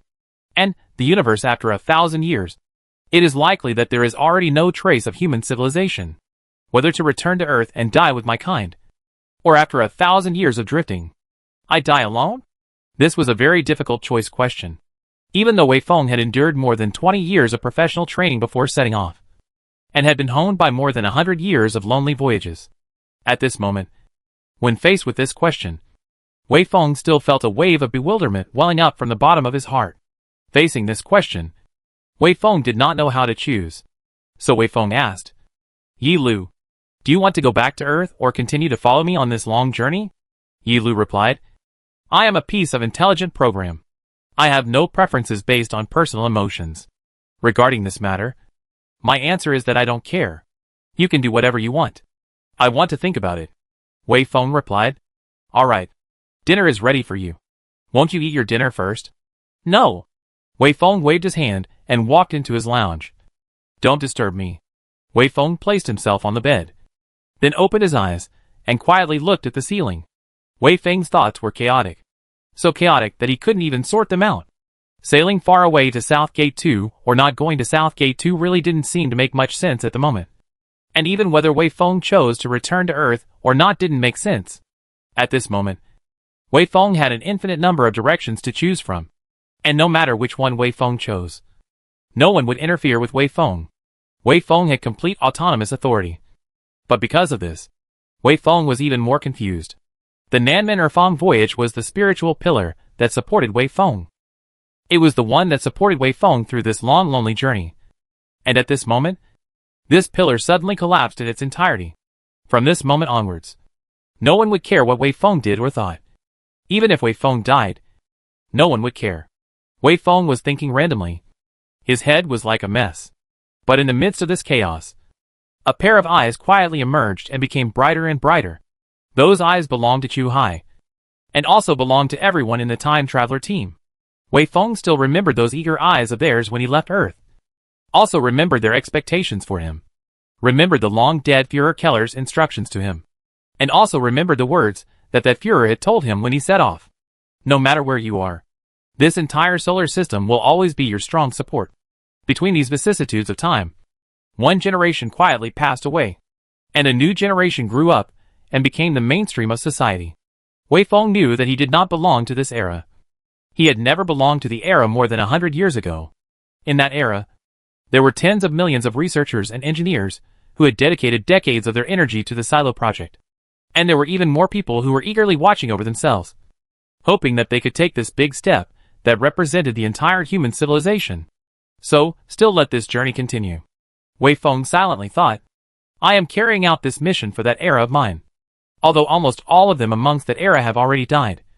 Although at this moment, even the entire human civilization may fall into extinction, the mission that I am carrying is still unshirkable. Just like what Chu Hai said. I likewise don't want human civilization to not take a step out of this interstellar voyage until its demise. Chapter 231 Fuel Leak. The long journey still continued. Every time Wei Feng who woke up had one more thing to do besides doing some daily ship maintenance work. And that was to look at that star in the distance. Only looking at it silently. Doing nothing but gazing at it. Wei Feng would think of many things in his mind. Sometimes he would think of the war that was taking place in the solar system. Sometimes he would think of the time traveler team. But these thoughts usually ended with a sigh. Wei Feng still cared about the solar system and the human civilization. But Wei Feng knew that apart from the time traveler team, no one in the human civilization would ever think about himself. He, himself, had been completely abandoned by the human civilization. In this cycle of sleeping and then awakening, the sun's luminosity diminished little by little, and a star that was in the opposite direction of the sun became the brightest star that Wei Feng could see. Wei Feng knew that that star was the destination of his voyage. It appeared to be one star, but it was actually two. They were two stars that revolved around each other. And because they were so close to each other, it was impossible to tell them apart from where Wei Feng was standing. So their light merged together and entered Wei Feng's eyes together, becoming the same star. Not far from this star, there was an additional star that had never appeared before. It was very dim and looked very inconspicuous. Even in this empty and clear cosmic space without any blockage or scattering, Wei Feng had to squint his eyes to see it. It was the star of Bai neighborhood, also known as Alpha Centauri C. The remaining two stars were named Alpha Centauri A and B respectively. Star C is the smallest, closest to the sun, and fainter star in the Southgate 2 to 3 star system. When it was on Earth, its light was merged with stars A and B, and only one star could be seen on Earth. But now, when Wei Feng's journey had traveled more than 2 light years out, it had finally detached itself from the shroud of the light of stars A and B, and possessed its own independent image. It's already been over 200 years. Wei Feng sighed, stopped gazing and continued into his busy work. Every time he woke up, Wei Feng's work was a bit more than the last time, because the Star Ocean ship was malfunctioning more and more frequently. There were more and more places that needed Wei Feng to carry out repairs and maintenance. This caused a bit of worry to grow in Wei Feng's heart, because Wei Feng knew that there was still a long journey of more than 700 years waiting for him in the next. And Wei Feng wasn't sure if the Star Ocean ship would be able to sustain itself until that time. After leaving the solar system, the Star Ocean ship was Wei Feng's only home. If even this home was lost, Wei Feng could only leave his life as a cold stone in this vast and empty dark universe. Every time Wei Feng entered hibernation before worrying about whether he could wake up successfully, because there are too many uncertainties, Wei Feng does not know which day the ship will be a fatal failure. And this failure is likely to lead to their own eternal slumber. Never wake up the opportunity. After Wei Feng entered into hibernation with some worries, the Star Ocean ship once again returned to darkness and silence. Time was still passing in this silence. Not knowing how long had passed or what time it was now, there was suddenly a slight movement at the tail end of the silently hovering Star Ocean spacecraft. There was a tiny flash of light that flickered at the rear of the spaceship. And after the flash of light, a ragged hole that was almost a meter in diameter appeared there. Afterwards, a large amount of gas was ejected from that hole, circling around the Star Ocean ship as it rotated in space, before rapidly fading and thinning, and eventually disappearing without a trace in space. With the appearance of this broken hole, the entire Star Ocean ship boiled up in an instant. There were countless gauges inside the ship that began to shake, while the red warning lights also began to flash sharply. In that unseen place, countless data streams were generated from the sensors installed in every part of the ship, and then rapidly passed along the communication link to the central computer located in the core of the ship. It was also from this moment that the lighting equipment in the Star Ocean ship was instantly switched on. Then, the life support system was switched on. The temperature control equipment was switched on. And the hibernation chamber that Wei Feng was sleeping in was pushed out from the ultra-low temperature equipment. The awakening procedure had begun to be executed. After the execution of the procedure was completed, the hibernation capsule lid opened, while Wei Feng slowly opened his eyes. After a moment of disorientation, Wei Feng regained consciousness. Wei Feng then said to the empty hibernation chamber, "Ya Lu, has the 10 years' time come already?" After asking this question, Wei Feng sensed that something was a little off. There seemed to be a tense and solemn atmosphere in the air, and in his ears, he could faintly hear some very sharp sounds. "What happened? Report to me immediately," Wei Feng said. "Captain, we are in trouble." Yi Lu's voice still maintained its calmness, but the speed of his speech was much faster. "An instrument in energy compartment A has malfunctioned due to aging. The malfunction caused the pressure of the fusion reactor to be out of balance, thus resulting in an explosion. The structure of the hull was slightly damaged, and the explosion blew through the partition between compartment A and compartment B, resulting in the reserve fuel being directly exposed to the interstellar environment. The fuel is currently in the midst of rapid leakage, and although I have taken some emergency measures, they are not enough to completely stop the fuel from leaking." Although Wei Feng's body was still limp and weak at the moment, Wei Feng's thoughts were not affected. After listening to Yi Lu's report, Wei Feng's brows furrowed in this instant. "Explosion? Fuel leakage? Yes. This is exactly why I woke you up urgently," Yi Lu said. "I do not have the ability to deal with this kind of emergency alone. Immediately show me the repair program.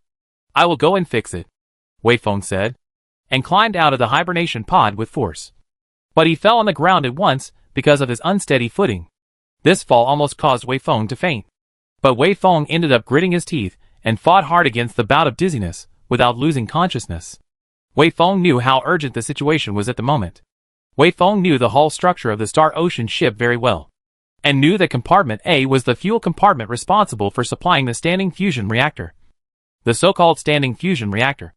That is, the reactor that was always in operation, providing uninterrupted energy for the entire ship. Because even if Wei Feng went into hibernation, there are always some instruments in the ship, such as the central computer, such as monitoring sensors, such as positioning instruments, such as orbital fine-tuning thrusters, and other equipment cannot be shut down, which requires that there must be a fusion reactor is always in operation to provide energy. Because it was always in operation, the probability of it malfunctioning was the highest. Every time he woke up, Wei Feng would make the repair and maintenance of the standing fusion reactor a priority. But to his surprise, it eventually malfunctioned. If the fusion reactor had only malfunctioned, that would have been nothing. But the most crucial thing was that it blew through the barrier between the energy compartments A and B, and blew up the hull of the ship, causing the fuel in compartments A and B to leak. There was not much energy reserve in compartment A, but compartment B was one of the main energy reserve silos. So if even half of the fuel in compartment B leaked, it would be an unacceptable consequence for Wei Feng. In this vast void of space, fuel meant everything. It meant power. It meant lighting. It meant food. It meant air, and drinking water meant life. "Captain, I must warn you in advance that your current physical condition is not suitable to go on a maintenance mission," Yi Lu said. "According to my judgment of your body, you will need to rest for at least 5 hours before you have the ability to handle this accident." 5 hours? Wei Feng's tone started to get serious. "How much fuel will leak after 5 hours? By the time you have repaired it, it will leak at least 70%. Yi Lu replied. "Don't talk about it, Yi Lu. Immediately prepare the spacesuit for me. Prepare the repair program. And also, immediately take the tools needed for the repair out of the warehouse for me. I understand my own situation. You don't have to worry about me," Wei Feng said flatly. Wei Feng knew that the fuel reserves on top of the Star Ocean ship were already limited, and if 70% of the fuel in the B module leaked, he would not have enough fuel to return to Earth. "I need to remind you of the risks of this approach. With your current physical condition, the probability of you making a mistake will be as high as 80% if you go on a maintenance mission, and your mistakes are likely to make the situation worse," Yi Lu said. "May I ask, are you really sure you want to go on a maintenance mission now?" "Of course I'm going," Wei Feng said. "Yi Lu, although you are already very intelligent, You still don't understand the importance of spiritual power to a person. My physical condition is not good. But you know, we already have no choice and no way back. Human civilization has abandoned us. We are already orphans without a home. Besides relying on our own striving, who else can we go and rely on? Wei Feng continued to say quietly. So, we must succeed in this maintenance mission. Because if we fail, we will lose everything. Yi Lu said. All right, Captain. I have prepared the tools you need for you as you ordered. At the same time, I'm also sure that you, Captain, will succeed. Wish us luck. Chapter 232 Two Choices. Wei Feng's body was still weak. After sleeping for 7 long years, in the middle of the hibernation chamber, Wei Feng's various bodily functions had almost dropped to the lowest point. But Wei Feng had no other choice.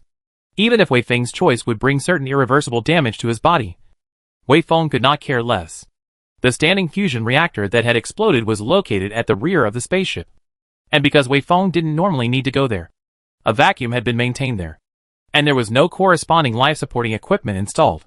So Wei Feng had to put on a spacesuit before he could reach there. After discussing with Yi Lu, Wei Feng barely managed to get up from the ground, holding onto the wall as he staggered to the changing room, put on the spacesuit with the assistance of the robot, and then sat on top of the pusher robot.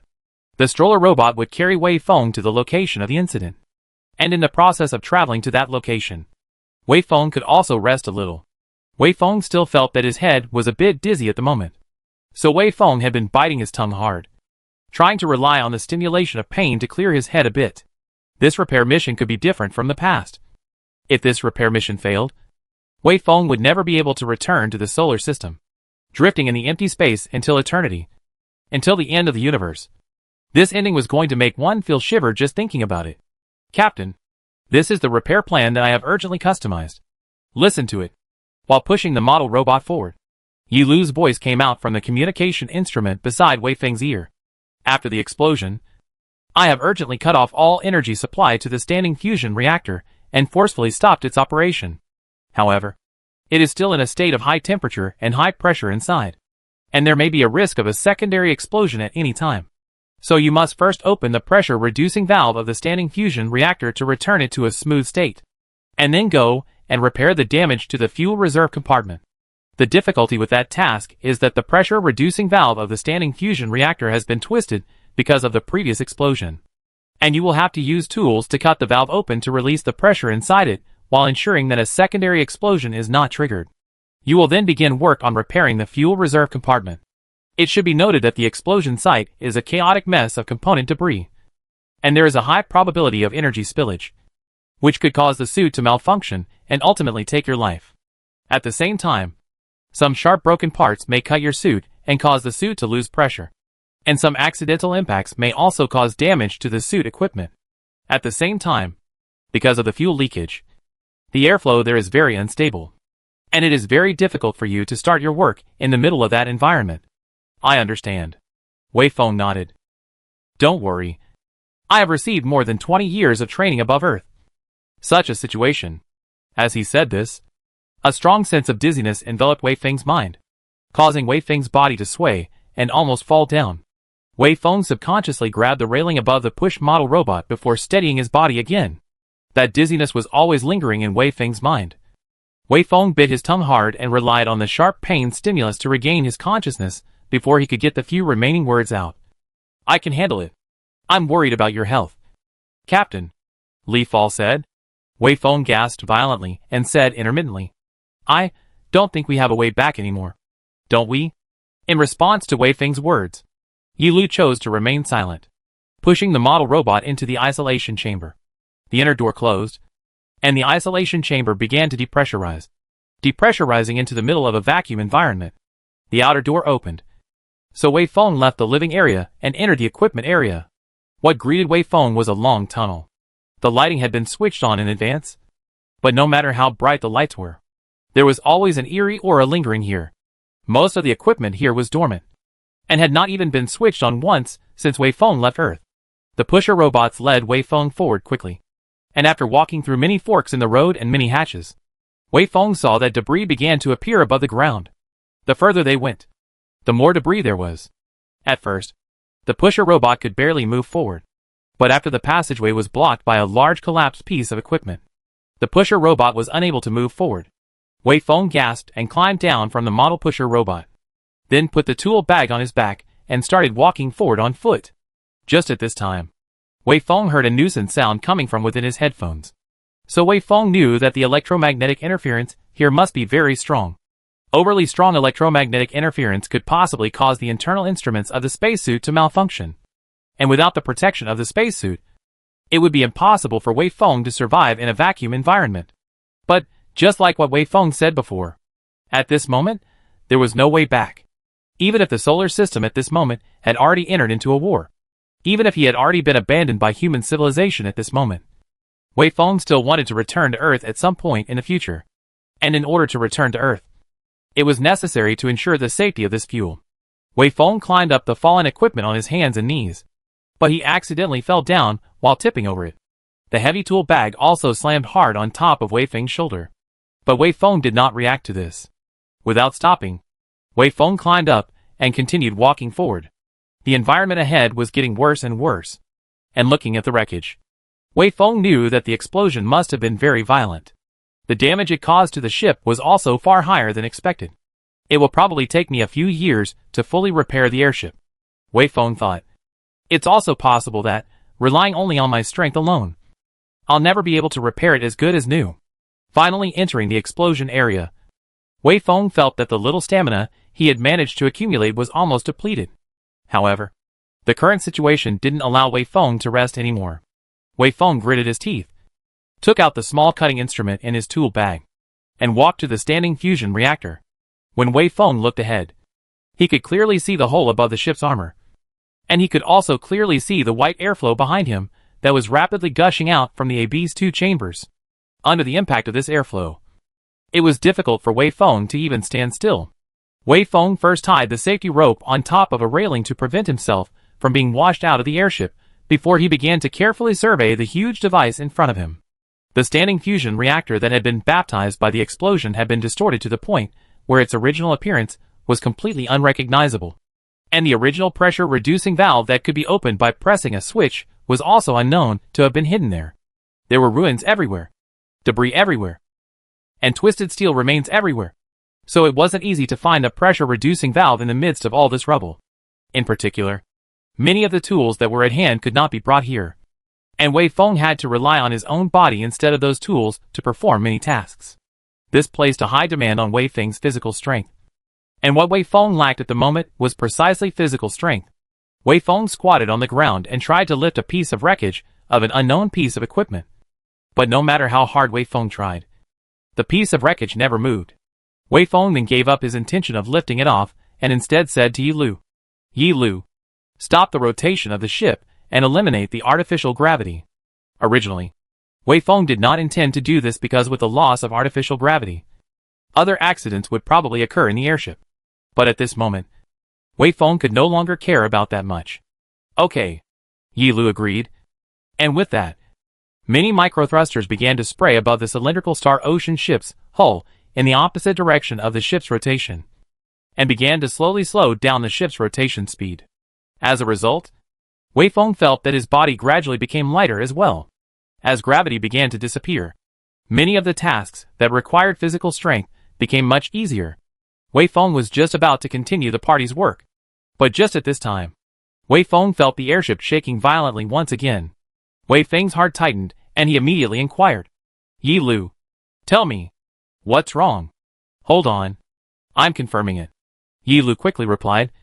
And after a few seconds, Yi Lu added, sorry, Captain. The sensors are telling me that there was another small explosion in the middle of the D area, and that it caused a small fire due to a gas leak. According to my analyses, this explosion and this one here have a direct causal relationship. Wei Feng's brows immediately furrowed deeply. Wei Feng was not interested in the cause of the explosion. Wei Feng only wanted to know what kind of losses this explosion would bring to him, and how he could remedy those losses. As if still carrying some kind of hope, Wei Feng slowly inquired, has the D area, fire, navigation equipment been affected? If you don't put out the fire as soon as possible, the navigation equipment will be burned, Yi Lu said quietly. The automatic fire extinguisher has been damaged. So I don't have the ability to extinguish this fire. This can only rely on you to do it. Wei Feng instantly fell silent. Wei Feng knew what this meant. Wei Feng was only one person. It was impossible for him to do both jobs at the same time. Wei Feng could only choose between putting out the fire to preserve the navigation instruments, and opening the pressure-reducing valve, and repairing the broken hatch to preserve the fuel reserves. Then, Captain, choose between the two options of returning to the solar system and traveling to the South Gate 2 system. Li Fall said. Returning to the solar system makes it impossible to travel to the South Gate 2 system. If you travel to the South Gate 2 galaxy, you will never be able to return to the solar system. Between these two, you can only choose one. Chapter 233, Can't Return. They either return to the solar system, or travel to South Gate 2 that Yi Lu gave Wei Feng. This either slash or question seemed a bit clueless. But Wei Feng understood the exact meaning of the question in a split second. The cruel reality had once again forced Wei Feng to the edge of the cliff, and did not leave Wei Feng with a bit of room to turn around. That's right. It was indeed like what Yi Lu said. There was only one or the other. Wei Feng didn't have any other choice. If he chose to stay here to repair the damage to stop the fuel leakage, the Star Ocean ship would still have more or less enough fuel. But the navigation instruments would be destroyed by the fire. And without the navigational instruments, Wei Feng would never be able to reach the South Gate 2 galaxy. Because space was not a complete vacuum. There were still numerous microscopic particles here. And even interstellar dust clouds that stretched for hundreds of billions of kilometers. Although they cannot be seen with the naked eye, nor can they be truly felt with the body, they play a role all the time. The Star Ocean ship would inevitably collide with them, as it traveled at high speed. In this constant collision, the Star Ocean's course would constantly shift. But for interstellar voyages, the initial 1 centimeter of orbital shift could mean an error of 10 billion, or even 100 billion kilometers when it reaches its destination in the future. The Star Ocean ship must constantly correct its orbit to ensure the accuracy of its own path. And to correct the orbit, it is necessary to use the navigation instrument. Navigation instrument is a set of precise and perfect system. It will be through the continuous observation of the galaxy dozens of iconic neutron star radiation intensity, flash frequency changes, combined with the dynamic library of star charts. And then after careful calculations can determine their own position. To determine the precise position, then you can calculate their own. After determining one's precise position, one can then calculate a precise orbit.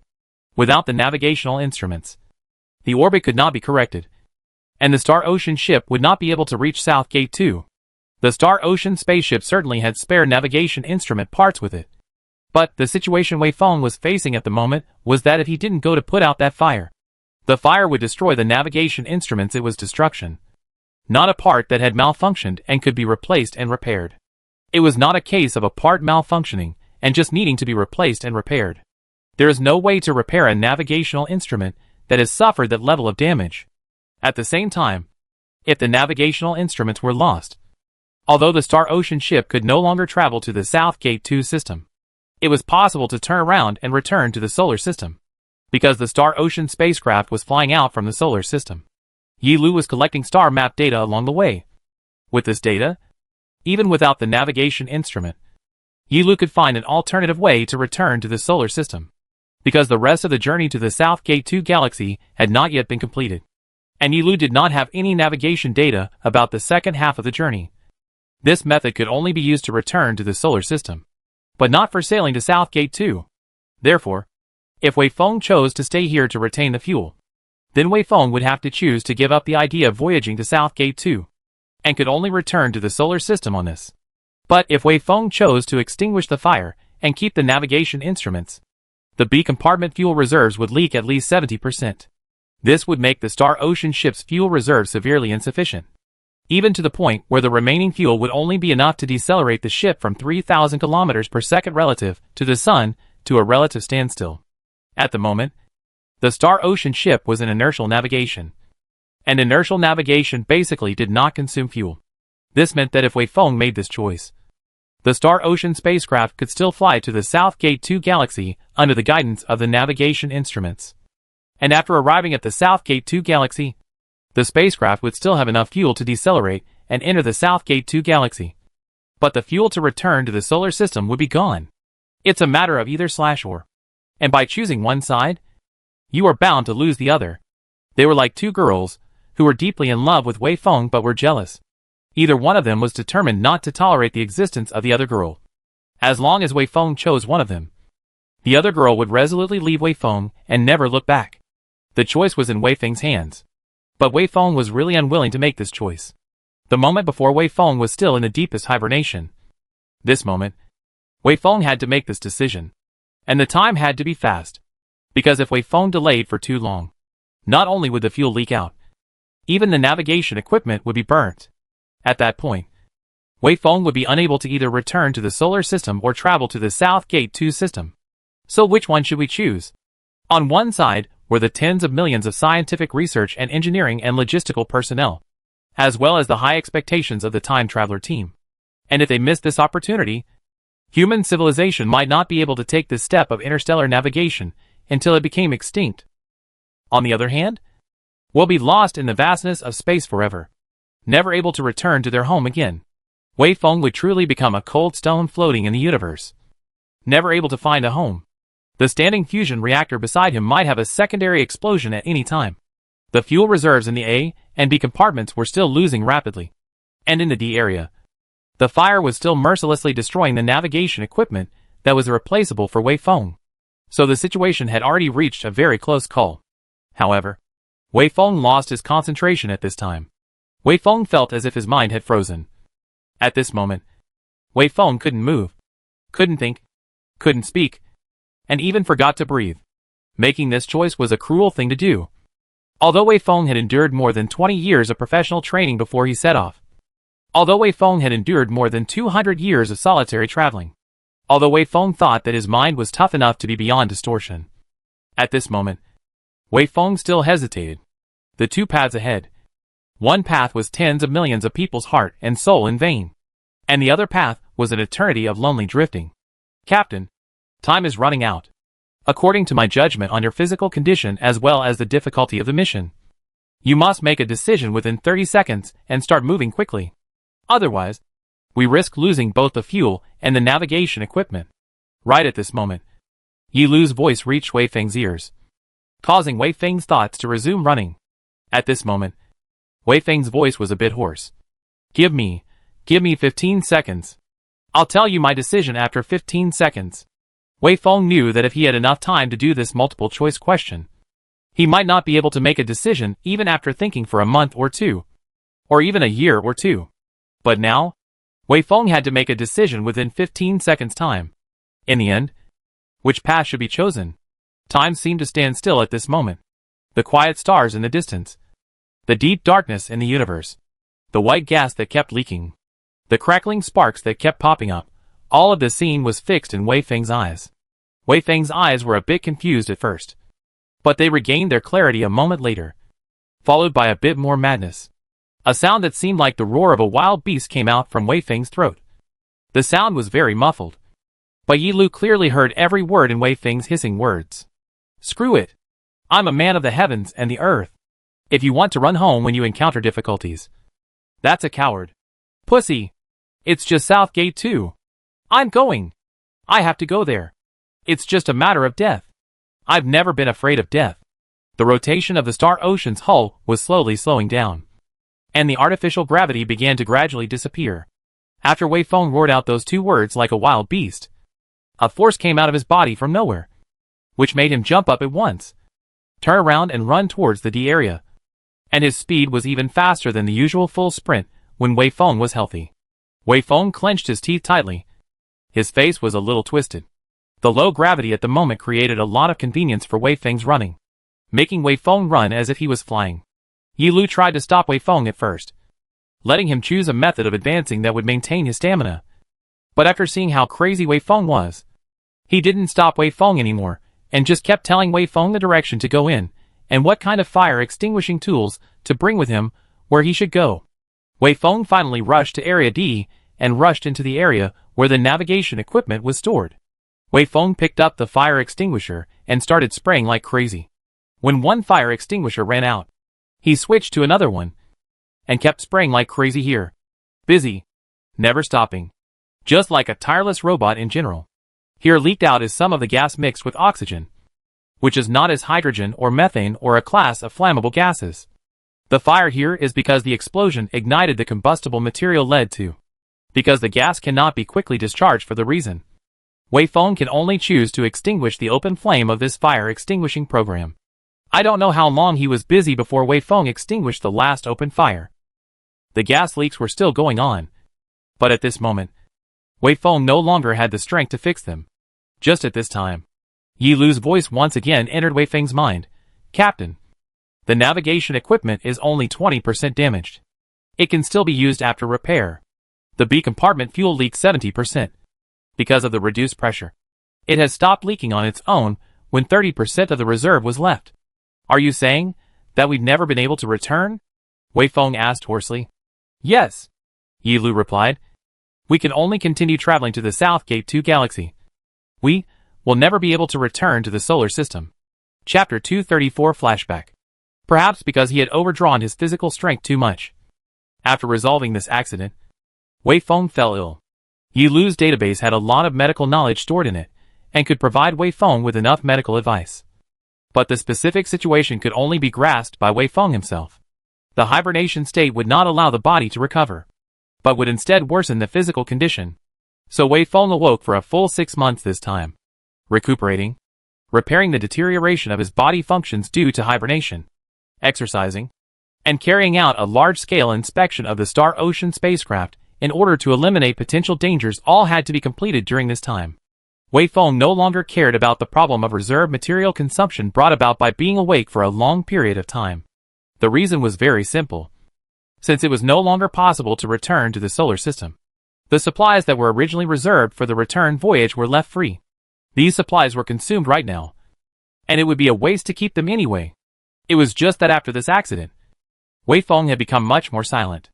Wei Feng had gazed at the bright star in the distance countless times, and recalled those days he spent there countless times. But Wei Feng knew that he could never return. With the elimination of the fire, and the stoppage of the leakage of fuel from the B compartment, the subsequent repairs became less urgent. Although there was still the risk of a second explosion of the standing fusion reactor. The place had been almost damaged to the bone. And even if it exploded again, it was expected that it wouldn't have any more repercussions. So Wei Feng put this matter aside for the time being. And it was only after a full month or so, when his body had recovered a lot, that he modified a repair instrument that could be remotely manipulated, releasing the immense pressure inside that broken standing fusion reactor. Only after removing the danger did Wei Feng slowly begin the aftermath work of cleaning up the ruins of the explosion, repairing the broken parts, and repairing the damage to the ship's armor. During this period of time, Wei Feng performed more than 30 extra cabin walks to repair the damage to the ship's armor with the help of the repair tools carried on the ship. And then it took more than a month to clean up the ruins and equip the new standing fusion reactor, so that the Star Ocean ship's operation was back to normal. That was the risky part of interstellar voyages. Although this incident happened very suddenly, and was obviously a small probability event. But on the whole, the occurrence of such a small probability event was almost inevitable. Just like a person picking a whole number from 0 to 10,000. The probability of picking any number is only 1 in 10,000. But the matter of picking a number is bound to happen.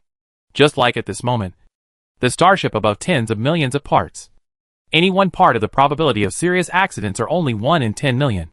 But put on the ship as a whole, the probability of serious failures rose to 70%. Or even 80%. After all, human energy was limited. It was impossible to take care of everything. Li Fall's intelligence was also limited. It couldn't cope with situations that were too complex. So on a certain level, Wei Feng could only passively wait for the disaster to come, without being able to make a prediction for it in advance. And as this was cosmic space, where one could only rely on oneself when encountering any accidents, then the riskiness inherent in this was self-evident. Although this accident was so serious that it even caused Wei Feng to no longer be able to return to the solar system. Wei Feng actually still felt a bit thankful.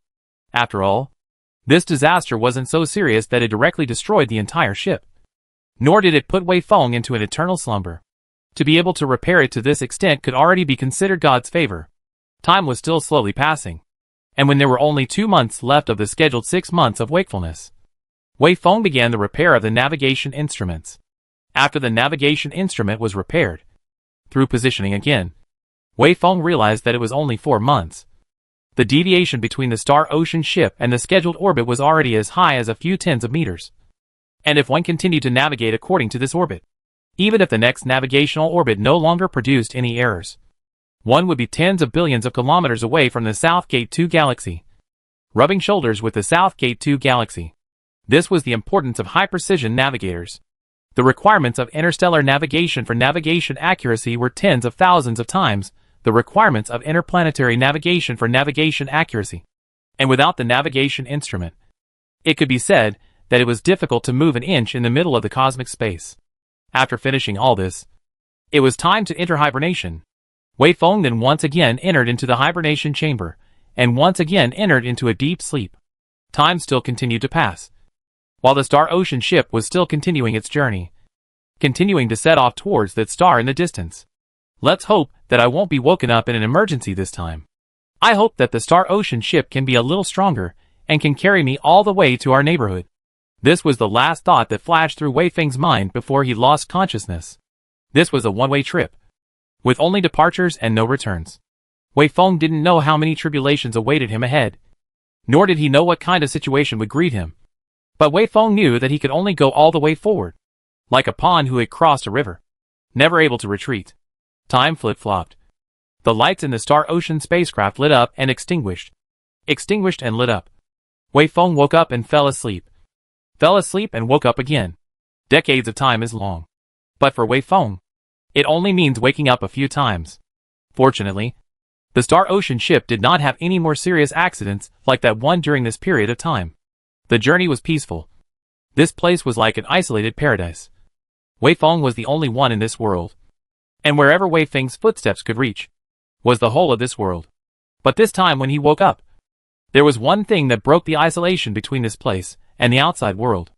According to your orders, Captain, while you were sleeping, I have not stopped observing the solar system.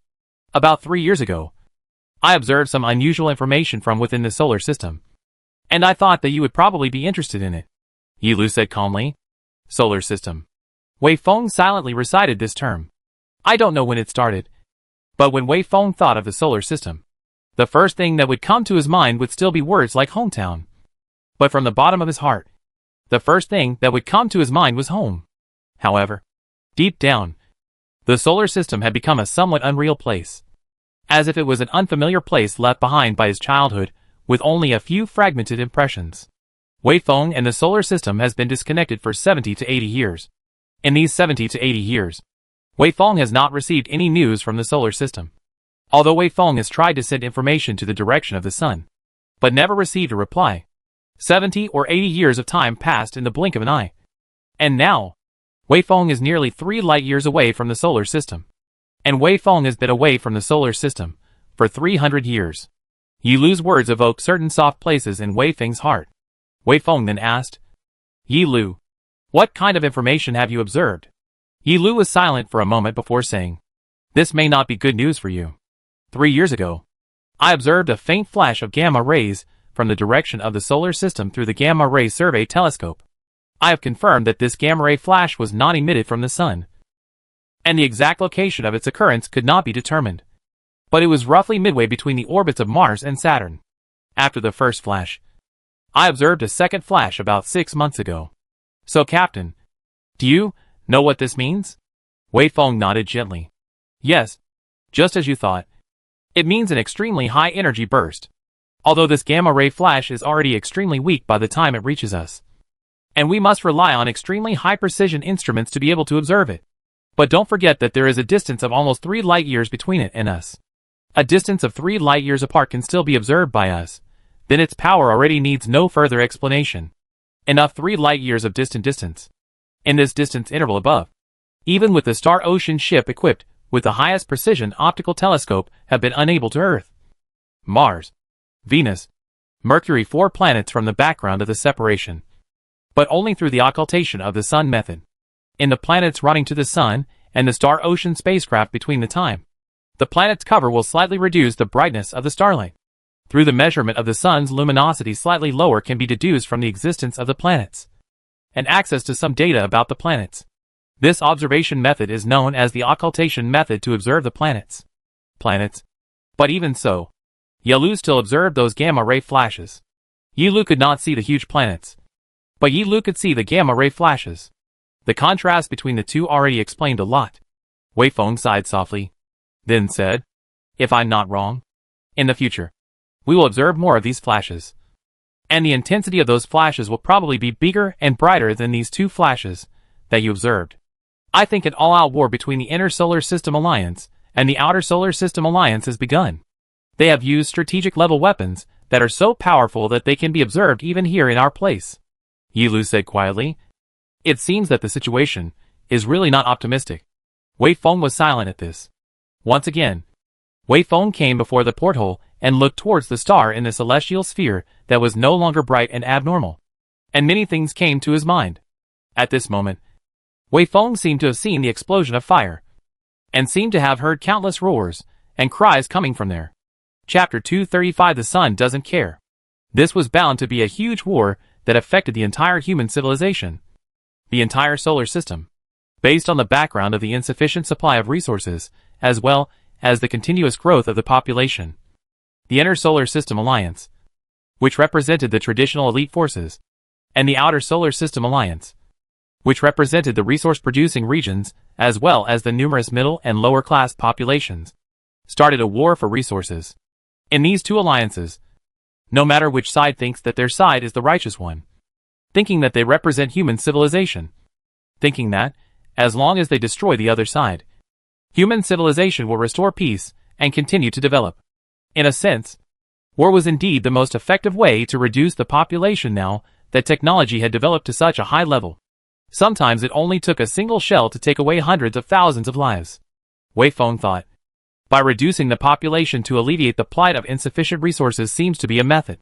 This kind of behavior in the long evolution has been deeply engraved in the genes of human beings, and by the laws of nature proved to be feasible. But Wei Feng knows that adopting this kind of behavior to alleviate the crisis is only to raise the soup to stop the boil. And it has great risks.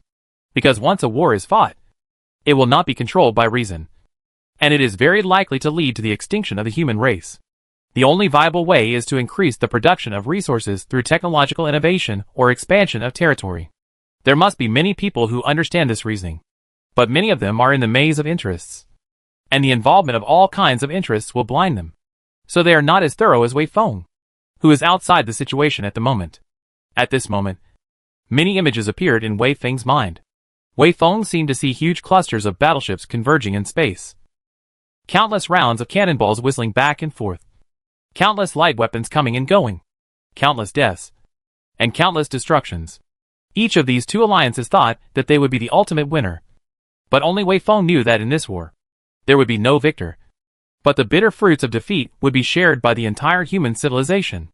Wei Feng's expression was somewhat heavy at this moment. After thinking for a moment, Wei Feng asked, "Have you observed any abnormal changes in the sun?" Yilu replied, "No. The sun still maintains its normalcy, as long as they haven't done anything to the sun yet. Then, there is still hope for our human civilization," Wei Feng said. "Let's hope that they will control their urge to go after the sun. As long as the sun was affected, then the entire human civilization would never have a chance again. Because changes in the sun would inevitably lead to changes in the Earth's climate.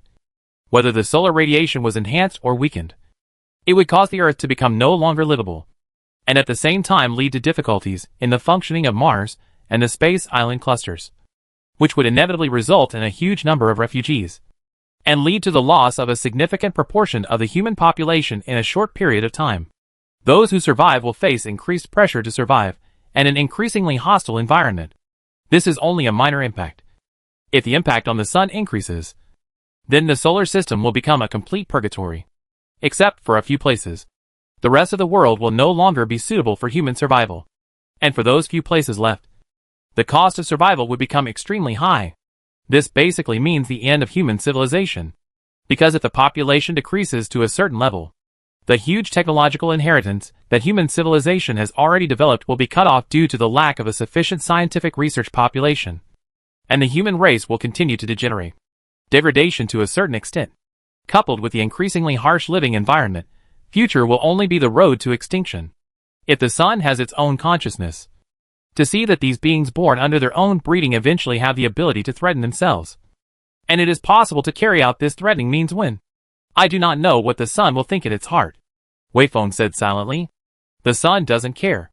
Yi Lu said in a tone so calm that it was somewhat cold. If the sun is conscious, the sun will definitely not care about what the human civilization will do. Because no matter if the human civilization will implement means of influencing the sun or not, the only thing that the human civilization will be able to influence is itself after all.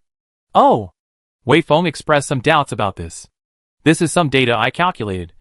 You can take a look at it, Yi Lu said, maneuvering the three-dimensional projector to project a three-dimensional picture of the sun in front of Wei Feng. A large star was silently suspended in front of Wei Feng. On it, both the sunspots and the surface matter that was constantly being ejected, linked, and then shattered were clearly visible. It was only a completely virtual image. But Wei Feng still seemed to feel the amazing heat radiating from it. Below, I will employ the most powerful weapon that our human civilization can control to attack it unceasingly.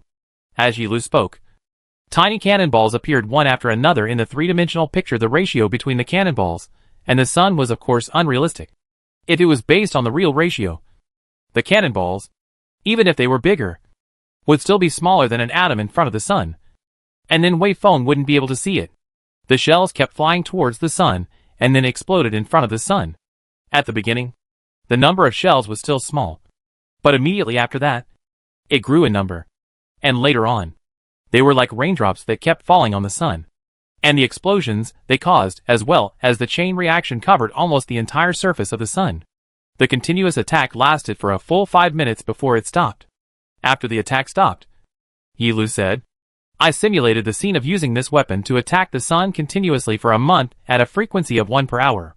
As you know, at most, our human civilization can only afford to adopt this weapon to attack the sun continuously for 10 days at most. Then take a look. What is the side of the sun right now?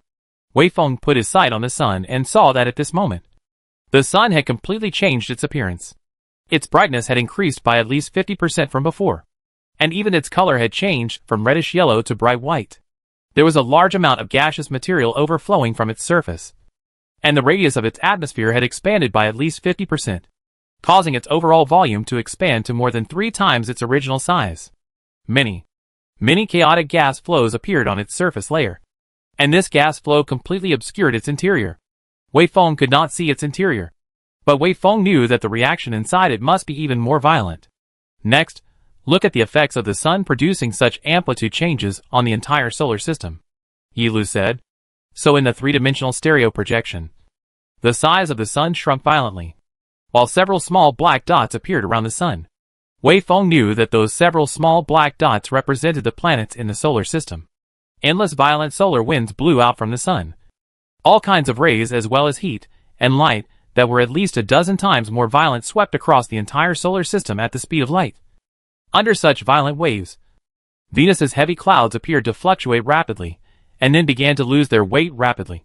The Earth's atmosphere was stripped of its entirety within a short period of time. And then the oceans evaporated, and the Earth's surface was turned into a hell of molten lava. And the space island clusters were completely destroyed. And the fires were destroyed. Island clusters were completely destroyed. Mars bases were destroyed. The Jupiter and Saturn systems were heated, then a series of chain reactions occurred. Even the solid dry ice and water ice above Pluto began to sublimate. As you can see, employing this weapon to continuously attack the sun for a month's time would cause the entire solar system to turn into purgatory. Yi Lu spoke quietly. But the sun doesn't care. A thoughtful expression appeared on Wei Feng's face. Thus, under such a time flow rate, Wei Feng saw that the sun's escaping atmosphere began to rapidly fall back. The various violent reactions also began to rapidly calm down.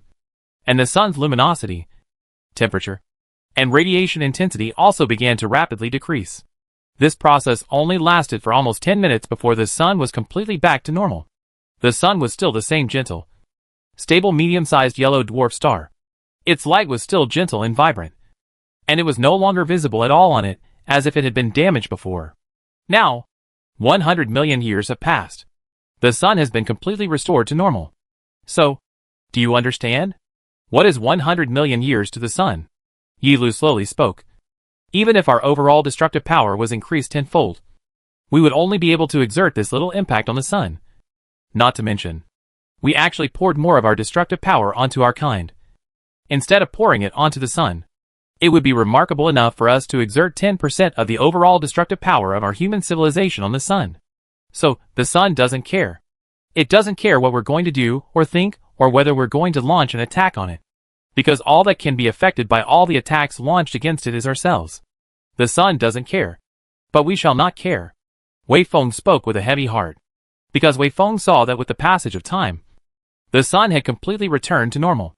But those planets in the solar system had not returned to normal. The solar system had become dead silent. The sun's eruption had completely destroyed the ecosystem of the solar system. Even if the sun returned to normal at this moment, the solar system at this moment was completely unfit for survival. The sun doesn't care. But we mustn't care, Wei Feng said with a sigh once again. Chapter 236 Material Exchange. The so-called living beings were nothing more than some affiliated bacteria that existed on top of a certain tiny speck of dust in this sea of stars. It was still the same saying.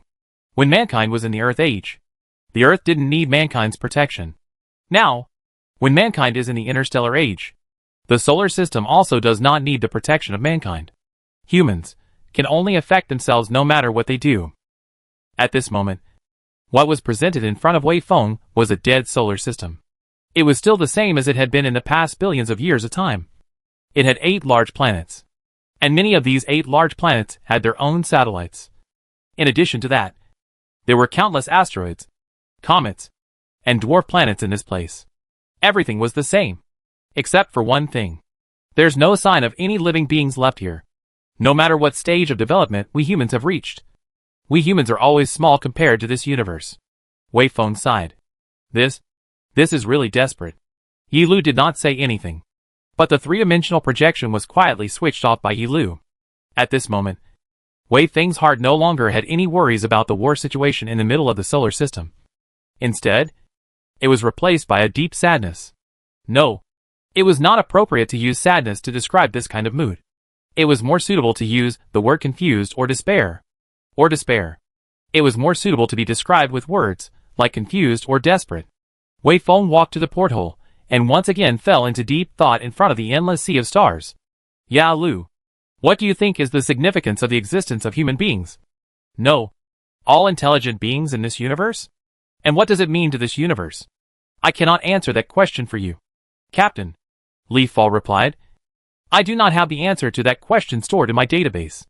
Wei Feng nodded and did not speak again. After a long time, Wei Feng sighed and said, It's time for me to go hibernate. Yi Lu. See you in 10 years. Okay, Captain. Ye Lu responded. Wei Feng then once again performed some relevant preparations before lying down in the hibernation chamber. Before he lost consciousness, this thought flashed through Wei Feng's mind. Boring. Really boring. The Star Ocean ship's voyage had already passed the halfway point. And at this moment, Wei Feng was only less than 1.2 light years away from the Beijing star. That is, Alpha Centauri C, while there was still a distance of about 1.4 light years from Alpha Centauri A and B. This meant that after 120 years of time, Wei Feng would truly arrive in the South Gate 2 galaxy. In fact, at this moment, Wei Feng's location was already close to the Oort cloud region of the South Gate 2 galaxy. Just like the solar system. In the early stages of the birth of the South Gate 2 triple star, there were also some residual waste from the manufacture of stars that were expelled to the edge of the galaxy, ultimately forming a weak belt of material that was extremely distant from the stars, and ultimately forming the Oort cloud that belonged to the South Gate 2 galaxy. Wei Feng knew that it was possible to produce an exchange of Oort cloud matter between different stars, because the Oort clouds were too far away from the stars, and the gravitational influence of the stars of this galaxy on them was too weak. This could easily lead to them leaving this star system under certain accidental conditions, thus entering another star system. That is to say, the Oort cloud material of the solar system may enter the South Gate 2 galaxy, and the Oort cloud material of the South Gate 2 galaxy may also enter the solar system. Perhaps tens of millions or even billions of years ago, some of this material broke away from the gravitational grip of the South Gate 2 galaxy and entered the solar system, and was gravitationally perturbed by the large inner planets to enter the solar system, and eventually impacted on the Earth. Then in the long evolution, the material that constitutes it and the material on the Earth eventually fuse together and can no longer be separated. They may eventually become the food eaten by human beings on the Earth, drinking water, tools, and participate in the ecological cycle of the Earth. But no one has no way to distinguish between them. This is the journey of matter on an interstellar scale, and their voyage can easily be measured in millions, or even hundreds of millions of years. But no one will know or care about these things. The natural evolutionary journey of the universe goes on unseen by humans, or the rest of intelligent life, and never stops. During the next 30 years of his long journey, Wei Feng woke up 4 more times intermittently. Originally, he was scheduled to wake up once every 10 years. But in the middle of the journey, Wei Feng was urgently awakened once more. It was because a key module in the Star Ocean spacecraft had another serious malfunction, which caused the entire Star Ocean spacecraft to almost lose its ability to decelerate. But fortunately, Wei Feng had dealt with it quickly and appropriately to avoid the disastrous consequences. At this moment, the distance to the South Gate 2 Galaxy's Beijing star was already less than a light year away. Wei Feng, on the other hand, woke up from his slumber once again, and the interior of the Star Ocean ship had once again regained its light and warmth. I have 3 things to report to you, Yi Lu said to Wei Feng. The first thing is that 5 years ago, I observed an irregular interstellar rock with a diameter of about a meter, and I used the impact method to shatter it and capture some of the fragments of matter that made up it. Oh, really? Wei Feng said. To be able to encounter macroscopic matter inside this interstellar empty universe is something with a very small probability. Has the preliminary conclusion of the analysis about it come out? Yes, I have conducted a preliminary analysis on it, and the results show that it has a material composition that is very different from that of the solar system, which indicates that it is not from the solar system. As far as I can surmise, it should have come from the South Gate 2 Galaxy. Is there any evidence? Wei Feng inquired. There is evidence, but it's not solid enough, Yi Lu said. We have only roughly speculated on the composition of the material components within the South Gate 2 Galaxy before through instruments such as the spectrum analyzer. And based on my material analysis of this stone, I confirm that the material similarity between the two is as high as 89%. Wei Feng nodded. Then there is basically no doubt.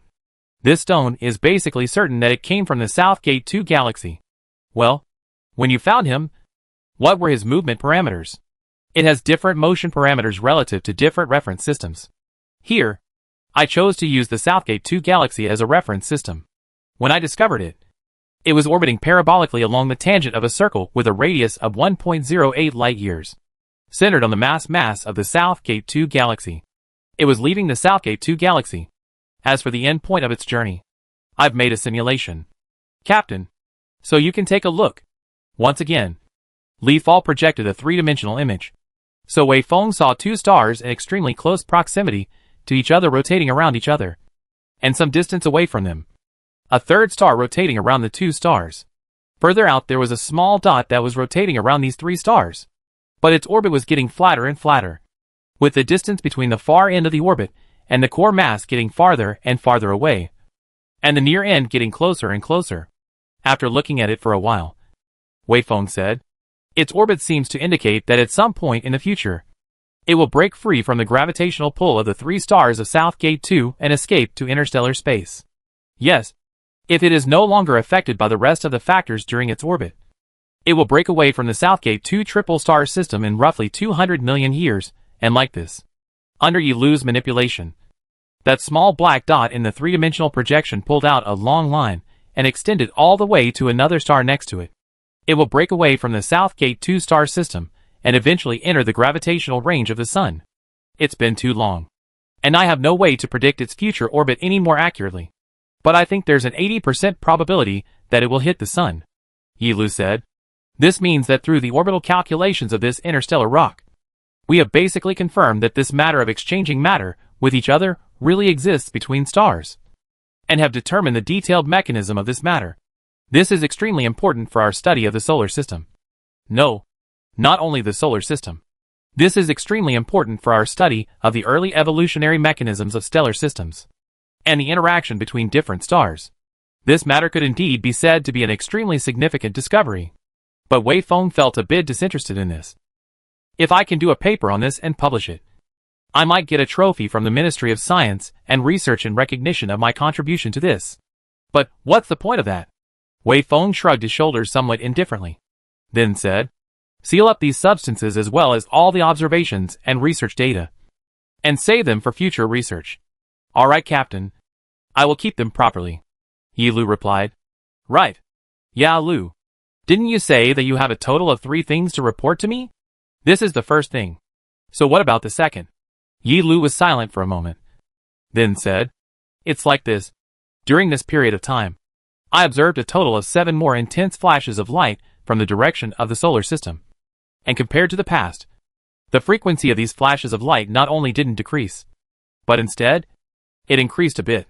This seems to mean that the war taking place in the middle of the solar system has not only not stopped, but has become more intense. This war has been fought for several decades already," Wei Feng said with some emotion, and the expression on his face quickly turned into a bitter smile. "This seems to confirm one thing from the side, and that is that our human civilization is really very deep.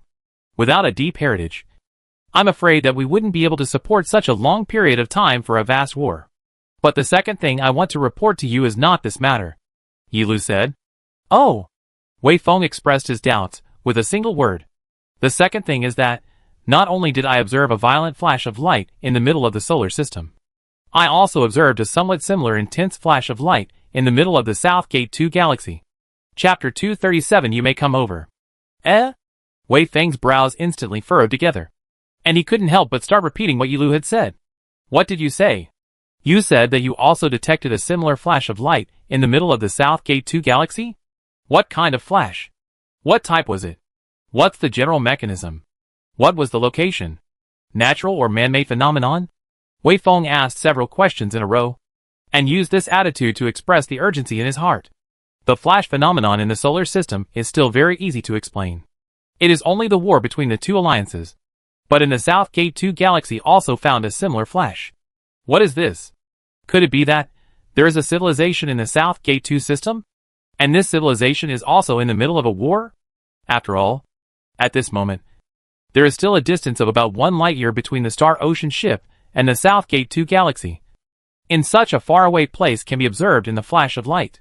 Its luminosity can be imagined how strong, and apart from some powerful strategic level weapons, Wei Feng really couldn't think of anything else that could emit such a violent flash. But how could this be possible? If a civilization with this level of technology really existed in the Southgate 2 galaxy, how could human civilization fail to discover it? Determining whether or not a technological civilization existed within a star system did not require a field trip to that place. There are many signs of the existence of a super-technological civilization, the simplest of which is its impact on stars and planets.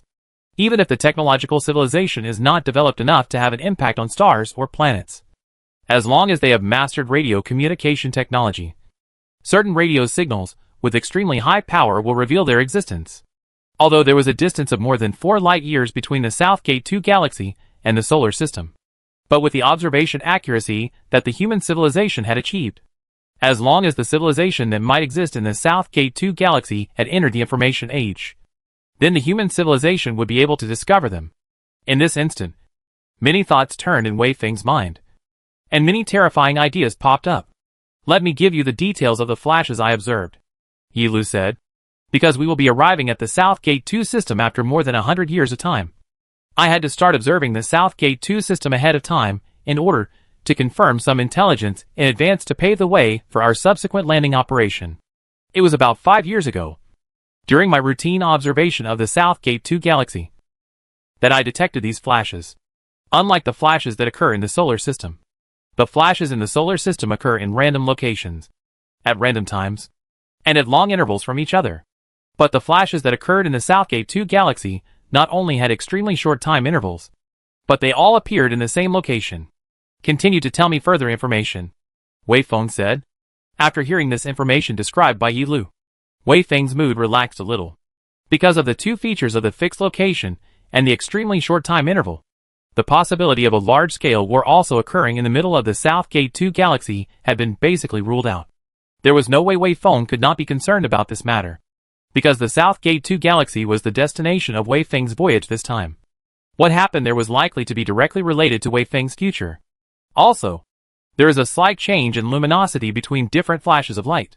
And if a 2-dimensional dot plot is made based on the different changes in luminosity, and the different time intervals between flashes of light.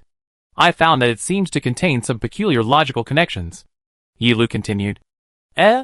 Logical connection? Wei Feng's brows furrowed once again. The presence or absence of a logical connection was the most important indicator of whether something was naturally formed or caused by man-made reasons. Since this burst of flashing light possessed some sort of intrinsic logical connection, it could basically be ruled out that it was formed by a natural phenomenon. What does this mean?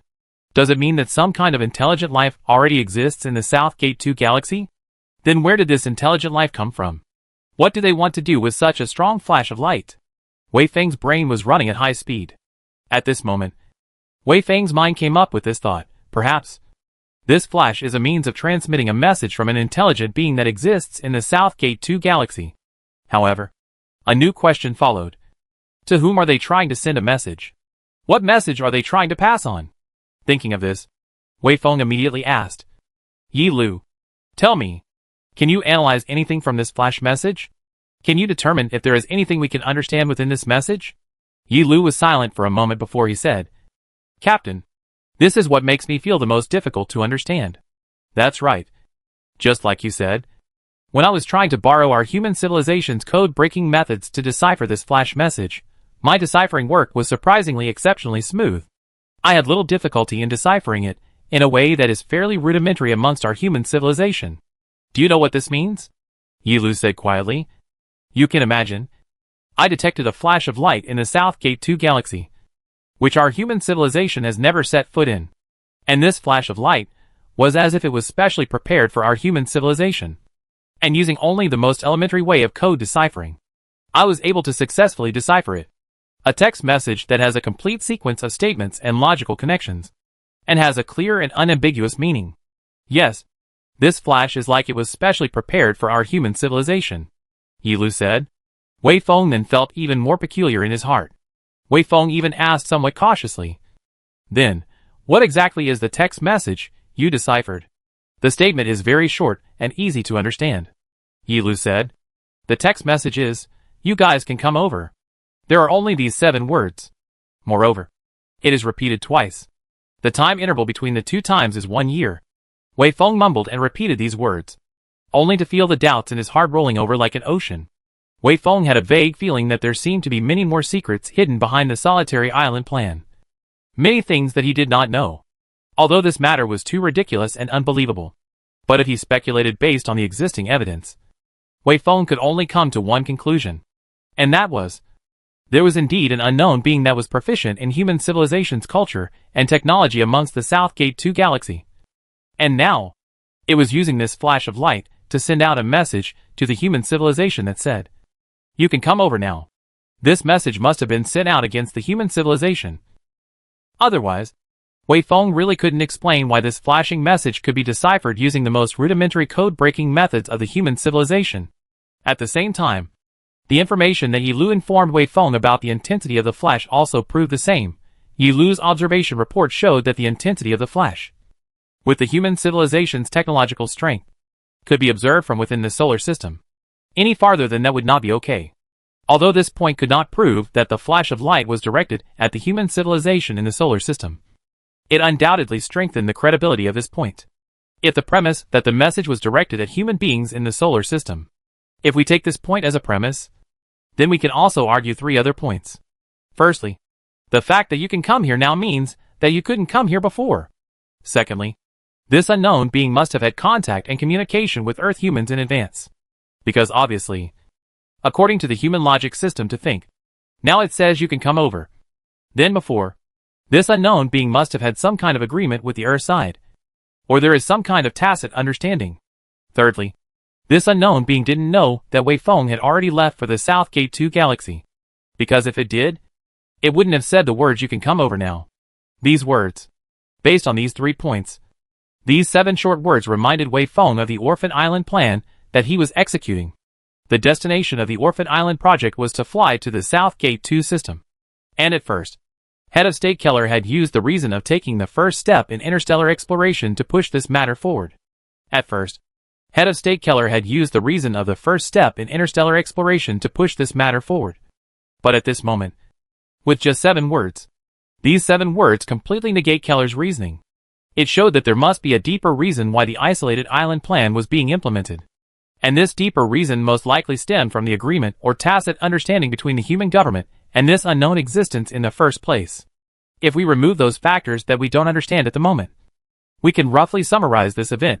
There is some kind of tacit agreement or pact between the human civilization and a certain unknown being. And the content of the agreement is that this unknown being will first go to the South Gate 2 system. And after finding out that there is no danger here or resolving certain dangers here, it will send a signal to the solar system. And then the human civilization will take the lead in the voyage. Then the human civilization would take the lead in the voyage to South Gate 2. But the human civilization government seems to be unable to wait for some reasons. So before that unknown being sends out a signal, it has already impatiently begun to implement the matters related to the voyage to the South Gate 2. That's why there's the solitary island plan. That's why there's me at this moment. As well as the Star Ocean spacecraft. Wei Feng muttered. The deeper he thought, the more he felt shocked. And even had some hidden fears. Wei Feng is not afraid of death. But this kind of their own personal participation in this matter. The truth of the matter is hidden in the heavy fog. Their own incarnation to become a pawn who only know ignorantly forward feeling, is the most let Wei Feng fear. Chapter 238 Good luck. Right now, there were two questions that were the most important to Wei Feng. 1. Who exactly was that unknown being that existed in the South Gate 2 galaxy? Would it pose a threat to his trip to South Gate 2? 2. What was the truth about the isolated island plan? Before he set off, Wei Feng had always thought that the South Gate 2 galaxy was an empty and dead star system, and that he had arrived there only to verify the feasibility of interstellar voyages and, at the same time, to be a pathfinding pioneer for human civilization. But now it seemed that this was not the case. Wei Feng had vaguely had such speculations before, including that metal fragment found from above the asteroid, as well as that alien device once encountered that might be hiding a miniature black hole, all vaguely implied that the human civilization should know about unknown alien civilizations. And now, he himself had detected such a signal from among the South Gate 2 star system. Yilu remained silent after uttering those 7 words, as if he was purposely leaving time for Wei Feng to think. Wei Feng's heart, on the other hand, set off monstrous winds and waves because of those 7 words, and could not be calmed for a long time. This message was almost certainly sent against the human civilization. Right? Wei Feng muttered. Not directed at any of the remaining alien civilizations. Nor at me. Yilu immediately replied. It's at least 80% likely. It is unlikely that it is targeting the rest of the alien civilizations. And at the same time, it is also unlikely that it is specifically targeting you. I noticed that in these words. That unknown being used the plural title you instead of the singular title you. But you're the only person in this ship. I'm a piece of programming. And I don't fall into the category of people. So it's unlikely that it's directed at you. It's also unlikely that it was directed at you. In terms of the meaning of the message. Then does it know what is happening in the middle of the solar system at this moment? Does it know that human civilization has been plunged into a war? Wei Feng muttered. Yilu was silent for a moment. Then said, it seems to be unaware of it. We don't have solid evidence to prove it. But rationally speaking, it shouldn't know. Then, this person. No. This being. Who exactly is it? Wei Feng asked. Yilu replied. I don't know. Perhaps, you can go to the middle of the South Gate 2 galaxy to take a look. Let me sort out this matter from the beginning. Wei Feng thought hard while continuously pacing in the middle of the control room. Let's assume that the Silo project is related to this unknown existence. And that it was because there was some sort of tacit agreement between it and the human government in the first place. And that the human government, including Führer Keller, pushed for the Silo project. Which is why there's me. And there's the Star Ocean ship. And let's take this assumption as a premise. Then, the Silo plan must be to achieve some purpose. That is to say, that unknown existence let us go to the South Gate 2 system to do what? The human civilization executed the Silo plan. Let me go to the South Gate 2 galaxy in order to do what? Or, what is the truth of the solitary island plan? I think these 3 questions should be considered one and the same. The human civilization must have something to do with this unknown existence by letting me go to the South Gate 2 galaxy. And the truth of the Lonely Island plan as well. But what exactly is this truth? What kind of tacit understanding would arise between an unknown existence and the human civilization's government? Wei Feng pondered bitterly. But he could never think of an answer to this question. The available information is too little. Until you, Captain, reach your destination and come into contact with that unknown existence, it's impossible for you to know the truth of the matter. Li Fall spoke quietly. However, you may have missed one thing in your previous thinking. What thing? Wei Feng was stunned. Then asked. That unknown civilization that, amongst our speculations, once had a large-scale war in the middle of the solar system 500 to 600 million years ago. Ah, Yi Lu sighed. With the technology of our human civilization, it's unlikely that we can send someone to the South Gate 2 galaxy before you. Then is it possible that this unknown existence that sends messages to the solar system has a connection between it and that unknown civilization? Or is it simply a member of that civilization? Wei Feng was stunned. And then he thought of many things. Indeed, this is something I had forgotten about before. According to what you said, there could indeed be a connection between the two. Just that. Can that civilization really exist for as long as 500 to 600 million years? This is a long period of time that has already exceeded our imagination. Yi Lu was non-committal about this. Who knows? Before the eventual demise of our human civilization, I cannot answer any of your questions about how long a civilization can exist. Wei Feng patted his head, then said, Indeed, we really can't make any guesses about the matter of how long a civilization can exist. Only, if that civilization has really existed for hundreds of millions of years. Then, a civilization that has lasted for hundreds of millions of years has developed to the present time. To what extent should their degree of technology be advanced? Yi Lu was equally non-committal about this. This question is equally unanswerable. Who knows? There are too many possibilities. So many that we can't even make a guess. It is also possible that that civilization has been lingering until now. And technology has not advanced much at all? Phew. Wei Feng let out a long breath and said with a bitter smile. In that case, all this guessing we've been doing has been useless. And it's impossible for us to know the truth of the matter before we actually arrive at the South Gate 2 galaxy. I think so, Yi Lu said. My suggestion is that you should honestly hibernate.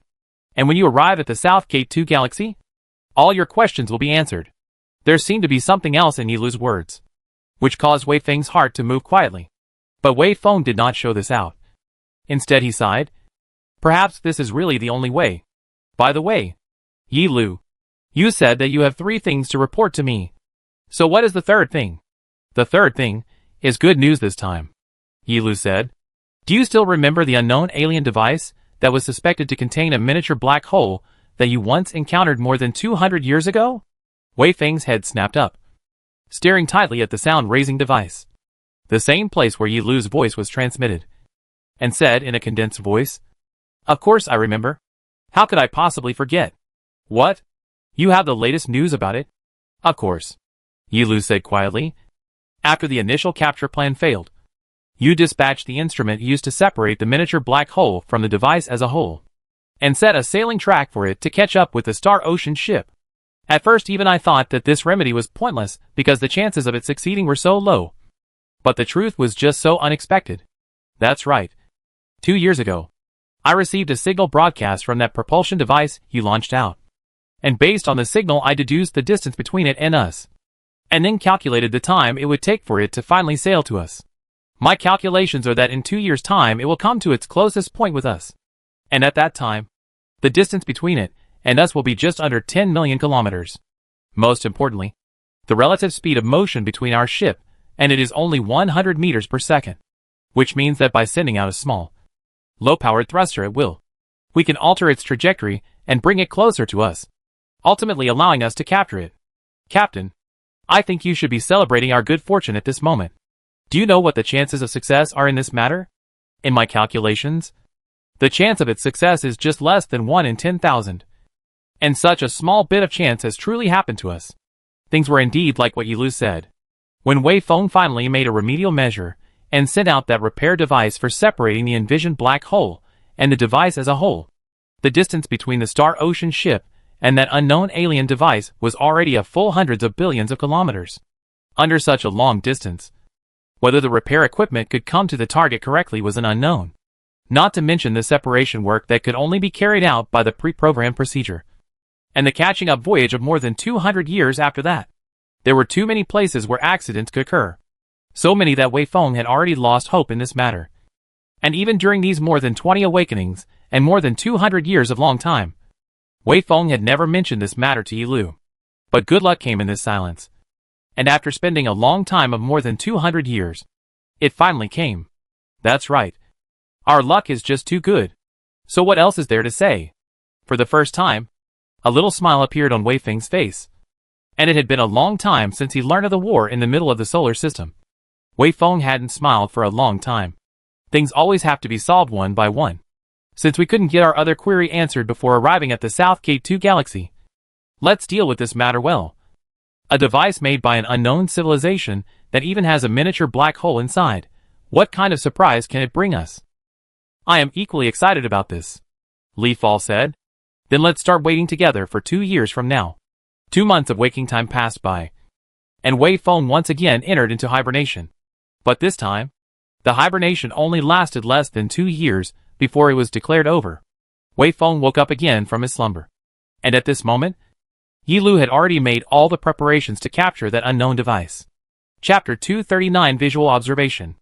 A small propulsion rocket quietly left the Star Ocean ship and headed out into the vastness of space. Compared to the large scale of the universe, or the forward speed of the Star Ocean spacecraft, its movement speed was very slow, only less than 10 kilometers per second, which meant that it would eventually meet with the alien device in about 13 days, and then eventually converge, and then push it into the Star Ocean spacecraft would take another 10 days, which would be a month. But Wei Feng, who was already used to waiting for decades and centuries, didn't care about this 1 month. During this month, Wei Feng first carried out some recovery training, and carried out some inspection and maintenance tasks of the Star Ocean spacecraft, and also replaced some parts that were malfunctioning or at risk of malfunctioning. Time passed quietly in such busyness. 10 days' time came in a flash.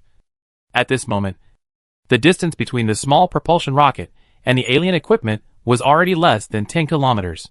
In the final and this unknown alien equipment before the convergence, this small propulsion rocket has been ahead of the line deceleration. At the moment, it and the relative speed of movement between the alien equipment is only about 100 meters per second. And this speed is still rapidly decreasing. Finally, more than half an hour later, the propulsion rocket and the target successfully converged. At this moment, the distance between them was reduced to less than 1 meter. In this dark universe, 2 devices that belonged to 2 different civilizations were advancing side by side. The distance between here and the Star Ocean ship was 10 million kilometers only, which meant that the two-way communication delay between the 2 sides was about a minute. This time wasn't that long. So in order to increase the success rate of the mission, Wei Feng eventually chose the manual operation option, meaning that every single action performed by this propulsion rocket was controlled by Wei Feng himself. In this case, Wei Feng would send out a command, and receive a report on the mission and the results a minute later. And then Wei Feng would decide on the next move based on the results of the mission. And each step in the task may just be such as open the hydraulic system of the arm, forward 5 centimeters, and other trivial commands. Move forward 5 centimeters. The entire task of recovering the alien device was not complicated. But if it was broken down into such small steps, the task would become much more troublesome, which also meant that it would consume a lot of time. But Wei Feng had the patience. Wei Feng maneuvered the propulsion rocket and quietly adjusted his stance, then extended his mechanical arm and pulled himself to its side. Then the fixing device started to work. The alien device and the propulsion rocket were tied together. Then the propulsion rocket ignited. Along with the rocket tail began to spray out of the blue light. This Wei Feng waited for more than 200 years. Unknown alien civilization-made equipment finally began to Star Ocean ship slowly close to. This convergence has lasted for more than half a month. Every 5 hours, Wei Feng will recalculate its forward trajectory in order to correct the orbital deviation generated in its advancement. Every 10 hours, Wei Feng will confirm the working status of the propulsion system. Under this state, the two-way communication delay was gradually reduced from nearly 70 seconds to 50 seconds, and then to 30 seconds, 10 seconds, 2 seconds. This meant that the distance between it and the Star Ocean ship at this moment was already less than 300,000 kilometers.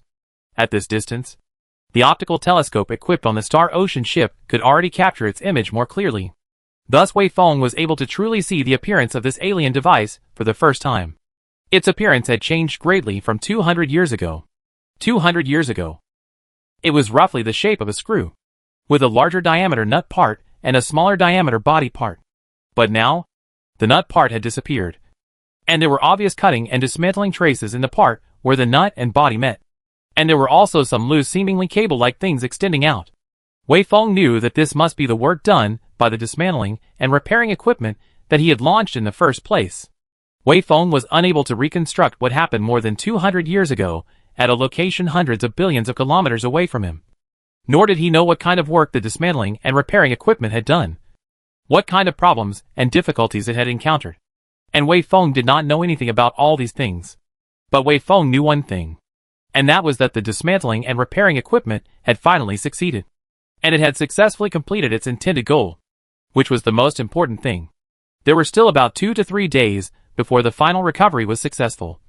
And during these 2 to 3 days, Wei Feng cleared out the specimen reserve compartment of the Star Ocean ship, intending to use it as a temporary storage place for the unknown alien device. The specimen reserve compartment was intended to be used for collecting and storing specimens in the South Gate 2 galaxy after Wei Feng arrived there. But now, it was just right to use it to contain this alien device. 300,000 kilometers away, under the propulsion of the propulsion rockets, the alien device began to slowly decelerate, and eventually reduced its relative speed to about 1 meter per second before arriving at the Star Ocean ship. In order to ensure that there were no accidents, Wei Feng even lowered the rotation speed of the Star Ocean ship, and also opened the hatch of the specimen reserve compartment to its maximum. And with the cooperation of the mechanical arm, he finally succeeded in capturing the target inside the ship. After completing all this work, Wei Feng put on his spacesuit and prepared to enter the specimen reserve chamber in the vacuum state to personally check out the experimental equipment, while Yi Lu closed the hatch, retrieved the mechanical arm, and maneuvered the Star Ocean spacecraft to start rotating once again. Gravity was once again restored in the Star Ocean spacecraft, so the alien device quietly landed on top of the ground. Wei Feng also arrived here 10 minutes later. In a well-lit environment, Wei Feng saw this thing up close and in person for the first time. The party's propulsion rocket had separated from it before it entered the Star Ocean ship, but the 4 propulsion rockets sent out 200 years ago were still fixed to it. They occupied the left, right, up, down and 4 sides of this device, and seemed to have fused with it. Looking at them, Wei Feng's heart was filled with emotion. Wei Feng knew that this alien device was ultimately able to be successfully recovered, all because of the propulsion of these 4 rockets. Although they had long since run out of fuel and lost their ability to work, and had even been severely damaged during the long light of more than 200 years, and were no different from a piece of scrap metal. But looking at them in Wei Feng's eyes, they were so dear to him. "Long time no see, my old friends," Wei Feng said, then walked over and walked around the alien device that was originally more than 10 meters long. But now, with the removal of the nut part, it was only 10 meters long and short. The first impression it gave Wei Feng was shabby and clutter. It barely had a complete armor or shell or anything like that on it. And it was full of black instruments and pipes and cables that could not be seen to be of any use. It looked dirty, as if it had been in a dusty place for hundreds of years without being tended to. But Wei Feng knew that there was no dust in the space environment. The fact that it presented this kind of appearance at this moment, then it could only prove one thing, that it had existed for far too long. So long that it was almost unimaginable to himself. So long that thin cosmic dust had converged so much on top of it, although its appearance is scattered. But in addition to the parts of the screw body and nut separation, the rest of the place does not appear obvious breakage. There is no pipe, cable breaks and so on. This proves that in its long history of existence, it has not been subjected to interstellar material impacts and other accidents. Even, it still had at least a part of its working ability more than 200 years ago, because Yi Lu received signals of unknown meaning sent out by it more than 200 years ago. It was because of these signals in the beginning that Wei Feng was able to finally find it and capture it here. But now, it had stopped sending out signals. This had been established from the time Yi Lu rediscovered its trail. In this regard, Wei Feng and Yi Lu had even made some guesses. Both Wei Feng and Yi Lu thought that the dismantled part of the nut that might have contained a miniature black hole was most likely the power supply device of this instrument. And with it dismantled and without power, it naturally wouldn't be able to work. Although the adoption of a black hole to act as an energy supply device was very unbelievable, the reality told Wei Feng that this was probably a very plausible thing.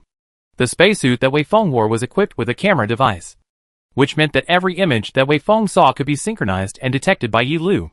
Yi Lu possessed the same, if not more, vision as Wei Feng. Thus, after Wei Feng had conducted a round of visual observation, Wei Feng directly said to Yi Lu, "Disassemble the 4 propulsion rockets." "Okay," Yi Lu agreed, and then maneuvered a few robots over. The lifting robots lifted this equipment first, and the dismantling robots then walked up and removed those 4 propulsion rockets one by one. After completing this step, further analysis could already begin. However, at this very moment, Wei Feng felt a bit of difficulty, because this was, after all, an alien creation completely different from human civilization. Wei Feng did not understand its construction, its working principle, nothing.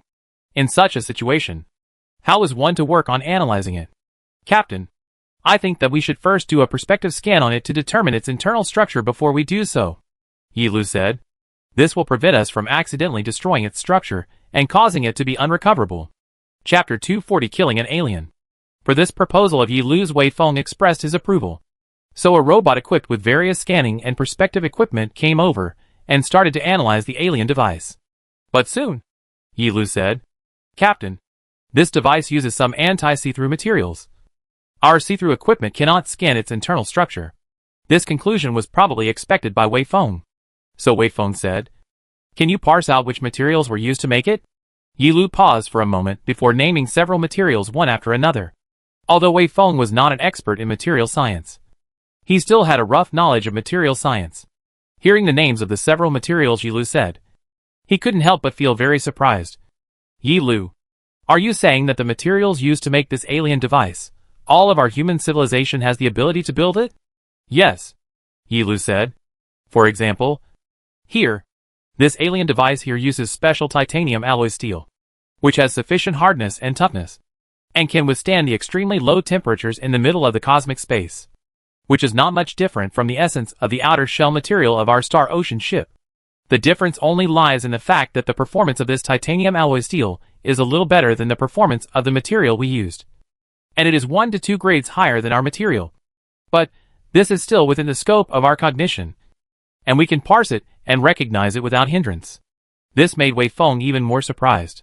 Wei Feng originally thought that an ancient civilization that existed 500 to 600 million years ago and came to the solar system from a distant galaxy to conduct a huge war, its technology should be much more advanced than that of the human civilization. But Yi Lu came to the conclusion that although its technology was higher than that of the human beings, it was only limited. Wei Feng patted his head, then said, "Through material science, does its level of technology belong to the same class as the fragment we acquired before? Can we be sure that both are out of the same civilization?" Yi Lu replied, "The technological content belongs to the same level. I am 80% sure that this alien device and the fragment we acquired before are from the same civilization." "In that case, then that problem that plagued us before has reappeared," Wei Feng muttered. "How did a civilization whose technology level is only limited above ours cross the long interstellar space and time to come to the solar system?" Wei Feng merely pondered over this question for a while before giving up thinking about it, because before obtaining enough information, it was obvious that Wei Feng could not come up with a real answer. Wei Feng once again placed his gaze on this alien device. After learning that the technological content of this alien device was not much higher than that of human beings, and that it still belonged to the realm of human civilization that could be understood and analyzed, Wei Feng discovered many things. The 20 years of training he had received before setting off had given Wei Feng an extremely deep understanding of mechanical construction. Under such circumstances, Wei Feng saw many things of déjà vu from this alien device. For example, that black, small thing mounted underneath a large part, which seemed to look like a converter, while the larger part on top of it looked like a piece of storage battery, and that part, which looked like a temperature control device. After having these realizations, Wei Feng made a somewhat bold decision. "I intend to disassemble it as I understand it, taking it completely apart in order to analyze the role of each of the parts that make it up as well as analyze its working mechanism," Wei Feng said. "Of course, during this process, you'll have to leave enough video recordings to ensure that I can reverse restore my disassembly process so that we can put it back together again when needed." "All right, Captain. Please don't worry about that," Yi Lu replied immediately. Wei Feng then first looked carefully before taking a tool and carefully dismantling a section of the pipe. The side pusher robot immediately stepped forward. Wei Feng then placed the pipe on top of it and instructed, firstly, conduct some material science and usage analysis on it. And when you're done, encapsulate it and save it with a number. After removing this pipe, Wei Feng's eyes targeted the suspected converter and intended to remove it as well. However, he encountered a certain difficulty when removing this thing. Wei Feng found that this suspected converter thing could not be removed without removing the other piece of equipment first. So Wei Feng switched targets and dismantled the other item first, and saved its number as well. During the dismantling process, Wei Feng discovered that the splicing method used by this device didn't seem to be too obviously different from human civilization. Again, there were places where physical fixing methods were used, such as various types of screws, while others were welded, and there were various kinds of clips. And Wei Feng also determined a principle of dismantling. That is, only when it was determined to have the ability to restore, it would be dismantled. Otherwise it would be preserved. Wei Feng always had a wonderful feeling in his heart.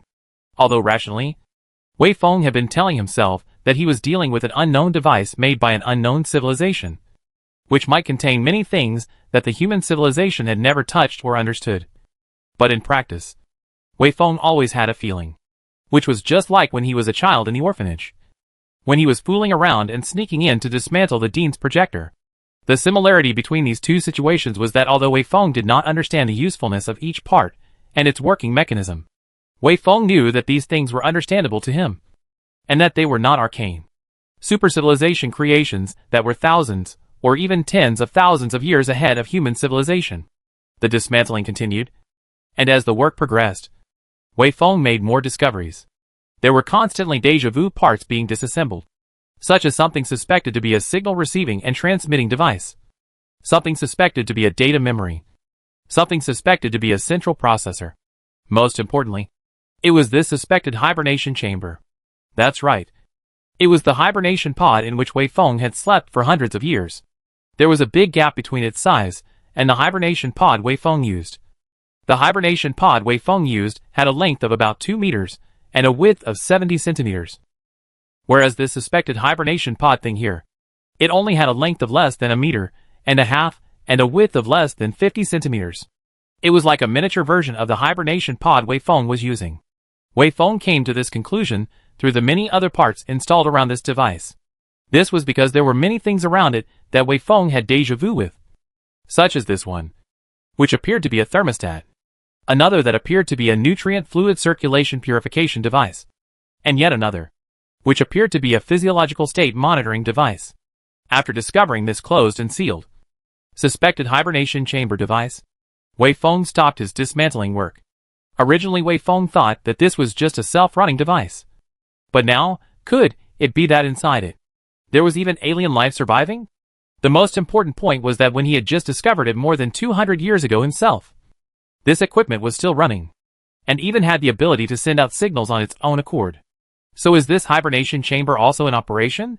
If it was in operation, one separation of the nut and screw body parts caused it to lose its energy supply and thus stop operating, and one's current dismantling of it to all intents and purposes. Does it mean one's possibly inadvertently killed an alien in hibernation? Although this device is projected to be hundreds of millions of years old, who can guarantee that with technology exceeding human civilization, the hibernation pods that they have created can't allow them to hibernate for hundreds of millions of years and still be alive? This inference made Wei Feng vaguely feel some uneasiness in his heart. When Wei Feng carefully observed the device once more, he felt even more uncertain in his heart. This was because the more Wei Feng observed, the more he felt that this device was like a hibernation chamber. Actually, you don't have to feel confused about this, Yi Lu said, whether it is a hibernation device or not, and whether there is any alien life under hibernation inside or not. As long as we open it up, we will be able to know.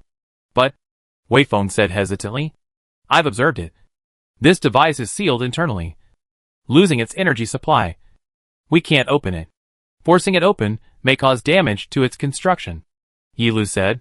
You don't have to worry about that. Just like our hibernation capsule, it can both be opened from the inside by command, and if it is disassembled from the outside, it can be recovered even if it is disassembled, as long as we are careful and don't damage its construction. Wei Feng pondered for a while, and finally made up his mind. After another careful observation and identifying a few key connections in conjunction with Yi Lu's suggestion, Wei Feng finally reached his tool towards it. Opening this device took Wei Feng 2 hours. If Wei Feng's work hadn't gone wrong at this moment, as long as the lifting robot was used to open the hibernation chamber's cover, Wei Feng would be able to see its inner workings. The lifting robot began its work, and the cover slowly left the device. After the cover plate left completely, Wei Feng immediately saw its internal structure. With just one look, Wei Feng's face immediately changed. His body fell backwards uncontrollably, to the point where he crouched on the ground at once. A full few minutes passed before Wei Feng was able to regain his senses, and the expression on his face turned into a helpless bitter smile. Yi Lu, Wei Feng said with a bitter smile. So, it turns out that we really did accidentally kill an alien.